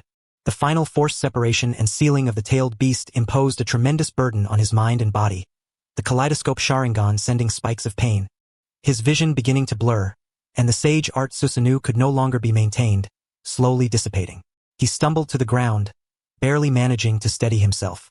In the distance, he saw Shikaku being extracted, the massive sandy body completely collapsing and vanishing, leaving only the unconscious Fubuki falling from the sky. Bastard! What have you done to Shikaku? A figure shot out from the Sand Ninja, none other than Raza, the leader of the Sand Ninja, whose eyes were filled with rage. Ignoring his injuries, Raza manipulated sand gold to transform into a giant spear, charging furiously at Rin. Rin coldly glanced at him. Although in poor condition, his lingering aura remained. He raised his hand, not even needing to form hand signs, as the chakra he had just absorbed, not yet fully tamed, surged instinctively. Magnet release, sand gold wall. A rough yet solid wall of sand gold instantly rose before Rin, blocking Raza's attack. Although far from the precision of Raza's manipulation, it indeed showcased the power of magnet release. What? Raza was stunned, unable to believe that the opponent had used magnet release in such a short time. However, Rin had no time to entertain him. After consecutive days of battle, his body was nearing its limit, and a massive arm appeared, emanating from the power of Susanoo. The arm swung heavily, instantly sending Raza flying, crashing into a massive rock pillar. Casting a cold glance at Raza, who was groaning in pain against the rock pillar, Rin realized that his current body could no longer afford to pursue Raza. Moreover, with magnet release now in hand, there was no urgency to kill Raza right here. Although the cooperation between the Sand Ninja and Rock Ninja seemed tight, that old man Inoki was not a stable character. In the end, they would still need the strength from the Sand Ninja to withstand the Rock Ninja's onslaught. Rin ignored him, forcing himself to endure the dizziness. Using his last bit of strength to perform the Flying Thunder God technique, his figure flashing to appear behind the Konoha defense line. He glanced at the approaching Orochimaru and Nara Shikaku, opening his mouth as if to say something, but extreme fatigue and exhaustion washed over him like a tide. I leave the rest to you, but before he could finish, Rin's vision went black, his body weakened, and he directly fainted. Orochimaru reacted quickly, catching him. Lord Rin! The surrounding Konoha ninjas exclaimed in shock. On the battlefield, Rin's figure, which resembled a divine being descending from the heavens, had already been deeply etched into the memories of these elite Konoha shinobi, and this respectful title was truly heartfelt. Orochimaru checked Rin's condition and found that he had merely overexerted his chakra and ocular power, with no significant harm to his body, and he finally breathed a sigh of relief. He gazed at the sand-hidden forces, thrown into chaos by the disappearance of Shikaku, and at Raza, whose pallid face was barely supported by a sand shinobi. A complex light flickered in his golden snake-like eyes. Uchiha Rin had indeed achieved the impossible. He had defeated Shikaku and temporarily sealed him within himself. Though merely a temporary seal, the strength and audacity far exceeded his expectations. However, as a weapon of war for the ninja village, the divisions had long been established since the era of the first Hokage, Hashirama Senju. Such reckless plundering might entail significant consequences. Orochimaru's lips curled slightly. It appeared that his disciple had accomplished something extraordinary. Could you secure the battlefield and strengthen our defenses? The Sand Hidden should not dare to attack again in the short term, Orochimaru commanded, then personally lifted the unconscious Rin, heading towards the medical tent. The battle in the Land of Rivers had reached a decisive turning point due to Uchiha Rin's earth-shattering actions. Chapter 137. Awakening and Tsunade's Return. Darkness enveloped Rin's consciousness like a viscous tide. In the depths of that chaos, only Shikaku's unwilling roar and the searing pain of the kaleidoscope Sharingan alternated in his mind. Time lost all meaning until a glimmer of light pierced through the darkness, accompanied by the distinctive scent of antiseptic and herbs, and the muffled groans and quiet conversations around him. Rin's eyelids fluttered a few times before slowly opening. In a daze, he noticed something large obstructing his view, and instinctively furrowed his brow. What on earth? As he shifted his gaze, his blurred vision began to focus. The first thing he saw was the canvas of the tent above and a simple medical lamp hanging down. He was lying on a military cot, covered with a thin blanket, feeling an overwhelming weakness and soreness throughout his limbs, particularly in his eyes, which felt as if they had been scorched by flames, sending dull pangs through him. He slightly turned his head to survey his surroundings. This was a crowded medical tent filled with injured Konoha shinobi. Some had severed limbs, others were wrapped in bandages, and the air was thick with the scent of pain and resilience. Many of the injured, despite their serious conditions, bore no despair in their eyes. Instead, as they whispered among themselves, they occasionally cast glances in his direction, their gazes filled with awe and gratitude. "He is awake. Lord Rin is awake," exclaimed an injured person nearby, noticing that Rin had opened his eyes, his voice hoarse yet filled with joy. This quiet exclamation was like a stone thrown into a calm lake, instantly drawing the eyes of everyone in the tent towards Rin. Those who had previously furrowed their brows in pain now relaxed slightly, their expressions flickering with relief and admiration for the strong. "Wonderful, thanks to Lord Rin." Murmured voices reached Rin's ears, causing a slight heaviness in his heart. The brutality of war was laid bare before him. These injured were survivors because of his battle. Just then, a slightly lazy yet magnetic female voice echoed beside his bed. "Oh, finally decided to wake up, little brat?" Rin turned towards the sound, his pupils narrowing slightly. Standing by his bed was an extraordinarily voluptuous and tall blonde woman, clad in a green traditional kimono jacket, adorned with a blue diamond mark on her forehead. Her arms crossed over her chest, accentuating her striking features even further. Looking at her ample bosom, Rin suddenly realized, damn it, What had he done? Had he really taken such a treasure for granted? She tilted her head slightly, regarding him with her amber eyes, which held a mix of amusement and scrutiny. Behind her, a purple-haired girl busily tended to other injured individuals, performing healing techniques. It was Shizune, who had seldom appeared during their time in the ninja academy and had started training under Tsunade early on. Lady Tsunade? Rin exclaimed, somewhat astonished, struggling to sit up. He hadn't anticipated that so much had transpired during his brief unconsciousness. Even Tsunade, whom he hadn't seen in ages, had arrived, and it seemed she was the one responsible for treating him. It seemed he had been unconscious for quite a while. Rin chuckled bitterly, acknowledging that he had indeed been overly reckless this time. However, the rewards were proportional to the risks taken. Feeling the increasingly powerful force within him, he realized he had finally crossed a significant threshold in the evaluation of his strength as a shadow. Stay still, Tsunade instructed, extending her index finger and gently tapping his forehead. A gentle and pure chakra surged into his body, quickly assessing his condition. Severely depleted chakra, excessive use of the Sharingan, muscle fibers torn in multiple places.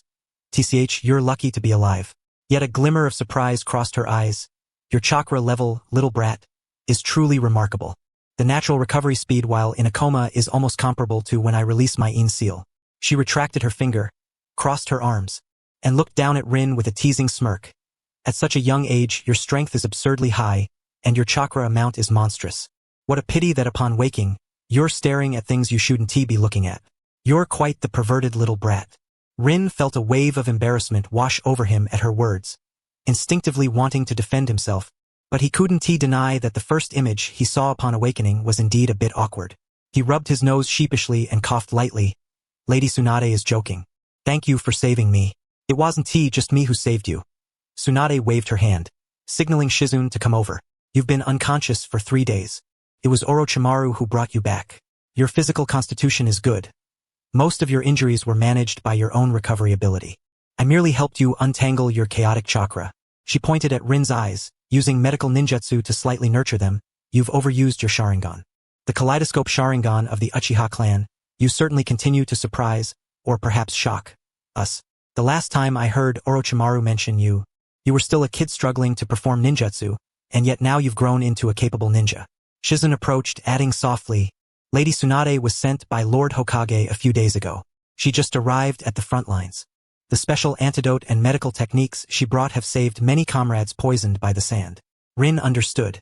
It seemed that during his unconsciousness, Sarutobi Hiruzen had finally located Tsunade, which was undoubtedly a tremendous boon for the front lines. He looked around at the injured in the tent. Many who had been deeply poisoned now appeared weak but no longer bore the terrifying bluish-purple hue on their faces. Lady Tsunade, what is the current situation at the front lines? Rin inquired with concern. Thanks to you, the situation has improved significantly. Tsunade's tone grew serious. You eliminated the one-tailed Jinchuriki and severely injured Raza, leaving the Sand's frontline command system nearly paralyzed and morale low.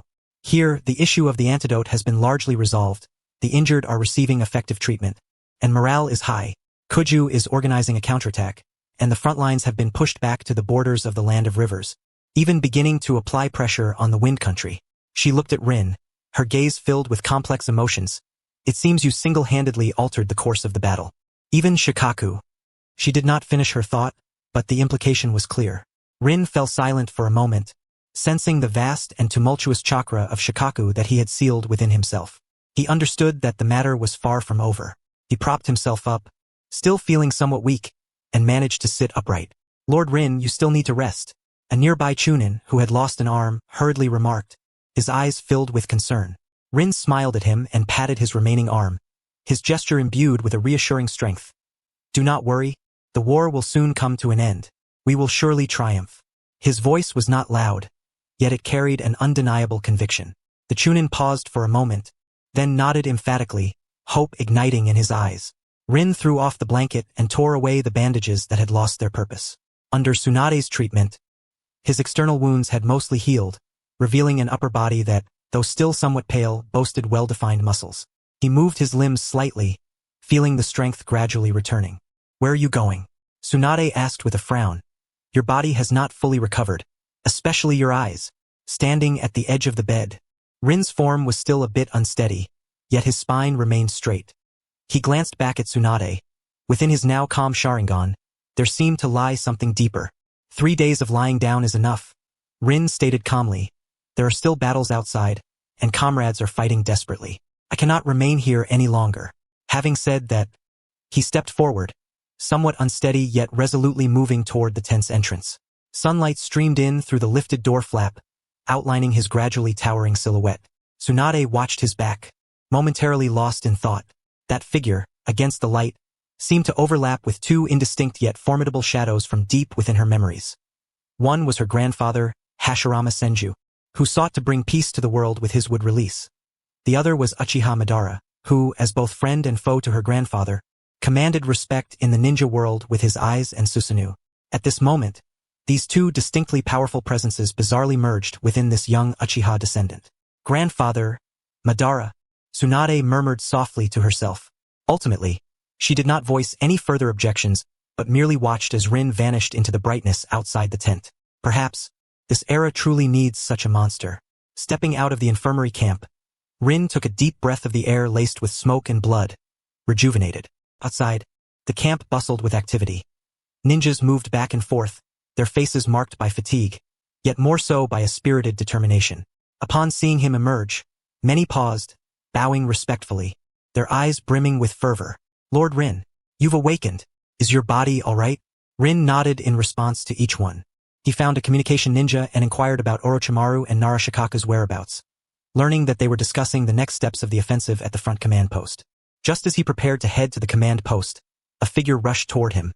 It was his brother, Uchiha Obito, wearing a face full of anxiety. Rin, you've finally woken up. Obito dashed to Rin's side, grabbing his shoulders and inspecting him closely. Are you all right? I heard you took down a tailed beast by yourself. That's too reckless.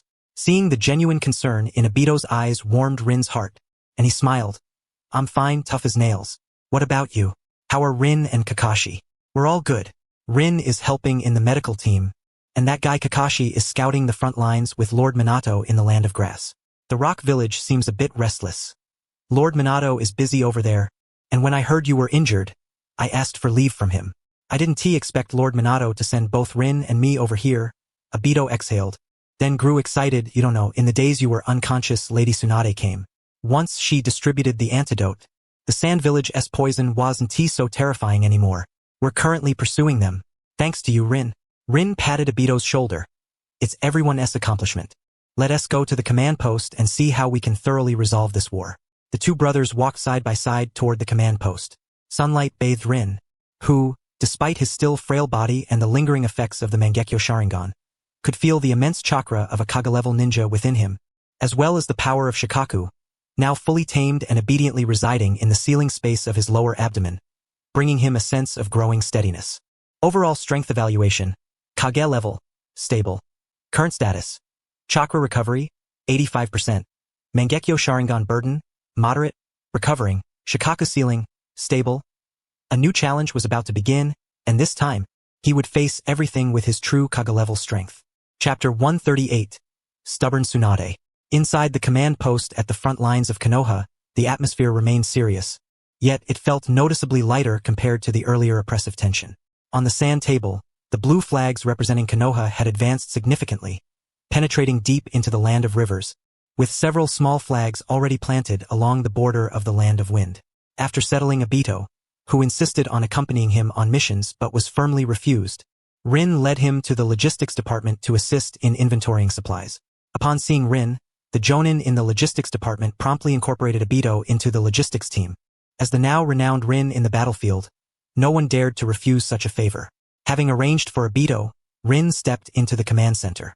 Orochimaru stood beside the sand table, a rare hint of relief on his pale face, while Narashikaku held a command baton, marking several areas on the sand table and explaining tactical deployments to the surrounding Jonin captains. Upon Rin's entrance, all eyes in the command post turned to him, the previously tense atmosphere easing significantly, even taking on a tone of respect and enthusiasm. Hey, our great hero has finally awakened. Akimichi Choza, chewing on a soldier pill, joked with a booming voice, his chubby face beaming with smiles. You really can sleep. 3 whole days. Almost missed out on the counterattack. Yamanka Inoichi also smiled and nodded in acknowledgement. The Inuzuka, Nara, and Akimichi trio, as Konoha's backbone, now regarded Rin with a different attitude. Strength, in the ninja world, is always the most direct way to earn respect. Rin sheepishly smiled and scratched the back of his head. Choza-senpai, you jest? I merely overexerted myself. What's the current situation? Nara Shikaku pointed with his command baton to a marked area within the land of wind on the sand table, his expression turning serious again. You arrive just in time, Rin. The situation is favorable for us, but new variables have emerged. He elaborated, thanks to your previous heavy injuries to Shikaku and Rashi, the morale of the sand village at the front has plummeted, and their command is in disarray, making our counterattack smooth. Elder Chio of the sand village has been compelled to personally go to the front lines to stabilize the situation. After her arrival, their poison attacks have become more frequent and cunning, clearly attempting to regain control through their expertise in poisons. Shikaku shifted his focus. However, with Lady Tsunade's antidote, their poison techniques have significantly diminished in effectiveness. The current issue is, he emphasized, tapping the sand table with his baton on a winding, deep line into the land of wind. Our reconnaissance team has risked their lives to relay intelligence that the sand village has opened a new, extremely concealed strategic supply transport line, located about 50 kilometers within the land of wind. According to the reports, this transport team is not small and carries a large number of sealing scrolls, very likely transporting new puppets and even more potent poisons to the front. He lifted his head, gazing intently at Rin and Orochimaru, his brow furrowed. This route penetrates deep into enemy territory. The terrain is complex, and our intelligence sources are singular. We cannot completely dismiss the possibility that Sunagakure has deliberately released this as bait to set a trap, drawing our elite forces deeper in. To sever it, we require a team of exceptional strength, remarkable mobility, and the capability to navigate freely within the enemy's domain. His gaze ultimately settled on Rin, the meaning unmistakable. Among those present, the one possessing the Flying Thunder God technique and who had recently faced a tailed beast head-on, Uchiha Rin, was undoubtedly the most suitable candidate. Rin glanced around. Although the Jonin in the command center were all formidable, they either needed to command troops or excelled in direct combat rather than infiltration and sabotage. He took a deep breath and stepped forward. Leave this mission to me. I can operate more effectively alone.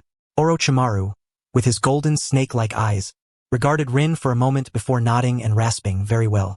Exercise utmost caution. Focus on reconnaissance and sabotage. If the situation becomes untenable, withdraw immediately using the Flying Thunder God. He had confidence in Rin's abilities and survival instincts. Suddenly, the command center's curtain was flung open, and Tsunade's imposing figure strode in. With her arms crossed, she surveyed the sand table and declared, I will also be part of this mission. Everyone was taken aback. Rin quickly interjected, Lady Tsunade, the front lines need you more. The preparation of antidotes and the treatment of the severely injured rely on your expertise. Tsunade waved her hand dismissively, her tone tinged with self-deprecation and resolve. The preparation of antidotes can be fully handled by Shizen now. As for treatment, she paused, lowering her voice slightly, with me present, many injured would not receive the best care. The command center fell silent, as everyone understood Tsunade's meaning, her hemophobia. In the midst of tense operations, should she see blood, she could lose control, potentially harming the injured rather than helping them. Her greatest contribution here would indeed be rear support, rather than frontline treatment. Tsunade turned to Orochimaru and Rin, her voice resolute. Delving deep into enemy territory, we are bound to encounter formidable foes and deadly toxins. With my presence, not only can I counter any toxins, but I can also provide medical support at critical moments. Furthermore, I am well acquainted with Sunagakure's methods of toxin usage and puppet techniques. For this mission, I would be more useful than if I remained in the rear. Orochimaru pondered for a moment, glancing back and forth between Rin and Tsunade, before finally nodding, very well. Rin and Tsunade, you two will form a special operations team and set out immediately. Your objective? To scout and seek opportunities to destroy Sunagakure's secret supply line. Remember, safety comes first. Tsunade nodded in satisfaction. Seeing this, Rin could only reluctantly acquiesce. Executing an infiltration mission alongside the legendary Sannin, who also suffered from hemophobia, was certainly a thrilling prospect. After leaving a self-made Flying Thunder God Kanai in the operations room, Rin stepped out with Tsunade. This was also Rin's contingency. Should the situation become uncontrollable, he could at least teleport back here with Tsunade. It was not that Rin was worried about himself, but rather about Tsunade. If her hemophobia were to act up, she might not only be unable to assist herself but would also require protection, which could lead to quite an amusing predicament. He certainly was not a babysitter. Having to care for Tsunade, a legendary ninja who had already made a name for herself during the Second Shinobi World War. How absurd. Half an hour later, at the border between the land of rivers and the land of wind, two figures, like wraiths, crossed the border checkpoint, stealthily infiltrating a vast expanse of desolate desert. It was Rin and Tsunade, now clad in combat attire more suitable for mobility. Rin had intentionally slowed his pace to allow Tsunade to keep up with him. Rin wore a dark, form-fitting outfit, over which he donned a Konoha Jonin vest, with the Kusanagi sword, a gift from Orochimaru, strapped to his back, replacing his former ink-black sword. His long, thick hair danced in the desert wind as he moved swiftly, exuding a carefree and elegant charm. Compared to the cautiousness of previous missions, Rin now bore an air of ease and contentment. Should anyone dare to obstruct his mission, he would simply dispose of them without a second thought. Having grown to this point, the number of individuals capable of capturing Rin's attention, when considering the entire shinobi world, was dwindling to just a select few. Tsunade, on the other hand, was clad in a sharp tea-green combat uniform. Her golden hair tied back in a ponytail, the forehead seal marking clearly visible, radiating an aura of valor. The two moved in tandem across the sun-scorched dunes. Rin utilized the heightened perception bestowed by Sage Mode, remaining ever vigilant of their surroundings, while Tsunade maintained a steady pace, seemingly quite adapted to the desert environment. Years of mission experience had not only transformed Rin's strength, but had also equipped him with combat experience across various terrains, a depth of understanding he had yet to fully grasp. Of course, as Rin's strength grew, that experience seemed increasingly less significant.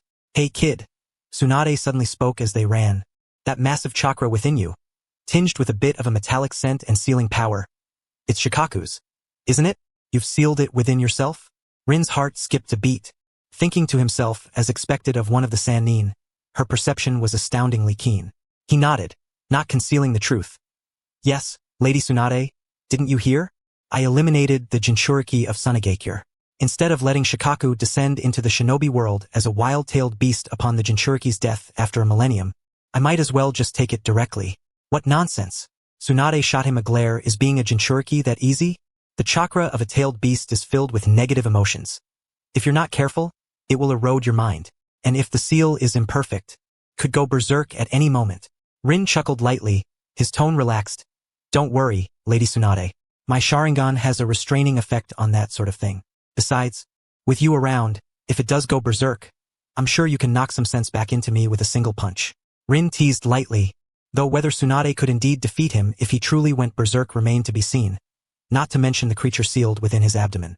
Shikaku, having given up resisting, lay sprawled on its back, soundly asleep, its gigantic fingers inadvertently poking its navel, and a trail of drool could even be seen at the corner of its mouth, resembling a college student who had given up and was waiting to flunk out. Such a creature hardly seemed capable of influencing his will. Rin looked disdainfully at the sleeping Shikaku within the ceiling space. "Hey, why do I suddenly feel a bit unclean?" Suppressing the urge to drag Shikaku out and give it a beating, Rin redirected his attention back to Tsunade. Tsunade was momentarily taken aback by his words, retorting, "Smooth talker. When it truly goes berserk, I'll see how you handle it." Despite her words, she was somewhat surprised by Rin's seemingly flippant, yet fundamentally confident attitude. This confidence was built on his incredible strength. The two fell silent, concentrating on their journey. Following the intelligence reports, they progressed along a dried-up ancient riverbed, a relatively concealed route. Along the way, they evaded several patrols from Sunagakure, their actions proceeding rather smoothly. However, as they delved deeper into the heart of the land of wind, a sense of unease began to stir within Rin. It was too quiet, though the route was concealed. As an important supply line, the defenses seemed overly lax. "Lady Tsunade, something feels off." Rin halted, speaking in a low voice. In his sage mode perception, the energy flow in the area ahead was peculiarly tranquil, even eerily still. Tsunade furrowed her brow. Her instincts were also sending warnings. Felt like a trap. Just then, an unexpected turn of events occurred. Whoosh! Countless poisoned senbon shot forth like a torrential rain from the sand dunes on either side, blanketing the area where the two stood. Simultaneously, the ground suddenly caved in, revealing a pit bristling with sharp spikes beneath. "Be careful." Rin reacted with remarkable speed, instantly activating the Flying Thunder God technique. Grasping Tsunade's arm, he vanished from their original position and reappeared atop a massive boulder several dozen meters away, narrowly avoiding the ambush. However, as soon as they landed, the sand around them surged violently, Dozens of grotesque puppets, their joints glinting with a ghostly light, emerged from the sand, surrounding them completely. These puppets moved with astonishing swiftness and perfect coordination, swiftly forming a bizarre formation. Ceiling technique, pupée variée. An aged and frigid voice rang out. All the puppets simultaneously opened their palms, chakra threads shooting forth from their centers, connecting them instantaneously to create a massive chakra barrier radiating a purple glow, trapping Rin and Tsunade within. The barrier was not only sturdy but also emitted a palpably terrifying wave of toxic energy. The blade of the leaf scale and Tsunadeheim. I have been awaiting you for quite some time. From the sand dunes, two figures slowly emerged. At the forefront was an elderly woman, her hair gray, her expression grave, and her gaze keen as an eagle. It was Chiyo, the elder of Sunagakure. Beside her was her brother, the strategist of Sunagakure, Chiyo's assistant, and the wary leaf carriage. Chiyo's eyes narrowed at the sight of Rin and Tsunade, fists clenched in realization. It truly was a trap. Chiyo's cold gaze focused on the two within the barrier, especially on Rin. You, the Uchiha brat, have stolen Shikaku and severely injured the elite of my village. Today you shall remain here. This barrier is specifically prepared for you, capable not only of ensnaring foes but also continuously releasing paralyzing toxins. Even you, Tsunade, will find it difficult to break free in a short time. Chiyo's assistant sighed, adding, give up on resistance, both of you. This transport line was merely bait. Never did I expect to catch two big fish.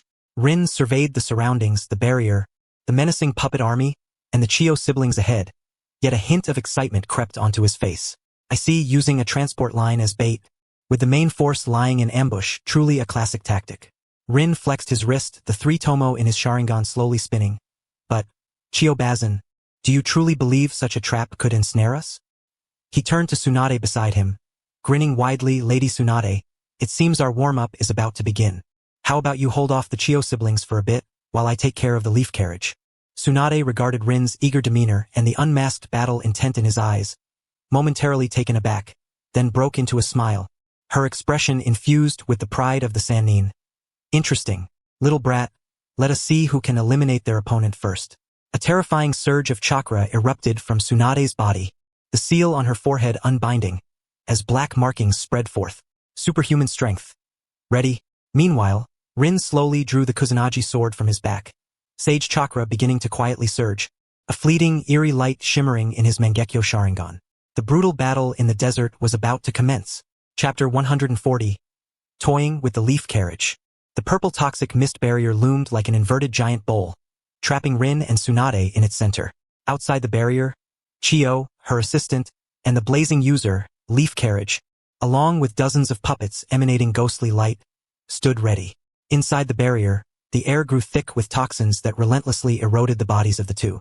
Yet, Rin and Tsunade displayed no signs of panic. Instead, they were ablaze with fierce battle spirit. Then, let us begin. Rin grinned, his figure instantly blurring. Flying Thunder God technique. Swish. He vanished from his spot, appearing at the edge of the barrier, directly facing the poised leaf carriage. Without utilizing sage techniques or activating his Mangekyo, he merely attacked with his regular speed, combining it with the instantaneous teleportation of the Flying Thunder God. So fast. Leaf Carriage's pupils constricted. She had already witnessed Rin's speed, but facing him directly, the oppressive sensation of near-spatial jumping still left her startled. She dared not delay, swiftly forming hand seals. Blazing release. Overheated vapor. A searing white steam ball instantly coalesced, shooting towards Rin with the high temperature distorting the air. This technique had led countless leaf ninjas to despair. However, in response to this lethal blazing sphere, Rin's movements appeared exceptionally relaxed and effortless. He didn't even bother to block with the Kusanagi sword. Instead, he shifted slightly, like a willow catkin fluttering in the breeze, allowing the blazing sphere to merely graze his clothes as it struck the barrier behind him, creating ripples. Too slow, leaf carriage. Rin's voice carried a hint of mockery as he flickered again, appearing like a phantom at Leaf Carriage's flank. Your movements reveal countless flaws to me. Leaf Carriage was horrified, hastily turning around as she waved her hands, firing several small blazing spheres like a rapid-fire barrage, attempting to seal Rin's escape routes.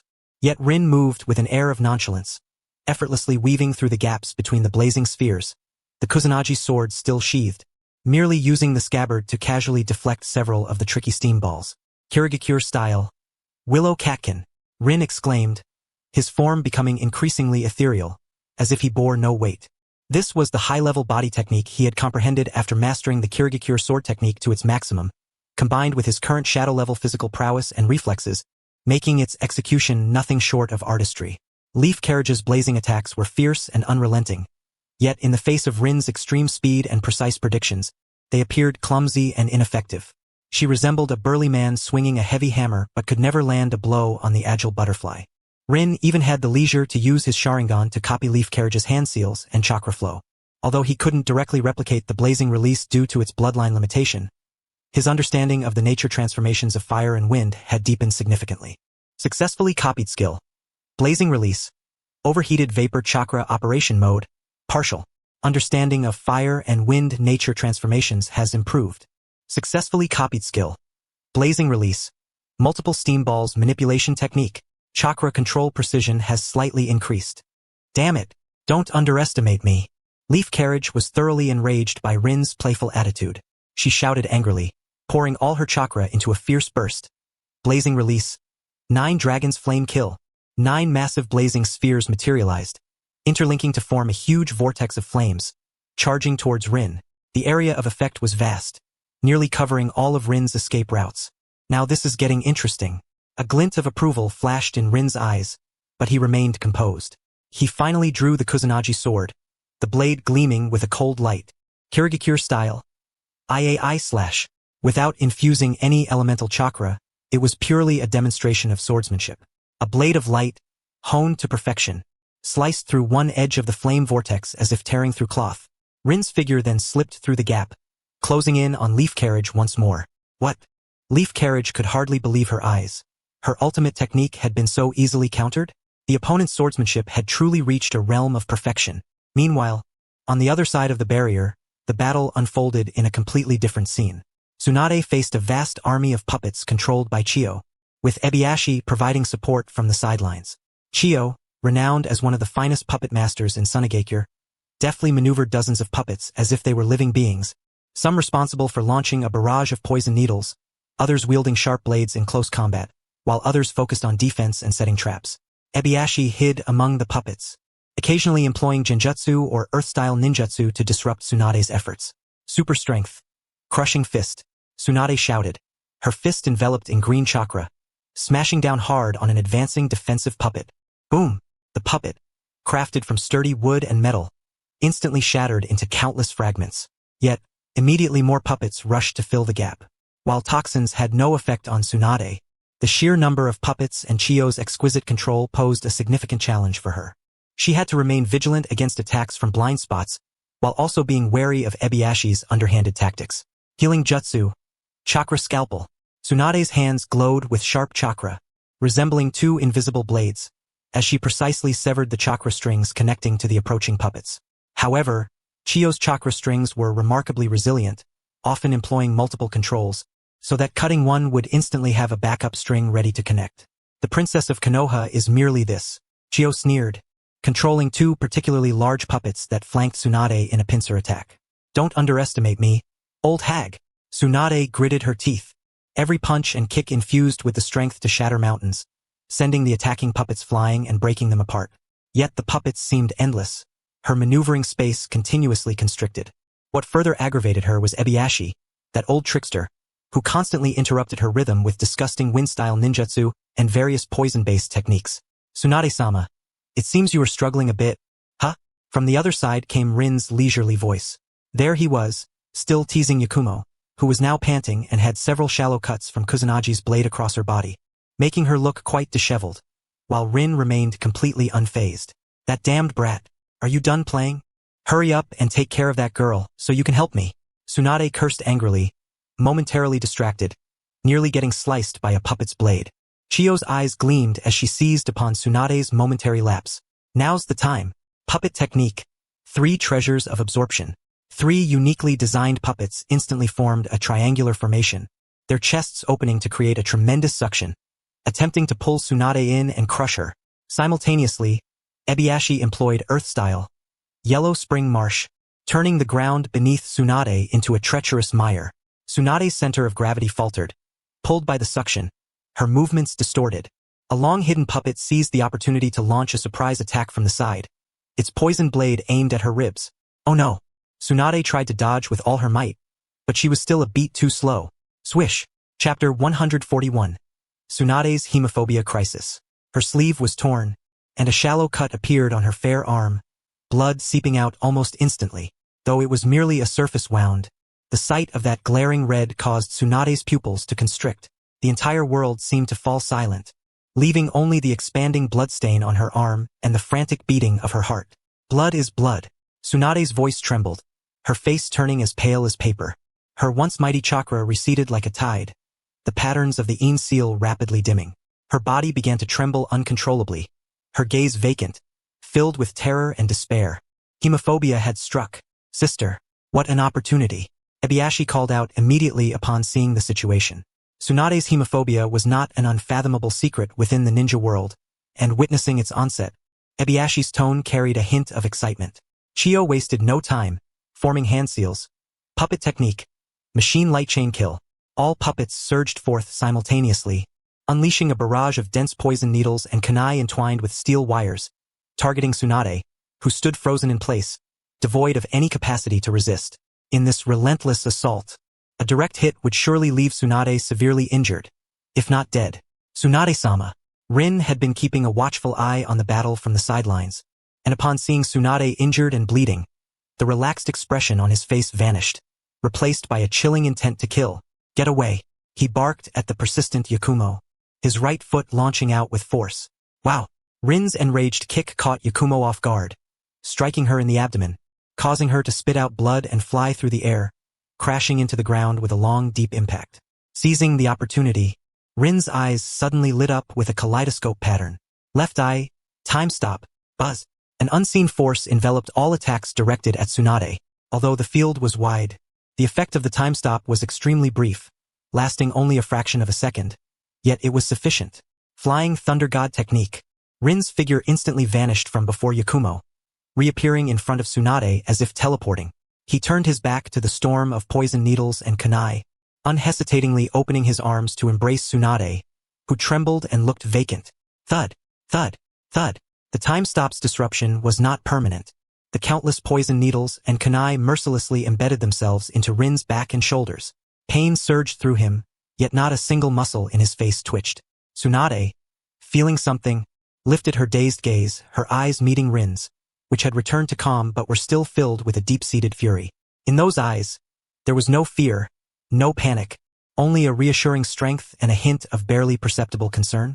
Tsunade's chaotic mind seemed to be struck by that gaze, and the overwhelming fear brought on by her hemophobia miraculously receded slightly. Instinctively, she reached out, her icy fingers gently brushing against Rin's cheek.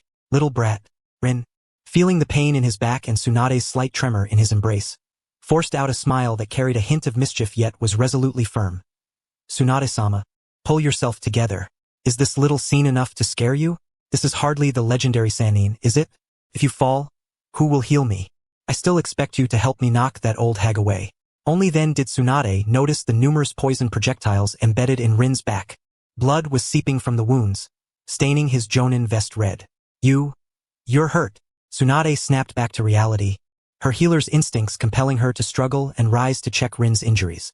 Let go of me. I'll treat you. However, Rin's arm tightened around her like an iron band, preventing her escape. Don't move, Tsunade-sama. His voice was low and carried an undeniable command. It's just a minor injury. It's nothing. With that, he unleashed the vast chakra within him, especially the magnetic release and the portion of Shikaku's chakra with sealing properties. It pulsed slightly. Magnetic release, repulsion.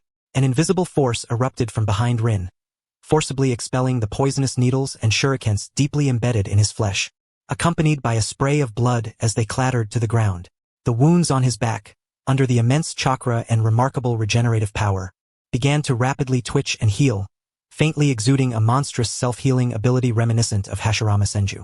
Of course, it must be noted that it could not truly compare to Hashirama, who possessed both the power of Yang Release and Sage Mode.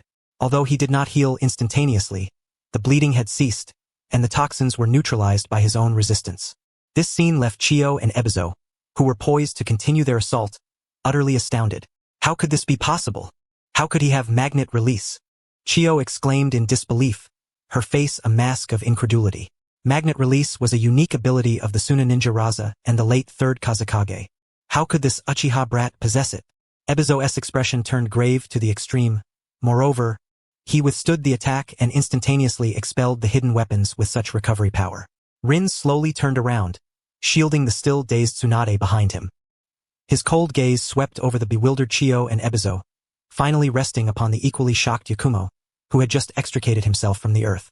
A cruel and mocking smile curled at the corner of his mouth, as the pair of dragon horns on his forehead became faintly visible, and Sage Mode gradually manifested, enveloping both Rin and Tsunade in a blue-purple cloak that appeared exceptionally sinister.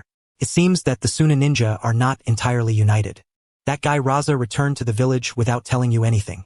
Did he? Rin's voice, like ice, resonated across the desert. It appears that you, Chiyo Obasan, know nothing about how that monk Bunpoku met his demise. Let me personally inform you. As Chiyo and Ebizo looked on in terror, a gigantic skeleton slowly materialized, enveloping Rin and Tsunade within its ribcage. Flesh gradually wrapped around the skeletal frame, and soon, blue-purple battle armor covered the Susanoo. Susanoo, come forte. Ha ha ha ha ha. Aren't you curious how I came to possess magnet release, this bloodline limit? Then let an old friend come out and greet you. Looking down at the three small figures beneath him, Rin burst into maniacal laughter, his eyes brimming with unrestrained arrogance. With a light tap of his toe, a massive summoning array appeared beneath Susanoo. Shikaku, get out here. It's time to collect your rent. Say hello to your old friends. Chapter 142. Shikaku appears. The enormous summoning array shimmered beneath the sage art Susanoo, as an overwhelming surge of natural energy intertwined with Rin's chakra forcefully tore through the barriers of space. A ferocious and primal aura, far more violent than that released by Bunpoku earlier, swept across the entire desert like a tsunami. Roar! Which blind fool dares to wake me from my slumber? Do you believe I will turn you into a sand sculpture? Accompanied by a deafening roar, filled with mourning anger, a storm of yellow sand surged into existence, rapidly coalescing into a gigantic tanuki-shaped monster covered in violet seals. Shikaku, in its complete form, reappeared. As soon as it materialized, it angrily waved its short claws, its single eye scanning the surroundings, cursing, "Damn it, which bastard dared to summon me with this trash summoning technique? I was dreaming of snatching snacks from that stinky fox Karama. Compensate me for my snacks." However, when its enormous eye met the cold, condescending gaze of the Sharingan embedded within the crystal on Susanoo's forehead, all of Shikaku's curses and rage abruptly ceased, as if its throat had been seized. Its massive body visibly stiffened, and its brash demeanor instantly deflated. It even instinctively shrank its neck, if that could be called a neck. The single eye darted around, and its voice dropped several octaves. "Is it you, boss? Good morning?" The speed of this transformation left Chiyo, Ebizo, and the recently risen Yakumo, who were on high alert, as if facing a formidable enemy, dumbfounded, their jaws nearly hitting the ground. Is this really the ferocious and ruthless Shikaku, known to give even the previous Kazekage headaches? Why does it look like a timid little brother afraid of getting hit? Rin, standing within Susanoo, maintained a stoic expression as he looked at Shikaku, calmly stating, "Are you awake? Now that you're awake, stretch those limbs a bit. Those three down there are quite bothersome. Go take care of them." His tone was flat, yet it carried an undeniable commanding authority. Shikaku's single eye glanced at Chiyo and the others below, then cautiously looked back at Rin, especially at the Sharingan that instilled a profound sense of dread in its very soul, and the pressure emanating from Rin, reminiscent of the pure and domineering natural energy associated with Hashirama Senju. It wisely chose to comply. "Yes, boss. I will ensure the task is completed." Shikaku immediately puffed out its chest, trying to appear fierce as it turned to Chiyo and the others, roaring, "Hey, you three Suna scum below. How dare you provoke our boss's displeasure? Watch as I turn you all into sand." Before the words fully escaped its mouth, Shikaku's massive body sprang into action. Though it cowered before Rin, it showed no mercy to Chiyo and her companions. The dignity of a tailed beast must be upheld. Wind release, vacuum sphere. Shikaku puffed up its belly and unleashed a chakra sphere compressed with terrifying wind pressure, several times larger than the one released by Bunpoku, shot towards Chiyo and her companions like a cannonball. "Not good. Get out of the way." Chiyo's face changed dramatically as she controlled her puppets into a defensive formation, shouting loudly. The turmoil within her had already surged to a tempest. Rin Uchiha could truly control Shikaku. and in such an absolute commanding manner. How is this possible? Ebizo and Yakumo were equally terrified, hastily employing body flicker technique to dodge to the sides. Boom! The vacuum sphere struck the sand, instantly creating a massive crater several dozen meters in diameter. As the violent wind pressure flattened the surrounding dunes, the defensive barrier hastily assembled by Chio was instantly shredded, and several puppets were caught in the wind pressure, torn to shreds. Wind release. Sand shield. Chio gritted her teeth. Shikaku's power was not something her aging body could withstand. Continuously using the same technique, she manipulated the sand to form thick walls one after another to fend off Shikaku's onslaught. Seeing this, Shikaku's single eye flickered with disdain. Humph! A mere wind release dares to show off in front of me? Sand binding coffin. With a swipe of its claw, a large amount of sand surged up like a living creature, instantly enveloping Chio and her sand wall. Squeezing. The terrifying force made the sand wall groan under the immense pressure. Sister! Ebizo exclaimed in alarm, forming hand seals. Genjutsu. Mirage. He attempted to disrupt Shikaku's perception. But as a tailed beast, Shikaku's mental power was immense. This level of illusion was nearly ineffective against it. It merely shook its head in irritation, swatting at Ebizo. Get lost. Annoying fly. Ebizo narrowly dodged the claw strike but was sent flying by the sandstorm generated by the claw's wind, crashing to the ground and spitting blood. Meanwhile, Yakumo, gritting his teeth against his injuries, gathered a scorch-release steam ball and shot it toward Shikaku. Scorch release. Steam killing. The white steam ball struck the body of Shikaku, the beast of sand, emitting a hissing sound as it evaporated a portion of the sand.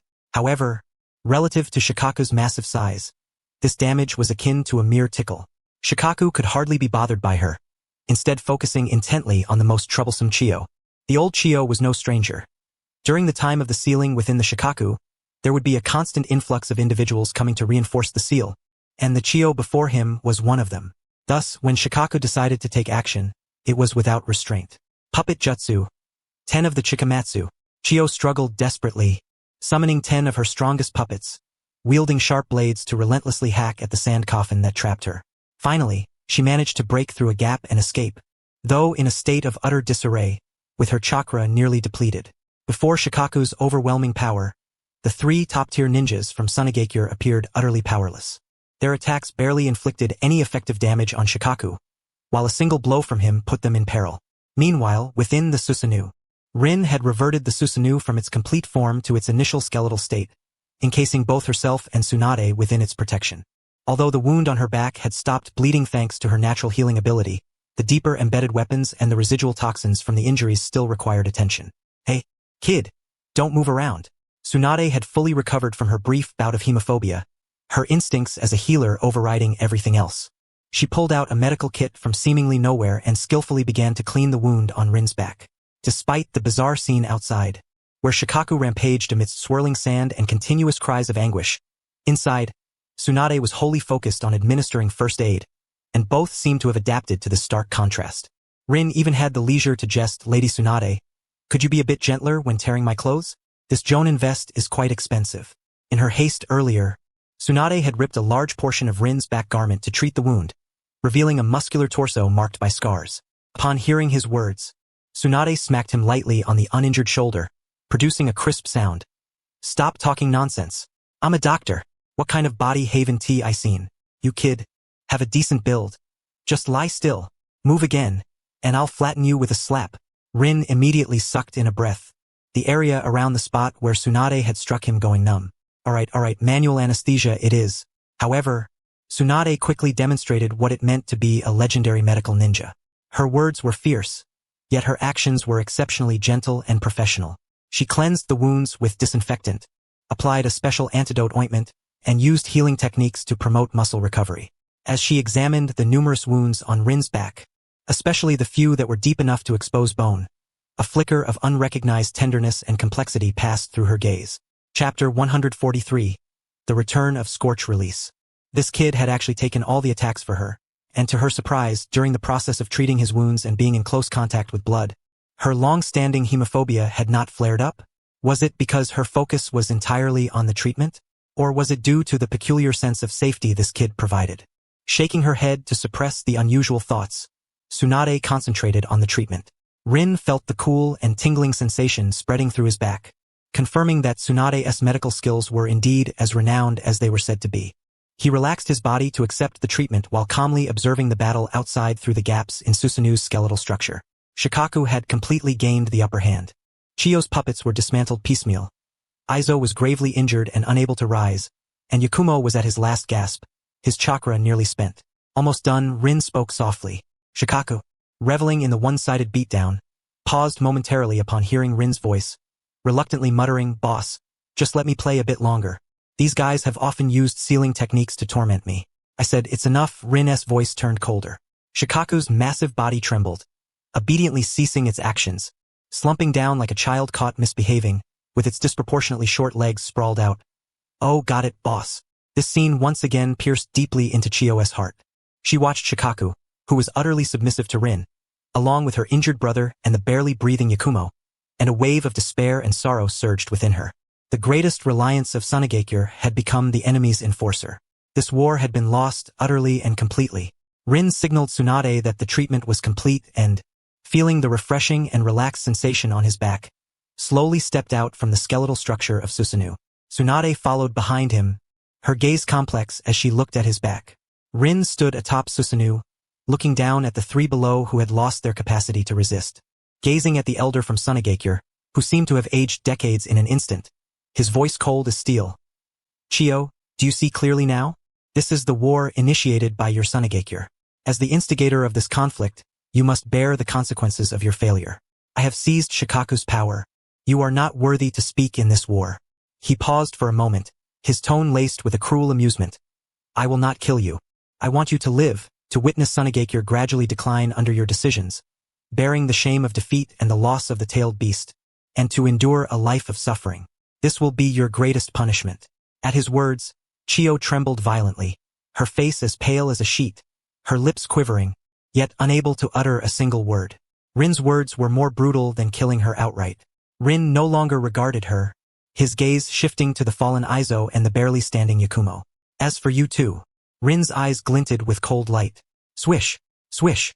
His figure dissipated like smoke above Susanu, reappearing before Aizo, his right hand, fingers poised like a blade, precisely sliced across Aizo's throat.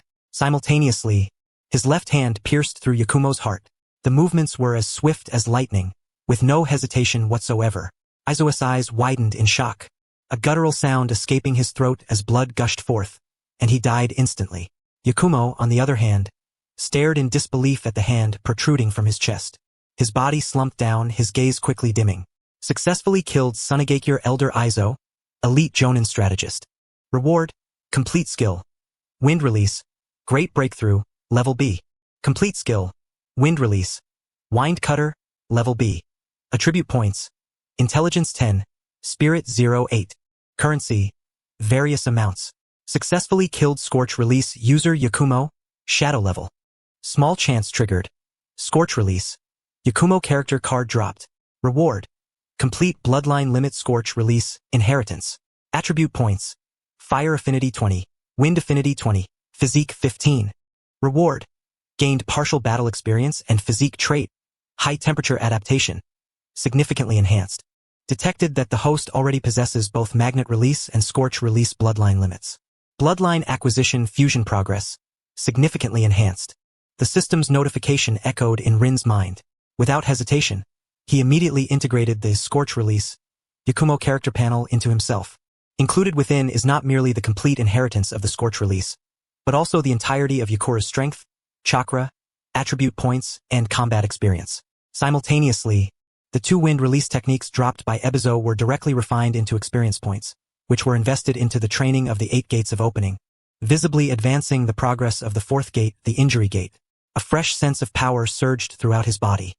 His understanding of the nature transformations of fire and wind instantaneously reached a new pinnacle, as the two types of chakra seemed to merge and transform with an innate ease. The power of the Scorch release was now at his disposal. Rin slowly withdrew his hand, shaking off the bloodstains, his expression remaining unchanged. To show mercy to the enemy is to be cruel to one's own. This war requires enough blood to draw a conclusion. He turned around and found Tsunade standing beside the skeletal frame of Susanu, like a curious little girl, tapping the purple energy bones with her fingers, producing a rhythmic thud. her face alight with wonder and exploration.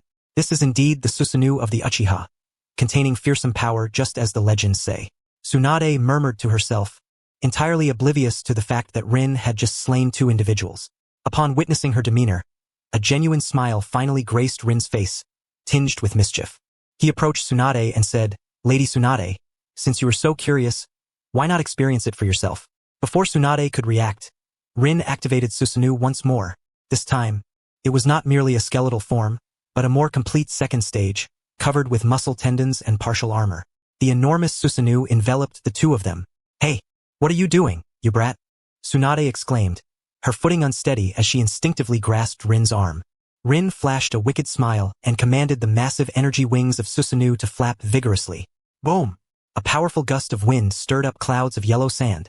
The fully realized Susanoo, with Rin and Tsunade, ascended into the sky like a blue-purple demonic figure, soaring high.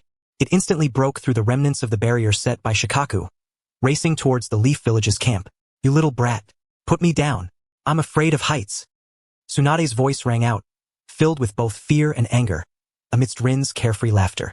Shikaku watched the departing Susanoo, blinking his single eye, muttering, "The boss is playing too much, it's boring, I'm going back to sleep." With that, his massive sandy form gradually dissipated, transforming into chakra that returned to the ceiling space within Rin. In the vast desert, only Chiyo remained kneeling on the ground, her face ashen and her gaze hollow, alongside 2 gradually cooling corpses. The wind and sand wailed, as if mourning for the defeat of Sunagakure. Meanwhile, the victorious eagle of Konohagakure soared through the skies, bearing a new legend. Chapter 144, The Backstab of Iwagakure. The blue-purple Susanoo streaked across the sky like a meteor, slowly descending in height above the front lines of Konohagakure. As the colossal energy giant folded its wings, Rin embraced Tsunade, who still clung tightly to his arm, her face pale, as they leapt down from the crystal on Susanoo's forehead. The entire Leaf camp fell into a momentary silence, only to erupt into thunderous cheers. "It's Lord Rin and Lady Tsunade. They have returned. Look, it's Susanoo, the legendary power. I've heard it can be compared to the wood release of the first Hokage." Did the mission succeed? The ninjas who remained behind excitedly gathered around, gazing at Rin, who, though injured, appeared spirited, and Tsunade, whose rare expression of shock revealed her vulnerability, filling them with awe and curiosity. Especially Nara Shikaku and Akimichi Choza, the higher-ups, who visibly relaxed upon seeing Rin return safely. "Lady Tsunade, Rin, what is the situation?" Shikaku inquired, stepping forward with composure, although his eyes betrayed his urgency. Rin gently set the still-shaken Tsunade down. She nearly faltered, shooting him a fierce glare. Rin calmly smiled at Shikaku, speaking lightly, "I've lived up to expectations. The secret transport line of Sunagakure was a trap, with Chiyo, Ebizo, and Yakura lying in ambush. However," he shrugged, "now Ebizo and Yakura are dead, and Chiyo is likely returning to Sunagakure with the news of defeat and the shame of losing Shikaku." His words were delivered nonchalantly, yet the information detonated like a bomb in the ears of everyone present. What? Elder Chiyo set an ambush. Ebizo and Yakura were killed. Even the usually calm Shikaku gasped in shock, while Akimichi Choza's mouth fell open. They knew Rin was strong, but never anticipated he was this formidable. In the heart of enemy territory, facing an ambush by 3 of Sunagakure's top experts, he had turned the tables on 2, severely injuring one, and even left with Tsunade in style. Tsunade, regaining her composure, tidied her disheveled golden hair, restoring her usual pride, added, "Indeed, Sunagakure has suffered a crushing blow. Their top combat power is decimated, the tailed beast lost, and morale shattered. They cannot continue this war." The news spread like wildfire, swiftly traversing the entire Leaf camp, and then relayed back to Konohagakure through secure channels. The entire village erupted in fervor. Uchiha Rin's name was once again thrust into the spotlight, this time as the hero who determined the outcome of a war. Days later, at the command center of the Leaf front lines, Orochimaru perused the latest intelligence scrolls, the golden snake-like pupils flickering with complex emotions. The scroll clearly stated that Sunagakure had officially sent envoys to submit their surrender. "Well, I never expected the war with the Sand Ninjas to end this way," Orochimaru rasped with a chuckle, glancing at Rin, who was leisurely polishing his Kusanagi sword. "Rin-kun, you've given everyone quite the surprise." Rin lifted his head, smiling. "You flatter me, sensei. I merely did what was necessary." His tone was calm, as if he had merely completed an ordinary S-rank mission. Orochimaru gazed at him intently, choosing not to say more. He understood that the growth rate of this disciple had completely surpassed his control, even beyond his comprehension. With the Mangekyo Sharingan, sage techniques, and now the power of a tailed beast, Uchiha Rin had undoubtedly become one of the pinnacle warriors in the ninja world. The process of Tsunagekyu's surrender unfolded swiftly. In the face of an overwhelming disparity in strength and heavy losses, the pro-peace faction within Tsunagekyo quickly gained the upper hand. With Rashi gravely injured, not to mention the loss of his brother Ebizo and the scorch-release user Yakura, Chiyo's prestige suffered a severe blow, diminishing her influence within the Elder Council. After urgent discussions, the Elder Council of Tsunagekyo, along with the remaining representatives of various ninja clans, unanimously approved the proposal to unconditionally surrender to Konohagakure. Simultaneously, to stabilize the village's situation swiftly and fill the power vacuum left by the absence of the Kazekage. Despite his severe injuries, Rashi, who still had strength and merit, was urgently appointed as the 4th Kazekage of Tsunagekyo. Rashi accepted the appointment from his sickbed, filled with humiliation and resentment. Yet for the sake of the village's survival, he had no choice but to swallow this bitter pill. Immediately, in the name of the 4th Kazekage, he sent a formal envoy of surrender to Konohagakure, along with detailed terms for reparations and territorial concessions. Although he had successfully taken command of the Wind Shadow building as he wished, the first decree that emerged was one of surrender, which starkly impacted the establishment of Wind Shadow's authority, a truth that lay plainly before all. Meanwhile, in Konoha, Sarutobi Hiruzen was left in shock for a considerable time upon receiving the frontline reports and the letter of surrender from Tsunagekyo, soon followed by an overwhelming joy. He immediately authorized Orochimaru as his plenipotentiary representative to negotiate the terms of surrender with Tsunagekyo. The negotiation process was surprisingly smooth, with Tsunagekyo nearly accepting the majority of Konoha's proposed conditions, including a hefty war indemnity, the cession of certain border territories, and a commitment to voluntarily divide the mission list in Tsunagekyo over the next decade. This was undoubtedly adding insult to injury for the already impoverished Tsunagekyo, but as the aggressor in the war, they had to bear the consequences of their defeat. The smoke of battle in the Land of River seemed on the verge of dissipating. However, just as Konoha was basking in the joy of victory and reallocating their deployed ninja forces in the Land of River to other borderlines to fend off potential conflicts, news came like a thunderclap from the north. An urgent military situation. A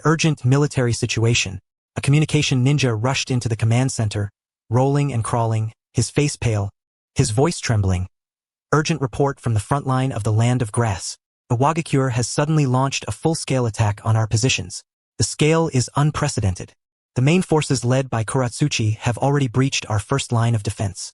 Lord Jiraiya is leading the army stationed in the Land of Grass to counterattack, and moreover, the communication ninja swallowed hard and said with great difficulty. Moreover, Iwagakure has simultaneously attacked the border of Tsunagekyo, which has just surrendered. The stationed garrison of Tsunagekyo has been nearly annihilated. What? Everyone in the command center stood up, their faces changing dramatically. Orochimaru snatched the intelligence scroll, quickly scanning through it, his expression growing darker. That old fox Inoki. He intends to take advantage of the mutual exhaustion between us and Tsunagekyo to swallow them whole and simultaneously deal a heavy blow to us in Konoha. Nara Shikaku slammed his fist on the table, furious. No wonder they were so quiet before. They were waiting for this opportunity. Tsunagekyo is now internally weak and cannot resist the attack from Iwagakure. Tsunade's eyebrows furrowed. Inoki aims to be the fisherman. If Tsunagekyo collapses, he will monopolize the resources of the Wind Country and then turn all his strength against us. Rin narrowed his eyes, cold light flashing within them. He had long suspected that Iwagakure would not remain quiet, but he had not expected Inoki to act so swiftly and ruthlessly. This was a bid to grow fat in one gulp. What is the response from Tsunagekyo? Orochimaru calmed himself and asked. The communication ninja replied. The newly appointed 4th Kazekage, Raza, has sent an urgent plea for help. He requests Konoha to fulfill the alliance agreement, the subsidiary clause in the recently signed surrender treaty, and send troops to assist Tsunagekyo in jointly resisting the invasion from Iwagakure. A silence fell over the command center. Just moments ago they had been deadly enemies, and now they were on the brink of becoming allies in need of rescue. This transformation was too swift for anyone to accept. To help, or not to help? Akimichi Choza asked in a deep voice, looking at Orochimaru and Rin. All eyes were focused on the two of them. Orochimaru was the overall commander at the front line, while Rin was undoubtedly Konoha's highest fighting force at present. His opinion was crucial. Orochimaru looked at Rin and rasped, "Rinkuin, what do you think?" Rin pondered for a moment, lightly tapping his fingers on the table. He rapidly analyzed the situation in his mind. Iwagakure was powerful, possessing 2 Jinchuriki, the 4 tails and 5 tails, along with Tsuchiki Jinoki's bloodline limit dust release, far surpassing the current strength of Sunigakure. If they stood by and allowed Sunigakure to be swallowed by Iwagakure, Konoha would face a newly unified Iwagakure, strengthened by the resources of the Wind Country and unprecedented pressure. Conversely, if they aided Sunigakure at this moment, not only could they protect this newly submissive ally, but they could also drag Iwagakure into a 2-front war, greatly depleting its strength. Moreover, after this battle, Sunigakure would no longer pose a threat to Konoha. Rather, it could serve as a buffer zone and frontline fortress against Iwagakure. More importantly, Rin stroked his chin, a glint of battle intent flashing in his eyes. "Iwagakure, I have heard that their bloodline limits and ninjutsu are quite unique, such as lava release, boil release, and that formidable dust release. We will help." Rin raised his head and declared decisively, "Not only will we help, but we must do so swiftly. Assemble the troops immediately. The main force will rush to the front in the Land of Grass to hold off the main forces of Iwagakure. At the same time, send an elite team to quickly support the border of Sunigakure and assist Raza in stabilizing the defense." He looked at Orochimaru and everyone else, his tone carrying an undeniable resolution. "Sunigakure must not fall, at least not now. We must let Inoki know that if he wishes to take advantage, he must pay the price." A glimmer of appreciation flashed in Orochimaru's golden snake-like eyes as he nodded. "Agreed. Shikaku, immediately formulate a battle plan. Choza, Inoichi, gather the troops. Tsunade, prepare the medical team. The upcoming battle will be extremely brutal." "Yes." Everyone responded, and the command center instantly operated with high efficiency. Rin approached the sand table, gazing at the red arrows representing Iwagakure's attack on the border of the Land of Grass, a cold smile forming on his lips. "Inoki, you have calculated well. Unfortunately, you have overlooked one detail." He gently brushed his hand over the Kusanagi sword at his waist, his Sharingan shimmering subtly in the shadows. "With me, Uchiha Rin in Konoha, thinking of being the fisherman? Have you consulted my sword? A new storm has already arrived. The flames of the Third Shinobi World War have not only not extinguished but have burned even more fiercely due to Iwagakure's ambitions." Chapter 145. Northward Advance. The smoke of war in the Land of Grass. The air in Konoha's command center seemed to solidify. The joy of Sunigakure's surrender had yet to dissipate when the grim news of Iwagakure's betrayal doused everyone with a chilling cold. But after the brief shock, the eyes of the ninjas present ignited not with panic, but with provoked anger. "Shikaku!" Orochimaru's hoarse voice shattered the silence, sharp and cold like a serpent. "How long will it take to assemble a fighting force?" Nara Shikaku suppressed the turmoil within him, his mind racing as his fingers quickly marked several locations representing Konoha's camps on the sand table. The main forces have just concluded their battle with Sunigakure and are currently resting and regrouping. It will take at least 12 hours to complete basic assembly and resource allocation. However, if we send a small elite advance team, they can depart within 2 hours. Too slow. Tsunade slammed her fist on the table, causing the solid wooden surface to crack like spiderwebs. 12 hours? The flowers will have wilted by then. Iwagakure's attacks are always steady and cautious. By the time our main forces arrive, the defense line in the Land of Grass may have completely collapsed. Sunigakure cannot wait. Everyone's gazes refocused on Rin. Now, he was not only the top combat power but had also displayed convincing judgment in a series of critical decisions. Rin's gaze fixed firmly on the rapidly expanding red area representing the Land of Grass on the sand table. As information about known powerful figures from Iwagakure flashed rapidly through his mind. Kuratsuchi, an elite jonin, a strength-type expert in earth release.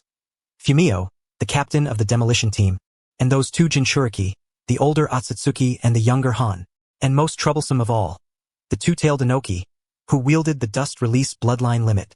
He took a deep breath and made a decision. "We cannot wait. Speed is of the essence. Sensei, I suggest we immediately alter the original plan." He pointed to the sand table. "The main forces are gathering rapidly according to Senior Riku's plan, but the target is not the front lines of the Land of Grass. Rather, it is here." His finger traced towards a treacherous valley at the border between the Land of Grass and the Land of Fire, the Kido Pass. This is the vital throat leading into the Land of Fire, easily defendable yet difficult to attack. We must ensure the absolute safety of this retreat route and supply line. The mission of the main forces is to seize and firmly hold the pass, establishing a solid rear base while also supporting the front lines. Then, he turned to Orochimaru and Tsunade. As for the reinforcements, I will lead an elite team, setting out immediately, to penetrate deep into the heart of the land of grass at the highest speed. Our task is not to defeat the Iwagakure army, but to act as a nail, firmly lodged in a critical position, delaying their offensive momentum, and buying time for Lord Jiraiya to regroup and for the main forces to establish their defenses. At the same time, we will seek opportunities to decapitate the Iwagakure command system or key figures. He paused for a moment, adding, the situation in Sunagakure is special. With the recent establishment of Raza, the internal situation is unstable. Directly sending a large army in could have counterproductive effects. I suggest that Lady Tsunade lead a capable medical and tactical support team to enter Sunagakure in the name of fulfilling our alliance, helping Raza stabilize the defenses. Lady Tsunade's medical abilities and prestige make her the most suitable stabilizing factor. As for the specific support methods, they can be decided upon by Lady Tsunade after arriving and consulting with Raza. This plan utilizes limited forces where they are most effective. Riku himself takes on the most dangerous and urgent frontline assault task. Orochimaru commands from the center, ensuring the overall situation. Tsunade leverages her unique advantages to stabilize the newly allied Sunagakure. The division of labor is clear, and each can showcase their strengths. Orochimaru's golden snake-like eyes flickered as he quickly weighed the pros and cons. Although Riku's plan is risky, it undoubtedly represents the optimal solution under the current circumstances. He glanced at Tsunade, who nodded in agreement. Riku's arrangement fully considered her areas of expertise and the current needs of Sunagakure. Very well. Orochimaru immediately made the decision. We will execute Rikukuin's plan. Riku, adjust the deployment immediately. Ino Shikamaru, you will assist Riku. Within 2 hours, I want to see the advance team set out. Understood. The trio of Inoshikacho received their orders and promptly dashed out of the command center, beginning the urgent personnel selection and resource allocation. Orochimaru turned to Riku, his tone serious. Rikukuin, the pressure on the front line will be immense. Iwagakure is not Sunagakure. Their overall strength and tactical proficiency are higher, especially that old trickster Inoki. You must be cautious. Riku smiled, patting the Kusanagi sword at his waist. Don't worry, sensei. If I can't fight, I can still run. With the Flying Thunder God technique, if I want to leave, no one can hold me back. Moreover, while Inoki is powerful, the Kage of each village will not easily enter the fray. Once Inoki breaks this rule, it will set off a chain reaction he cannot afford to bear. His confidence resonated with those present. Tsunade stepped in front of Riku, tossing him a scroll. Here, take this. It contains my specially formulated potent antidotes and healing medicines, optimized for the common poisons of the land of earth and the combat style of Iwagakure. Don't get taken out before you even face Inoki. Riku accepted the scroll, sensing the concern hidden in Tsunade's words, and chuckled. Thanks, Lady Tsunade. You too, be cautious of that Raza fellow in Sunagakure. He's quite cunning. As if I need your advice? Tsunade shot him a glare, though her eyes softened considerably. Of course, to prevent any unforeseen circumstances on Tsunade's side, Riku also handed over his Flying Thunder God kunai from his tactical backpack. With this in hand, he could swiftly extract Tsunade if needed. 2 hours later, outside the Konoha camp, a streamlined team had gathered. Including Riku, there were only 7 members. Yet, each of these 7 was elite among the elite of Konoha. In addition to Riku, there was Obito Uchiha. Riku specifically requested his presence. While the Sharingan's abilities in reconnaissance and Genjutsu may not be particularly useful, a Chunin's combat strength is hardly significant on a battlefield that resembles a meat grinder, yet they are a primary unit on the battlefield, and Obito needs real bloodshed to temper himself. As the IWNine entered the fray, Riku began to focus his attention on his brother. With his current strength, protecting Obito amidst the IWNine's assault would not be difficult. But the real trouble lay with Uchiha Madara lurking in the shadows and the loyal subordinate currently playing the role of Madara. As Riku's strength reached the level of a Kage, some of his thoughts began to shift. Who says that in this game of chess one must choose between himself, Obito, or Shisui? Anyone daring to extend those black hands, even the legendary Uchiha Madara, is merely a relic of the past, now dependent on external dark arts to survive. Within the team, in addition to himself and Obito, there were Hinata, Aburame, and the respective Jonin representing the Inuzuka, Nara, and Akimichi clans.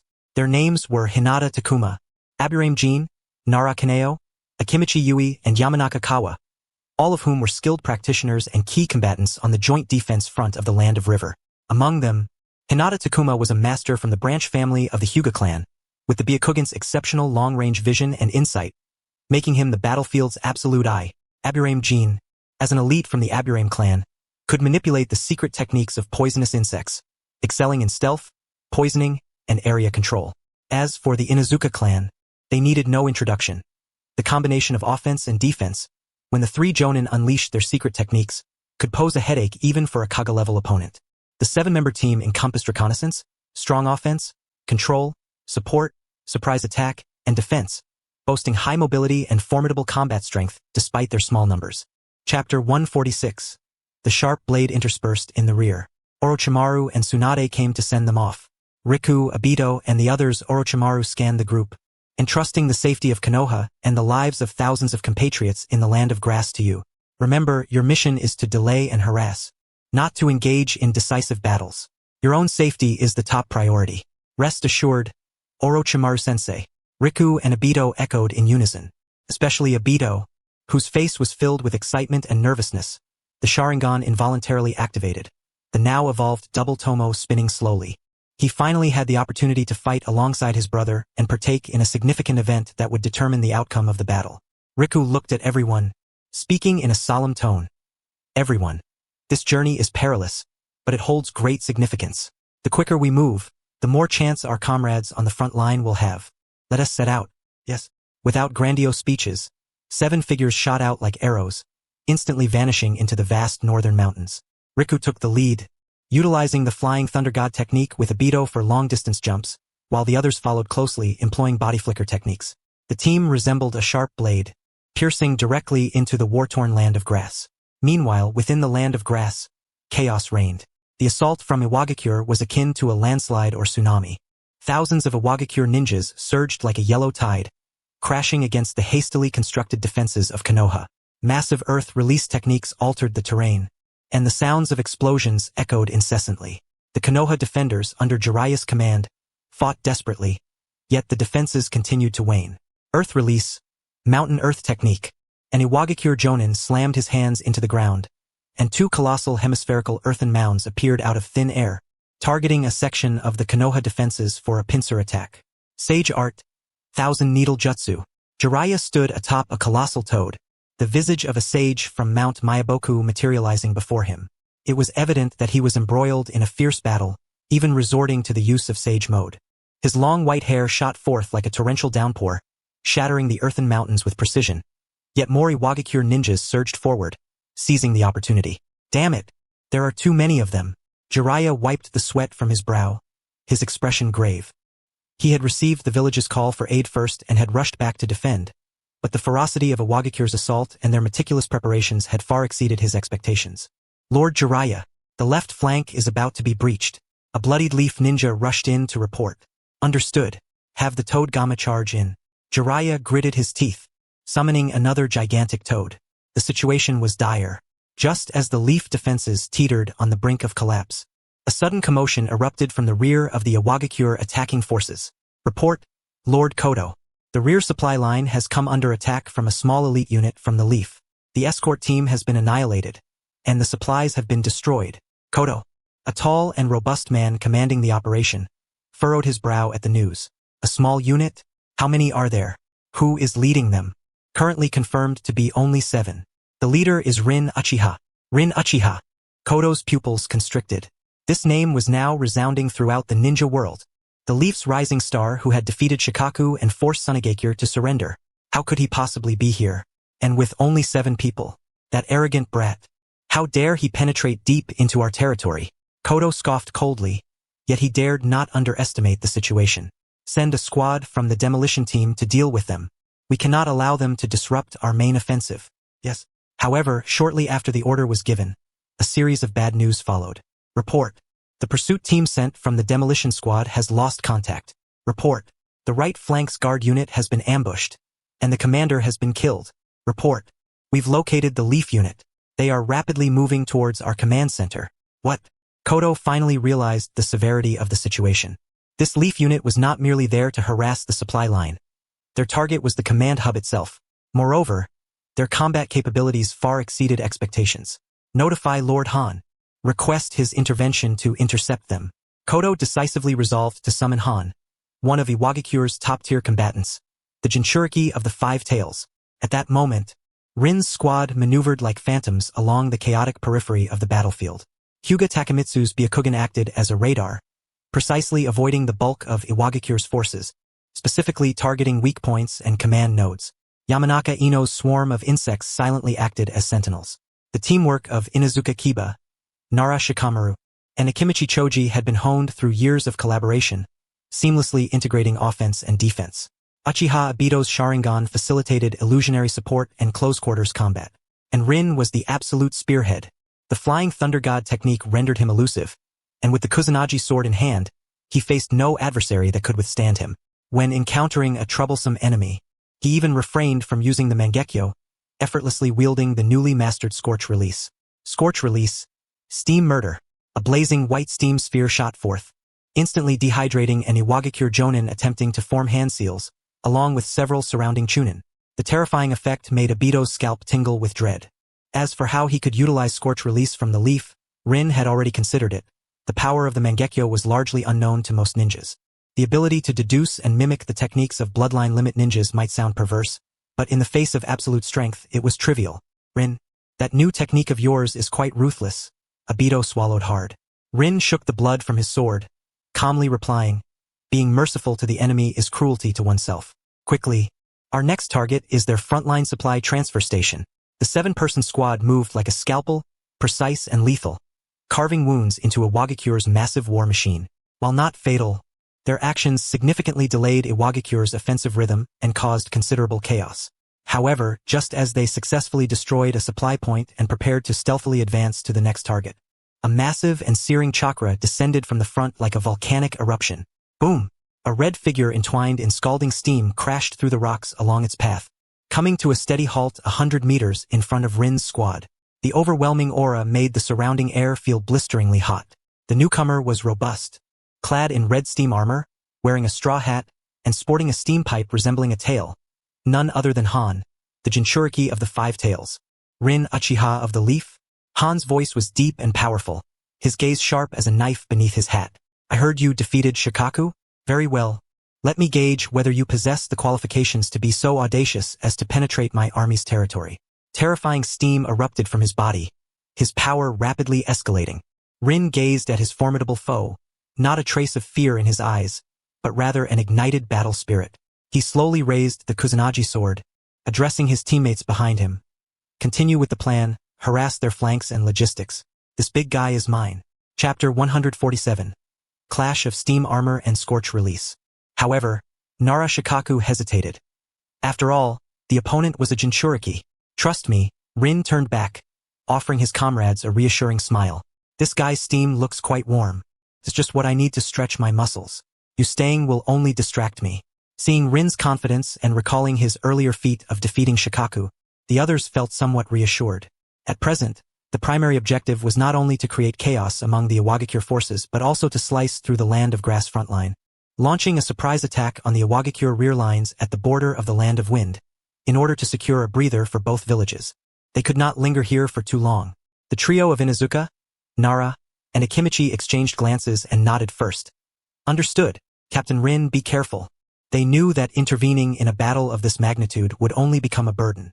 Hyuga Takemitsu and Yamanaka Ino also immediately retracted their presence, preparing to withdraw. Obito gritted his teeth, ultimately following the team's swift movement to the flank under Shikaku's urging gaze. Han did not hinder the departing Leaf ninjas. All his focus was directed solely at Rin. His gaze, sharp as an eagle beneath the hat, assessed, you have guts, Uchiha brat. Is your decision to face me alone born of confidence or folly? Rin flicked the Kusanagi sword, its blade reflecting the searing air, emitting a faint hum. Confidence or folly? We shall see, he smirked, the corners of his mouth curling into a slightly mocking arc. I've heard that the Five Tails steam is quite formidable. I wonder how it compares to my little flame. His own terrifying achievements in battle against Sunagakure remained hidden. Even Shikaku, sealed within him, was cut off from sensing chakra. Clearly, the youthful Han had no inkling of the monster he was about to face. Arrogant, Han growled, ceasing further words. Suddenly, steam erupted violently from his body, and red chakra burned like flames. Boiling release, unmatched strength. Boom! The ground beneath Han cracked instantly, and he transformed into a red blur, charging towards Rin at a speed far exceeding the eye's ability to follow. The pressure from the high-pressure steam created a shockwave that rushed towards Rin. Bring it on. In Rin's eyes, the three Tomo Sharingan spun rapidly, as Han's seemingly thunderous movements were dissected into clear trajectories. He chose not to meet force with force. Instead, a flash of lightning erupted beneath his feet. Thunder release. Body flicker technique. Swish. Rin's figure vanished from sight like a wraith, reappearing at Han's flank. The Kusanagi sword, accompanied by a sharp rush of wind, lunged directly at Han's ribs. Clang! A piercing clash of metal echoed. The Kusanagi sword was firmly blocked by the layer of red steam armor enveloping Han's body. Sparks flew where the sword tip met the armor. Steam billowed violently. Yet the defense remained unbroken. Rin raised an eyebrow slightly. This armor possesses commendable hardness. A mere parlor trick. Han capitalized on the momentum to pivot. His other fist, shrouded in steam, surged towards Rin's face like a cannonball. The wind from the punch ripped through the air, producing a sharp whistle. Rin's Sharingan captured the trajectory of the fist, and his body floated backward like a willow catkin, while his left hand swiftly formed seals. Fire release. Great fire annihilation. A vast sea of flames erupted from Rin's mouth, instantly engulfing Han. However, as the flames made contact with Han's steam armor, they emitted a hissing sound, quickly neutralized and evaporated by the high-temperature steam. Han burst through the sea of flames without losing speed. Useless. My steam armor can withstand the vast majority of ninjutsu. Han's voice came through the steam, laced with absolute confidence. Is that so? Rin remained unperturbed, evading once more while his Sharingan fixated on Han's chakra flow, particularly the unique pattern of combining water release and fire release chakra transformations to generate high-temperature steam, known as boil release. Sharingan has detected the bloodline limit, boil release, chakra operation mode, partial. Understanding of water and fire attribute transformations has increased, though unable to directly replicate the bloodline limit. Rin's comprehension of the two fundamental transformations constituting boil release deepened in an instant. He realized that the essence of boil release lies in utilizing chakra to create high-temperature, high-pressure steam combining impact, defense, and burning effects, an integration of attack and defense. Since fire release proved ineffective, let us try this. Rin's eyes sparkled, hands clasped together. Sage chakra quietly surged, while simultaneously harnessing the power of scorch release that had just merged with him. Sage art, scorch release, overwhelming steam, a sphere of steam, radiating terrifyingly high temperatures and a mix of purple and white, rapidly coalesced in Rin's palm. Unlike the pure white scorch release sphere of Yakumo, Rin's scorch release fused with the natural energy of sage techniques, its color deeper and the energy within far more ferocious. Go! The scorch release sphere shot towards Han like lightning. Its speed far surpassed that of the previous fire release. Han sensed the destructive energy contained within the scorch release sphere, his expression shifting slightly, unwilling to receive it head-on as before. He abruptly halted his charge, crashing his fists together in front of his chest. Boil release. Mist technique. A torrent of high-pressure steam erupted from the seams of his armor, instantly forming a dense, high-temperature steam area ahead. As the scorch release sphere entered the steam area, its speed dramatically slowed, the energy on its surface clashing violently with the high-temperature steam, canceling each other out. Hiss, hiss, hiss. The harsh sound of evaporation filled the air. Ultimately, after breaching most of the steam area, the scorch release sphere exhausted its energy and dissipated into nothingness. Han's mist technique was also nearly depleted. Scorch release. Han's gaze beneath the straw hat was filled with shock and gravity. How do you possess Yakumo's scorch release? A terrifying possibility dawned on him. Rin shook his hand, grinning. It seems your steam isn't omnipotent after all. As for how I acquired it, care to guess? A storm surged within Han's heart. To seize a bloodline limit? This was utterly unprecedented. Yet he had no time to ponder, as Rin's assault came once more. Flying Thunder God technique. Rin's figure vanished in an instant, reappearing above Han's head. The Kusanagi sword, entwined with highly concentrated thunder release chakra, descended like a spear of the Thunder God. Sage art. Thunder blade. Han reacted with remarkable speed, raising his head abruptly, crossing his arms to block. The steam armor operated at full capacity. Boom! The clash of thunder and steam erupted, unleashing a staggering wave of energy. The ground beneath Han's feet collapsed with a resounding crash, Yet he withstood the blow through sheer strength and the armor's defense. Only the brilliance of the steam armor dimmed slightly. Such formidable thunder release. Han was secretly astonished. The opponent's methods of attack were diverse and each possessed immense power. The two separated after their brief exchange, once more facing off. In the short span of a few exchanges it seemed evenly matched, but Han already felt immense pressure. The opponent's speed, the enigmatic spacetime ninjutsu, the powerful thunder release, and that unfathomable scorch release compelled him to remain on high alert. I cannot afford to be entangled with him for too long. Han resolved to unleash the true power of the tailed beast. He took a deep breath. The seals within him began to loosen, and an even larger and more violent chakra surged forth. Rin keenly sensed the change in Han's aura, his Sharingan narrowing slightly. So it's time to get serious, is it? Perfect, I've warmed up too. He could feel the power of scorch release within him melding more closely with the sage chakra, and his comprehension of boil release deepening. This battle was not merely a contest of victory or defeat. It was also an excellent opportunity for him to familiarize himself with new powers and glimpse another bloodline limit. Moreover, the Five-Tails, Mu King, must be quite lonely sealed within the Jinchuriki. So why not have a chat with Shikaku in my sealing space? Five-Tails, Mu King, show me your strength. Rin assumed an offensive stance, his eyes ablaze with battle intent.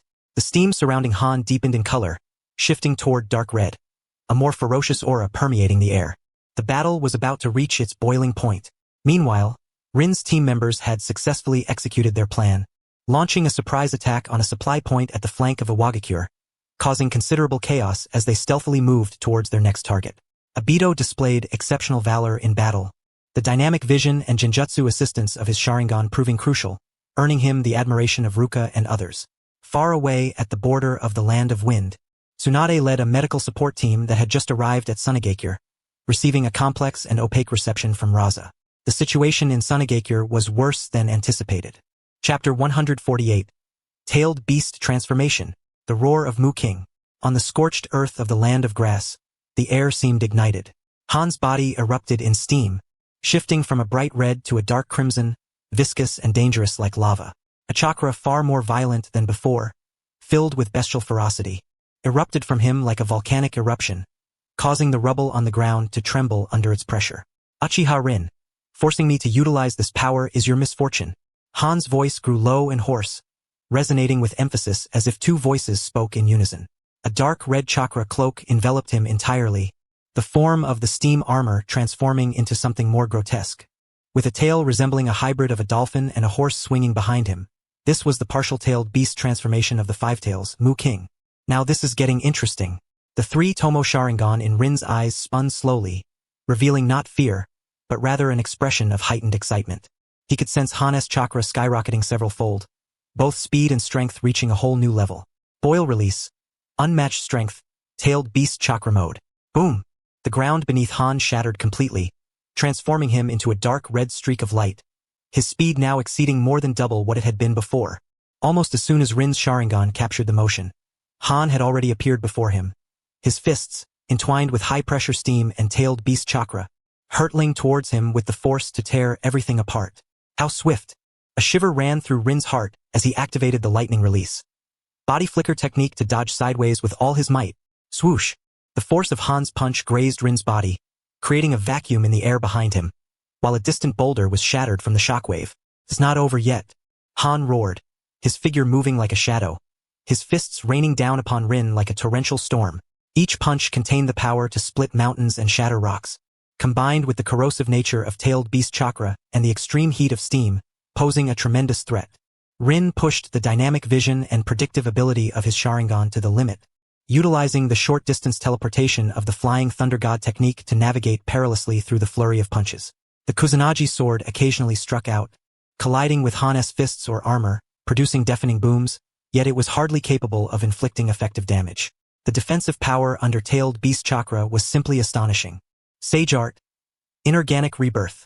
In the brief moments of dodging, Rin pressed his hands to the ground, attempting to manipulate the terrain to restrict Han's movements. However, Han merely stomped down heavily. Boom!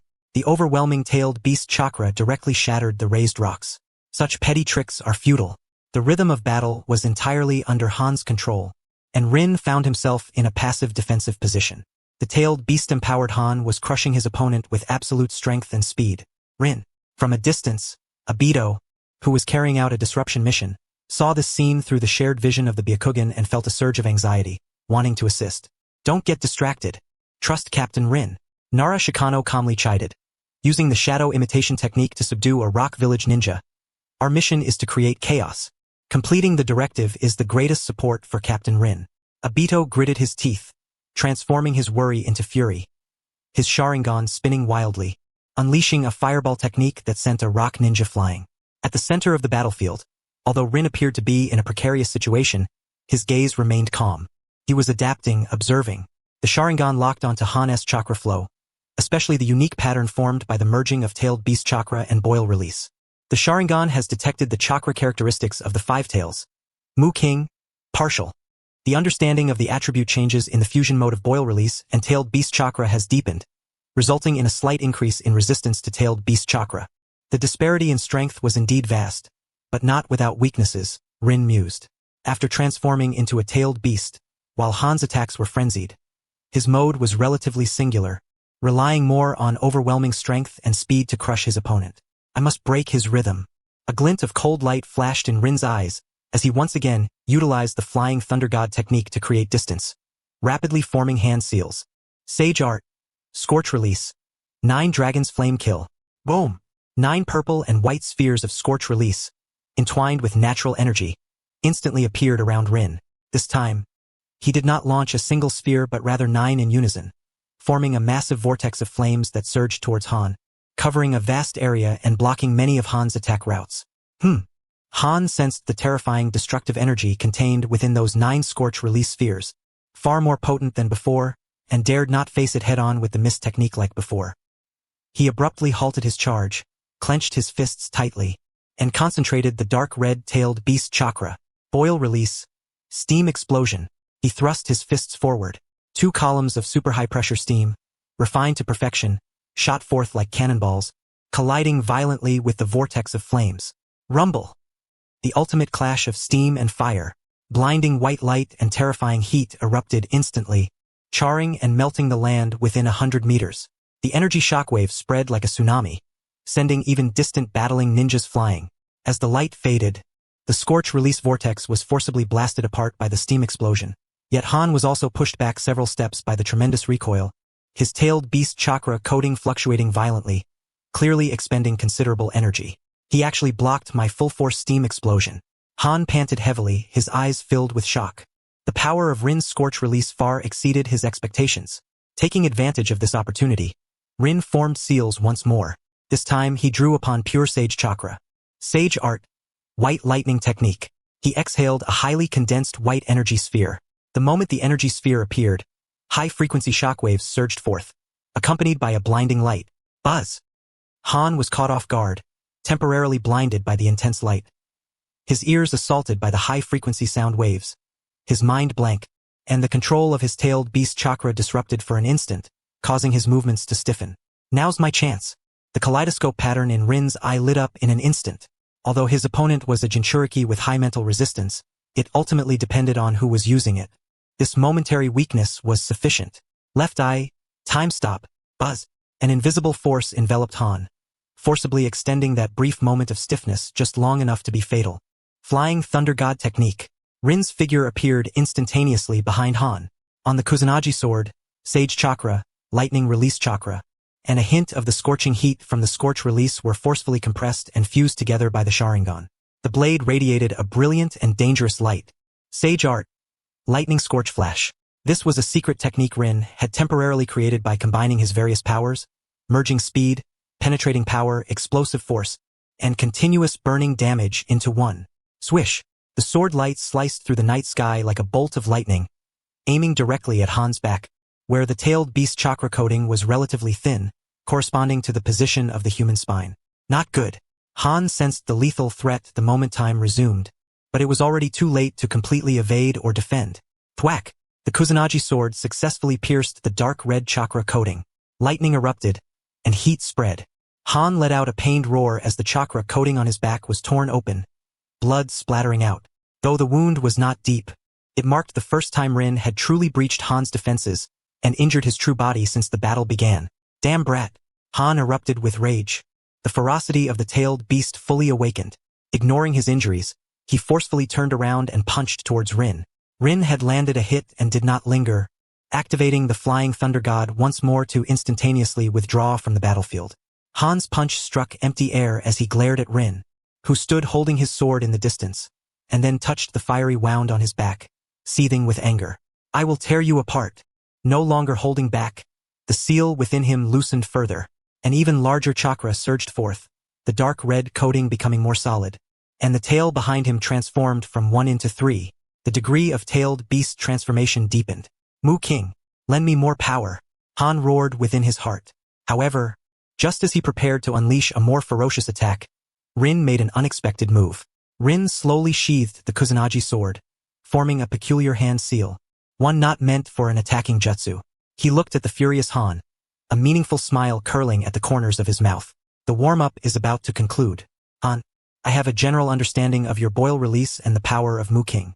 Quite impressive, but the power of the tailed beast is not something you alone possess. Han was taken aback, not understanding what Rin meant. He saw Rin take a deep breath, and within the sealed space in her lower abdomen, a certain being that had been dozing was forcibly awakened. Hey, Shikaku, stop sleeping. Get up and get to work. Say hello to your old friend. Rin communicated telepathically. Inside the sealed space, Shikaku groggily opened his single eye, grumbling in dissatisfaction.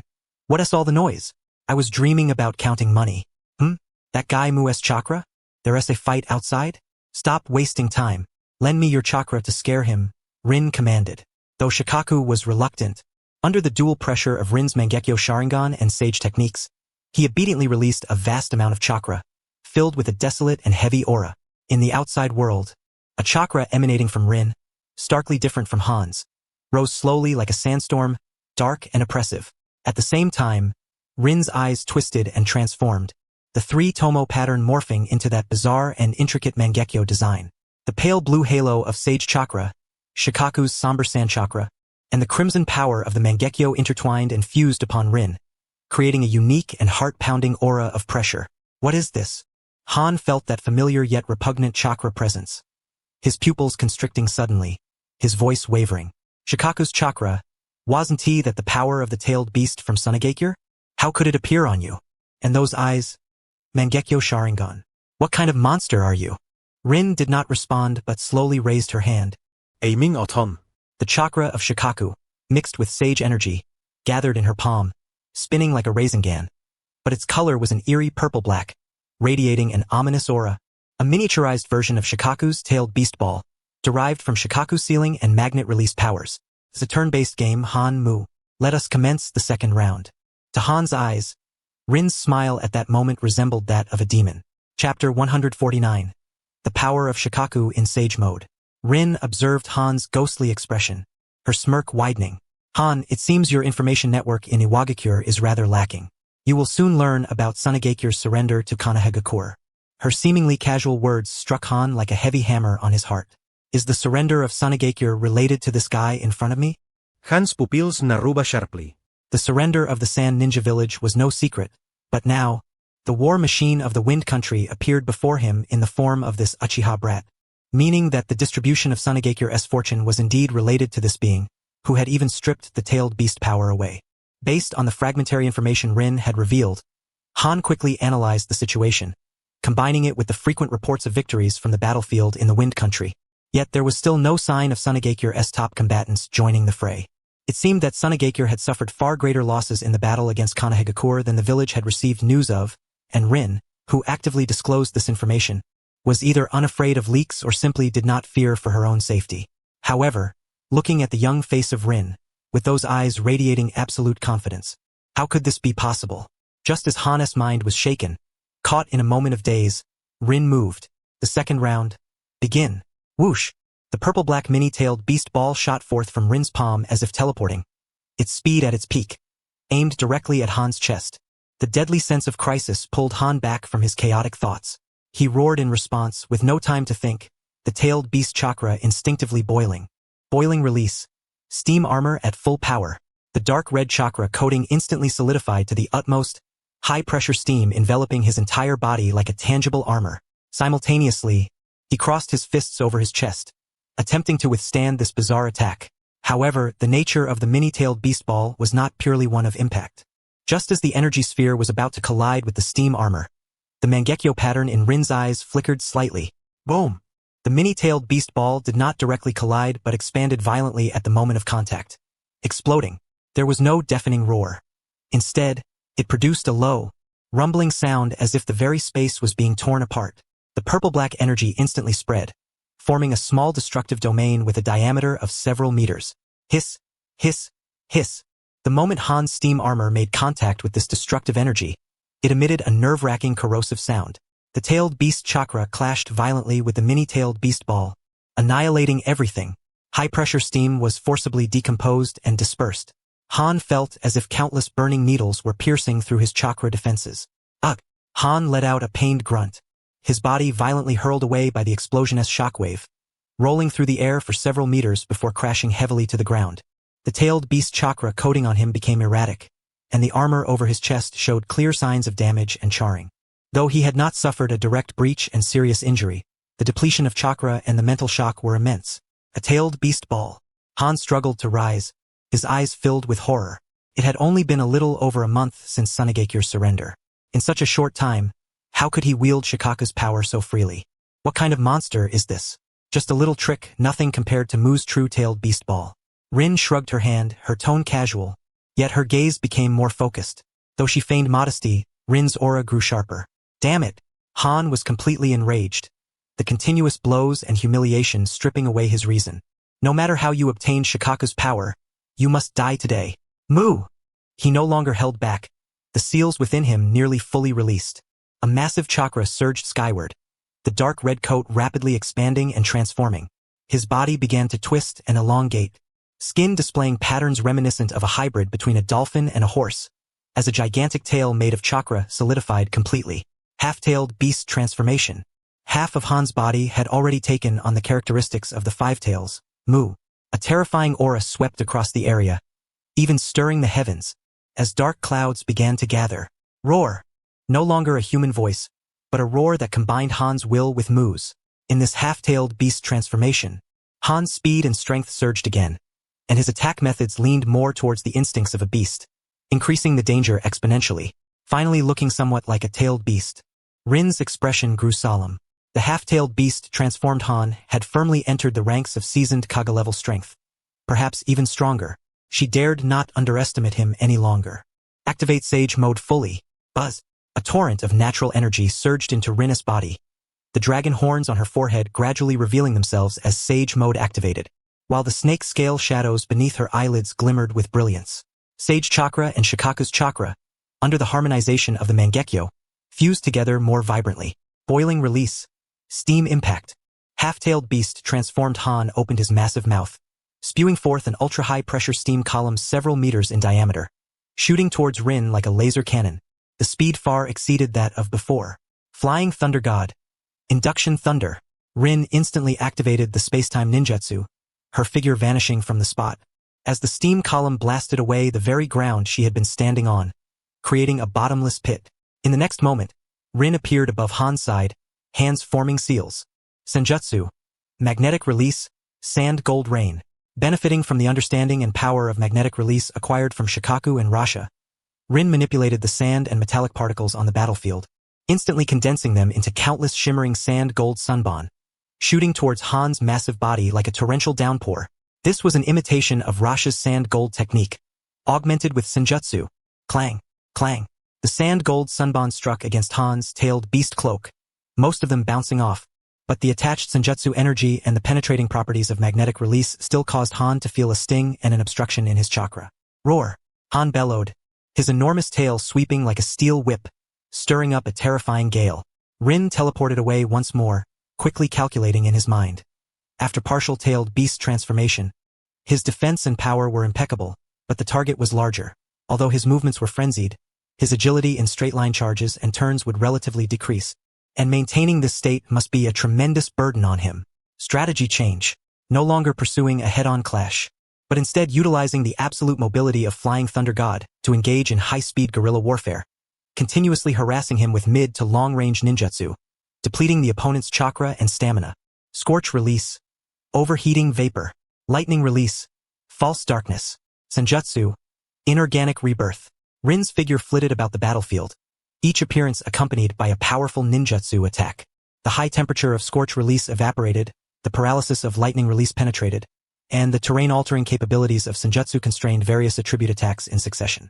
Although they could not inflict lethal damage on Han in partial-tailed beast transformation, they clung to him like a stubborn piece of toffee, making it difficult for him to effectively exert his immense power, his furious roars echoing incessantly.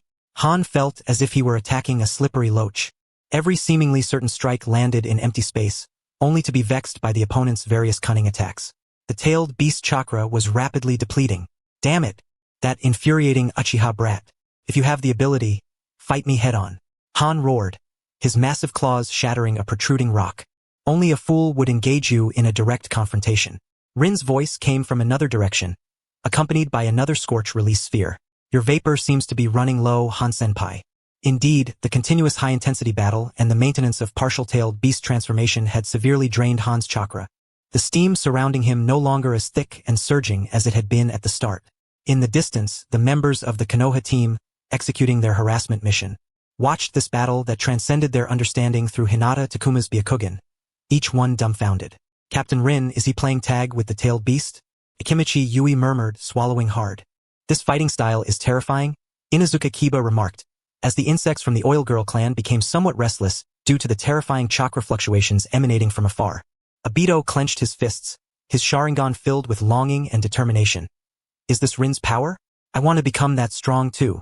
Nara Shikano frowned, analyzing the situation.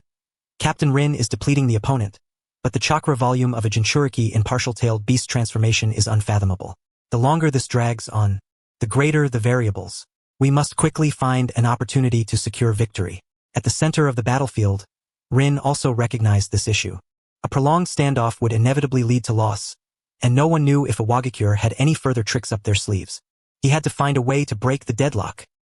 His gaze fell on the openings that Han, in his anger and impatience, occasionally revealed, particularly the imperfect coordination with the consciousness of the Mu King while maintaining partial-tailed beast transformation. There was only a fleeting opportunity. Rin's eyes sharpened as he made his decision. He once again utilized Flying Thunder God to evade one of Han's lunges, appearing in Han's blind spot.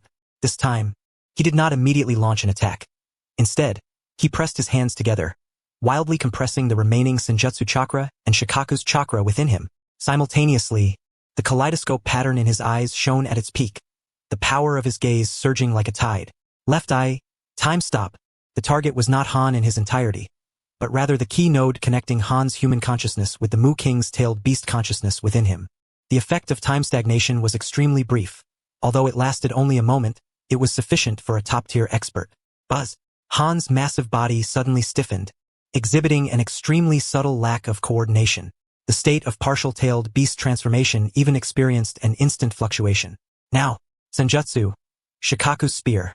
Rin condensed the maximally compressed mixed chakra into a purple-black energy spear, entwined with the aura of Senjutsu and the breath of a sandstorm, and with all his might, hurled it towards the vulnerable back of Han's neck, where his consciousness was in disarray. This strike contained the power of Shikaku augmented by Senjutsu, imbued with sealing power. It was truly one of his trump cards. The spear tore through the air, emitting a piercing shriek. In the instant time resumed, Han felt a deadly threat. The wild instincts of the Mu King forced him to twist his body in an attempt to evade. Thud! The energy spear did not hit the vulnerable spot on the back of his neck, but instead pierced through Han's shoulder. The terrifying mixed energy erupted instantly. Roar! Han let out a heart-wrenching scream, his partial-tailed beast transformation forcibly undone. His body plummeting from the air like a broken sack, crashing heavily to the ground and kicking up a cloud of dust.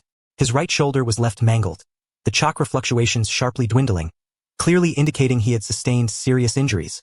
Rin landed not far away, watching the incapacitated Han, scratching his head. I didn't even activate my Susanoo, and Han went down? Is it over? However, just as he was about to step forward to check and deliver a finishing blow, a presence far greater, older, and filled with majesty and fury, akin to a waking ancient behemoth, slowly rose from within Han's body. Chapter 150. The Mu King emerges. Rin's previously relaxed expression instantly vanished, his gaze becoming incredibly grave. He halted his advance, his Sharingan fixed firmly on Han's body. That aura was filled with wildness and authority. It was pure-tailed beast will. The Five-Tails Mu King was about to emerge. Roar, Aya! A roar completely unlike that of a human erupted from the depths of Han's throat, as if it came from the ancient wilderness. His body convulsed violently. Dark red-tailed beast chakra surged forth like a flood breaking through a dam, no longer merely covering his surface, but beginning to twist and expand in substance. Han's human form rapidly vanished. His skin covered in blue and white fur, his body inflating like a balloon, his head morphed, his mouth and nose elongated, exhibiting features that combined those of a horse and a dolphin, with a massive horn sprouting from the top of his head, and 5 appendages formed of chakra, resembling coral yet akin to tails, wildly thrashing behind him. Within a few breaths, a colossal creature towering several dozen meters, adorned in blue and white, radiating a terrifying pressure, replaced Han's position, standing at the center of the battlefield. It was the complete form of the Five-Tails Mu King. Its gigantic, pupil-less white eyes were filled with savagery and fury, staring fixedly at Rin, who appeared as an ant before it. Being forced to fully manifest by a mere human was a tremendous humiliation for a tailed beast. The Mu King had fully emerged. In the distance, Hinata Takuma, having witnessed this scene through his Byakugan, spoke with a trembling voice, filled with fear. The true-tailed beast exuded a sense of oppression far surpassing that of a half-tailed beast Jinchuriki. Rin! Obito exclaimed in surprise, instinctively wanting to rush forward, but he was firmly held back by Nakara Kono. Don't go over there. Such a level of battle would overwhelm us with mere aftershocks. Trust Captain Rin. Kono's face was equally pale, yet he forced himself to analyze the situation calmly. The power of a complete tailed beast was devastating, and Captain Rin must be prepared to reveal his true trump card. Moreover, Captain Rin himself had experience in combat against tailed beasts. Our intervention would only trouble him. As expected of a member of the Hokage's advisory family, Kono reacted swiftly. Long before setting out for this place, Rin had already arranged for a response to such situations, granting Kono temporary decision-making authority in emergencies. Kono did not disappoint Rin's trust, quickly organizing a few individuals to converge toward the battlefield on the Wind Country front, where a team led by Tsunade awaited. Their task was merely to appear behind the rock ninjas engaged in battle with the Wind Country, cutting off their supplies and causing disruption. At the center of the battlefield, the fully manifested King Mu looked down at Rin, letting out a deafening roar. The powerful sound wave acted like a tangible shockwave, stripping away layers of earth around them. It lifted its massive foreleg, and even this simple motion caused the ground to tremble. Human Uchiha, you have angered me. King Mu's voice resonated directly within Rin's mind, filled with cold murderous intent. Rin, feeling the overwhelming pressure of the tailed beast, took a deep breath. Instead of cowering in fear, his eyes ignited with even fiercer battle intent. The dragon horn mark on his forehead became increasingly vivid under the influx of sage chakra. Finally willing to show yourself? The Five-Tails King Mu has been waiting for you. Rin grinned, his hands coming together in a fierce gesture. Sage mode at full power. Boom! An immense surge of natural energy converged from all directions, flooding into Rin's body. The sage energy enveloping him became denser, a pale blue aura burning like flames. Simultaneously, within the sealing space of his lower abdomen, a certain awakened individual was also fully alert. King Mu. Ha ha ha. That fool King Mu. It's actually been forced to fully manifest. Shikaku rolled excitedly in the sealing space. Rin. Hit it. Hit it hard. Make it pay for stealing my snacks in the past. Rin had no time to entertain Shikaku's ramblings. He frantically mobilized the sage chakra alongside the vast chakra provided by Shikaku. Against a complete tailed beast, conventional ninjutsu was utterly meaningless. He had to unleash his strongest power. Then as you wish. Rin's eyes, with their kaleidoscope Sharingan pattern, spun to their utmost limit, the eerie glow appearing as if it would drip blood. Susanoo, activate. Buzz! A torrent of purple energy erupted from Rin's body like a volcanic eruption, instantaneously forming a colossal skeletal frame around him. But this was merely the beginning. Sage technique fusion. Sage mode Susanoo. Rin unreservedly infused vast amounts of sage chakra and Shikaku's chakra into Susanoo. The purple skeletal frame rapidly covered itself in visible flesh and veins, taking on a deep, flowing blue-black sheen imbued with natural energy. A massive energy armor swiftly coalesced, and a gigantic sword, forged from highly compressed sage chakra and Shikaku's sandstorm power, surrounded by black lightning, appeared in Susanu's grasp, compared to the complete Susanoo formed solely from the kaleidoscope Sharingan. The one constructed using Sage mode was not only more powerful but also consumed chakra at a lower rate. Before fully evolving into a permanent kaleidoscope, the consumption of ocular techniques was nearly irreversible. Any savings were crucial and could not be squandered. Glancing at the retreating Obito and others, Rin felt satisfied with Kono's execution. This way, he could launch his attacks without worrying about implicating them. At this moment, Susanoo had transformed into a giant form nearly 100 meters tall, clad in blue-black sage armor, wielding the dark lightning sword. The kaleidoscope Sharingan embedded in its forehead glowed like two burning stars. Sage Susanoo Rin, reporting for duty. What is that? Inuzuka Kiba gazed at the suddenly appeared energy giant, larger than King Mu, his voice altering in pitch. It is the Susanoo, the legendary power of the Uchiha. Nakara Kono murmured, her eyes filled with astonishment, realizing that this Susanoo, fused with Sage and Shikaku's power, was even more formidable than when battling the Sand Ninjas. Has Rin truly grown to this extent? Obito watched the godlike giant with a mix of pride and an indescribable complexity in his heart.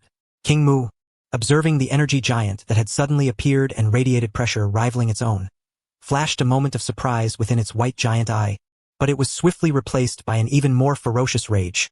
A mere human creation, daring to act brazenly before a tailed beast. Boil release, monstrous strength, stood upright, its massive foreleg entwined with high-pressure steam and tailed beast chakra, descending towards Sage Susanoo with tremendous force, enough to shatter mountains.